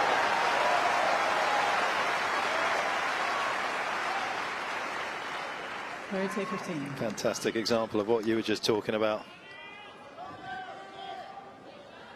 You know, I feel like both of these guys are getting second and third wins. All of a sudden, Zverev, to me, looks like he's got a bit of energy again.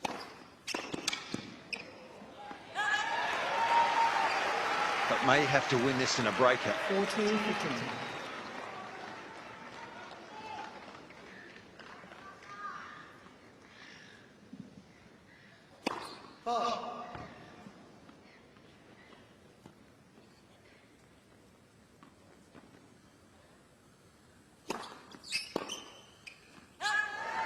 Medvedev. Another routine hold in certainly what are not routine circumstances in the semi-final of the Australian Open. Medvedev 6-5.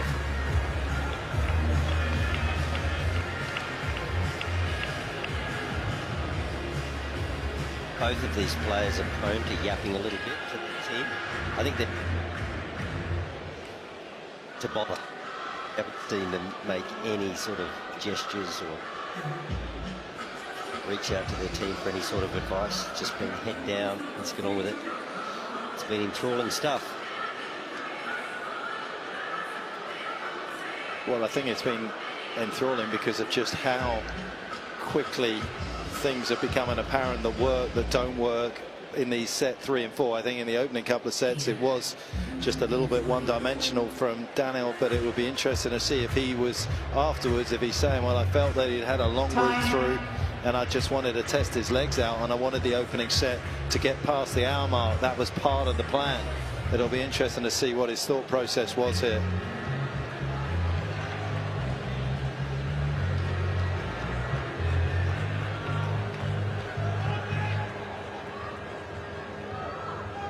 Medvedev just taking a little bit longer this time, perhaps giving himself more time to contemplate what he can do to break before we potentially get into a second tiebreak of the night.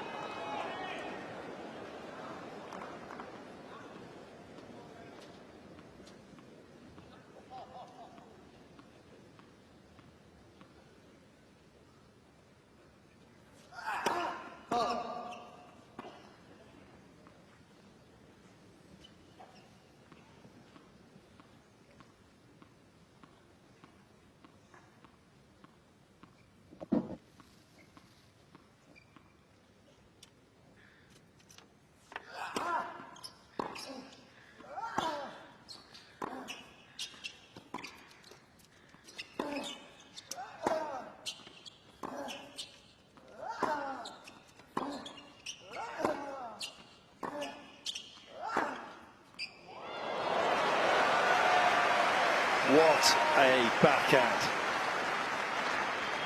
This is one of the best backhands I've ever seen, this double hand. It's incredible. He produces it over and over. While he's right about the technique, it's almost perfect. He can hit it in his sleep. The forehand is a different makeup, isn't it? But the backhand, like silk.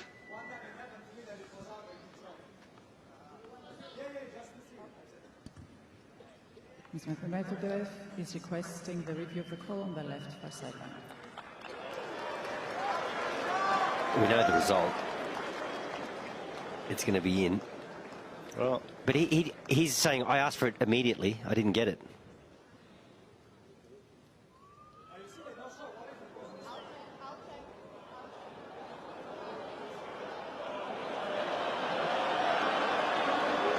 It's certainly caused a hold-up, though, hasn't it? A little bit of gamesmanship, potentially. Yeah, and I think Sasha should try to get on with it because it can only do damage to him here. He knows the ball. No, sorry. Well, hold on. He knows the ball was inside the line. Okay, but then he's doing a show again. He's doing a show again. We know there's a little bit of feeling between these two. Yeah, he definitely is having a crack here at Medvedev for holding play up. That's how I see it. But he's not the first guy to ask to see a close call, is he? And it was a close call. It's just at this stage of the match, I guess.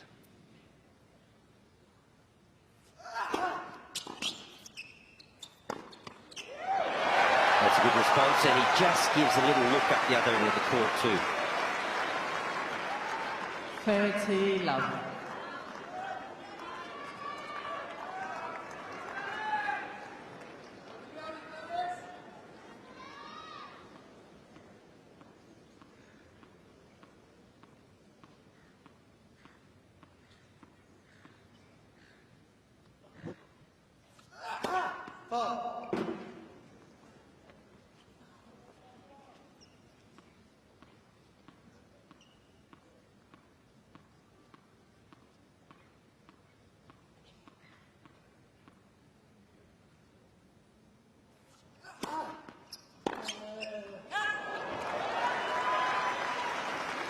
Well, like you say, there's been a bit between these two. He had the injury in Indian Wells to the ankle that he overcame and finally defeated Zverev, having saved those 9 break points at the start of the second set, having dropped the first. He had the Monte Carlo mayhem last year on the clay.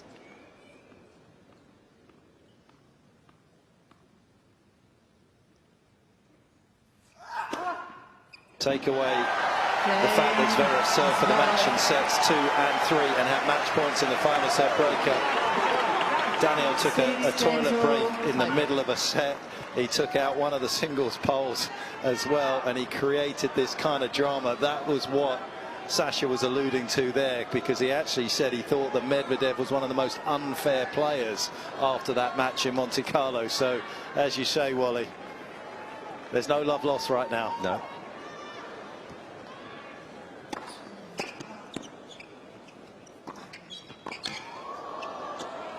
It's created a bit more tension down here now, though. It's quite palpable. Fitzy, you'd be loving that, wouldn't you? You love a bit of argy-bargy. Oh, come on, Wally. Don't give the wrong impression.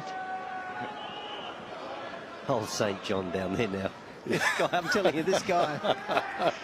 St. John the Pure. Is that a halo I can see? Oh, it's a ethereal light shining down on him. This is intriguing, isn't it?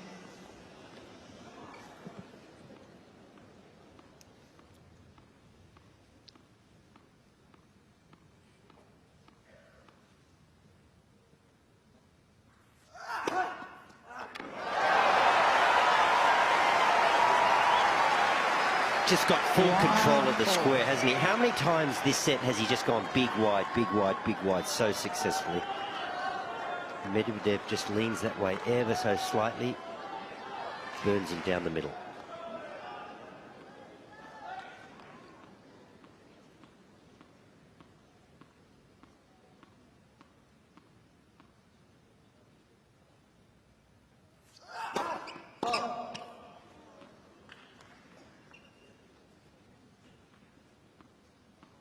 Medvedev sinking back a bit here on this second serve return, wants to make it.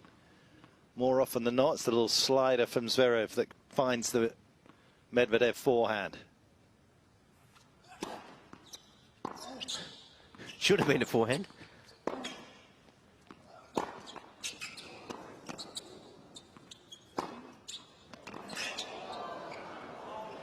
That was just too careful, wasn't it?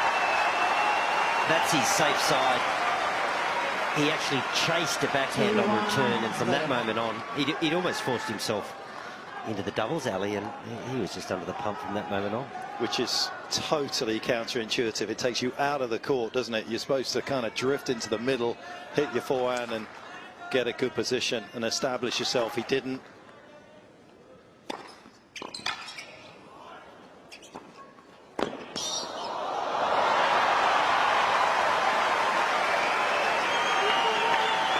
It's a Friday night in Melbourne.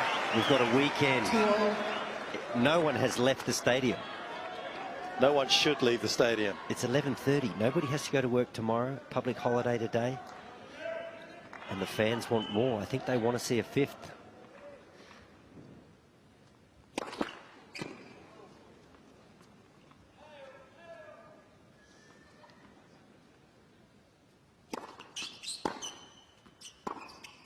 Oh, they might. One of his best ground strokes of the night. So reconcile that with the point that he played on return just moments ago where he was so safe. Have a look at this. This guy doesn't shove sand around a sandbox, does he, in terms of strategy? He gives you so many different things. Middle of the court, no angle to work with. He goes off on the backhand. Pinpoint accuracy.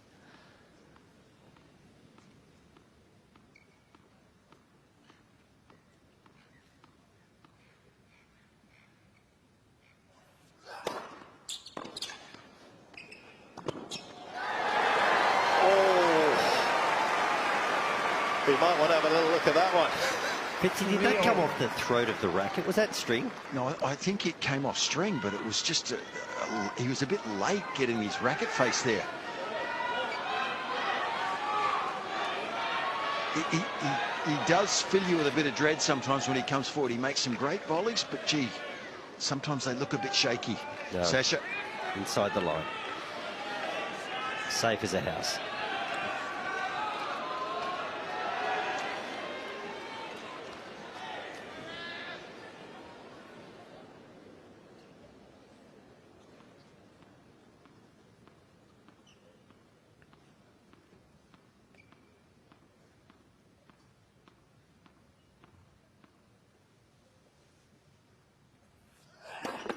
Net for service.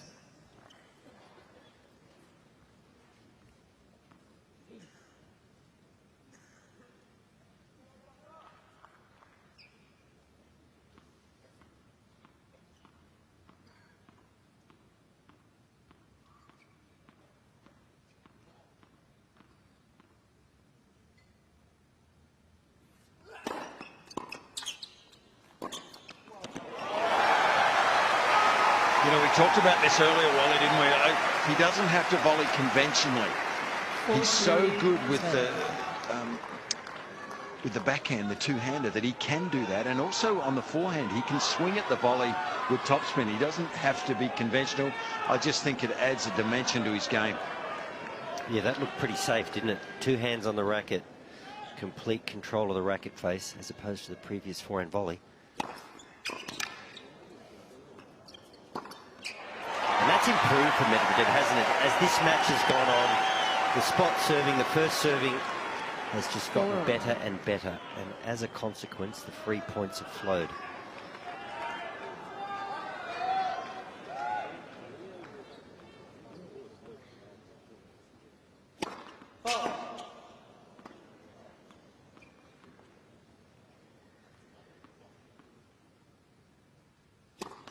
Oh, we hadn't seen that, really. Well, we haven't seen it since the opening set, where there were 5. That missed by half a metre. Strange.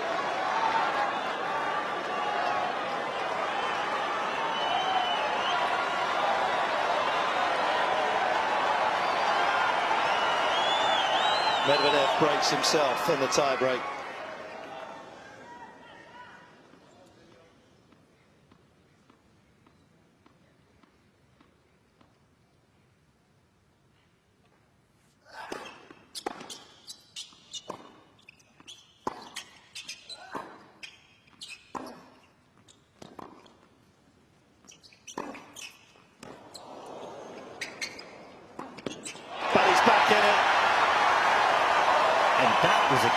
Careful call by Sasha.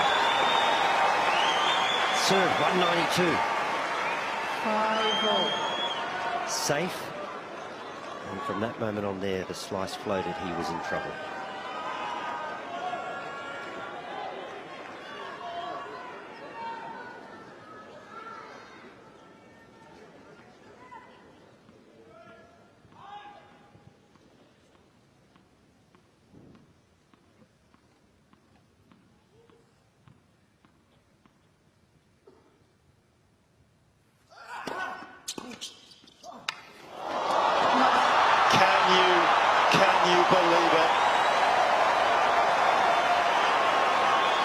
Just a slice forehand, a pure slice of good fortune at the most opportune moment you could possibly want it. Even Gilles Savara can't take credit for this.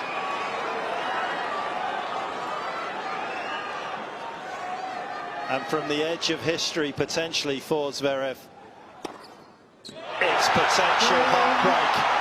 Fourth set, Medvedev. Melbourne gets what it wants. By 7 games to 6. Two Fifth set. sets all.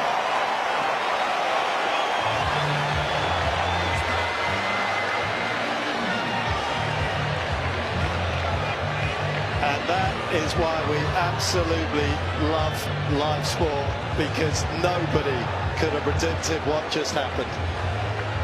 So let me just run this by you. He serves a double fault by half a metre.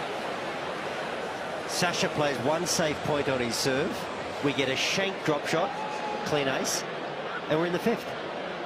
Of course. Just as we would have scripted it. Can you actually believe what we just saw? And once again, look, the numbers are pretty good. It's been a great winners. match.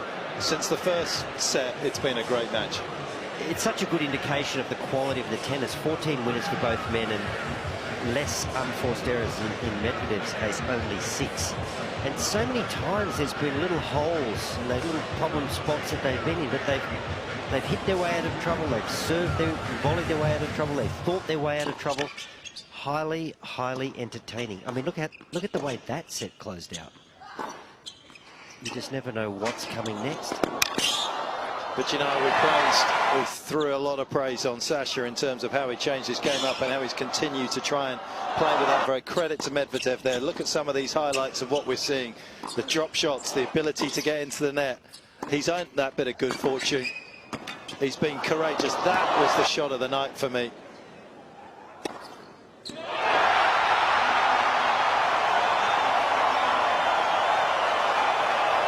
Devastation in amongst the rubble of what happened in 2022 on this particular court must bring back the harshest of memories for Daniel Medvedev when he lost to Nadal from the situation he found himself in.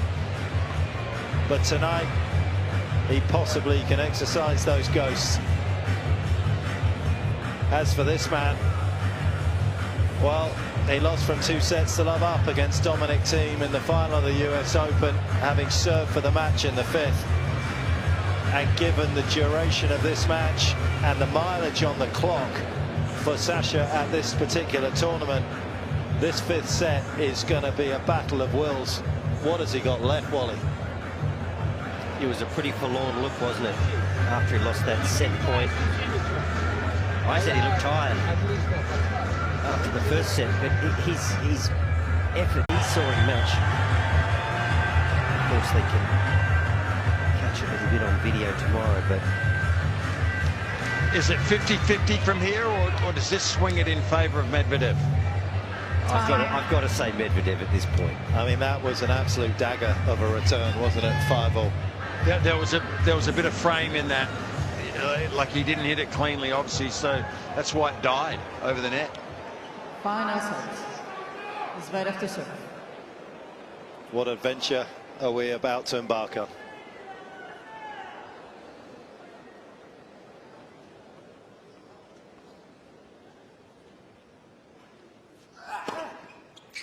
We're still at that situation where Medvedev was down 2 sets to love, so he's been on a razor's edge for the last 2 sets. Are you trying to make logic?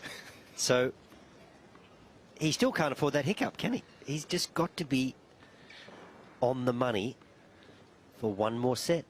It would be extraordinary, given the power he's facing. Oh, I mean, we have been royally entertained tonight. That is the deftest of touches after the harshest of disappointments in the end of that 4th set. And I personally have thoroughly enjoyed both their forays into the net. And they've executed it well. They've transitioned well. We've seen some great lunge volleys. We've seen some incredible passing shots. And it's a nice... just wide. It's a nice contrast, isn't it, to some of the slugging baseline rallies that we saw in that first set. So this match has had it all.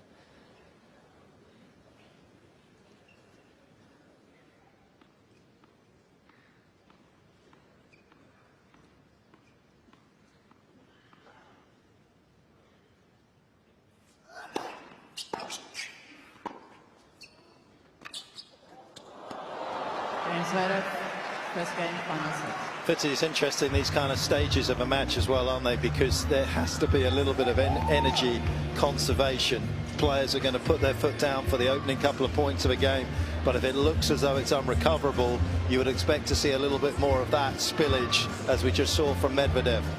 Yeah, possibly if you're a returning serve, if it's a returning game for you, but gee, the breaks of serve have been few and far between, so you know, if they go down love 15 on their own serve or love 30, they won't be they'll be coming hard. But I think it's good. It's always good to serve first. I know it's an old stock standard line, but I think it is good to be serving first.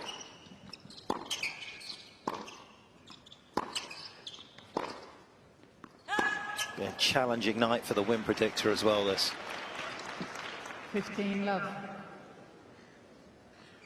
I think the win predictor will have whiplash by the time we finish. How does that little guy in that dark room in the basement of Melbourne Park, what's he doing right now? I'll tell you what he's doing. He's waiting for Monday. He doesn't have to go through the agony. It's like someone spilt coffee on his computer. It's sparking.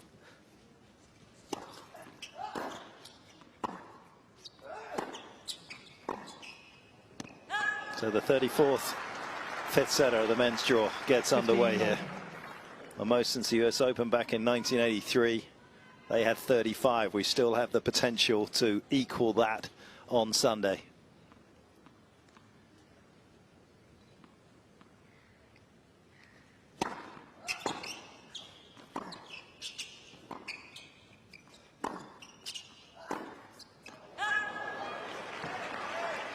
This sport has an incredible ability to regenerate, doesn't it? We've seen so many great rivalries. Let's go back to Borg and McEnroe.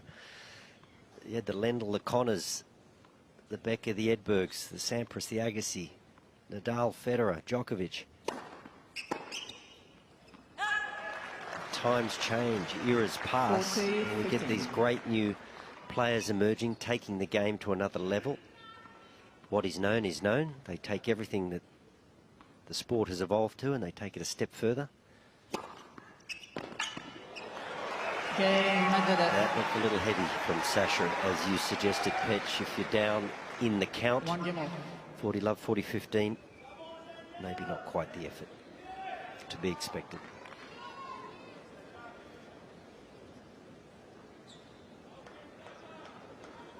So once again, it's 1-all. A lot of movement in the crowd.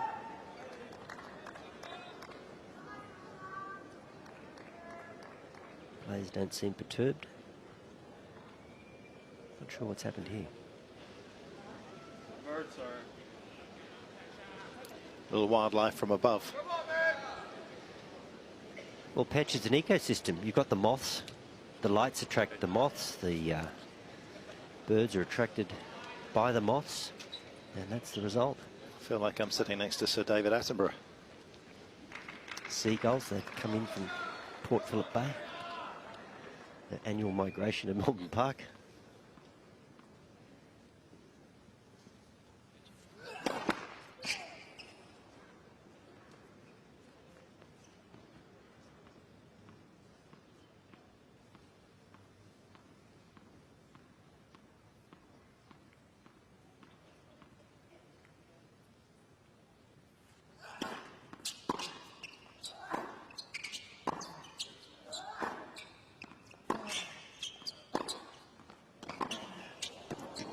Oh, yes.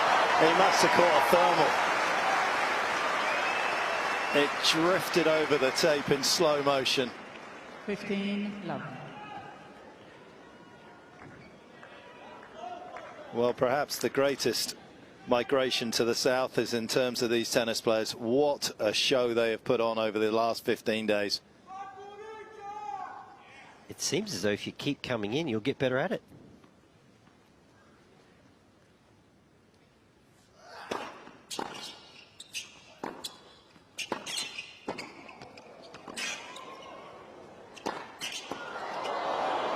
And look at that for a classic net play. Gee, I thought that was Pat Rafter for a second. He moved beautifully there. got to like the line approach, though, Fitzy.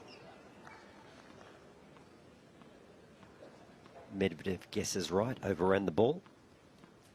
2 sweet points from Zverev at the net.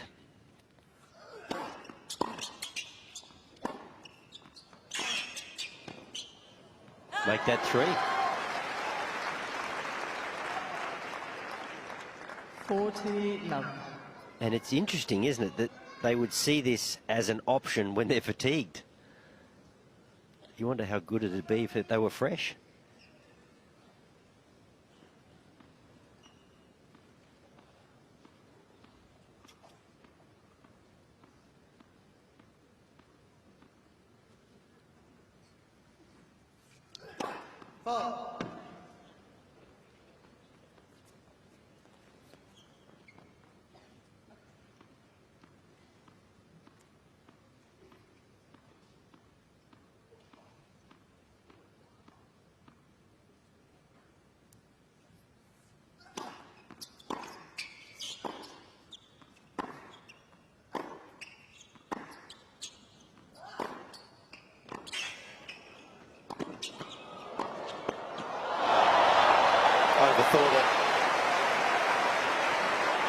As a rule of thumb, if you've got a ball above net height, you back yourself to smack it into the open court because you can't track it down.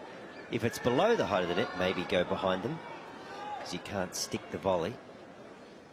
I mean, there was no way Medvedev was scampering across to the forehand there at 40 love. He was close to his chair in the backhand corner.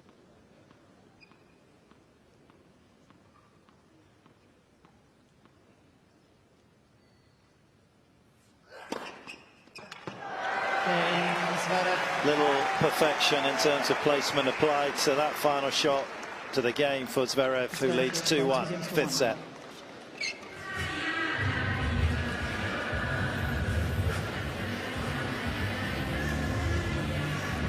And that is the shot ultimately that could bail him out of trouble. But for Medvedev, it's the shot that's got him back into this match as well.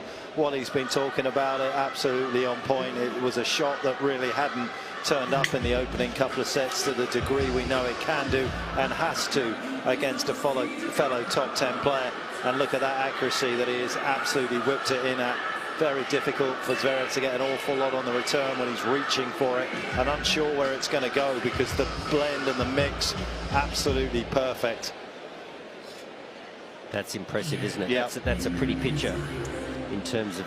That's artwork. Yeah, in terms of serving. You couldn't have placed those dots any better. He's a tall man. He's not a bad looking serve, but his margins were all over the place, particularly in that first set.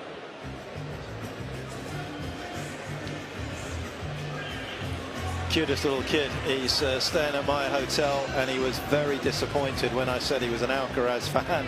But I have to say, in my defense, the German commentators back home also thought he was on the reflection of the picture that we had from the other night. But just to make the point, he is very much sitting in Sasha's camp as Medvedev tries to spoil his night too.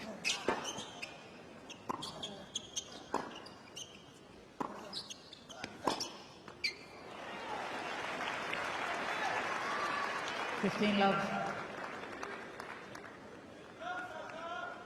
You have to have a willingness to endure in this sport, a tolerance for suffering. There is more heartbreak in it than there is champagne moments.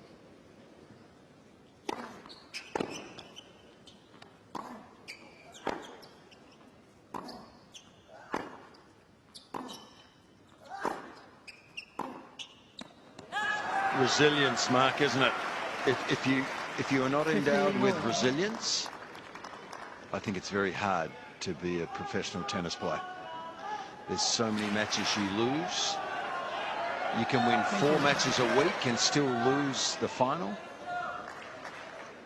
Tough school.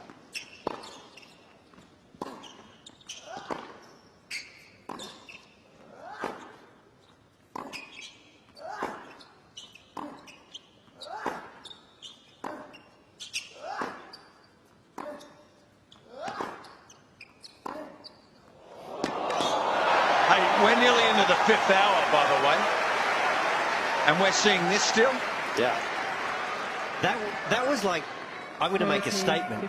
Sasha's saying, I'm going to make a statement. I'm going to stand toe-to-toe with you, cross-court backhands, and have a look at this. It's almost like a little bit of body language to guide it down the line, a bit of improvisation. So weird but beautiful, his shots, aren't they? Yeah. It's a bit like the Jim Furyk golf swing, isn't it? Octopus falling out of a tree. And there's a shooter. Catches the top of the frame. 40-15.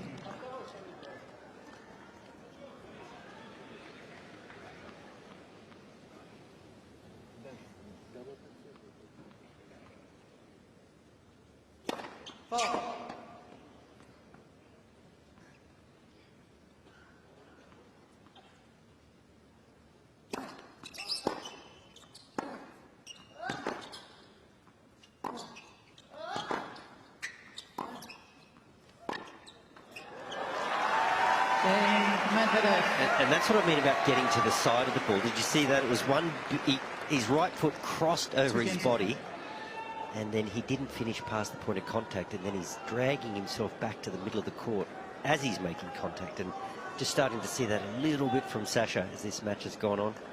But who could blame him?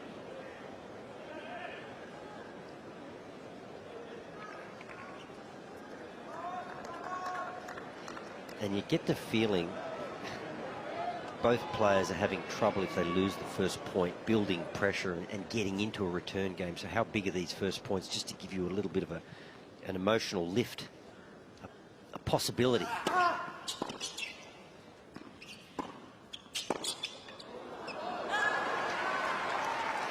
He'd be disappointed. He'd almost conned him into coming back to him. A bit of time on the forehand. So there it is again, first point for the server.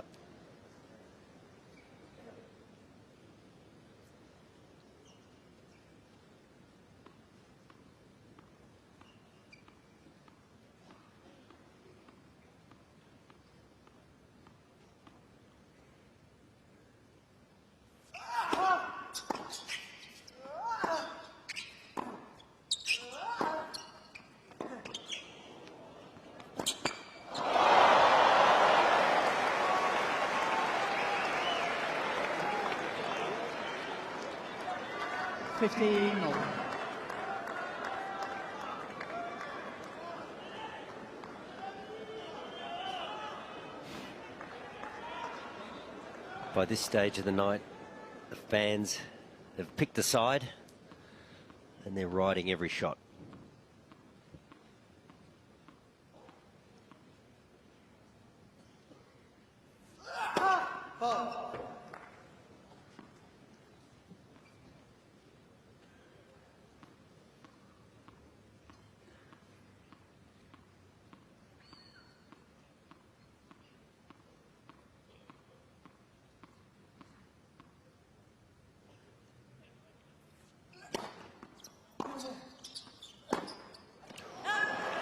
Two forehands off slower balls.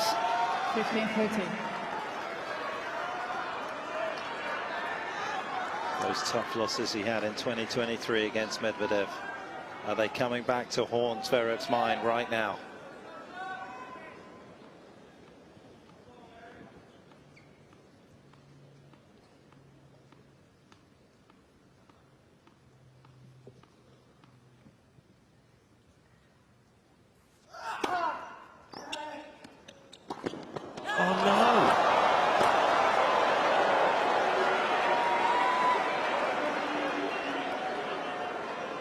And Fitzy, you spoke about this before. 15, he charges the volley and he's moving so fast, the racket doesn't catch up. I think Medvedev wants the net. Doesn't he want the net message?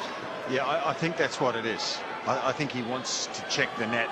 Well, he hits the ball so flat, he's got no margin. He wants this absolutely on point. Yeah, he didn't stop. He ran straight through that volley, didn't he, Wally? And sometimes he does that. Sometimes he loses his technique. Gee, this has been a tough game for him if this costs him.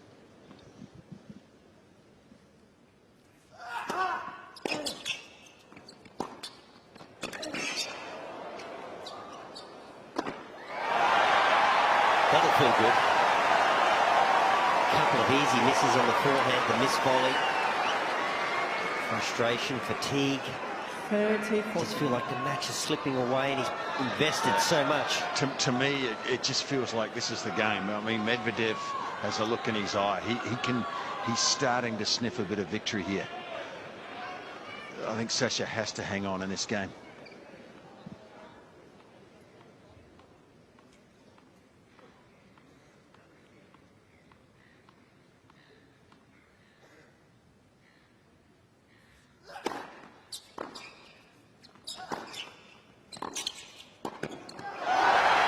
Tell you what, talk about backbone.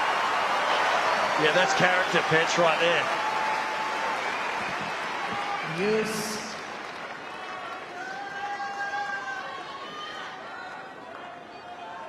That backhand skimmed the net. It probably touched it as it went over. The fine margins.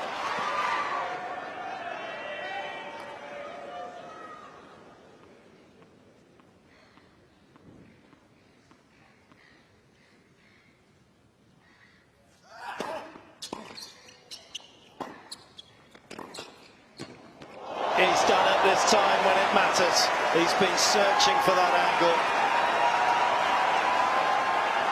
And are we about to take a massive diversion in this match?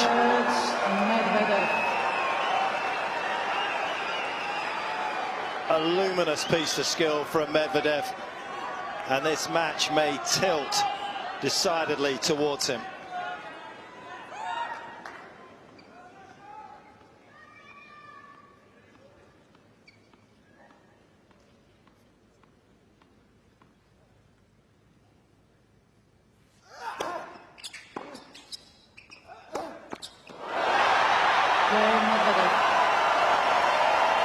The early game errors cost him. The final one fatal. And Medvedev gets the break, 3-2. Medvedev leads by 3 games to 2. Boys, that was fatigue. That was heavy. Heavy arms, heavy legs. Just errors as a consequence. 4 hours and 3 minutes battling Medvedev, and not to mention his road to this semi-final. You know what? It was a tired game. You know, Wally, he kept himself together here, though. He wanted to. I think he wanted to put this racket out of its misery at the end of the game. He nearly went over the edge, but he kept his emotions in check in the end, which still gives him a chance, I think. But gee, it's tipped heavily in favour now. Should he have got a warning for that, given that he fixed the net? Time. What do you think? He should have got the warning and then got it reversed once he'd hooked it back in. But good work. That's right. I mean, it wasn't too bad, was it?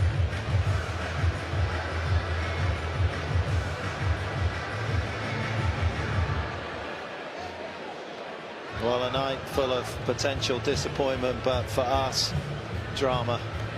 And ultimately, for one of these two players, triumph. Right now, it is advantage Medvedev. Zverev sitting in his own malaise, hopefully not marinating in it after what was a very disappointing game.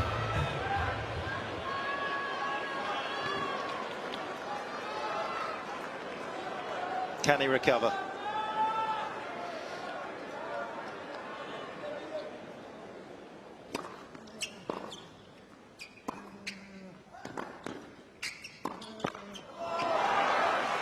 I'm not sure he can recover, but if his performances over the course of January in Australia are anything to go by, he's not going to go down meekly.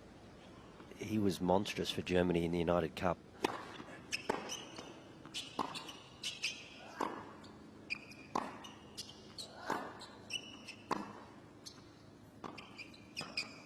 That's the feed again, isn't it? If you don't get to the pitch of a slow ball, you drag the racket across your body with you. Takes it wide.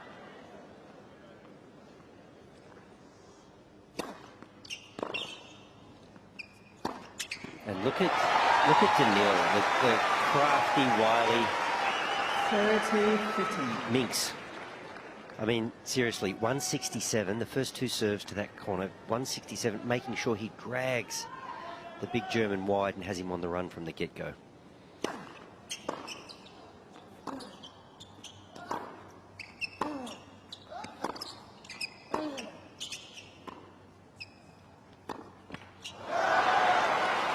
And there you see Medvedev falling back to the middle of the court. 30-all. Those little adjusting steps on the slower ball at this stage of the night, so important. Interestingly aggressive game here from Medvedev.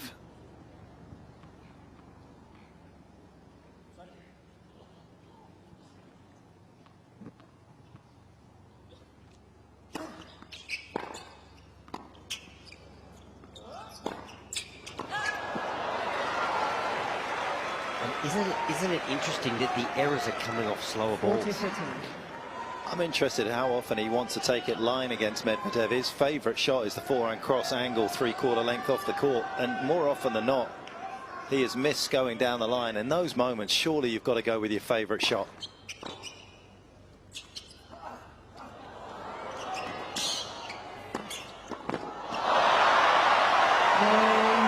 He's got a bit of a forehand grip on it, hasn't he?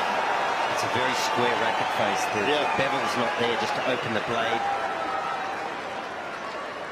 I mean, you have the right grip there and you don't have to do anything. It just pops upwards first off the strings. He actually has to use his hand to volley. And with poly strings on a cool night, you get nothing. You have to hang on to the volley with the racket face. It's hard to fault him, isn't it? I mean, once again, he was in a great position. Just not quite the execution right at the end of the point. But the guy's running on fumes. Still in it, just the one break.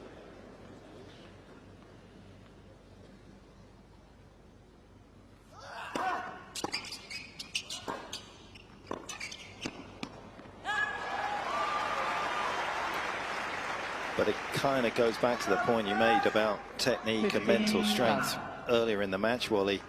If you have the right technique in these moments, it's just instinctive. Subconsciousness takes over and you make those volleys that he's missed in the last couple of service games.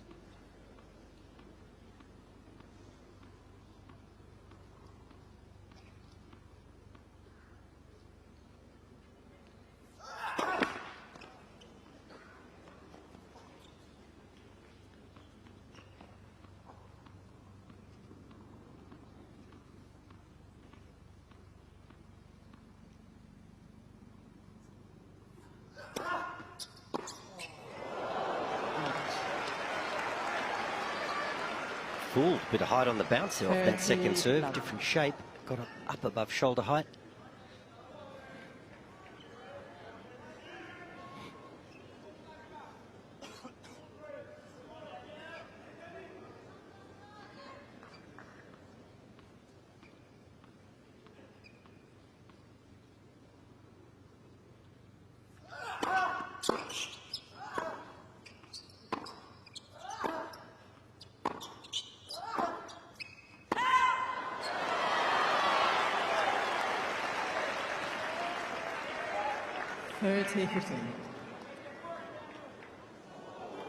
Coasting to crisis.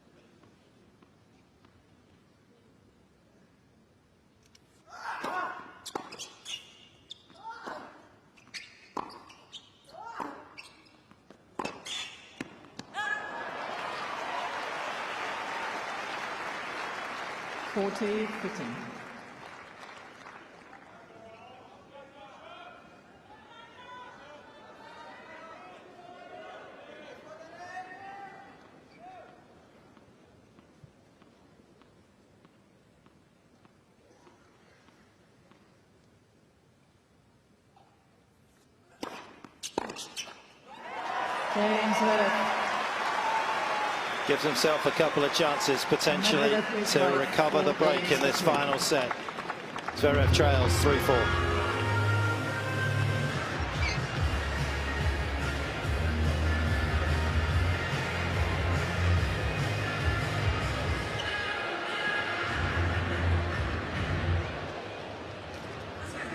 Well, there's always the thought that perhaps if you can push it to the forefront of your mind, that now your opponent has something to lose for the first time tonight. Obviously, Medvedev was just trying to claw his way into contention in this match in the third set, but now with the break in the fifth, he does have something to lose. At stake, of course, is a place in the final of the Australian Open. Nights like this, mornings like this, in a moment, don't come any bigger.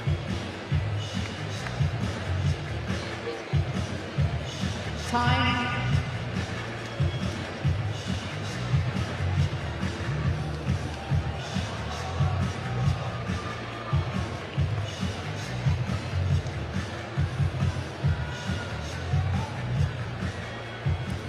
The last player to play 3 5-setters en route to the final at the Australian Open was all the way back in 2006. Marcus Baghdatis, biggest moment of his life, lost in the final to Federer that time.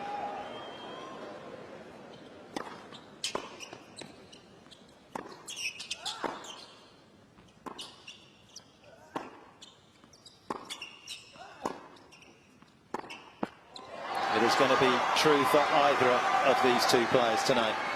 Love 15. We've seen some very brave tennis from both men, but that was interesting there because Medvedev was 2.5 meters inside the baseline. Looked like he had an easy shot to come forward. He scampered back, retreated, safety first, and ended up netting the ball. So we'll see how he approaches this. He was pretty aggressive in the game to consolidate his break. Once again, it's the slower ball he just gets out in front of. 15 all.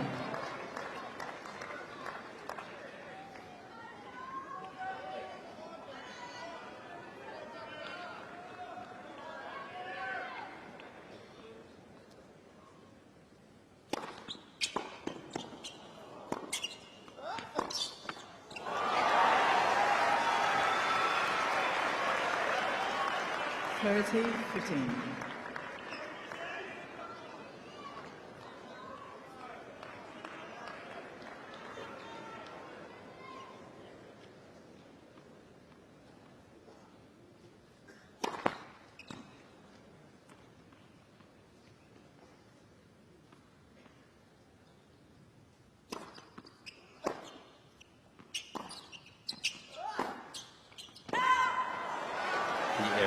They're flowing, aren't they? 40-15. There it is, the stroke of midnight. He's tired. He feels heavy. The air's cooler. You've got to hit through it, create your own pace.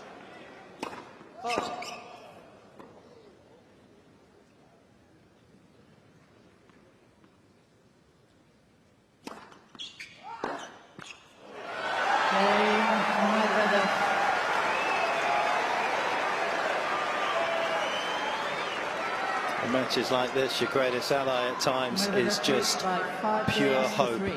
Doesn't win you the match immediately, of course, but it certainly sustains you. Now, if I'm invested in a player and they're in this situation, I want them to extract a little bit of pain in this game, not just walk through the game thinking I'm going to hold. I want like a full-out assault in this game. We'll see how Medvedev approaches it.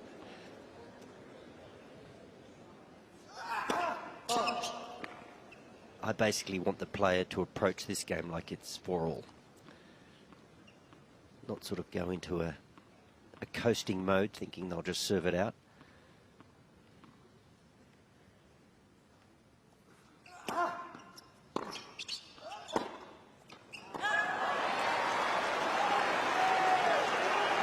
And that's those little steps, isn't it, Fitzy? Just a bit close to that ball, just not adjusting.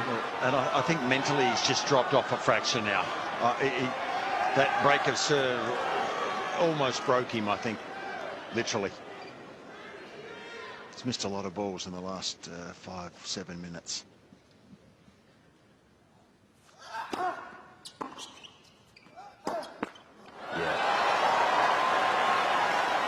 And he's going to change rackets, which I don't think he's broken a string, has he? But it's almost like the ball is falling off his racket at this point. maybe not a bad little play just to... Yeah, he probably needed a break, but he didn't break a string, that's for sure. Change the tempo.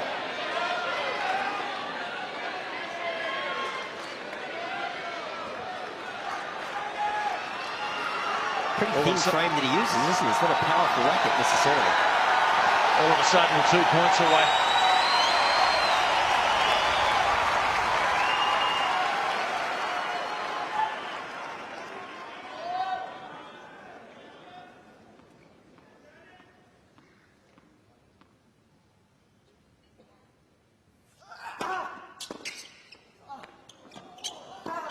Might be just what he needed.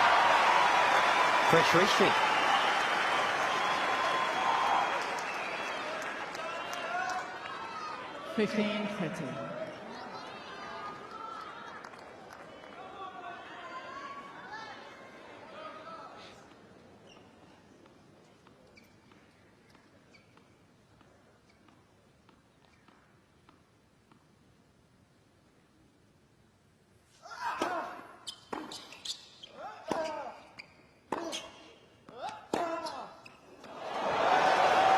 Drilled it. Those are dried up. He'll hope the floodgates open again. What a game. Another half inch. And Medvedev's got 2 match points. 158 Ks. That's impressive.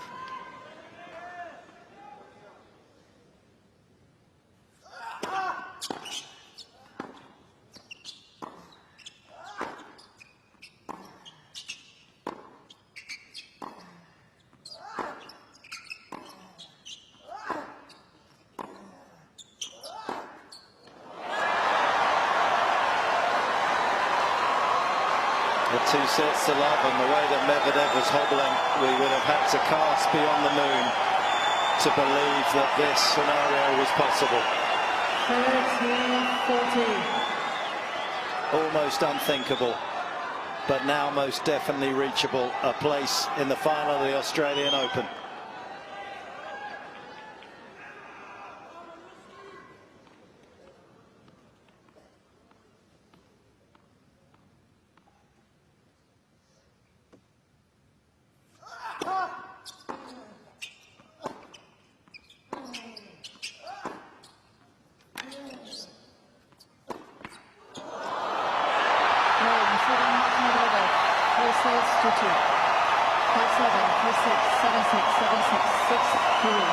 Just another memorable Melbourne night.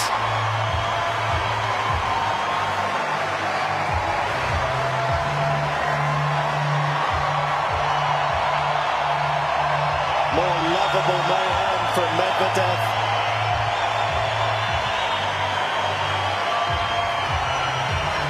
And this Australian Open seems enchanting.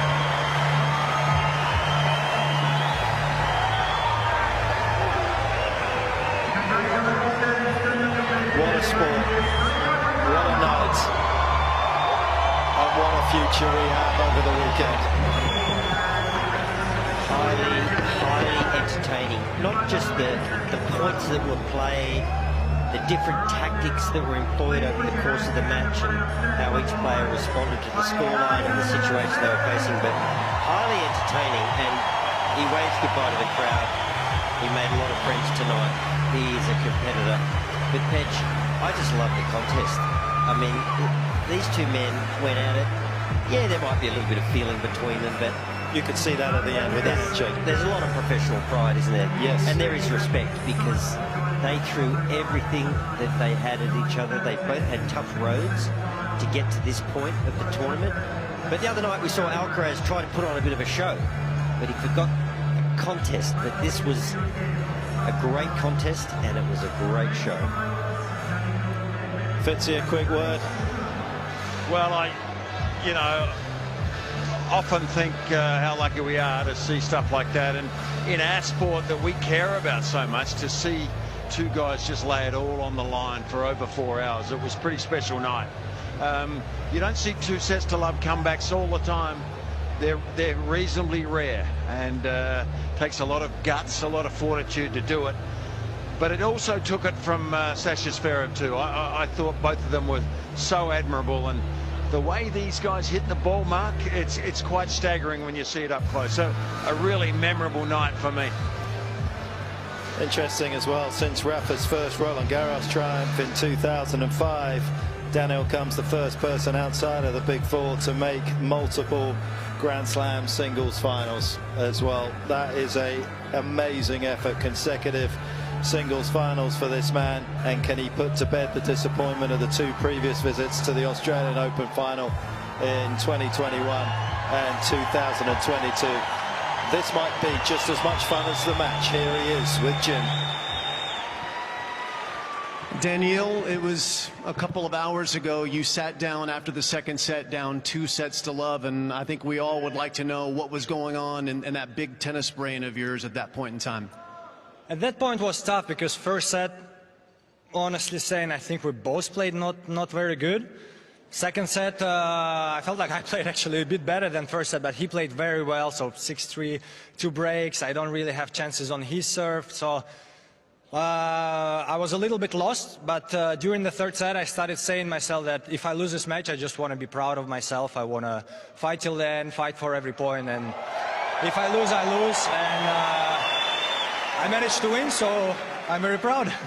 You should be proud of that for sure. You're known as one of the best tacticians in men's tennis. What changes did you need to make to turn this match around? Yeah, at one moment in third set, I felt like I was tired physically, and looking at him, I didn't feel it.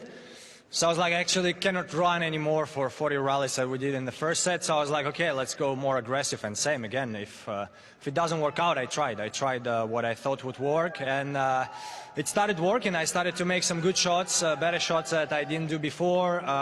Started to serve much better, put a lot of pressure on my serve. And then tiebreaks, pretty unbelievable. A little bit lucky on 5-0 return, but that's tennis, you know. You didn't mean that shank return winner? That was not intentional? The slice was intentional, but the drop shot with a backspin or something against the wind was not really intentional. But when I, when I touched it and when I saw it going, I was like, just don't touch the net, just don't go into the net, because it was either it touches the tape or it's in, and it's tough for him. So. Yeah, sometimes you need to be lucky, and today's my day.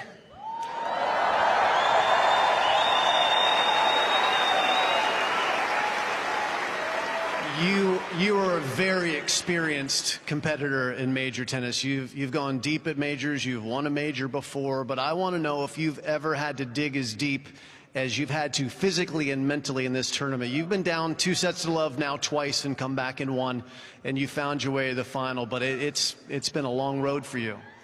Never made it that tough, and happy about it, because before my statistics in 5 sets was not good, and yeah, physically and mentally it's tough, 5 sets, and many times in the fifths I was not strong enough. So I'm happy. That's you know, 1 month ago I wanted to change a little bit even more, to try to be even more strong mentally, and to think less about one guy in the crowd who screams something at me, or when I think when I think the referee has done something wrong. I try to focus more. I'm still yet far from being perfect, but I'm trying. That's your New Year's resolution. Okay, we got it. You're going to face a player in the final who's never played in a major final. Jannick Sinner has been so impressive in this tournament, and I'd like to get your view on what he's been achieving in this tournament. I would imagine you've watched him play some of his matches. Yeah, impressive, as you say. 5-1 against Andre. I was sleeping at the time, but 5-1 on the tiebreak against Andre, won the tiebreak. 6-1, 6-2 against Novak, who is 10-0, was 10-0 in the semifinals on this court. So very impressive, and yeah, I need to recover well, try to be 100% on Sunday. I hope you guys can enjoy, and we can have a great show.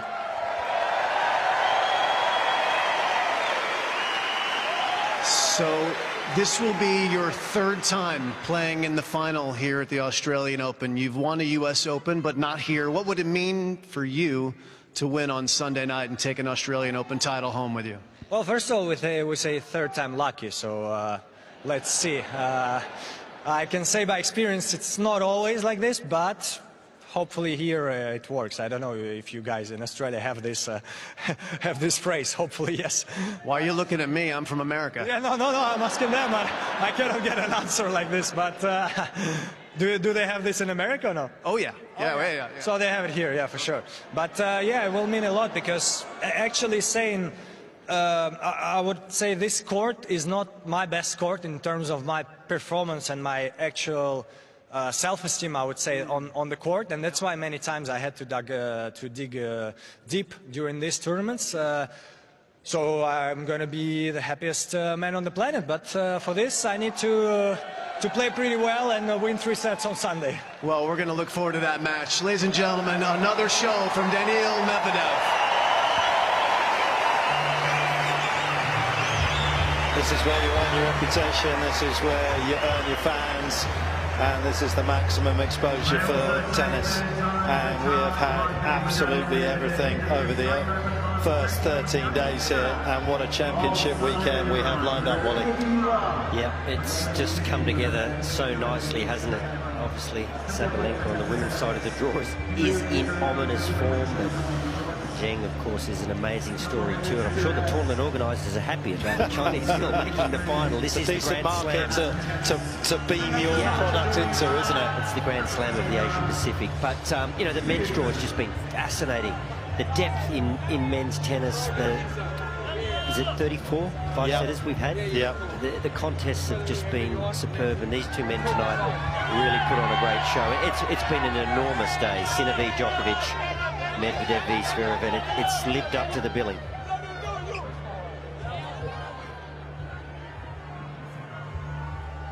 Well, it's pretty clean, huh? Look at the numbers. I mean, just beautiful. No, I was actually just admiring the look at the back there. There's the Disneyland of the world of tennis right behind that particular graphic, and it has taken us on some incredible adventures over the last 13 days, and I can't wait to see what's in store. Matches like that, I'm sure there's some data analysis, and I love my data that will want to go through that, but to be honest, it is those feelings that a match like that leaves you with. That's what you take away. Yeah, the swings and the roundabouts of the tactics that both men employed, and just the nature of the contest. And there's some pretty good names there in the semi-finals, and look who's come through. And that, if Medvedev can recover, that's going to be an epic final. And that is a big if as well, because chasing down Jannick Sinner's ground strokes and his ability to serve the spots as well as he does will be a massive challenge. But the one thing that this man brought to tennis was a uniqueness. He was the first different prototype that broke the stranglehold on the big four. He was the first player since Roddick, who was world #1, to be able to take that mantle over from the big four. And it was that style of play, the quick, rapid service holds, the deep position on return, which he adjusted tonight. He is a polymath of tennis, and he potentially can be the champion of Australia. We will find out on Sunday against Jannick Sinner. What another thrill ride that was.